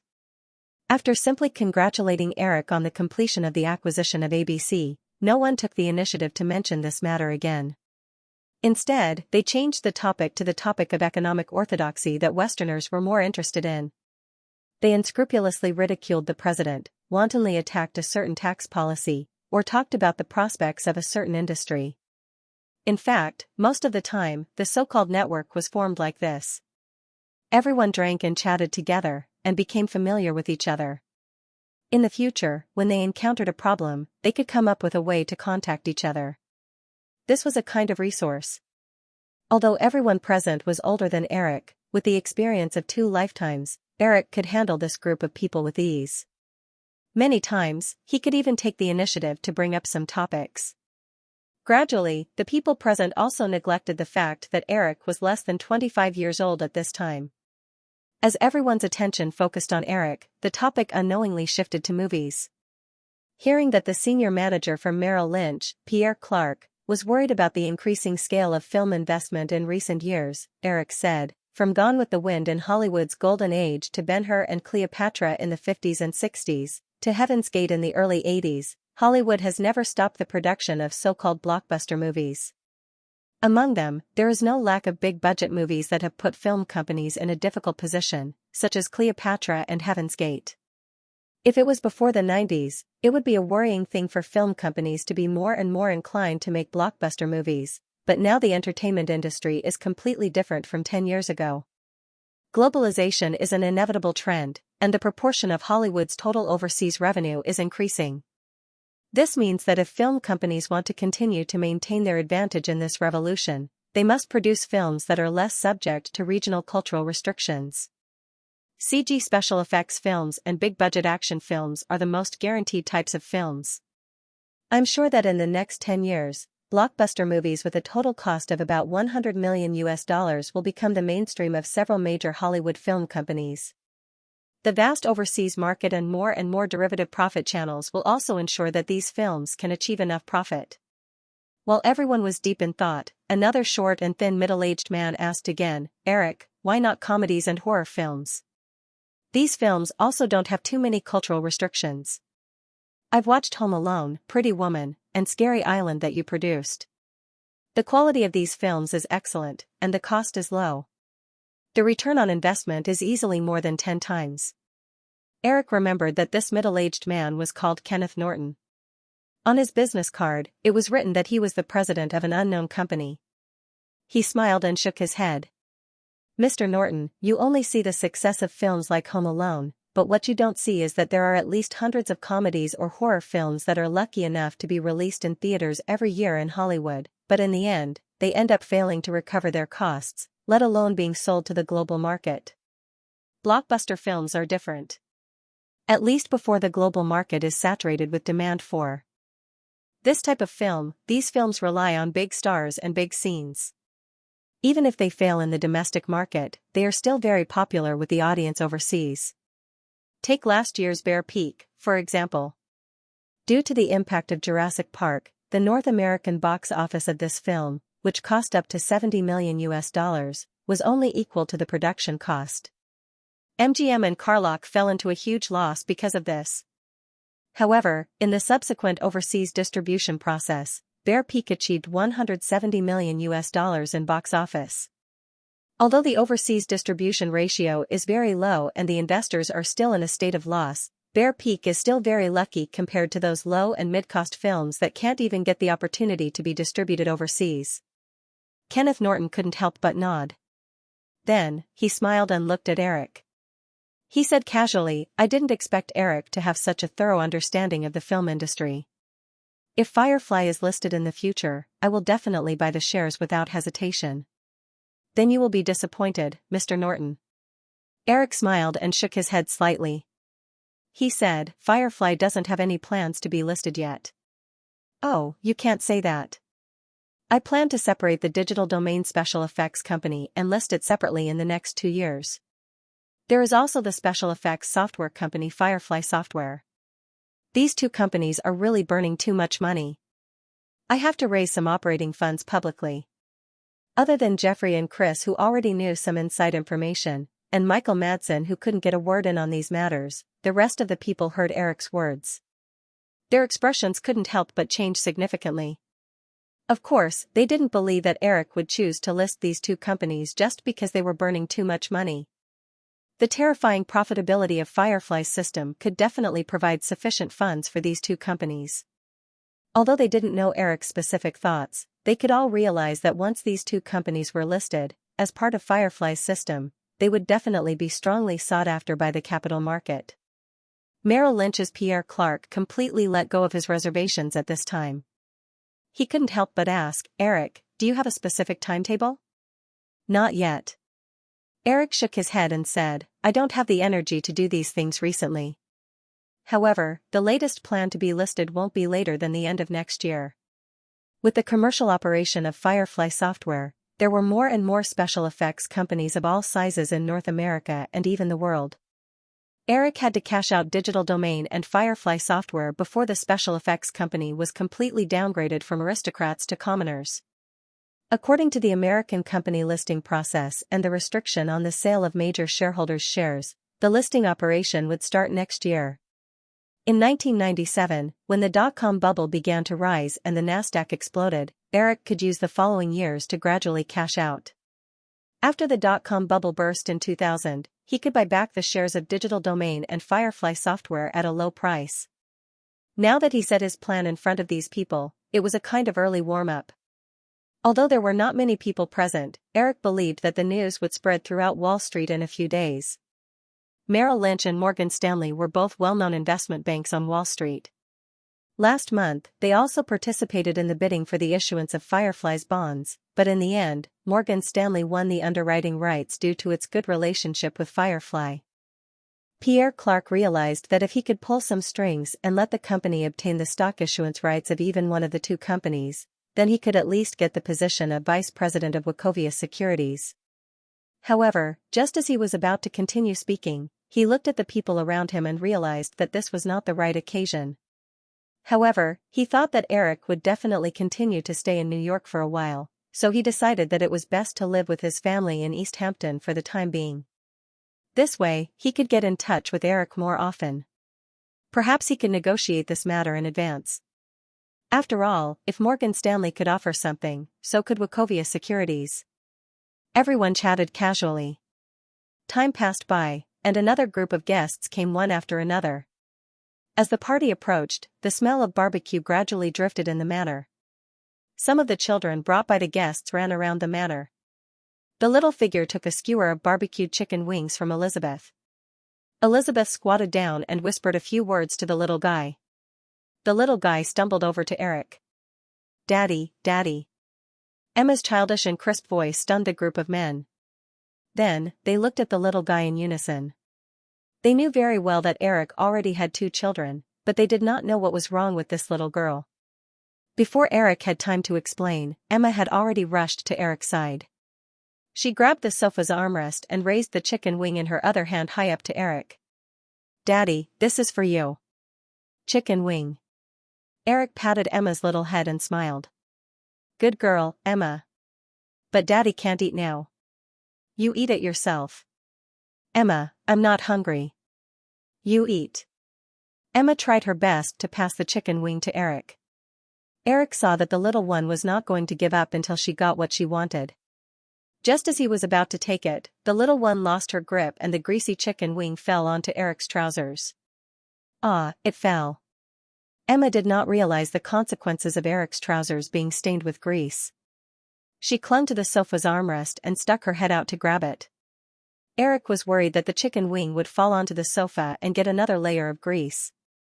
He hurriedly picked it up and got up to apologize to everyone. He then took the little guy's hand and got up to leave. After leaving Emma in Joanna's care, Eric walked to the villa to change his trousers.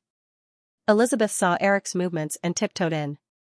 Eric walked into the bedroom and found a new pair of trousers from the closet. He turned his head to Elizabeth, who was leaning against the door, and said, "You're not here to celebrate the little guy's birthday, are you?" Elizabeth watched Eric take off his trousers and change his clothes in front of her. She blushed slightly and said, "I happened to be in New York recently, so I came over. I didn't expect to meet Drew." "Humph, if I had known, I wouldn't have come." "Then just don't talk to her," Eric said while holding back his laughter. Elizabeth had received a private school education since she was a child. She did not even know how to swear.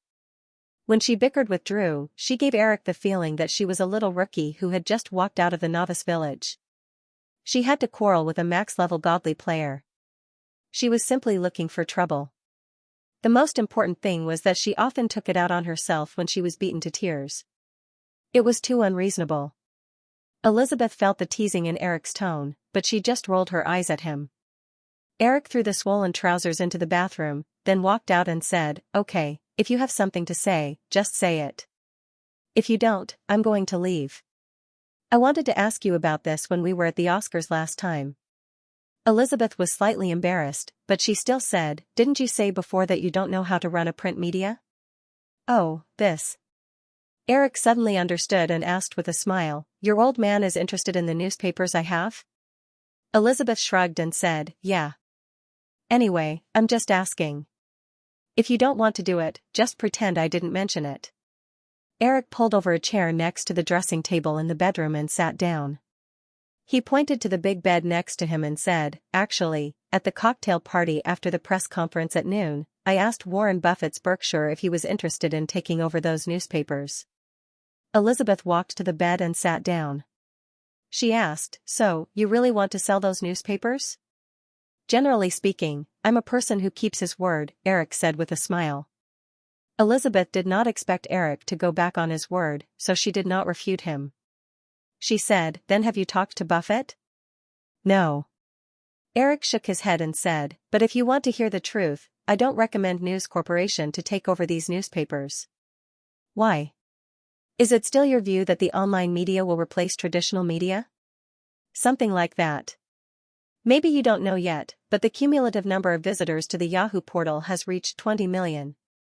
Now the average number of visitors per day is more than 5 million. After I'm done here, I plan to increase the investment in Yahoo's information section." Eric said and joked, "Why don't you help me recommend a suitable editor-in-chief from News Corporation?" Elizabeth was a little surprised by the data given by Eric. News Corporation's newspapers in Australia, the United Kingdom, and North America added up to less than 5 million users. If Yahoo really had 5 million visitors per day, maybe the situation that Eric said would really happen. However, she still found it hard to believe. How can there be so many? The average daily visitor count was more than 5 million. Not only Elizabeth, but most people would not believe this number, but it was already an indisputable fact. Since the emergence of personal computers in the 1980s, tens of millions of users had accumulated in North America alone. These were the important foundations for the successful promotion of online services.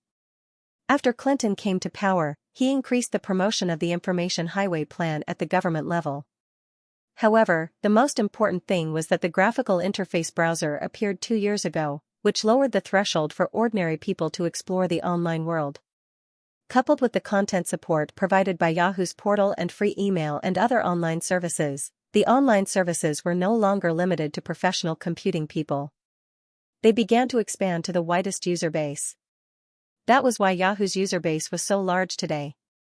If you really want to find out the reason, Eric replied when he heard Elizabeth's doubts, it's similar to the emergence of television in the 50s and 60s. People discovered that they could observe the world through a small box, so they chose to buy it. Investors saw that it was profitable and built TV stations to provide content, so it gradually became a very large industry. The current situation is that the computer network can not only observe the world, but also communicate with the world. The relevant hardware and software conditions have been accumulated for more than a decade. Once it starts to explode, of course, the expansion will be very rapid. Elizabeth said, but the traditional newspaper industry won't be eliminated because of this, right? Eric nodded and said, of course not, but it will be far from being as successful as before. Elizabeth suddenly smiled and said, then what should we do now? I'll tell my old man, I'll tell my dad that the newspaper industry is going to decline soon. Let's not buy it. Do you think he will change his deep-rooted view just because of a few words from you? Eric spread his hands and said, then, when Firefly organizes this part of the assets for public sale in the second half of the year, News Corporation will participate in the bidding. Firefly will be sold to whoever offers the highest price. Elizabeth felt that this seemed to be the only way. She would go back and tell her old man what Eric had said. Even if it did not affect his final judgment, at least during the bidding, News Corporation would have scruples in this regard and would not bid too aggressively. One more thing. The two were about to leave when Eric stopped Elizabeth and said, don't tell anyone about the size of Yahoo's user data. Even though Yahoo, i.e., and Hotmail had been closely watched by the industry, on one hand, the industry only saw the three companies burning money without any results. On the other hand, the three companies never released any company data, which was why they were able to maintain a quiet expansion for several years. Although many people had already realized that the user scale of the three companies was very large, without specific data, it was not enough to stimulate too many people to wake up.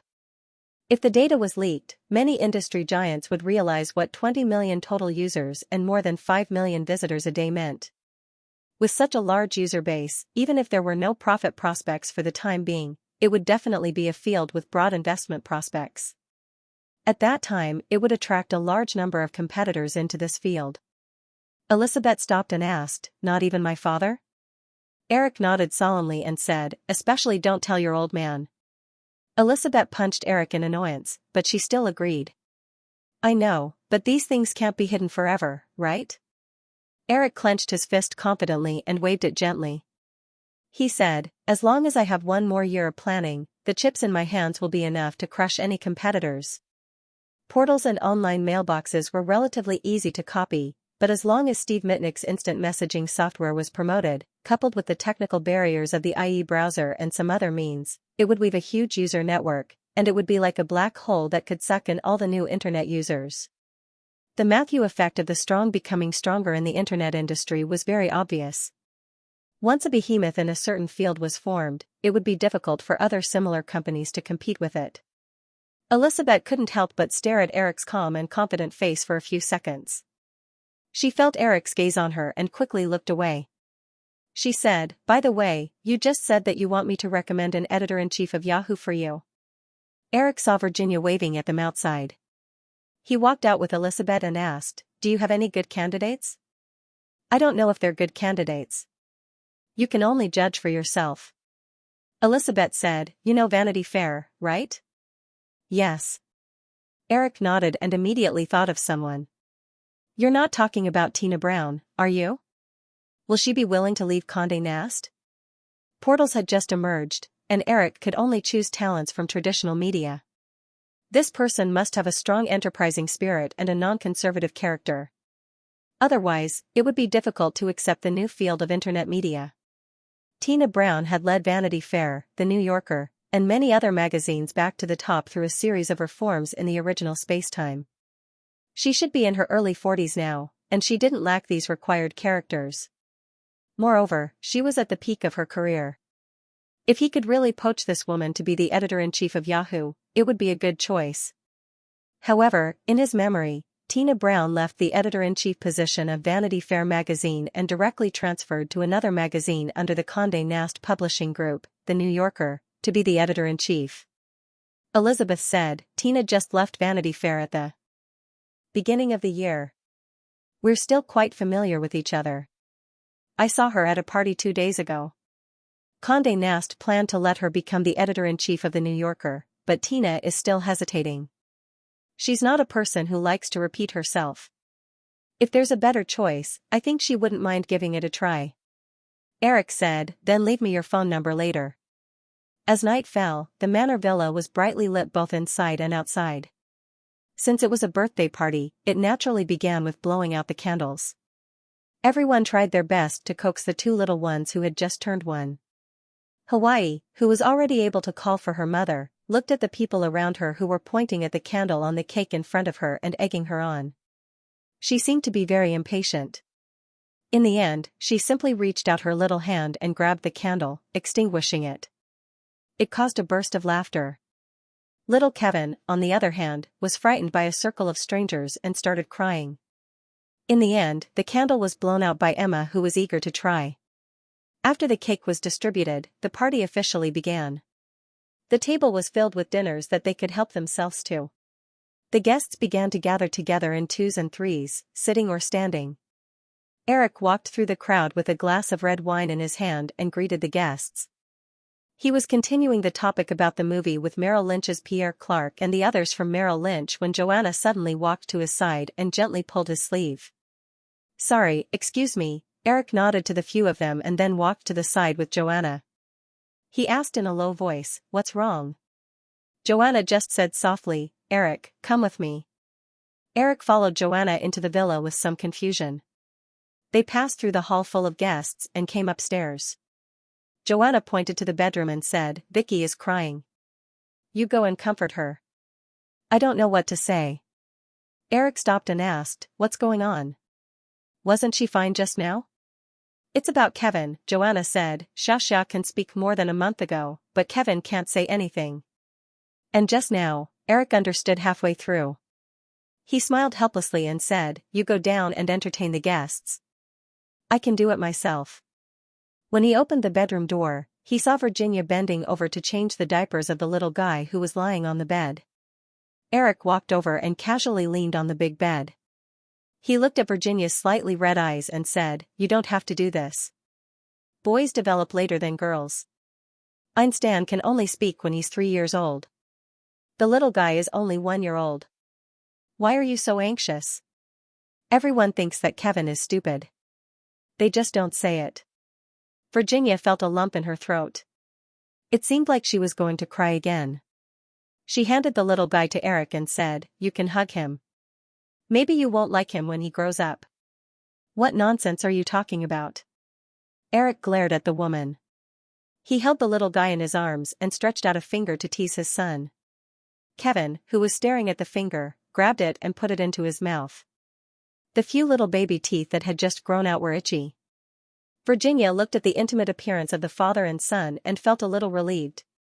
She pulled a chair over and sat on the bed.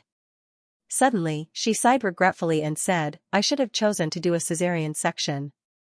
Kevin must be like this because of the lack of oxygen for a long time." "Didn't you test Kevin's IQ and it said that there was no problem?" Virginia said, he's such a young child. How can it be accurate? Eric realized that this stubborn woman would not be able to change her mind. He could only whisper to his son lying beside him, baby, learn to speak quickly. If you don't speak, mommy won't like you anymore. The little guy stared at Eric with his round eyes. It seemed that he did not understand Eric's words. Eric looked at his son and said tentatively, come, let's hear you call me daddy first. Learn from me. Dad, Dad. After a short silence, the little guy in his arms suddenly made a short syllable. Pa, Pa. Although the pronunciation was very vague, Eric and Virginia could hear it clearly in the quiet bedroom. Virginia abruptly stood up from the chair with a look of pleasant surprise on her face. She was no longer as sad as before. I knew it. This little bastard is definitely pretending to be stupid. Eric suddenly laughed and turned the little guy over to smack his little butt gently. He said, and he's waiting here to take advantage of me. He won't make a sound until I call him first. Even though Eric didn't use any strength, the little fellow immediately started crying. Virginia hurriedly snatched her son from Eric's hands and coaxed him with a doting expression. She then bluntly chased the culprit who made her precious baby cry out of the room. When Eric went downstairs, Joanna walked up to him nervously. It's okay. Eric smiled and told Joanna what happened just now. Joanna was also relieved. Now Vicky can finally rest assured. She's just worried, Eric said with a smile. Most of the guests in the villa were female. Eric and Joanna said a few words briefly and were about to leave. Chris's girlfriend, Emily, came over and blocked Eric's way. You can't just leave me with a sentence. I have contacted a lot of models. Now I only need your proposal. Eric smiled and pointed outside. You're still in the mood to worry about this. Emily showed a troubled look, but she couldn't blame Eric for bringing Jeffrey. Chris will explain to Jeffrey. We just bought Ltd and are so busy every day that we don't even have time to sleep. We don't have time to think about marriage. Don't change the subject, okay? You encouraged us to buy Ltd. You can't wash your hands of it. I never intended to wash my hands of it, Eric said. It's just that I haven't had the time recently. It's not like you don't know this. Even if I tell you my plan, you won't be able to do it yourself. I have to do it myself. You can only cooperate. What can't I do? You can tell me the important thing first. At least I can prepare in advance. I plan to direct the annual Victoria's Secret show myself. Emily was a little disappointed. She retorted, is that all? How can I not do it? You were at the New York Fashion Week last year. I was in charge of the Brighton Fashion Show. Victoria's Secret also has an annual new collection launch show. Of course, that's not all. I want to gather the top models from all over the world to walk the show. I want to invite the most popular pop singers to be there. Through the full range of media marketing channels such as newspapers, magazine promotions, live TV broadcasts, and online discussions, the fashion show will be turned into a fashion carnival. I want Victoria's Secret to become a global symbol. Although Eric had only revealed a simple idea, Emily was so shocked by Eric's huge idea that her jaw almost dropped. She stuttered, how much would this cost? First of all, my personal director's fee will be at least $10 million, and that's the discounted price, Eric joked. Then he said, we should focus on how much money this marketing strategy can make for the company, not how much money it will cost. I promise, compared to the expected future income, this money is absolutely insignificant. In the original spacetime, Victoria's Secret once occupied more than 40% of the market share in the United States, with a net profit of $1 billion per year. This was simply a miracle for a traditional industry that did not have a high market entry threshold. Compared to the huge profits, the cost of the Victoria's Secret annual show that cost tens of millions was not worth mentioning. Emily was not immediately moved by Eric's big picture. She did some simple calculations in her mind and said, according to what you said, if we want to create a sensational effect, we'll need to invest $15 to $20 million in this annual show. This money is enough for the company to advertise on the TV station for a year. I've just stabilized the company. If we suddenly launch such a risky publicity plan, it will definitely cause strong opposition from the other shareholders and management. Eric thought for a moment and said, "How about this? Ltd will transfer the copyright of the Victoria's Secret annual show to Firefly. I'll cover all the production costs. You just need to assist from the side. If the annual show doesn't have the effect I said, Firefly will bear all the losses. If it succeeds, Ltd will have to pay Firefly's copyright fee if they want to continue producing this show." In his memory, the annual viewership of Victoria's Secret annual show was around 10 million people. Although it could only be done once a year, the advertising fees earned from the show's broadcast on ABC, the subsequent income from cable television broadcasting rights, and the distribution of videotapes were enough for Firefly to recoup all the costs. If they got the copyright now, once the show was successful, Ltd would definitely not give up this annual show that played a huge role in promoting Victoria's Secret. The annual copyright fee would allow Firefly to earn another sum of money. Emily quickly thought of the key and said, "In other words, if the show is successful, Ltd will have to spend money to get Firefly's permission to continue producing the annual show every year?" "Of course." Eric nodded and looked at Emily's slightly frowning face. He smiled and said, "Risk and opportunity always coexist. If Ltd is not willing to take the risk, then Firefly can't spend a lot of money and not get any benefits, right? But you can rest assured that Firefly and Ltd are like my left and right hands. I definitely won't ask for too much." Emily hesitated but did not immediately agree. She said, "I'll hold a high-level meeting tomorrow to discuss it and give you the news." "No problem. I'll be in New York for a while. You can contact me anytime." Emily was about to turn around and leave when she suddenly stopped and asked, "If we choose to fund the production ourselves, what is your cooperation plan?" Eric said, "We can operate it in the same way as the TV and movie cooperation. Ltd will be the investor and producer, and Firefly will be the agent for the distribution of the TV and video channels. Both parties will agree on a suitable profit-sharing ratio." The lively birthday party lasted until 10 o'clock in the evening. Because many people still had to work the next day, the guests began to leave one after another.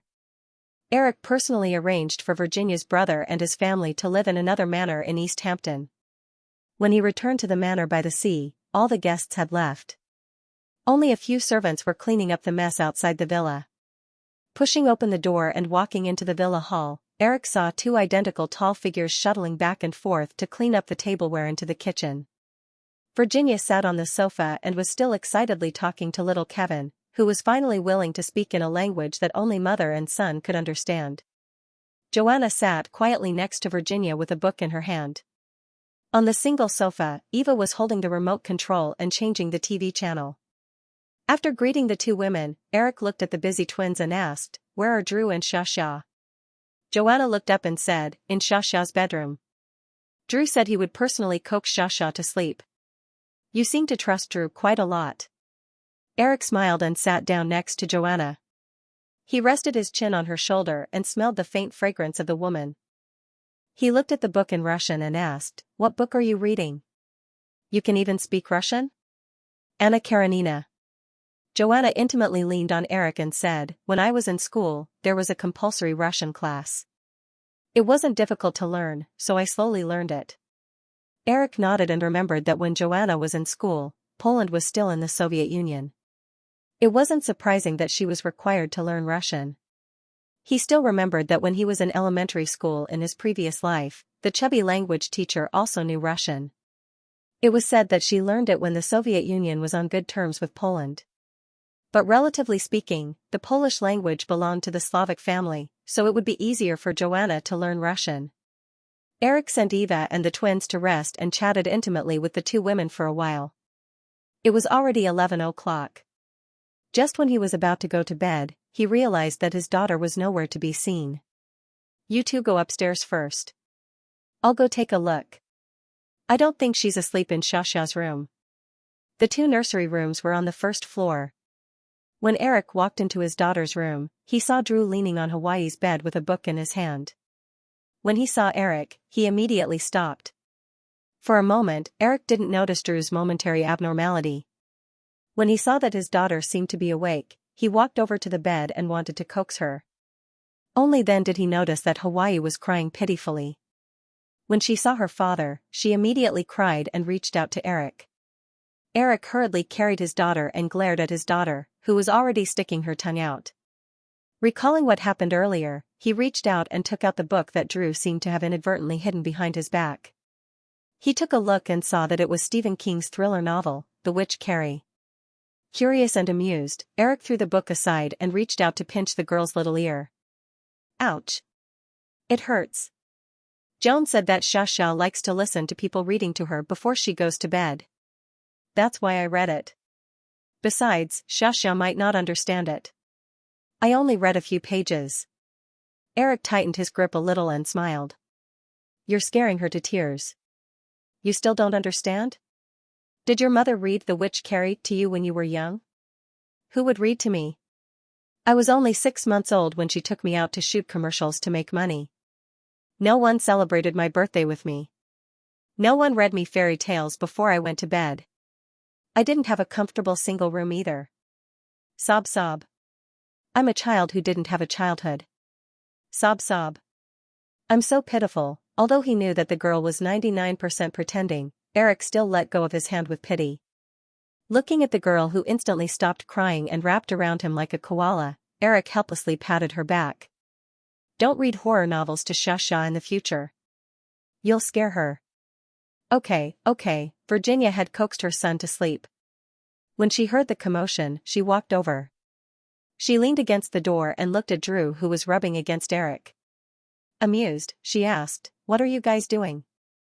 The girl wasn't shy in front of outsiders. She continued to cling on to Eric. Eric could only pass the Hawaiian to Virginia and smile. You coax the little one. I'll coax the big one. Haha. Virginia smiled and took the Hawaiian. The scary sounds were gone. It was already late at night. The Hawaiian quickly closed its eyes while leaning on Virginia. Eric freed his hands and patted the girl on his body. Okay, let me go. It's time to sleep. Carry me to the bedroom. Eric hugged the girl's little body and smiled. You seem to have gained a lot of weight. I can't carry you. No, I'm not even 100 pounds. You can touch me if you don't believe me. Virginia carefully placed the Hawaiian on the crib and checked the baby monitor. Then, she smiled and said to the two of them, Xiaxia is asleep. Don't mess around here. Eric had no choice but to pick up the lass and walk out amidst a burst of coquettish laughter. The next afternoon, Emily angrily called Eric. She first scolded the LTD board of directors for being a bunch of short-sighted idiots. Then, she said that LTD had chosen Eric's second option, which was to sell the copyright of the Victoria's Secret annual fashion show to Firefly. After that, Eric heard from Chris that Emily had a big argument with the LTD board of directors because of this. LTD was basically snatched by Chris from Leslie Wexney and other shareholders through a hostile takeover. Although Leslie Wexney had already left, many shareholders and management who were originally inclined to Leslie Wexney were still working in the company. These people were the operating pillars of LTD. Emily couldn't kick them all out on the premise that it wouldn't cause any turmoil. However, Eric believed that after the Victoria's Secret annual fashion show was released, Emily's position would be completely consolidated as the value of the Victoria's Secret brand increased. Only then would they be able to completely control the company. Since LTD had made a choice, the cooperation negotiations did not take too long. 3 days later, Eric took a few hours out of his busy schedule to sign the cooperation agreement. Eric then took the time to draft a plan and handed it to the team formed by LTD and Firefly to begin the early stages of preparation. As for ABC, after signing the acquisition contract, the two sides finally completed the merger process in late April. The first shareholders' meeting of the brand new Firefly Group was held on April 26. Although Eric still held more than 70% of the shares and had absolute control of Firefly, even after the merger, Firefly still had dozens of shareholders. The establishment of a board of directors was inevitable. Eric originally intended to set up a 5-person pocket-sized board of directors, but Buffett, Tom Murphy, and the original ABC shareholders insisted on at least 3 board seats. According to the shareholding ratio, Eric had no choice but to expand the board to the size of 11 people that was common in large North American companies. Among them, the original ABC shareholders included Warren Buffett of Berkshire, Tom Murphy, the current CEO of ABC, and David West, the president of State Street Global, who supported the merger. On Firefly's side, except for Eric, who was the chairman of the board of directors, the rest were basically senior executives of Firefly. Although everyone unanimously suggested that Eric hire a few independent directors so that they could judge Firefly's decision-making from a bystander's point of view, and at the same time provide Firefly with some contacts and information resources, federal law did not require non-listed companies to hire independent directors. Eric also did not want Firefly's internal operations to be exposed to irrelevant people, so he rejected the suggestion. After the establishment of the board of directors, the next step was to adjust the management and streamline the department. Michael Lynn's contract was about to expire. Originally, Firefly only needed to pay a symbolic compensation, and Michael Lynn could give up the position of the group's CEO to Katzenberg in advance. He would only be a director in name. However, the summer was coming. Katzenberg had been focusing on the merger of ABC. The main distribution work of Firefly's summer movies was all handled by Michael Lynn and Jeffrey. In the next few months, due to the need to streamline and adjust the ABC department, it was impossible for Katzenberg to turn his energy back to the movie business. In order to ensure that the release of the summer movies was foolproof, not only could Michael Lynn's contract not be terminated in advance, but it had to be extended to September. Fortunately, the two sides had reached a tacit understanding. There was no need for any wrangling over these matters. A simple contract was confirmed. On ABC's side, Tom Murphy was 69 years old. Originally, after completing this merger, Tom Murphy could retire and enjoy his old age. However, in order to avoid the turmoil of ABC's merger in the 1980s, Tom Murphy would continue to be the CEO of ABC until the end of next year. Fortunately, Eric did not need to know ABC deeply to find the right candidate for the next CEO of ABC, Robert Iger. After all, Robert Iger's personal ability had been proven in his previous life. Eric personally talked to Robert Iger several times and obtained the approval of Tom Murphy and others.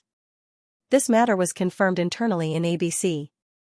In addition, Jeffrey, who had celebrated his 60th birthday last year, also planned to retire from the position of the company's president. The old man remembered the difficult experience when he and his wife made movies together. He planned to use his annual equity dividends from Firefly Pictures to set up a film fund after leaving office, while running the small farm in Maryland, to support some young directors to fulfill their film dreams. Although Eric felt that Jeffrey would most likely squander a lot of money by doing this, Jeffrey obviously did not care much about money. Chris also expressed his support for his father's actions, so Eric did not say anything more. The final confirmed adjustment result was that after Tom Murphy and Michael Lynn retired one after another, Katzenberg would serve as the CEO of Firefly Group, responsible for the overall operation and development of the group. Robert Iger would serve as the president of Firefly Group and the CEO of ABC Television Network, responsible for the affairs of ABC Television Network. Frank Wales would serve as the president of Firefly Group and the CEO of Disney, responsible for the affairs of the subsidiary Disney. The three of them formed the triumvirate of Firefly Group. At the same time, after the department adjustment, the heads of the various departments of Firefly Group would also be adjusted accordingly. Although Eric was the chairman of the board of directors, his main energy was still focused on the film production of Firefly. Unless Katzenberg and others made a decision that was completely contrary to the development of the film industry in the next 10 years, Eric did not intend to interfere with the company's daily operations. ABC headquarters, Upper West Side, Manhattan, 66th Street.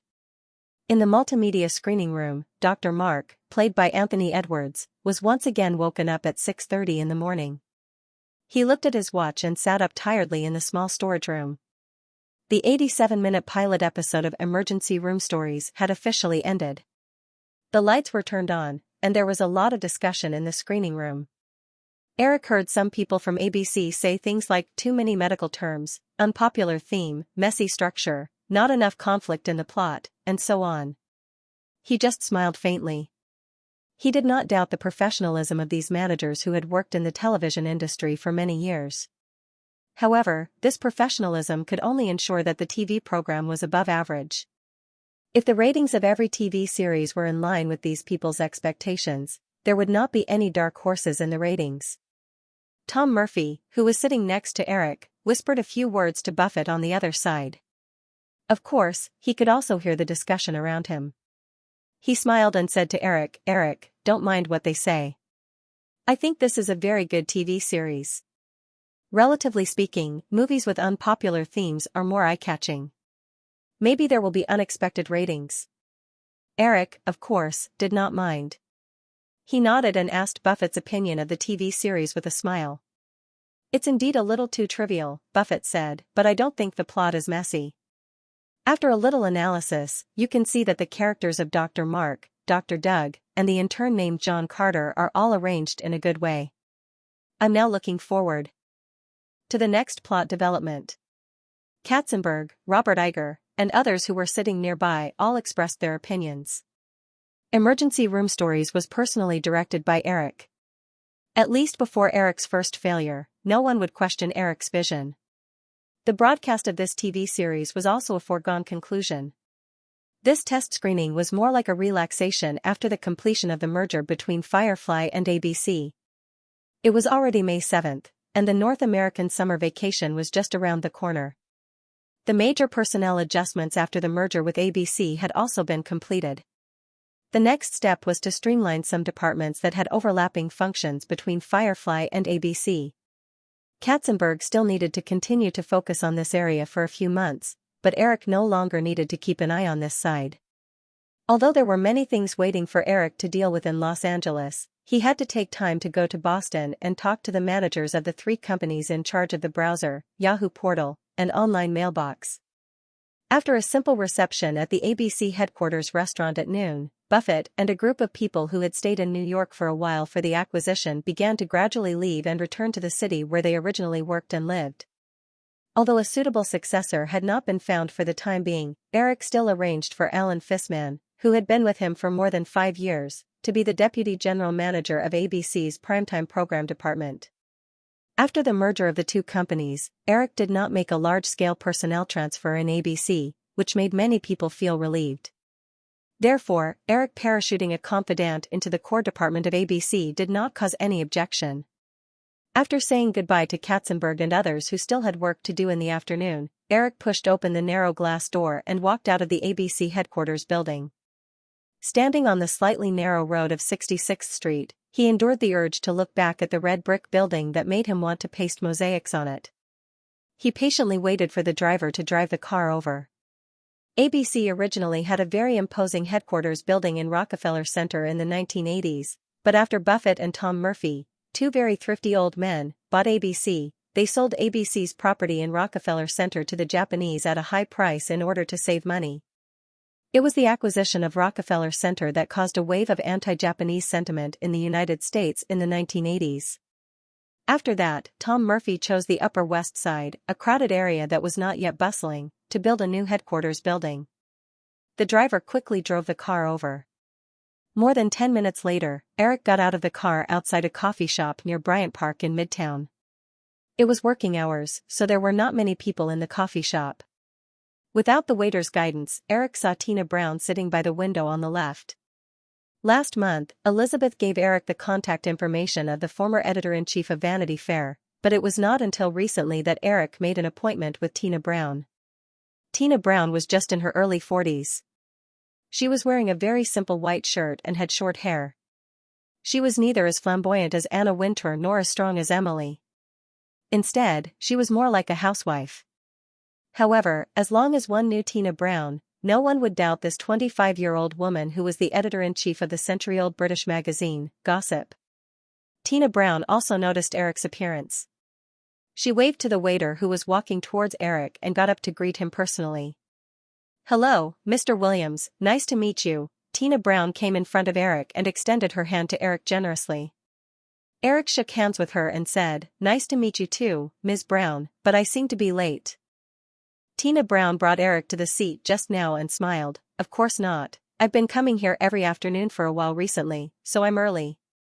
Eric sat opposite Tina Brown and noticed that there was an IBM laptop in front of Tina Brown. It was even plugged in with a phone line. Beside it was an introductory computer tutorial and a black laptop. He could not help but take a few more glances at them. Tina Brown noticed Eric's confusion and turned the laptop page to face Eric. She smiled. The owner of the coffee shop is my friend, so I can use the internet here. I've been studying the Yahoo website for the past few days, and I happen to have a lot of questions that I hope to get answers from you, Mr. Williams. When Eric made an appointment with her, he did not hide his intention to invite her for a meeting. After hearing Tina Brown's explanation, he said, "Of course, no problem. Feel free to ask me if you have any questions. Also, call me Eric, you don't mind me calling you Tina, right?" "Of course not," Tina Brown nodded. Just when she was about to say something, Eric gestured to the laptop that displayed Yahoo's homepage and said, "This isn't Yahoo's latest homepage, can I use it?" Tina Brown pushed the laptop over. Eric casually asked for a cup of coffee from the waiter who walked over. He then turned to the laptop and skillfully entered a website. A brand new homepage that was completely different from Yahoo's homepage just now appeared on the browser. The original Yahoo's homepage had the simplest T-shaped layout. The entire page was divided into 3 sections according to the T-shaped dividing line. The brand new homepage had the typical same layout. The subsequent classic portals basically used this layout. It could be said that it was a successful model that had been verified by time. This was also the plan that Eric had discussed repeatedly with the Yahoo team over email recently. However, the new homepage was still in the internal testing stage. Compared to the portal homepage in his memory that had to be scrolled down for a long time to reach the bottom, the current homepage was designed to be only the size of a monitor due to the internet speed limit. The top of the page was still Yahoo's homepage icon and search bar. On the left was a series of column links. The login interface, email, Yahoo forum, and the upcoming instant messaging tool were moved to the right. In the middle of the same was the recommended news content. On the top of the original news content, Eric initially planned to add a website recommendation section based on the URL navigation. However, these super traffic entry points would definitely be able to charge based on the advertising effect in the future. According to Yahoo's expected traffic, these advertising slots would bring in a huge amount of revenue for Yahoo annually in the next few years. However, it was undoubtedly wishful thinking to charge some websites for advertising fees now. Since he could not get any money, Eric would rather cancel this section temporarily. After all, the navigation section would only be free now. As everyone knew, it was extremely difficult to change from a free to a paid model on the internet. Eric opened the internal testing interface and turned the laptop screen to a position where both of them could see it. He pointed at the news, finance, and entertainment sections links on the left as well as the recommended news in the middle and said to Tina Brown, "If you're willing to be the editor-in-chief of Yahoo, these content sections will be your future work targets." The recommended news in the middle is just like the recommended content of every issue on the magazine cover. Every subsection is very similar to the sub-column pages of the magazine, Eric said as he opened the entertainment section casually and gave a simple introduction. Tina Brown listened to Eric's explanation patiently before raising her head to look at him. She smiled and said, "Eric, why do you think I'm qualified for this job?" Eric shook his head and said, "I can't confirm this, Tina. This is a brand new industry that has never been done before. Therefore, I can only look for someone who can take this position from the traditional media industry. Someone just happened to recommend you to me. After some understanding, I think you're indeed a good candidate. However, Yahoo doesn't have much time for you to adapt to this job. You can only get a 1-year contract. If your work is not satisfactory within a year, you'll have to leave." Tina Brown frowned slightly when she heard these harsh conditions. As a strong woman who had dominated the magazine industry for nearly 20 years, even the senior management of Vanity Fair's parent company, Condé Nast, would not speak to her in such an unreasonable tone. However, Tina Brown swallowed the words that she wanted to refute when she thought of Eric's identity. The position of this young man in front of her in the media industry was definitely far beyond any senior management of Condé Nast. Not to mention that he also had such a shocking amount of wealth. In the Western society, wealth represented real power. After sorting out her emotions, Tina Brown said, "Eric, it's rumored that you've invested hundreds of millions of dollars in the browser software, Yahoo, an online email service. I just want to know how you plan to recover these investments. Although you're rich, it's absolutely impossible to sustain a pure investment without any profit in any industry. Yahoo's user base is already very large. The company is developing a unique advertising system. These projects are still in a confidential state. You can only know the details after you sign the contract with Yahoo. Yahoo and email service had been testing simple banner ads and email ads on a small scale before this. Tina Brown had also discovered these when she was studying Yahoo's website these few days. However, she did not think that these seemingly inconspicuous advertising actions could cover the huge expenses of the website. However, since Eric was unwilling to reveal the details in advance, Tina Brown could only ask other questions. What about the content? Eric, Yahoo uses the method of reprinting content from other websites. There's not much original content. However, I think that the content on the internet is still very scarce. If this continues, Yahoo will soon fall into a development bottleneck. Of course, I've also considered this, Eric said with a faint confident smile. Although this is also in the next step of Yahoo's development plan, I can disclose some things to you in advance. Starting from the second half of the year, Yahoo will set up a special angel investment fund to support the further development of those websites with potential. The initial investment scale is about $100 million. This money will be spent completely within a year. According to the average investment scale of $1 million per website, Yahoo will support about 100 new websites. In the future, as long as it's necessary, I don't mind burning $100 million every year to do this. In addition to these, you also need to set up NetEase's own content editing department. As long as your idea is sufficiently feasible, I don't mind investing enough money. Burning $100 million every year to support the development of websites. The moment she heard this data, Tina Brown's first reaction was that this legendary young man in front of her must be crazy. Although there were hundreds of thousands of websites of various sizes on the internet now, it was not an exaggeration to say that only 1 in 10,000 could really make a profit. Most of the websites were either introduction websites of some companies or small websites that were created by some people out of interest. The number of official commercial websites was still very few.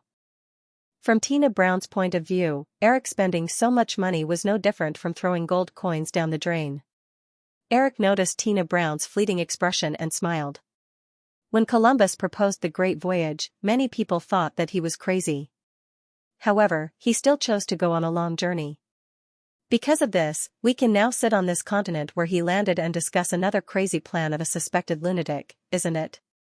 A few years later, when the internet industry began to explode, Tina Brown realized how far-sighted Eric's decision back then was when she saw countless companies burning hundreds of millions of dollars every year but still couldn't shake the internet empire that was easily built by a young man who was not even 25 years old. But now, in an exquisite cafe in Manhattan, Tina Brown heard about Eric's crazy plan for the first time. She was more hesitant than anything else. Tina Brown's position and reputation in the media industry had reached the peak. If she accepted Condé Nast Group's invitation to take charge of The New Yorker, she had a 90% chance of reviving this declining magazine with the nearly 20 years of experience she had accumulated in the operation of the magazine. However, if she transferred to a completely unfamiliar field, even if it was only for a year, it wouldn't be easy for her to reintegrate into her original circle when she returned a year later if she didn't achieve any outstanding results in this field. She was only 40 years old now. She didn't want to ruin her successful career just because of one adventure. Hearing Eric mentioning Columbus and the Great Voyage, Tina Brown didn't feel too excited. She just smiled faintly and agreed with him. People only remembered the glory of the Great Voyage era, but no one had investigated how many adventurers had died at sea because of storms, pirates, and diseases in the hundreds of years. Tina Brown thought Eric would continue to persuade her to join Yahoo, or give her a generous offer that she couldn't refuse. She thought that he would definitely do that with her brilliant experience that she had accumulated for more than 20 years in the media industry. A truly successful leader would usually spare no effort to win over talents for his own use. However, Eric became quiet after he finished his last sentence. He picked up the coffee in front of him and leaned back comfortably on the chair, patiently waiting for her to make a decision. Eric's unexpected reaction calmed Tina Brown, who was originally worried about her gains and losses. The two of them quietly watched the traffic outside the window for a while. Tina Brown finally made up her mind and asked, "Eric, what can I get if I join Yahoo?" Eric answered, "I won't give you a high annual salary. Your personal salary will probably be the same as when you were in Vanity Fair." However, when Yahoo was first established, the company drafted an equity reward contract. Before it went public, Yahoo will give up to 20% of its equity as a reward to the management and some employees who have made important contributions according to their contributions. If you join Yahoo and meet my requirements after a year, you will be included in this reward plan. Tina Brown shook her head in confusion. "Eric, what you said is too general. I don't know if you'll fulfill your promise in the future. If Yahoo can really develop and grow, 20% of the shares is not a small amount. Moreover, you didn't give me any criteria. I don't know how to meet your requirements." Eric smiled and said, "You don't have to worry about that. A good friend and business partner of mine personally drafted the share reward plan before the listing. There are dozens of pages in the contract and it has been approved by everyone. After you join Yahoo, you can sign the contract." For a media giant like Firefly, which had established its position in the industry, the group's operating system was quite perfect. Although an outstanding management could bring more benefits to the company, it could not decide the life and death of the company. Therefore, shareholders did not need to give too many equity rewards to the management.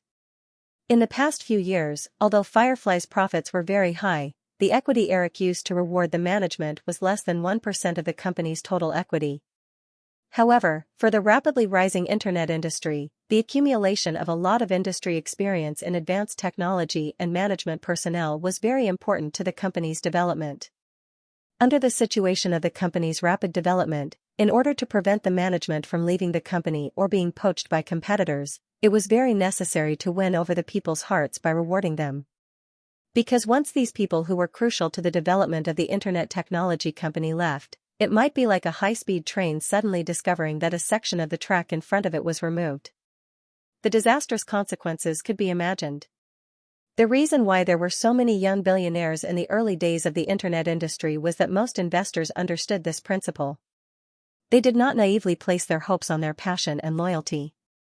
However, after more than 10 years, when the internet industry's oligarchic structure was formed, the door of wealth that could make people rich overnight would also be closed.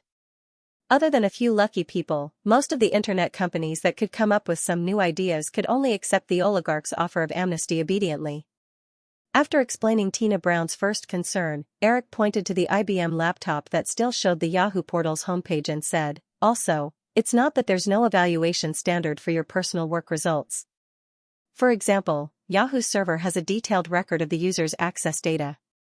There's a very important PV value, which means the user's page view. This data is the best reflection of the user's recognition of Yahoo's content. The ratio of the PV value to the number of users is the average page view per user. This ratio will represent your personal work results to a certain extent. The higher the ratio, the better your work is." After listening to Eric's patient explanation, Tina Brown suddenly smiled and said, "I suddenly realized that I can't seem to find a reason to reject this job. At least, you're more honest than my previous boss." Eric knew that Tina Brown's words were equivalent to her agreeing to the job. He smiled and said, "If that's the case, I need to be honest with you about one more thing.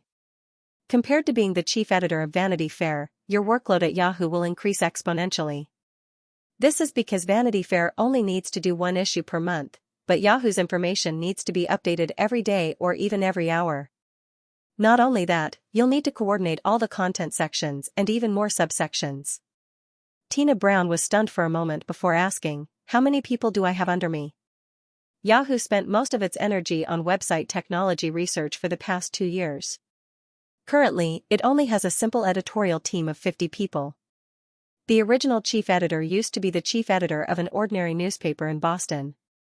"I'm very dissatisfied with his work, so I invited you," Eric said as he looked at IBM's Yahoo homepage. He counted and said, "There will be a total of 8 content sections that you'll be responsible for in the future. After you're hired, you can also adjust according to the popularity of these content sections. As far as I'm concerned, there will be an average of 5 subsections in each section. If there are 5 editors in each section, you can expand the editorial team to 200 people. Yahoo will definitely produce its own news content. This will require a team of reporters. At the same time, there will also be logistics support and other departments. This is also a group of people. Of course, these are things that you'll have to consider after you're hired. If you feel that you need to expand the editorial team to 500 people, I'll approve your plan as long as you give me a convincing reason. Tina Brown subconsciously felt that 5 editors in each subsection was too little. However, she was not officially hired yet, so she did not know the specific situation. Therefore, she did not ask for anything immediately. Last question, Tina Brown said. Firefly Group is now the largest media group in North America. It has rich information content. I'd like to know, how much support can Yahoo get from Firefly? Eric smiled and said, I can give you all the support that you can think of. The top priority is movie and TV news, celebrity interviews, sports news on ESPN, the latest trends in Hollywood, and so on. However, the premise is that you have to let the departments under Firefly feel that you're qualified to work with them.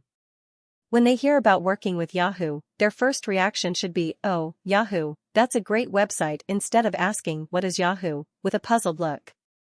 There's an endless loop in your logic, Tina Brown smiled and said, if Yahoo can't get enough support first, how can I let others treat the website differently? Eric said, although you're changing the concept a little, alright, I have a good opportunity here. Just like the time when you used the Reagan couple's foxtrot incident to revive Vanity Fair, this will be another big event that may cause a sensation. If it's done well, Yahoo's reputation will be greatly improved again. Tina Brown recalled the box office hit Jurassic Park that caused a sensation last year.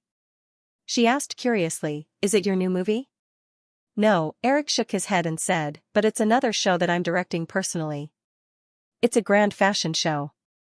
Tina Brown still wanted to ask, but Eric just smiled and shook his head. This will be the end of the year. It's not convenient to disclose a lot of things in advance. But believe me, the news that this fashion show will bring is enough for Yahoo to operate for a few months, and I'll try to provide you with all the first-hand information. Then I can only wait and see. Tina Brown smiled slightly and reached out her hand to Eric across the coffee table. Eric shook hands with her and said, my flight is in the morning the day after tomorrow. Let's go to Boston to see where you'll be working in the future, okay? Of course, Tina Brown said. Even if you don't invite me, I'll go there personally before I start work. In Eric's plan, this trip to Boston was crucial to his layout in the internet industry. He originally hoped that Chris could go to Boston with him, but Chris needed to fly to Finland to attend Nokia's board meeting. As Eric's investment agent, Chris held the board positions of many companies including Nokia, Cisco, and AOL. Eric's personal work schedule was also quite tight. He couldn't arrange the time, so he had to give up on the plan of going with him.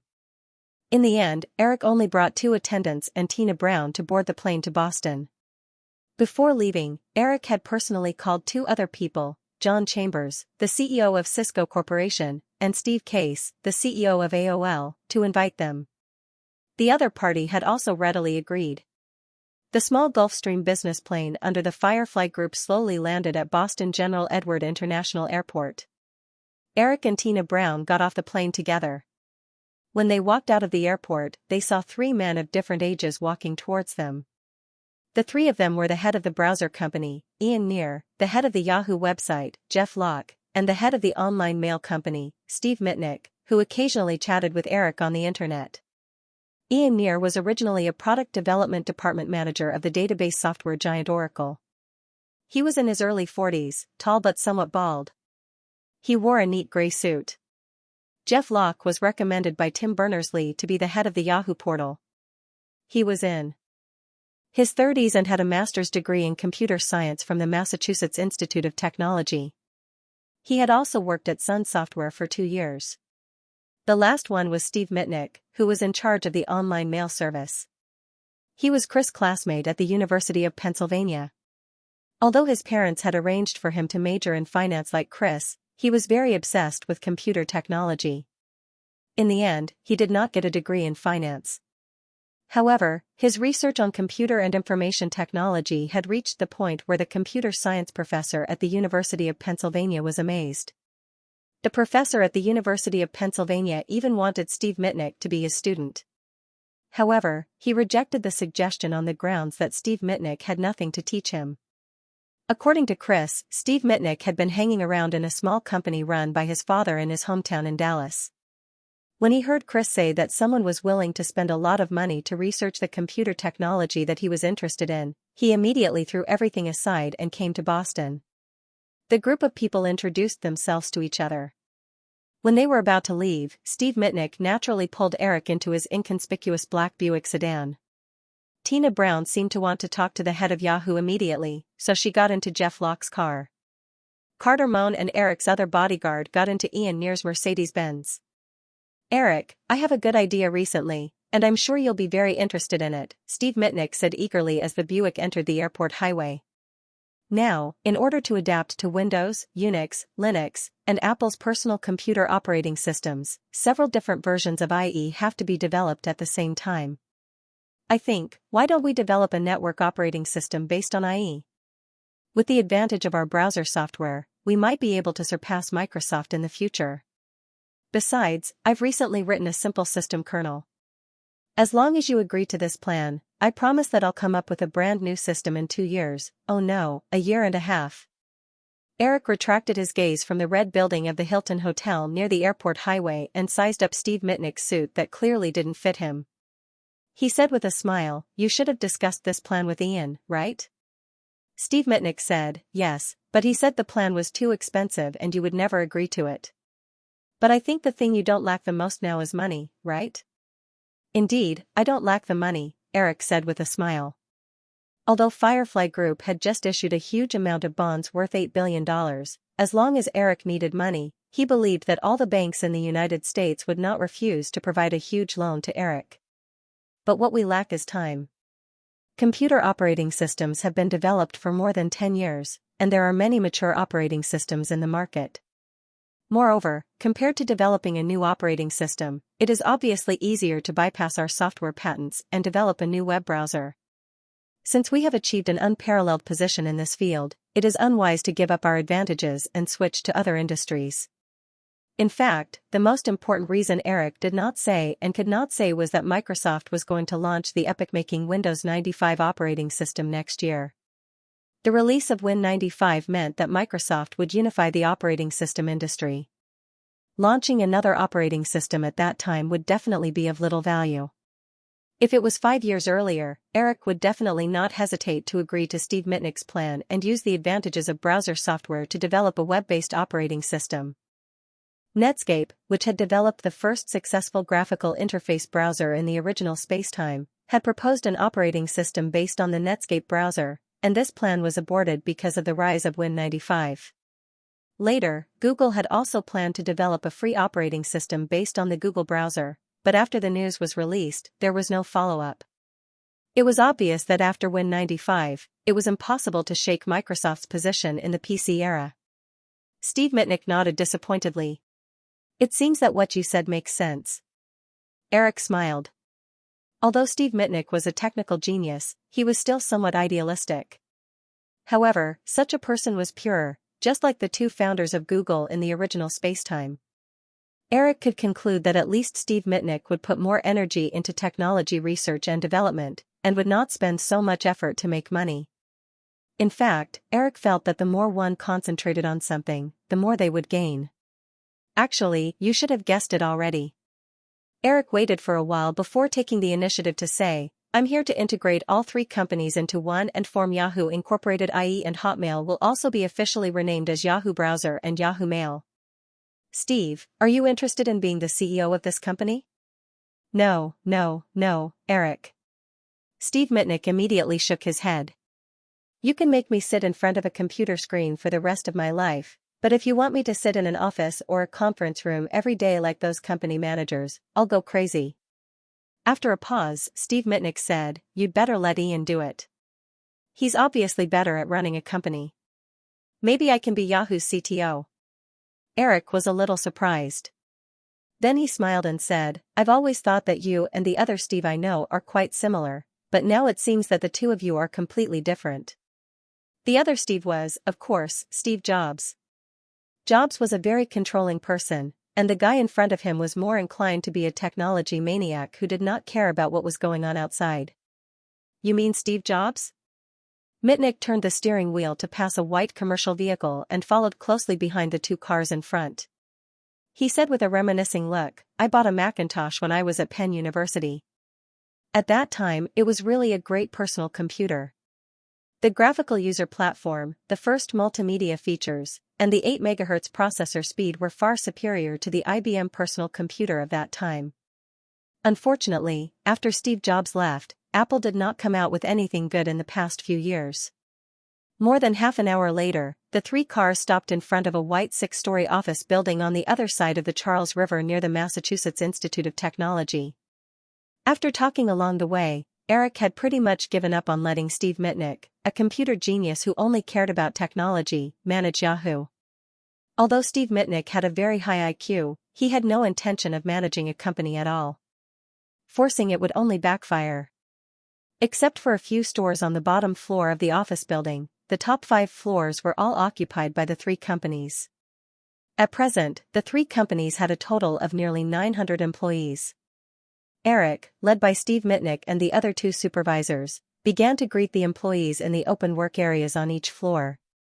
Walking into the office area on the 2nd floor, although this office building was very spacious, the density of less than 200 employees on each floor was not high.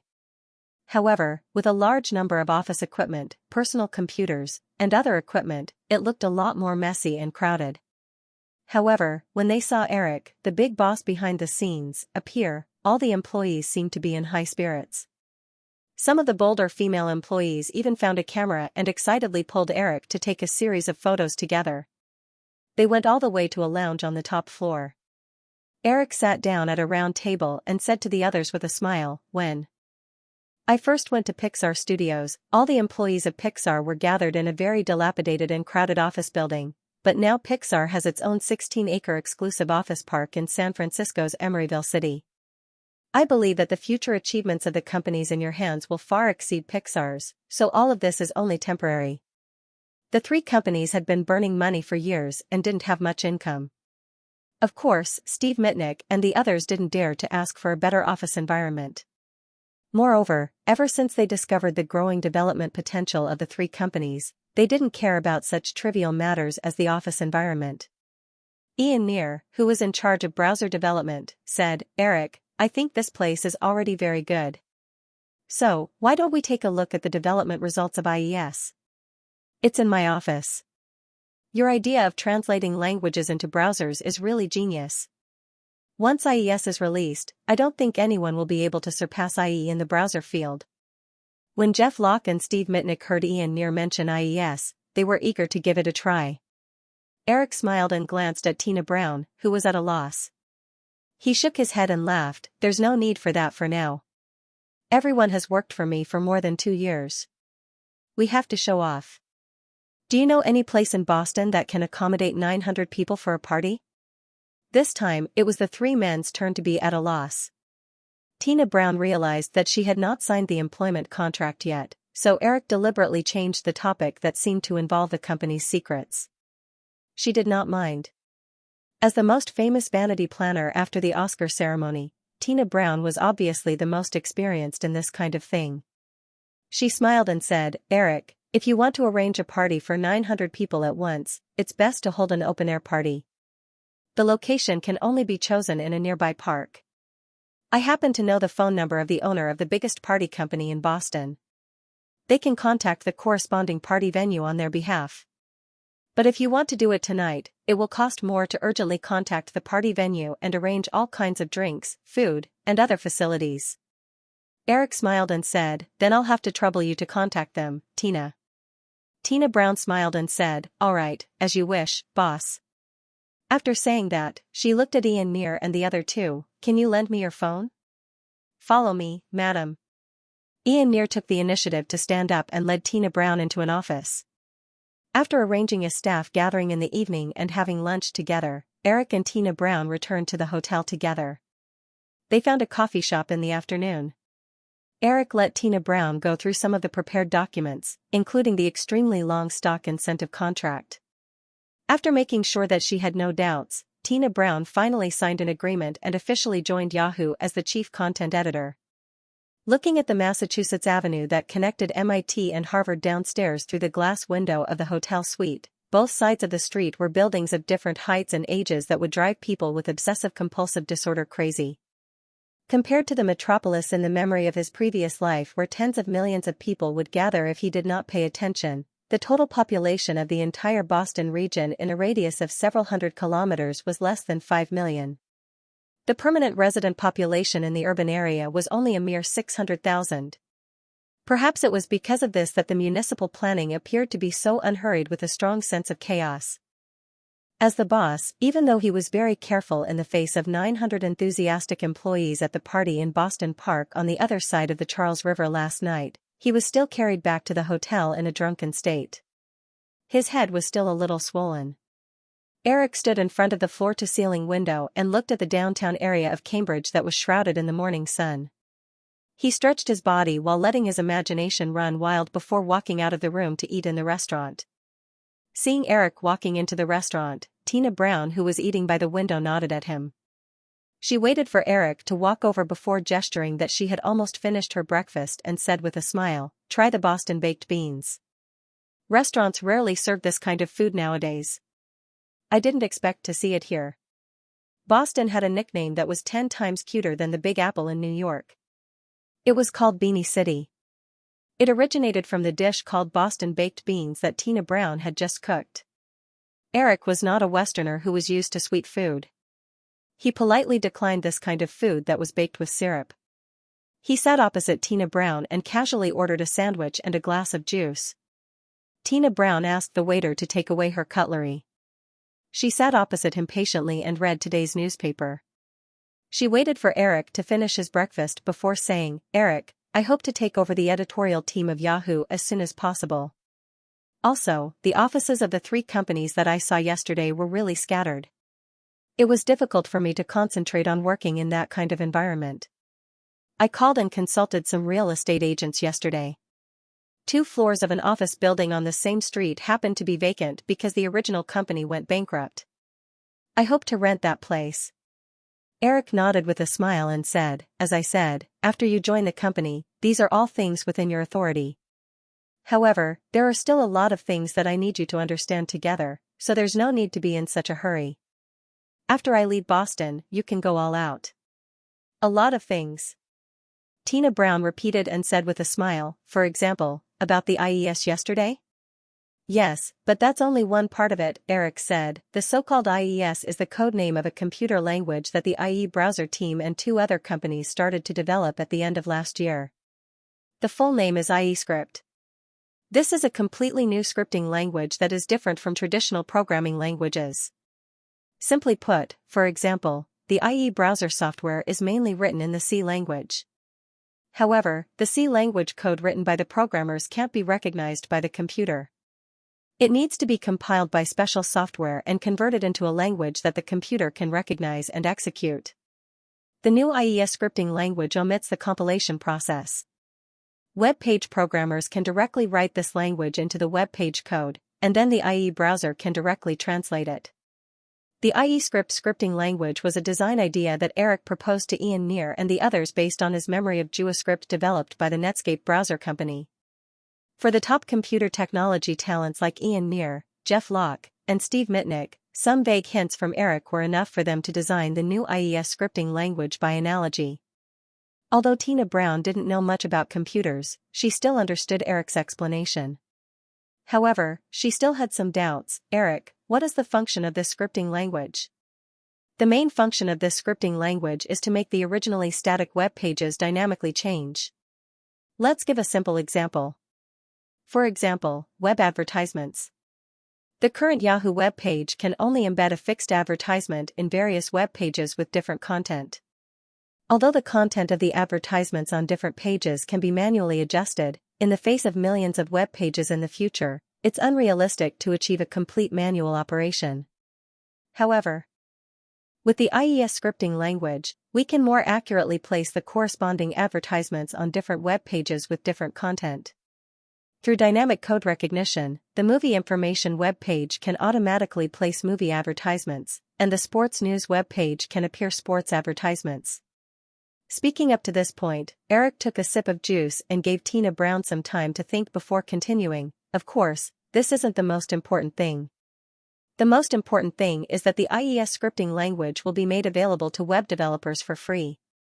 This language is also very easy to learn for those who have the technical foundation. In 1 to 2 years, there won't be another scripting language in the industry.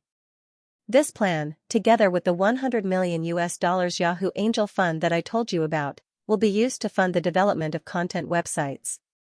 2 years of rapid promotion will be enough to establish the standard format for IES web development.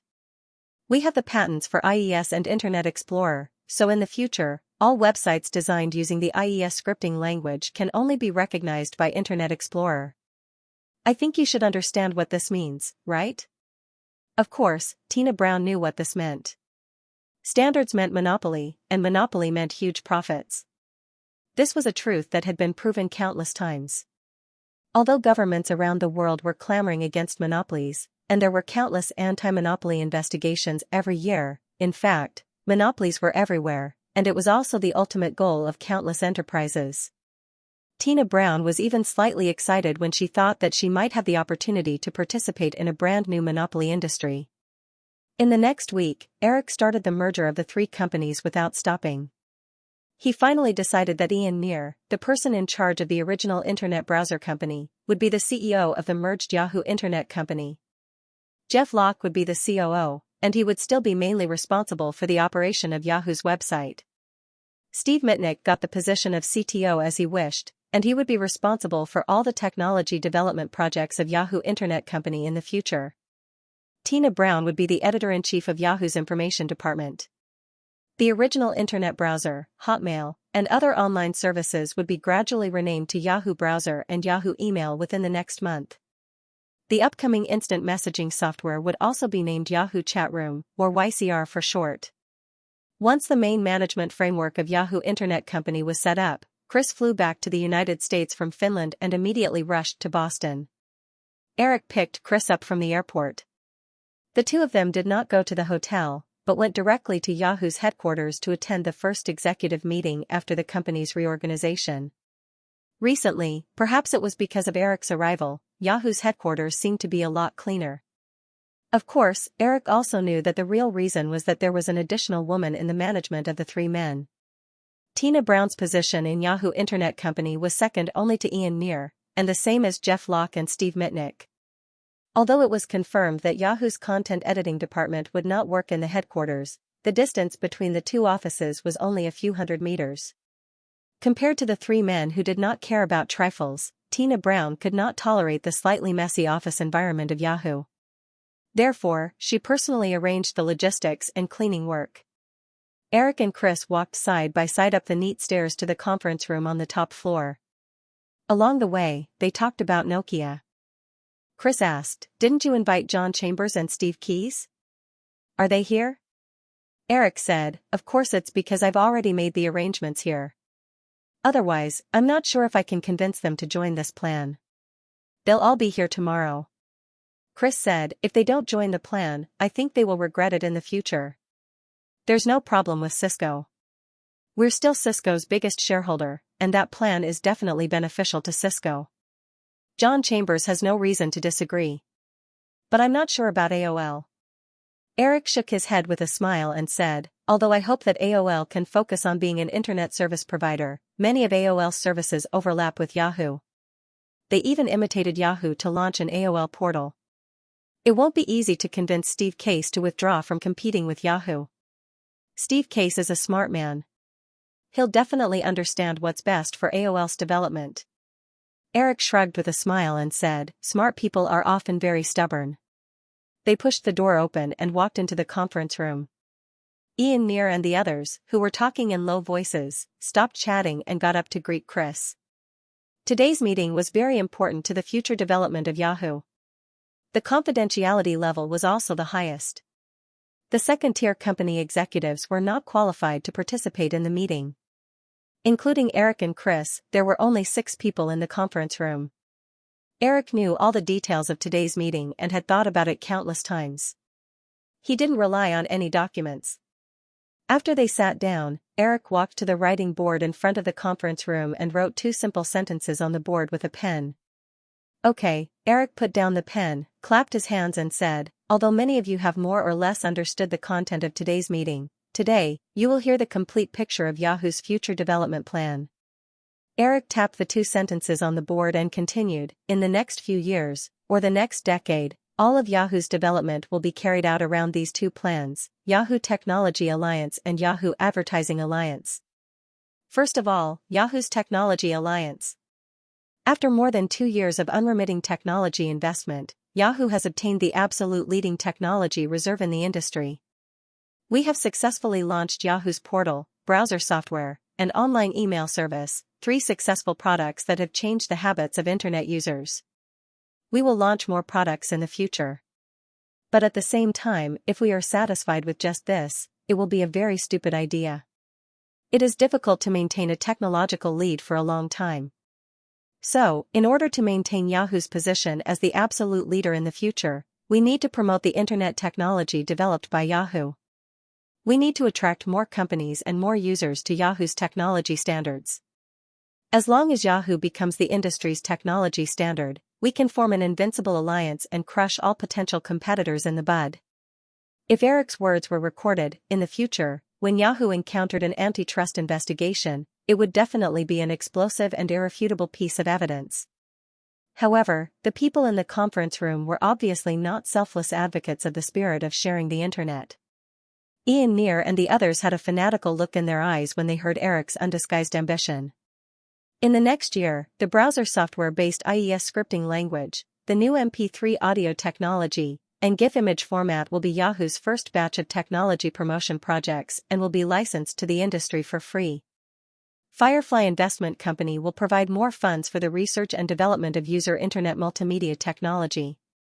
I hope that Yahoo can become the world's first high-tech company to successfully launch dynamic image and even video playback technology on internet software. At the same time, the company will also launch the research and development of the online payment tool Yahoo Pay. Users can use this online payment tool to conduct any transaction through the internet, whether it is a virtual software purchase or a physical product transaction. I look forward to the future of all internet payment activities relying on the Yahoo Pay payment platform. It was the first time Eric revealed the idea of the Yahoo Pay tool. He noticed that Chris, Xianxia, and the others in the audience turned to Steve Mitnick. Eric smiled and said, "Don't look at Steve. I only thought of the Yahoo Pay online payment tool recently. Before leaving Boston, I will write a simple proposal, but the specific technical research and development work will be jointly undertaken by you. I hope that you can produce a formal product within a year." Xianxia asked, "This kind of online payment tool definitely needs to cooperate with physical banks. Will they be willing to cooperate with us?" Eric said, "You don't have to worry about this. I will follow up personally. As long as the platform you develop can ensure security and practicality, I can pull in enough bank partners for Yahoo." Steve Mitnick's eyes lit up as he rubbed his hands and said, "Eric, I have a good idea, stop." Eric smiled and stopped Steve Mitnick from speaking. He said, "I don't know what you're trying to say, but I know that I definitely won't be able to understand your terms about encryption algorithms and software architecture. So, you should discuss it with Ian and the others after the meeting." Everyone suddenly laughed. Steve Mitnick also smiled and made a choking gesture at Eric. After the laughter, Jeff Locke, who was somewhat introverted, raised his hand. After receiving a nod from Eric, he said, "Eric, I think that if we really want to develop Yahoo Pay, we need to focus on an operating system platform. Although we have achieved browser software that runs on all the mainstream operating systems such as Windows, Linux, Unix, and Mac OS, security is definitely the first priority when it comes to user financial operations. The more platforms there are, the less secure it is." When Eric came into contact with computers in his previous life, Microsoft had already dominated the world. Like many ordinary people, he was used to Windows, so he really didn't consider the current situation. However, this was not a difficult choice. After pretending to think for a moment, Eric said, "Then let's start with the most popular operating system, Windows. The graphical interface operating system will definitely become the mainstream of personal computers, so we can directly give up on Unix, DOS, and other platforms. There's also no need to consider an open source system like Linux. Ian Neer said, what about Apple's Mac OS? Its popularity among ordinary users is second only to Windows. I think we can develop Yahoo Pay technology based on these two platforms at the same time. Apple currently sold more than 500,000 personal computers a year. Although it seemed insignificant compared to more than a decade later, the annual sales of personal computers in this era were only a few million. Apple already had a considerable market share, so it was not surprising that Ian Neer attached great importance to the Apple operating system. However, if history did not deviate too much, after the launch of the Windows 95 operating system next year, Apple's personal computer sales would experience a terrifying precipitous decline. The originally vibrant Apple would quickly slide to the edge of bankruptcy. Even after Steve Jobs' return, Apple would only be able to establish itself in the high-end PC field. At this time, it was not cost-effective to prioritize the development of the macOS platform with Windows. We still have too many things to do. For Yahoo Pay, dividing our attention on two platforms at the same time will delay the overall development progress. Therefore, it's better to start with the Windows platform and accumulate enough technology and experience before launching products for other operating systems. It'll be very simple and the time can be shortened by a lot. I think what Eric said is very reasonable. However, in order to avoid the other platforms that we have no time to take care of being occupied by competitors in advance, I think Yahoo Pay might be able to merge with the instant messaging tool YCR. This way, at least we can ensure an absolute advantage in the user base. After Tina Brown finished speaking, she smiled and said, also, Eric, I think the name YCR is too uncreative. Eric smiled and said, when everyone gets used to the name YCR, then there will be people who will automatically add all kinds of connotations to it. Many of the chat tools in the original Spacetime had nothing special about their names. After users gradually got used to it, they would automatically accept those names. Out of some small mischievous interests, it was quite interesting to create a brand new chat tool for short. Since Tina Brown voiced her support, Ian Neer and the others also realized the benefits of doing so and accepted the decision one by one. Then, next is the Yahoo Advertising Alliance, Eric said. The purpose of this plan is obvious, so I won't explain anything about the name. Amidst the faint laughter, Eric said in a slightly serious tone, but this plan is related to the survival of Yahoo. Even if I don't ask for any returns, the amount of money I can invest in Yahoo is limited. If Yahoo can't survive through its own profits, then all of Yahoo's plans will become empty talk. Therefore, the Yahoo Advertising Alliance plan is more important than the Yahoo Technology Alliance plan. The current online environment is very similar to the early public television network. Users currently have no concept of paying for online content other than the internet access fee. The possibility of us charging users through premium content services is almost zero. Therefore, as the user scale continues to explode, the profitability of the website through advertising will become an inevitable means. Therefore, the next step for Yahoo must increase the development of advertising technology and achieve accurate and effective advertising. Let online advertising achieve advertising effects that are comparable to television advertising. Only then will corporate customers be willing to spend money to advertise on Yahoo. Tina Brown asked, Eric, you said Yahoo advertising. What does alliance mean? The so-called alliance is, of course, an alliance with other websites on the internet. After all, Yahoo's platform is limited. Even if we have more than 1 million or 10 million pages of content in the future, Yahoo's content is still insignificant compared to the huge online space. On the internet, most websites don't have the ability to run advertisements. What we need to do is to unite these tens of thousands of small websites and run advertisements together. These small websites can also earn revenue through advertising. This is a win-win plan, and Yahoo will be the biggest winner. Chris had been quietly listening to Eric's explanation. At this moment, he couldn't help but ask for the first time, Eric, even if the alliance plan can be realized technically, is it really meaningful to unite these small websites that don't have much traffic? When Eric heard Chris's question, he smiled faintly. He picked up a pen and drew a simple diagram of the long tail theory on the board. He said in a firm tone, "Of course it's meaningful, and it's very significant. Everyone knows that there are many B-movie companies in Hollywood, right?" Although they didn't know why Eric suddenly mentioned this, they still nodded. At the same time, they curiously looked at the simple diagram that Eric drew on the board. Eric drew the diagram of the long-tail theory that companies like Google, Amazon, and Nifei relied on to survive in the original space-time. He said, "Take some B-movies in Hollywood. As an example, the revenue structure of B-movies is like this diagram. We can call it the long-tail diagram. The head of this diagram represents the box office revenue of a B-movie that is lucky enough to be screened in theaters.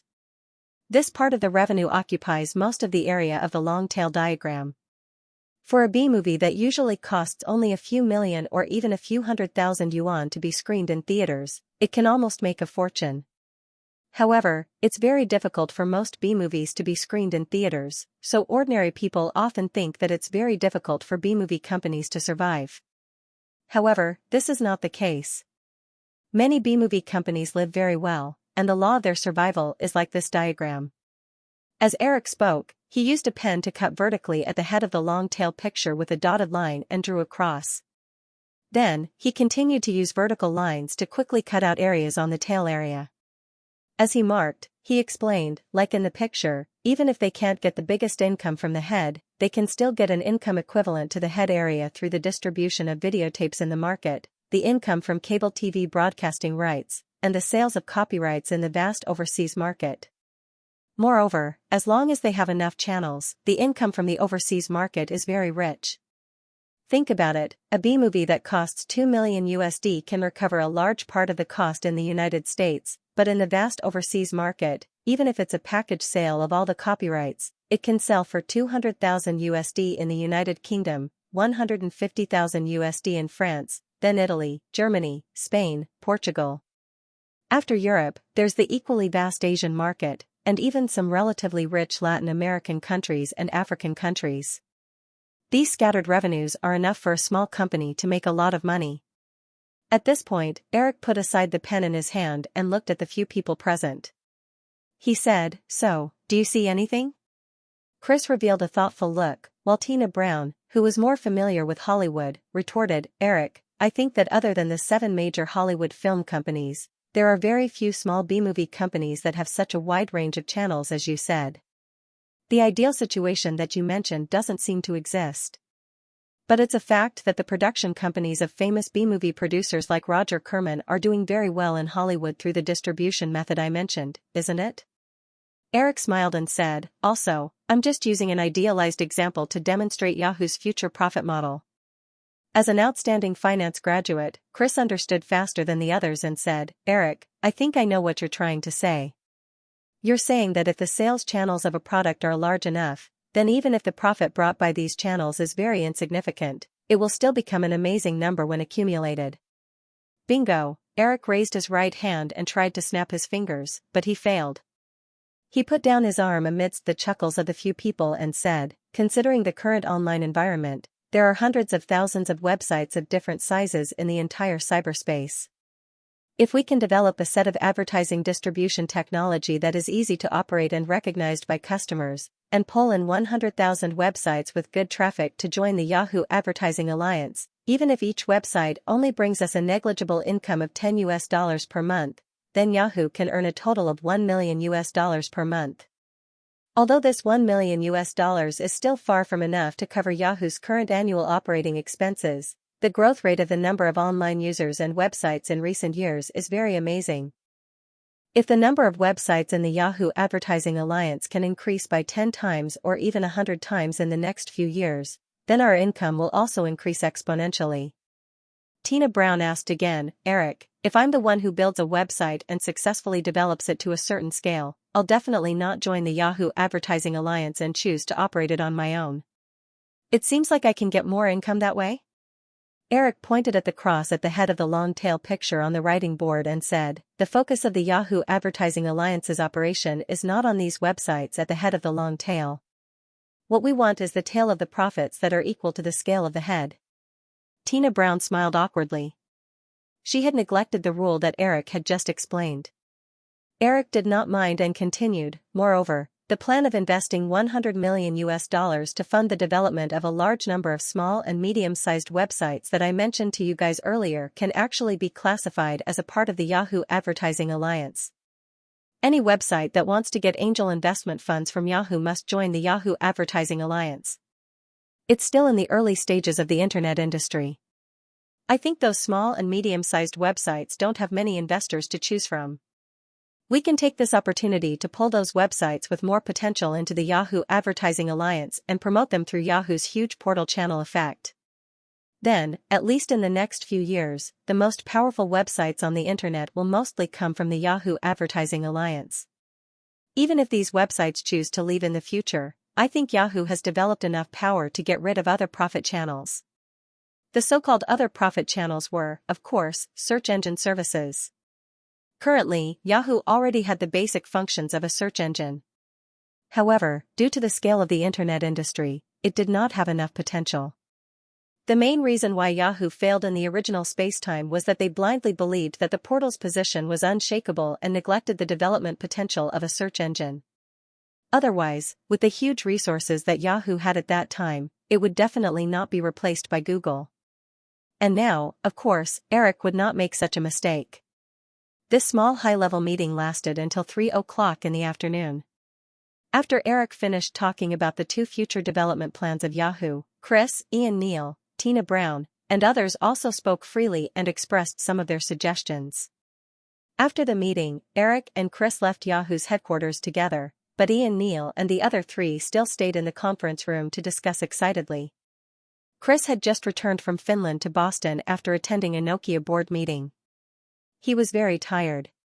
When he returned to the hotel, he couldn't wait to get into the room to catch up on sleep. After today's meeting, Eric didn't have much to do in Boston. Some of the details of Yahoo's future development process could be discussed with everyone through email. If the meeting with John Chambers and Steve Keyes tomorrow went well, Eric could return to Los Angeles. Compared to Chris, Eric still maintained a slightly excited state during the meeting. He didn't feel the slightest fatigue after attending a whole day of meetings. There was no sign of summer heat in Boston in May. The afternoon was warm and genial. After sending Chris back to the room to rest, Eric changed into casual clothes and walked out of the hotel downstairs. It had been a week since he came to Boston. Except for the party where he invited all the company's employees, Eric's activities had been limited to the Cambridge Hotel on Massachusetts Avenue and Yahoo's headquarters a few hundred meters away. At this time, he was almost done with everything. There was still some time in the afternoon, so Eric planned to walk around. This was a small habit after he went to every city. What's more, along the West Avenue that intersected with Massachusetts Avenue not far from the hotel, less than 2 kilometers to the west, across the Charles River, was the famous Harvard Business School. Although Eric now didn't admire the business school that produced a lot of political and business celebrities, he was still very curious. Eric had just walked out of the hotel when Carter Moan appeared at the right time and asked, "Boss, do you need a car?" Because he had been neglecting his personal image recently, Eric's chin had grown a light stubble at this time, which added a bit of mature temperament to his whole person. He took out light-colored sunglasses from his pocket and put them on.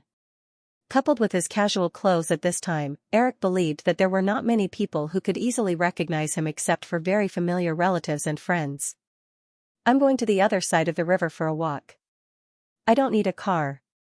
Carter Moan nodded and watched Eric walk leisurely to the front of the street like the young students commonly seen on this street. Only then did he follow from a distance with another companion. Turning into West Avenue, although the name sounded like a commercial street, it was only a 2-lane asphalt road. Most of the sides of the road were red brick houses that triggered some of Eric's obsessive-compulsive disorder. The brownstone culture in Boston was very popular, and these seemingly shabby red brick buildings were usually affordable to the middle class and the rich with a good income. Middle and low-income people could still only live in cheap wooden houses. Walking along West Avenue for a few hundred meters, Eric saw an ATM next to a supermarket and realized that he didn't have money on him. He might need it later, so he walked over and took out his credit card to withdraw a few $100s. Walking out of the ATM, he saw a girl in a light blue coat holding 2 full convenience bags walking to a red Ford on the street. She carefully reached out to open the trunk. Eric took the initiative to walk over and say hello, "Miss, do you need help?" "Thank you, you are really a warm-hearted person," the girl smiled and moved aside. Eric reached out to help her open the trunk, nodded to her, and continued to walk forward. The girl carefully put the daily necessities in the convenience bags, closed the trunk, and looked up to see Eric's figure walking forward. Only then did she remember the feeling of déjà vu when she noticed Eric's side profile. However, she had no clue where the feeling came from. In the end, she could only treat this feeling as a common psychological déjà vu. However, although he was wearing sunglasses, he was still a handsome guy. With such a thought in her mind, the girl quickly scolded herself for being a love-struck fool. Just as she was about to get in the car and leave, she remembered that she had forgotten to buy some things that her roommate asked her to help buy. She had to turn back to the supermarket again. Walking out of the supermarket again, the girl threw the bag in her hand into the back seat of the car and got into the Ford. When she took out the key, she unconsciously glanced in front of her. The figure was still in her field of vision. Inexplicably throbbing, the girl drove to Eric's side and slowed down the car. She pressed down the window and mustered up the courage to say to Eric, "I'm going to the soldier factory in front. Do you want a ride?" Eric, who was standing on the curb, leaned over slightly and waved to the girl sitting in the driver's seat of the Ford. He smiled and said, "Thank you, I'll be there after crossing the river." The girl in front of him looked to be the same age as him. She had long, soft, light brown hair, a fair face with light makeup, and an obvious scholarly aura. Eric himself wouldn't refuse such a beautiful encounter in a foreign land, but if he got into this beautiful woman's car, Carter Moan, who was following behind on foot, would definitely be shaken off. Mr. Bodyguard had once told him not to do anything that was out of their expectations for the sake of personal safety. He thought that the girl would leave after he refused, but the other party smiled and said to Eric, "Don't you know that the soldier factory is after crossing the river?" Eric froze for a moment and shook his head honestly. He had simply looked at the map and determined the location of Harvard Business School. He really didn't know where the soldier factory the girl was talking about was. He said, "I'm from Los Angeles. I just want to go to Harvard Business School to take a look." "Are you planning to apply for business school? Maybe I can take you around." The girl looked at Eric with sparkling eyes and continued to slow down the car. She said, "Let me introduce myself. I'm Melanie." Eric wasn't interested in casually making up a fake name, nor did he take the initiative to introduce himself. Listening to the girl's accent, he smiled and casually changed the topic. "Don't tell me you're from Georgia?" "Oh," Melanie asked in surprise, "how did you guess? Someone in your family likes to read Gone with the Wind?"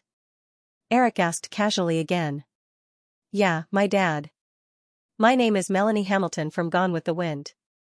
I didn't expect you to guess it just based on this." "That's great. Of course, it's impossible for me to guess this just based on your name," Eric said with a smile. "Most importantly, I can hear your Georgia accent. I have a friend from Georgia." In fact, the topic about Gone with the Wind was indeed Eric's guess, but the rest was not a blind guess. Because among the women around him, Julia grew up in Georgia. Eric felt that the girl named Melanie in front of him was very similar to Julia in some pronunciation habits. After being reborn for a long time, Eric could easily distinguish the various accents of various places and people in the United States. Hee, Melanie patted the steering wheel gently and said with a smile, "I understand. You're imitating the joke of Conan Doyle and the coachman." After chatting for a while, the girl named Melanie realized that Eric probably wouldn't take her car. Although the first time she summoned the courage to strike up a conversation with a boy ended in failure, Melanie still politely said goodbye to Eric and drove away. The red Ford sedan drove across the Charles River. After a few dozen meters, Melanie turned into a small road and parked the sedan in the wide parking lot in front of the Harvard Business School. Melanie took out the daily necessities she bought from the rear compartment and walked to an apartment building on the east side of the parking lot absent-mindedly. Her mind was still thinking about the appearance of the guy just now. The feeling of déjà vu surged in her heart again. This time, Melanie realized that this was definitely not a psychological déjà vu. She must have seen the guy somewhere. She walked all the way to the apartment on the third floor and put the convenience bag on the coffee table in the living room. She inadvertently saw the on the side. Only then did Melanie suddenly wake up and picked up the in front of her and flipped through it. Was bought by Melanie's roommate. The little girl from a British aristocratic family often read the information of a certain Hollywood big shot in the newspaper. It was said that the two had a brief encounter, so she was ridiculed as a little man-crazy. After quickly flipping through a few pages, Melanie quickly found a photo of Eric in high spirits at the signing conference of Firefly's acquisition of ABC. She reached out her hand to cover the eyes of Eric's profile picture and looked at it. She imagined for a moment how Eric looked like wearing the casual clothes of the guy just now. Finally, she threw the magazine back to the coffee table and leaned on the sofa and said to herself, "It really is Eric Williams. No wonder he is not even willing to introduce himself." Melanie recalled that every time she caught her easily shy roommate secretly reading the news of Eric Williams in the newspaper, she would use all kinds of gossip about the young Hollywood mogul to attack her. Melanie inexplicably felt a little ashamed. Melanie couldn't help but recall their brief encounter just now. Although Eric refused to introduce himself, he took the initiative to help her open the trunk in a very gentlemanly manner, as well as the humor and casualness in his words, proving that he was definitely a very charming man. Perhaps, if he had really gotten into her car and revealed his identity, knowing what kind of person he was, she probably wouldn't have been able to resist this kind of attraction. With this in mind, Melanie couldn't help but mutter to herself, if little fool knew that Eric Williams had come to Boston, she would definitely be very happy. Melanie knew that the little love-struck fool had no contact with Eric Williams. When she realized this, she suddenly hesitated, or rather, she was a little jealous. She didn't want to tell him this from the bottom of her heart. She imagined that in the future, she would see her roommate secretly looking at his information like a mouse looking for food, while she had a chance encounter with him on a certain street. Melanie felt a faint sense of superiority and satisfaction. Eric looked at the road signs on the side of the road and realized that the soldier factory that Melanie had just mentioned was probably the residential area east of the Harvard Business School. Along the way to the Harvard Business School campus, Eric looked at the surrounding buildings under the shade of green trees and wandered aimlessly for a while. He walked to a bench at the crossroads of a teaching building and sat down. Through his sunglasses, he casually looked at the students in 2s and 3s. At the same time, he was also looked at by some curious eyes from time to time. Any mysterious place that people admired for a long time, in fact, once they were there, they didn't have any sense of mystery. Inexplicably a little dispirited, Eric sat for a while and felt a little hungry. He was planning to find a restaurant to eat something when he heard a man and a woman talking at the intersection next to him. "Carolyn, I got the movie tickets for Universal's The Mummy. Let's go see it together tonight. It's starring Nicole Kidman." "Thank you for your invitation, Howard. But I'm sorry, I don't like Nicole Kidman." A female voice with a clear British accent politely replied. Although it was a rejection, there was still a hint of naivety in her tone. When Eric heard the name Carolyn and the girl's standard British aristocratic accent, he turned his head in surprise and looked at the petite figure walking side by side with another tall young man. He suddenly didn't know if he should open his mouth to greet her. When he felt Carolyn's strong feelings for him, Eric didn't want this fairy-like innocent girl to be hurt. He also didn't want her to come into contact with the noisy and impetuous vanity of Hollywood, so he ruthlessly drove the girl back to her original path of life. He didn't expect that less than a year later, the two of them would meet again here. Carolyn Wilson felt the young man wearing sunglasses sitting on the bench suddenly turn his head to look at her. She subconsciously looked over, and it was as if someone had cast a freezing spell on her. She was stunned for a full 3 to 4 seconds. It was only when Eric took the initiative to stand up that Carolyn blinked her beautiful big eyes in disbelief. Although Eric's current appearance was very different from what she remembered, and he was even wearing sunglasses, Carolyn still recognized Eric at a glance. "Eric, you. Why are you here?" Carolyn stuttered a little. Her small body seemed to be attracted by some kind of magnetic force, and she took a step forward. However, she quickly sobered up and stopped in her tracks, but she still bravely looked up at Eric. It was as if she was afraid that Eric would disappear if she blinked. Eric originally thought that Carolyn wouldn't recognize him so easily. He even planned to pretend to be a passerby and walk past her. However, he didn't expect the girl to be stunned the moment she saw him.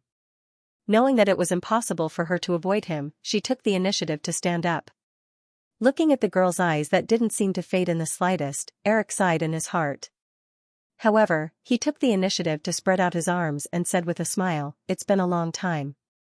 Don't you want a hug?" In an instant, she was once again lost in a powerful magnetic field. Carolyn felt herself walking forward in a daze. She felt a pair of strong arms wrap around her and pat her on the back. She had just mustered up the courage to hug Eric, but Eric had already let go of her. He asked, "Why are you here?" Although she was a little disappointed, Carolyn still replied, "I'm studying here." "Here? Business school?" Eric was a little surprised at first, but soon after, he couldn't help but laugh out loud. During their time together in Europe, Eric knew that Carolyn had all the characteristics needed to be a top student. However, this was Harvard Business School. Eric found it hard to imagine what kind of situation it would be for a simple and shy little person like Carolyn to mix in with a group of ambitious people who wanted to become business elites. Seeing the girl he had chased for so long but couldn't even hold her hand so easily throw herself into another man's arms, the tall young man who was directly ignored was already extremely depressed. Hearing Eric's words, the young man called Howard finally felt that he had found an opportunity to interrupt. He stepped forward and said, "Sir, why can't Carolyn study in business school? Are you discriminating against her?" Before Eric could answer, Carolyn, who was blushing slightly from Eric's slightly teasing laughter, immediately retorted for Eric, "Howard, how can you say that? Eric is just joking." Since his rebirth, what Eric hated the most was that people easily put the label of discrimination on other people's heads, especially in Hollywood.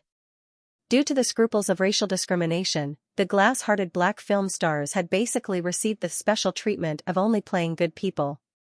And whether the movie actually needed it or not, a large number of black actors must appear in all mainstream movies, causing the audience in other countries to have the illusion that black people accounted for 50% of the total population of the United States, not only 10%. However, in such a society, many things were destined to be tolerated. And Eric usually chose to completely ignore this kind of provocation. Hearing Carolyn defend himself, Eric revealed a faint smile at the corner of his mouth. He completely ignored the young man next to him and said, "I am discriminating against you. I really want to see your situation in the business school class." Carolyn shyly glared at him, but the corners of her mouth were slightly raised. She said, "Eric, you are still so bad." Eric almost couldn't help but reach out and pinch her delicate face. He said, "Since we've met, take me around. I don't know where to go yet." Carolyn thought of the situation when the two of them used to get along in Europe and was a little excited. "Okay." Eric pointed to a building not far away. "Then let's go. Take me to the library first." Eric chose to ignore the young man named Howard, but Carolyn's upbringing didn't allow her to do so. Seeing that Eric was about to leave, the girl pulled on Eric's sleeve and gestured to the young man next to her. She said softly, "Eric, you can't be so rude." Hearing Carolyn's words, the young man, whose face had turned slightly green due to Eric's disregard, instantly felt as if he had taken a bottle of energy potion. He felt that this was an opportunity for him to show off his gentlemanly demeanor in front of Carolyn. He modestly extended his hand to Eric. "Hello, I am Howard Hines." Although the young man tried his best to make his tone sound more humble, when he revealed his surname, there was still obvious arrogance unconsciously. Since the other party had deliberately emphasized the pronunciation of Hines, Eric naturally couldn't not guess his background. He was a member of the Hines family that controlled the world's largest food company, the Hines Group. Eric never had any intention of accommodating people he didn't like. Moreover, in this world, there weren't many people who wanted to find some sense of superiority from him. The one in front of him was even less likely to be one of them. Since the other party hadn't recognized him, Eric naturally didn't mind introducing himself. Taking off the sunglasses he had been wearing, Eric extended his hand to shake the other party's hand. "Hello, I am Eric Williams." Walking side by side with Eric on the forest road, Carolyn recalled the comical appearance of Howard Hines when he had almost fallen down after hearing Eric's self-introduction. In the end, she couldn't maintain her ladylike demeanor and suddenly laughed softly. Seeing Eric staring at her, Carolyn blushed and said, "Eric, Howard has always been the proudest person in our class. His self-esteem must have been hurt by you this time. Eric picked up the sunglasses that had slipped a little and continued walking forward. He said, since he uses his family identity as the source of his self-esteem, of course he has to be aware that someone more powerful than his family is hurt. Carolyn followed Eric step by step and looked up at Eric. There was a little admiration in her voice as she said, "There aren't many people who are as powerful as you." Eric asked, "Isn't there a lot of rich people in Harvard Business School?" "There are a few, but not that many. Just like in our class, half of them relied on loans to study for their MBA. They are all very hardworking." Eric then remembered something and asked, "Then what's the matter with you? Shouldn't you be in Cambridge?" Rachel said that if I didn't do something I didn't dare to do, then I would have to live like the other noble ladies. That's why I came to Harvard to study for an MBA. Although she said that, Carolyn's gaze drifted around, not daring to meet Eric's eyes. Eric, of course, knew that the reason why this girl came to America was mostly because of him. Although he didn't know much about the Wilson family, Eric could still imagine that Carolyn must have had a lot of disputes with the elders in order to get the opportunity to study at Harvard.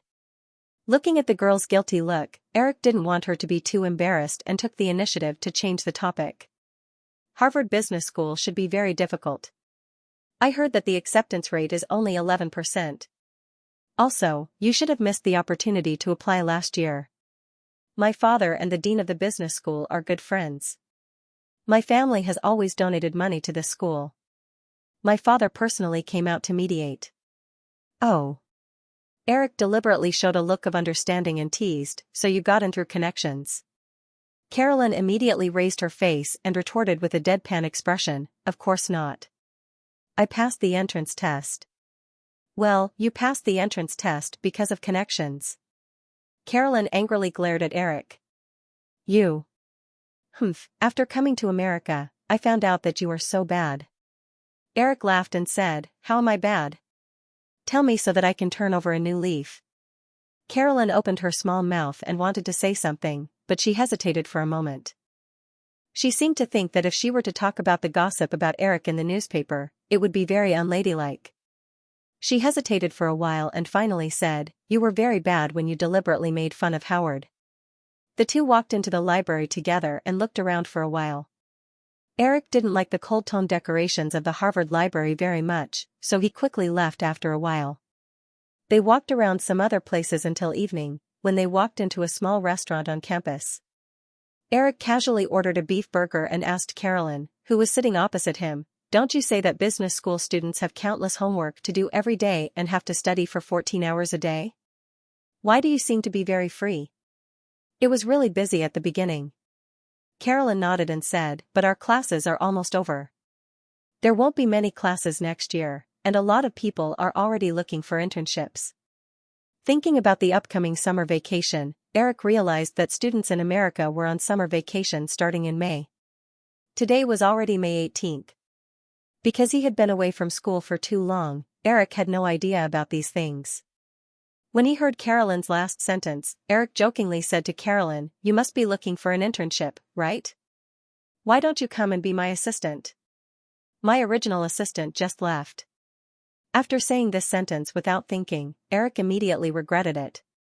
When he saw the girl's eyes instantly lit up, Eric really wanted to slap himself on the spot. What a sin, what could he have said? Facing Carolyn, whose beautiful eyes were wide open and full of expectation like a doll, Eric was thinking about how to deny what he had just said when he saw Carter Moan push open the restaurant's glass door and walk towards them. As Eric's personal bodyguard, Carter Moan naturally recognized Carolyn. He nodded politely at the girl, then bent down and whispered a few words in Eric's ear. Eric was a little surprised when he heard Carter Moan's words, but he wasn't surprised at all. Eric waited for Carter Moan to finish before he stood up and said to the girl, "I'm really sorry, Carolyn. There's suddenly an uninvited guest." Carolyn immediately stood up from her seat and asked reluctantly, "Are you leaving?" Eric had originally intended to take this opportunity to leave, but when he saw the girl's pitiful expression, his heart softened. He shook his head and said, "No, he's already here," Eric said as he walked towards the restaurant's door, and Carolyn hurriedly followed. When the two of them walked out of the restaurant, Eric saw a middle-aged man and woman walking side by side in the corridor in front of the restaurant. The woman was wearing a light-colored trench coat and had blonde hair. She exuded an intellectual aura that was commonly seen in professional women. The man was wearing a gray suit and had messy curly hair. He wore round black-rimmed glasses and had a habitual confident smile on his face. Carolyn stood beside Eric and said with some surprise, "It's Bill Gates. Why is he looking for you? He doesn't have good intentions." Eric replied softly and went forward to welcome them.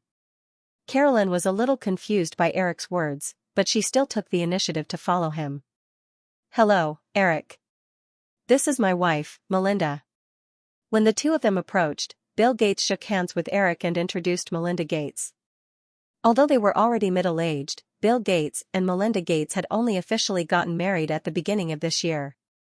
Eric shook hands with Melinda Gates and gestured to Carolyn to introduce her to the couple. "This is Carolyn Wilson." Bill Gates shook Carolyn's hand, his gaze drifting up and down as he sized up the fresh-looking girl in front of him. She was dressed in a light pink hoodie, slightly pulled-up jeans, and white flats. Although she was petite at only 1.55 meters tall, her beautiful blonde hair, exquisite face, and well-proportioned figure gave people a pleasing and comfortable feeling, as though she was a doll that had been given life by God. Bill Gates subconsciously thought of Carolyn as another Hollywood actress who often appeared by Eric's side. He couldn't help but feel envious of the fact that all kinds of beauties always appeared by Eric's side. After introducing themselves, Eric pointed to the restaurant behind him and said, "Carolyn and I were just having our meal. Do you want to join us?" "Of course. I remember that the ice cream here is pretty good. I haven't eaten it for many years." Bill Gates nodded. They walked into the restaurant together. When the waiters saw Eric get up and walk out, they almost chased after him to make him pay the bill. When they saw Eric, who had already taken off his sunglasses, and Bill Gates, and the others walk in again, the waiters couldn't help but look agitated, although they didn't lose their composure. Eric brought Carolyn and the Gates couple to a seat in the corner and ordered some snacks. Carter Moan knew that his boss and Bill Gates definitely had something to discuss. He softly dismissed a waiter who wanted to come forward and took the initiative to occupy a nearby seat with another bodyguard. Bill Gates's entourage did the same, separating Eric and the rest from the other diners. After simply tasting a few mouthfuls of ice cream, Bill Gates didn't hide anything and went straight to the point. "Eric, sell Yahoo to me." Eric wasn't surprised that Bill Gates already knew the new name of the three companies after the merger. Although Bill Gates's tone was very polite, it revealed an undisguised dominance. Even Carolyn, who was originally curious about Bill Gates, couldn't help but frown. Since the other party was so straightforward, Eric decisively shook his head and said, "Not selling." Bill Gates's smile didn't change. He said, "Eric, Firefly just issued $8 billion of bonds. You must be under a lot of financial pressure. I can give you $600 million in cash." Until now, Eric had only invested a total of $100 million in the three companies. Even if he sold them according to Bill Gates's price, the profit would be close to 500%. But unless Eric was crazy, he wouldn't sell Yahoo, which had just completed the merger and had a bright future.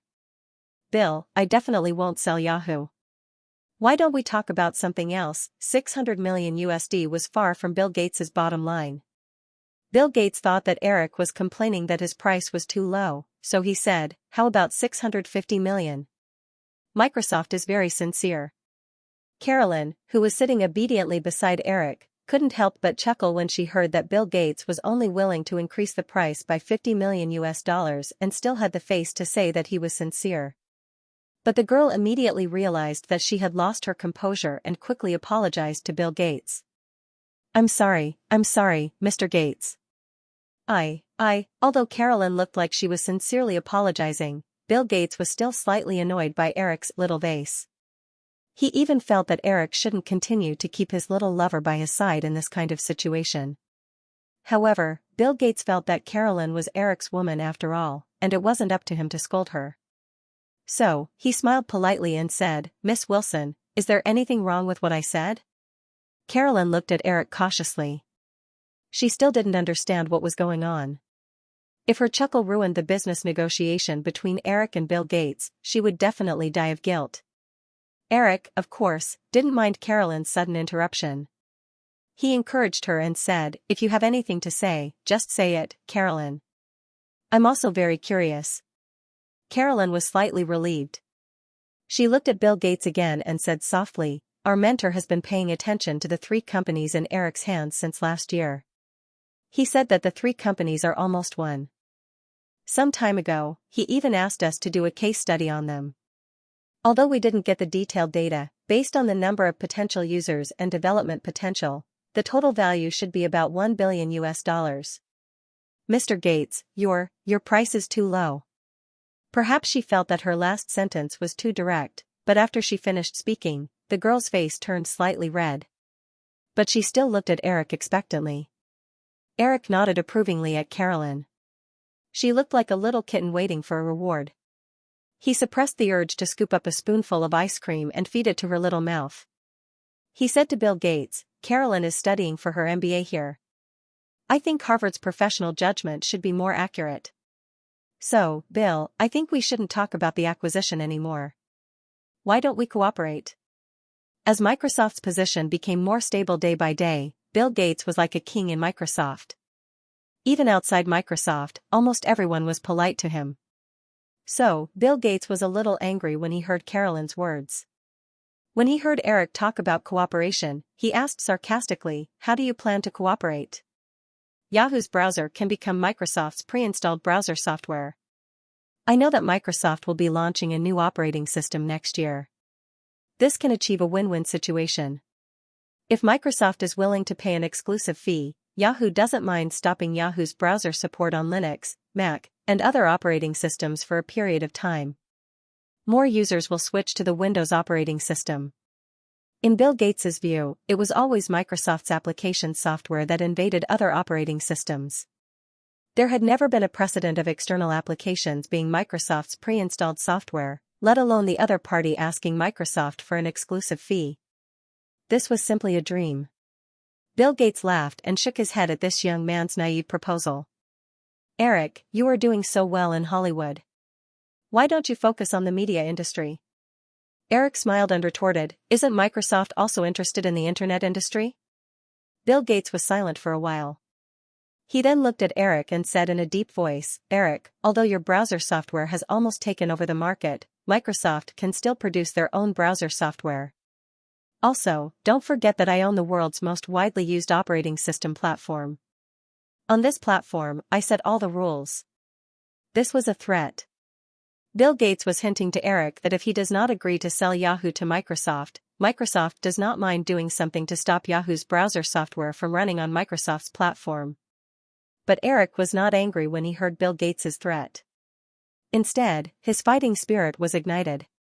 In the original spacetime, although Microsoft's binding strategy was a part of the reason why Netscape failed, the most important reason was that both Microsoft and Netscape used the same browser kernel called Mosaic. Therefore, regardless of whether users chose IE or Netscape, they could achieve good compatibility with most of the websites on the internet. This solved Microsoft's biggest problem in promoting IE on Windows. However, in this spacetime, because Eric launched the brand new Internet Explorer browser a year ago and quickly occupied the browser market for free, the Mosaic core browser did not appear again. Moreover, even if Mosaic did appear again, because it was a completely different browser core from Internet Explorer, and many websites had adapted to the technical standards of the new Internet Explorer in the past 2 years, a brand new core browser could cause a large number of websites to be unable to display. Therefore, it was difficult for the Mosaic browser to be popularized again. This was the problem Microsoft faced since then. Unless they ignore the legal risks and use the new IE's registered patents, it will be difficult for them to introduce a mature browser in the next few years. Eric looked at Bill Gates, who seemed to be waiting for his final answer. He smiled gently, leaned forward slightly, pressed his fingers on the table, and said, "Bill, a few days ago, when I checked the browser company's cumulative list of technologies, I found that they had unknowingly accumulated 337 patents on browser software and related technologies. If Microsoft is going to develop their own browser, please check the patent list carefully before making any further decisions." Actually, we are the same kind of people. I don't mind sharing my things with others, but they must get my permission first. Also, Yahoo is not one of those small companies that can only admit that they are unlucky when their patents are infringed or pushed out. If I find out that someone wants to take something that belongs to me for themselves, even if it is only worth $1, I don't mind spending $1 billion to sue them. You should know that I can do this easily. Microsoft's current market value of $20 billion is not even as much as my personal assets. Although they had evolved for millions of years, deep in the genes of any woman, there was an instinct to rely on the strong. When Carolyn heard Eric's powerful and unyielding declaration, she felt dizzy. Countless stars seemed to appear in her eyes as she looked at Eric. Melinda Gates, who had been silent all this while, looked at her husband's tense expression and Eric's calm expression. She sighed inwardly. Although Bill Gates was very gentle to her during their relationship, she had seen him throwing documents at his subordinates more than once. Microsoft's success had made Bill Gates more like a tyrant. Eric Williams' public wealth was more than twice that of her husband's. According to her understanding, her husband's character might be more domineering and unreasonable. But at this moment, it seemed that the two men beside her were far too lacking in self-restraint. This young man, who was not even 25 years old, had not lost his composure from the beginning to the end. It was as if he had experienced the world and reached the realm of indifference. Even the words he said were stronger than her husband's. He said it as if it was a casual conversation between friends. Seeing the two men in a deadlock, and the little girl staring at Eric without saying a word, Melinda Gates had to take the initiative to break the deadlock. She said softly, "Eric, why don't we forget what we said just now and talk peacefully? We are sincere about our cooperation." "Of course, that's not a problem." Eric nodded and smiled. He reached out his hand and pinched the little girl's face. This little woman was unconsciously acting cute and crazily seducing the uncle. She was really too abominable and too intolerable. If she wasn't punished, how could the common people be angry? Feeling Eric's rough touch, Carolyn screamed and finally reacted. She lowered her head shyly and did not dare to look at the others. Bill Gates calmed down after his wife helped him break the deadlock. At the same time, he realized that although Yahoo's scale could not be compared to Microsoft, Eric was not one of those tech entrepreneurs who could be controlled by Microsoft. Although he was unwilling, Bill Gates also realized that he had to make the best choice for Microsoft to ensure the company's absolute lead. End of chapter 605. Don't forget to subscribe, like, and share the video to support the channel.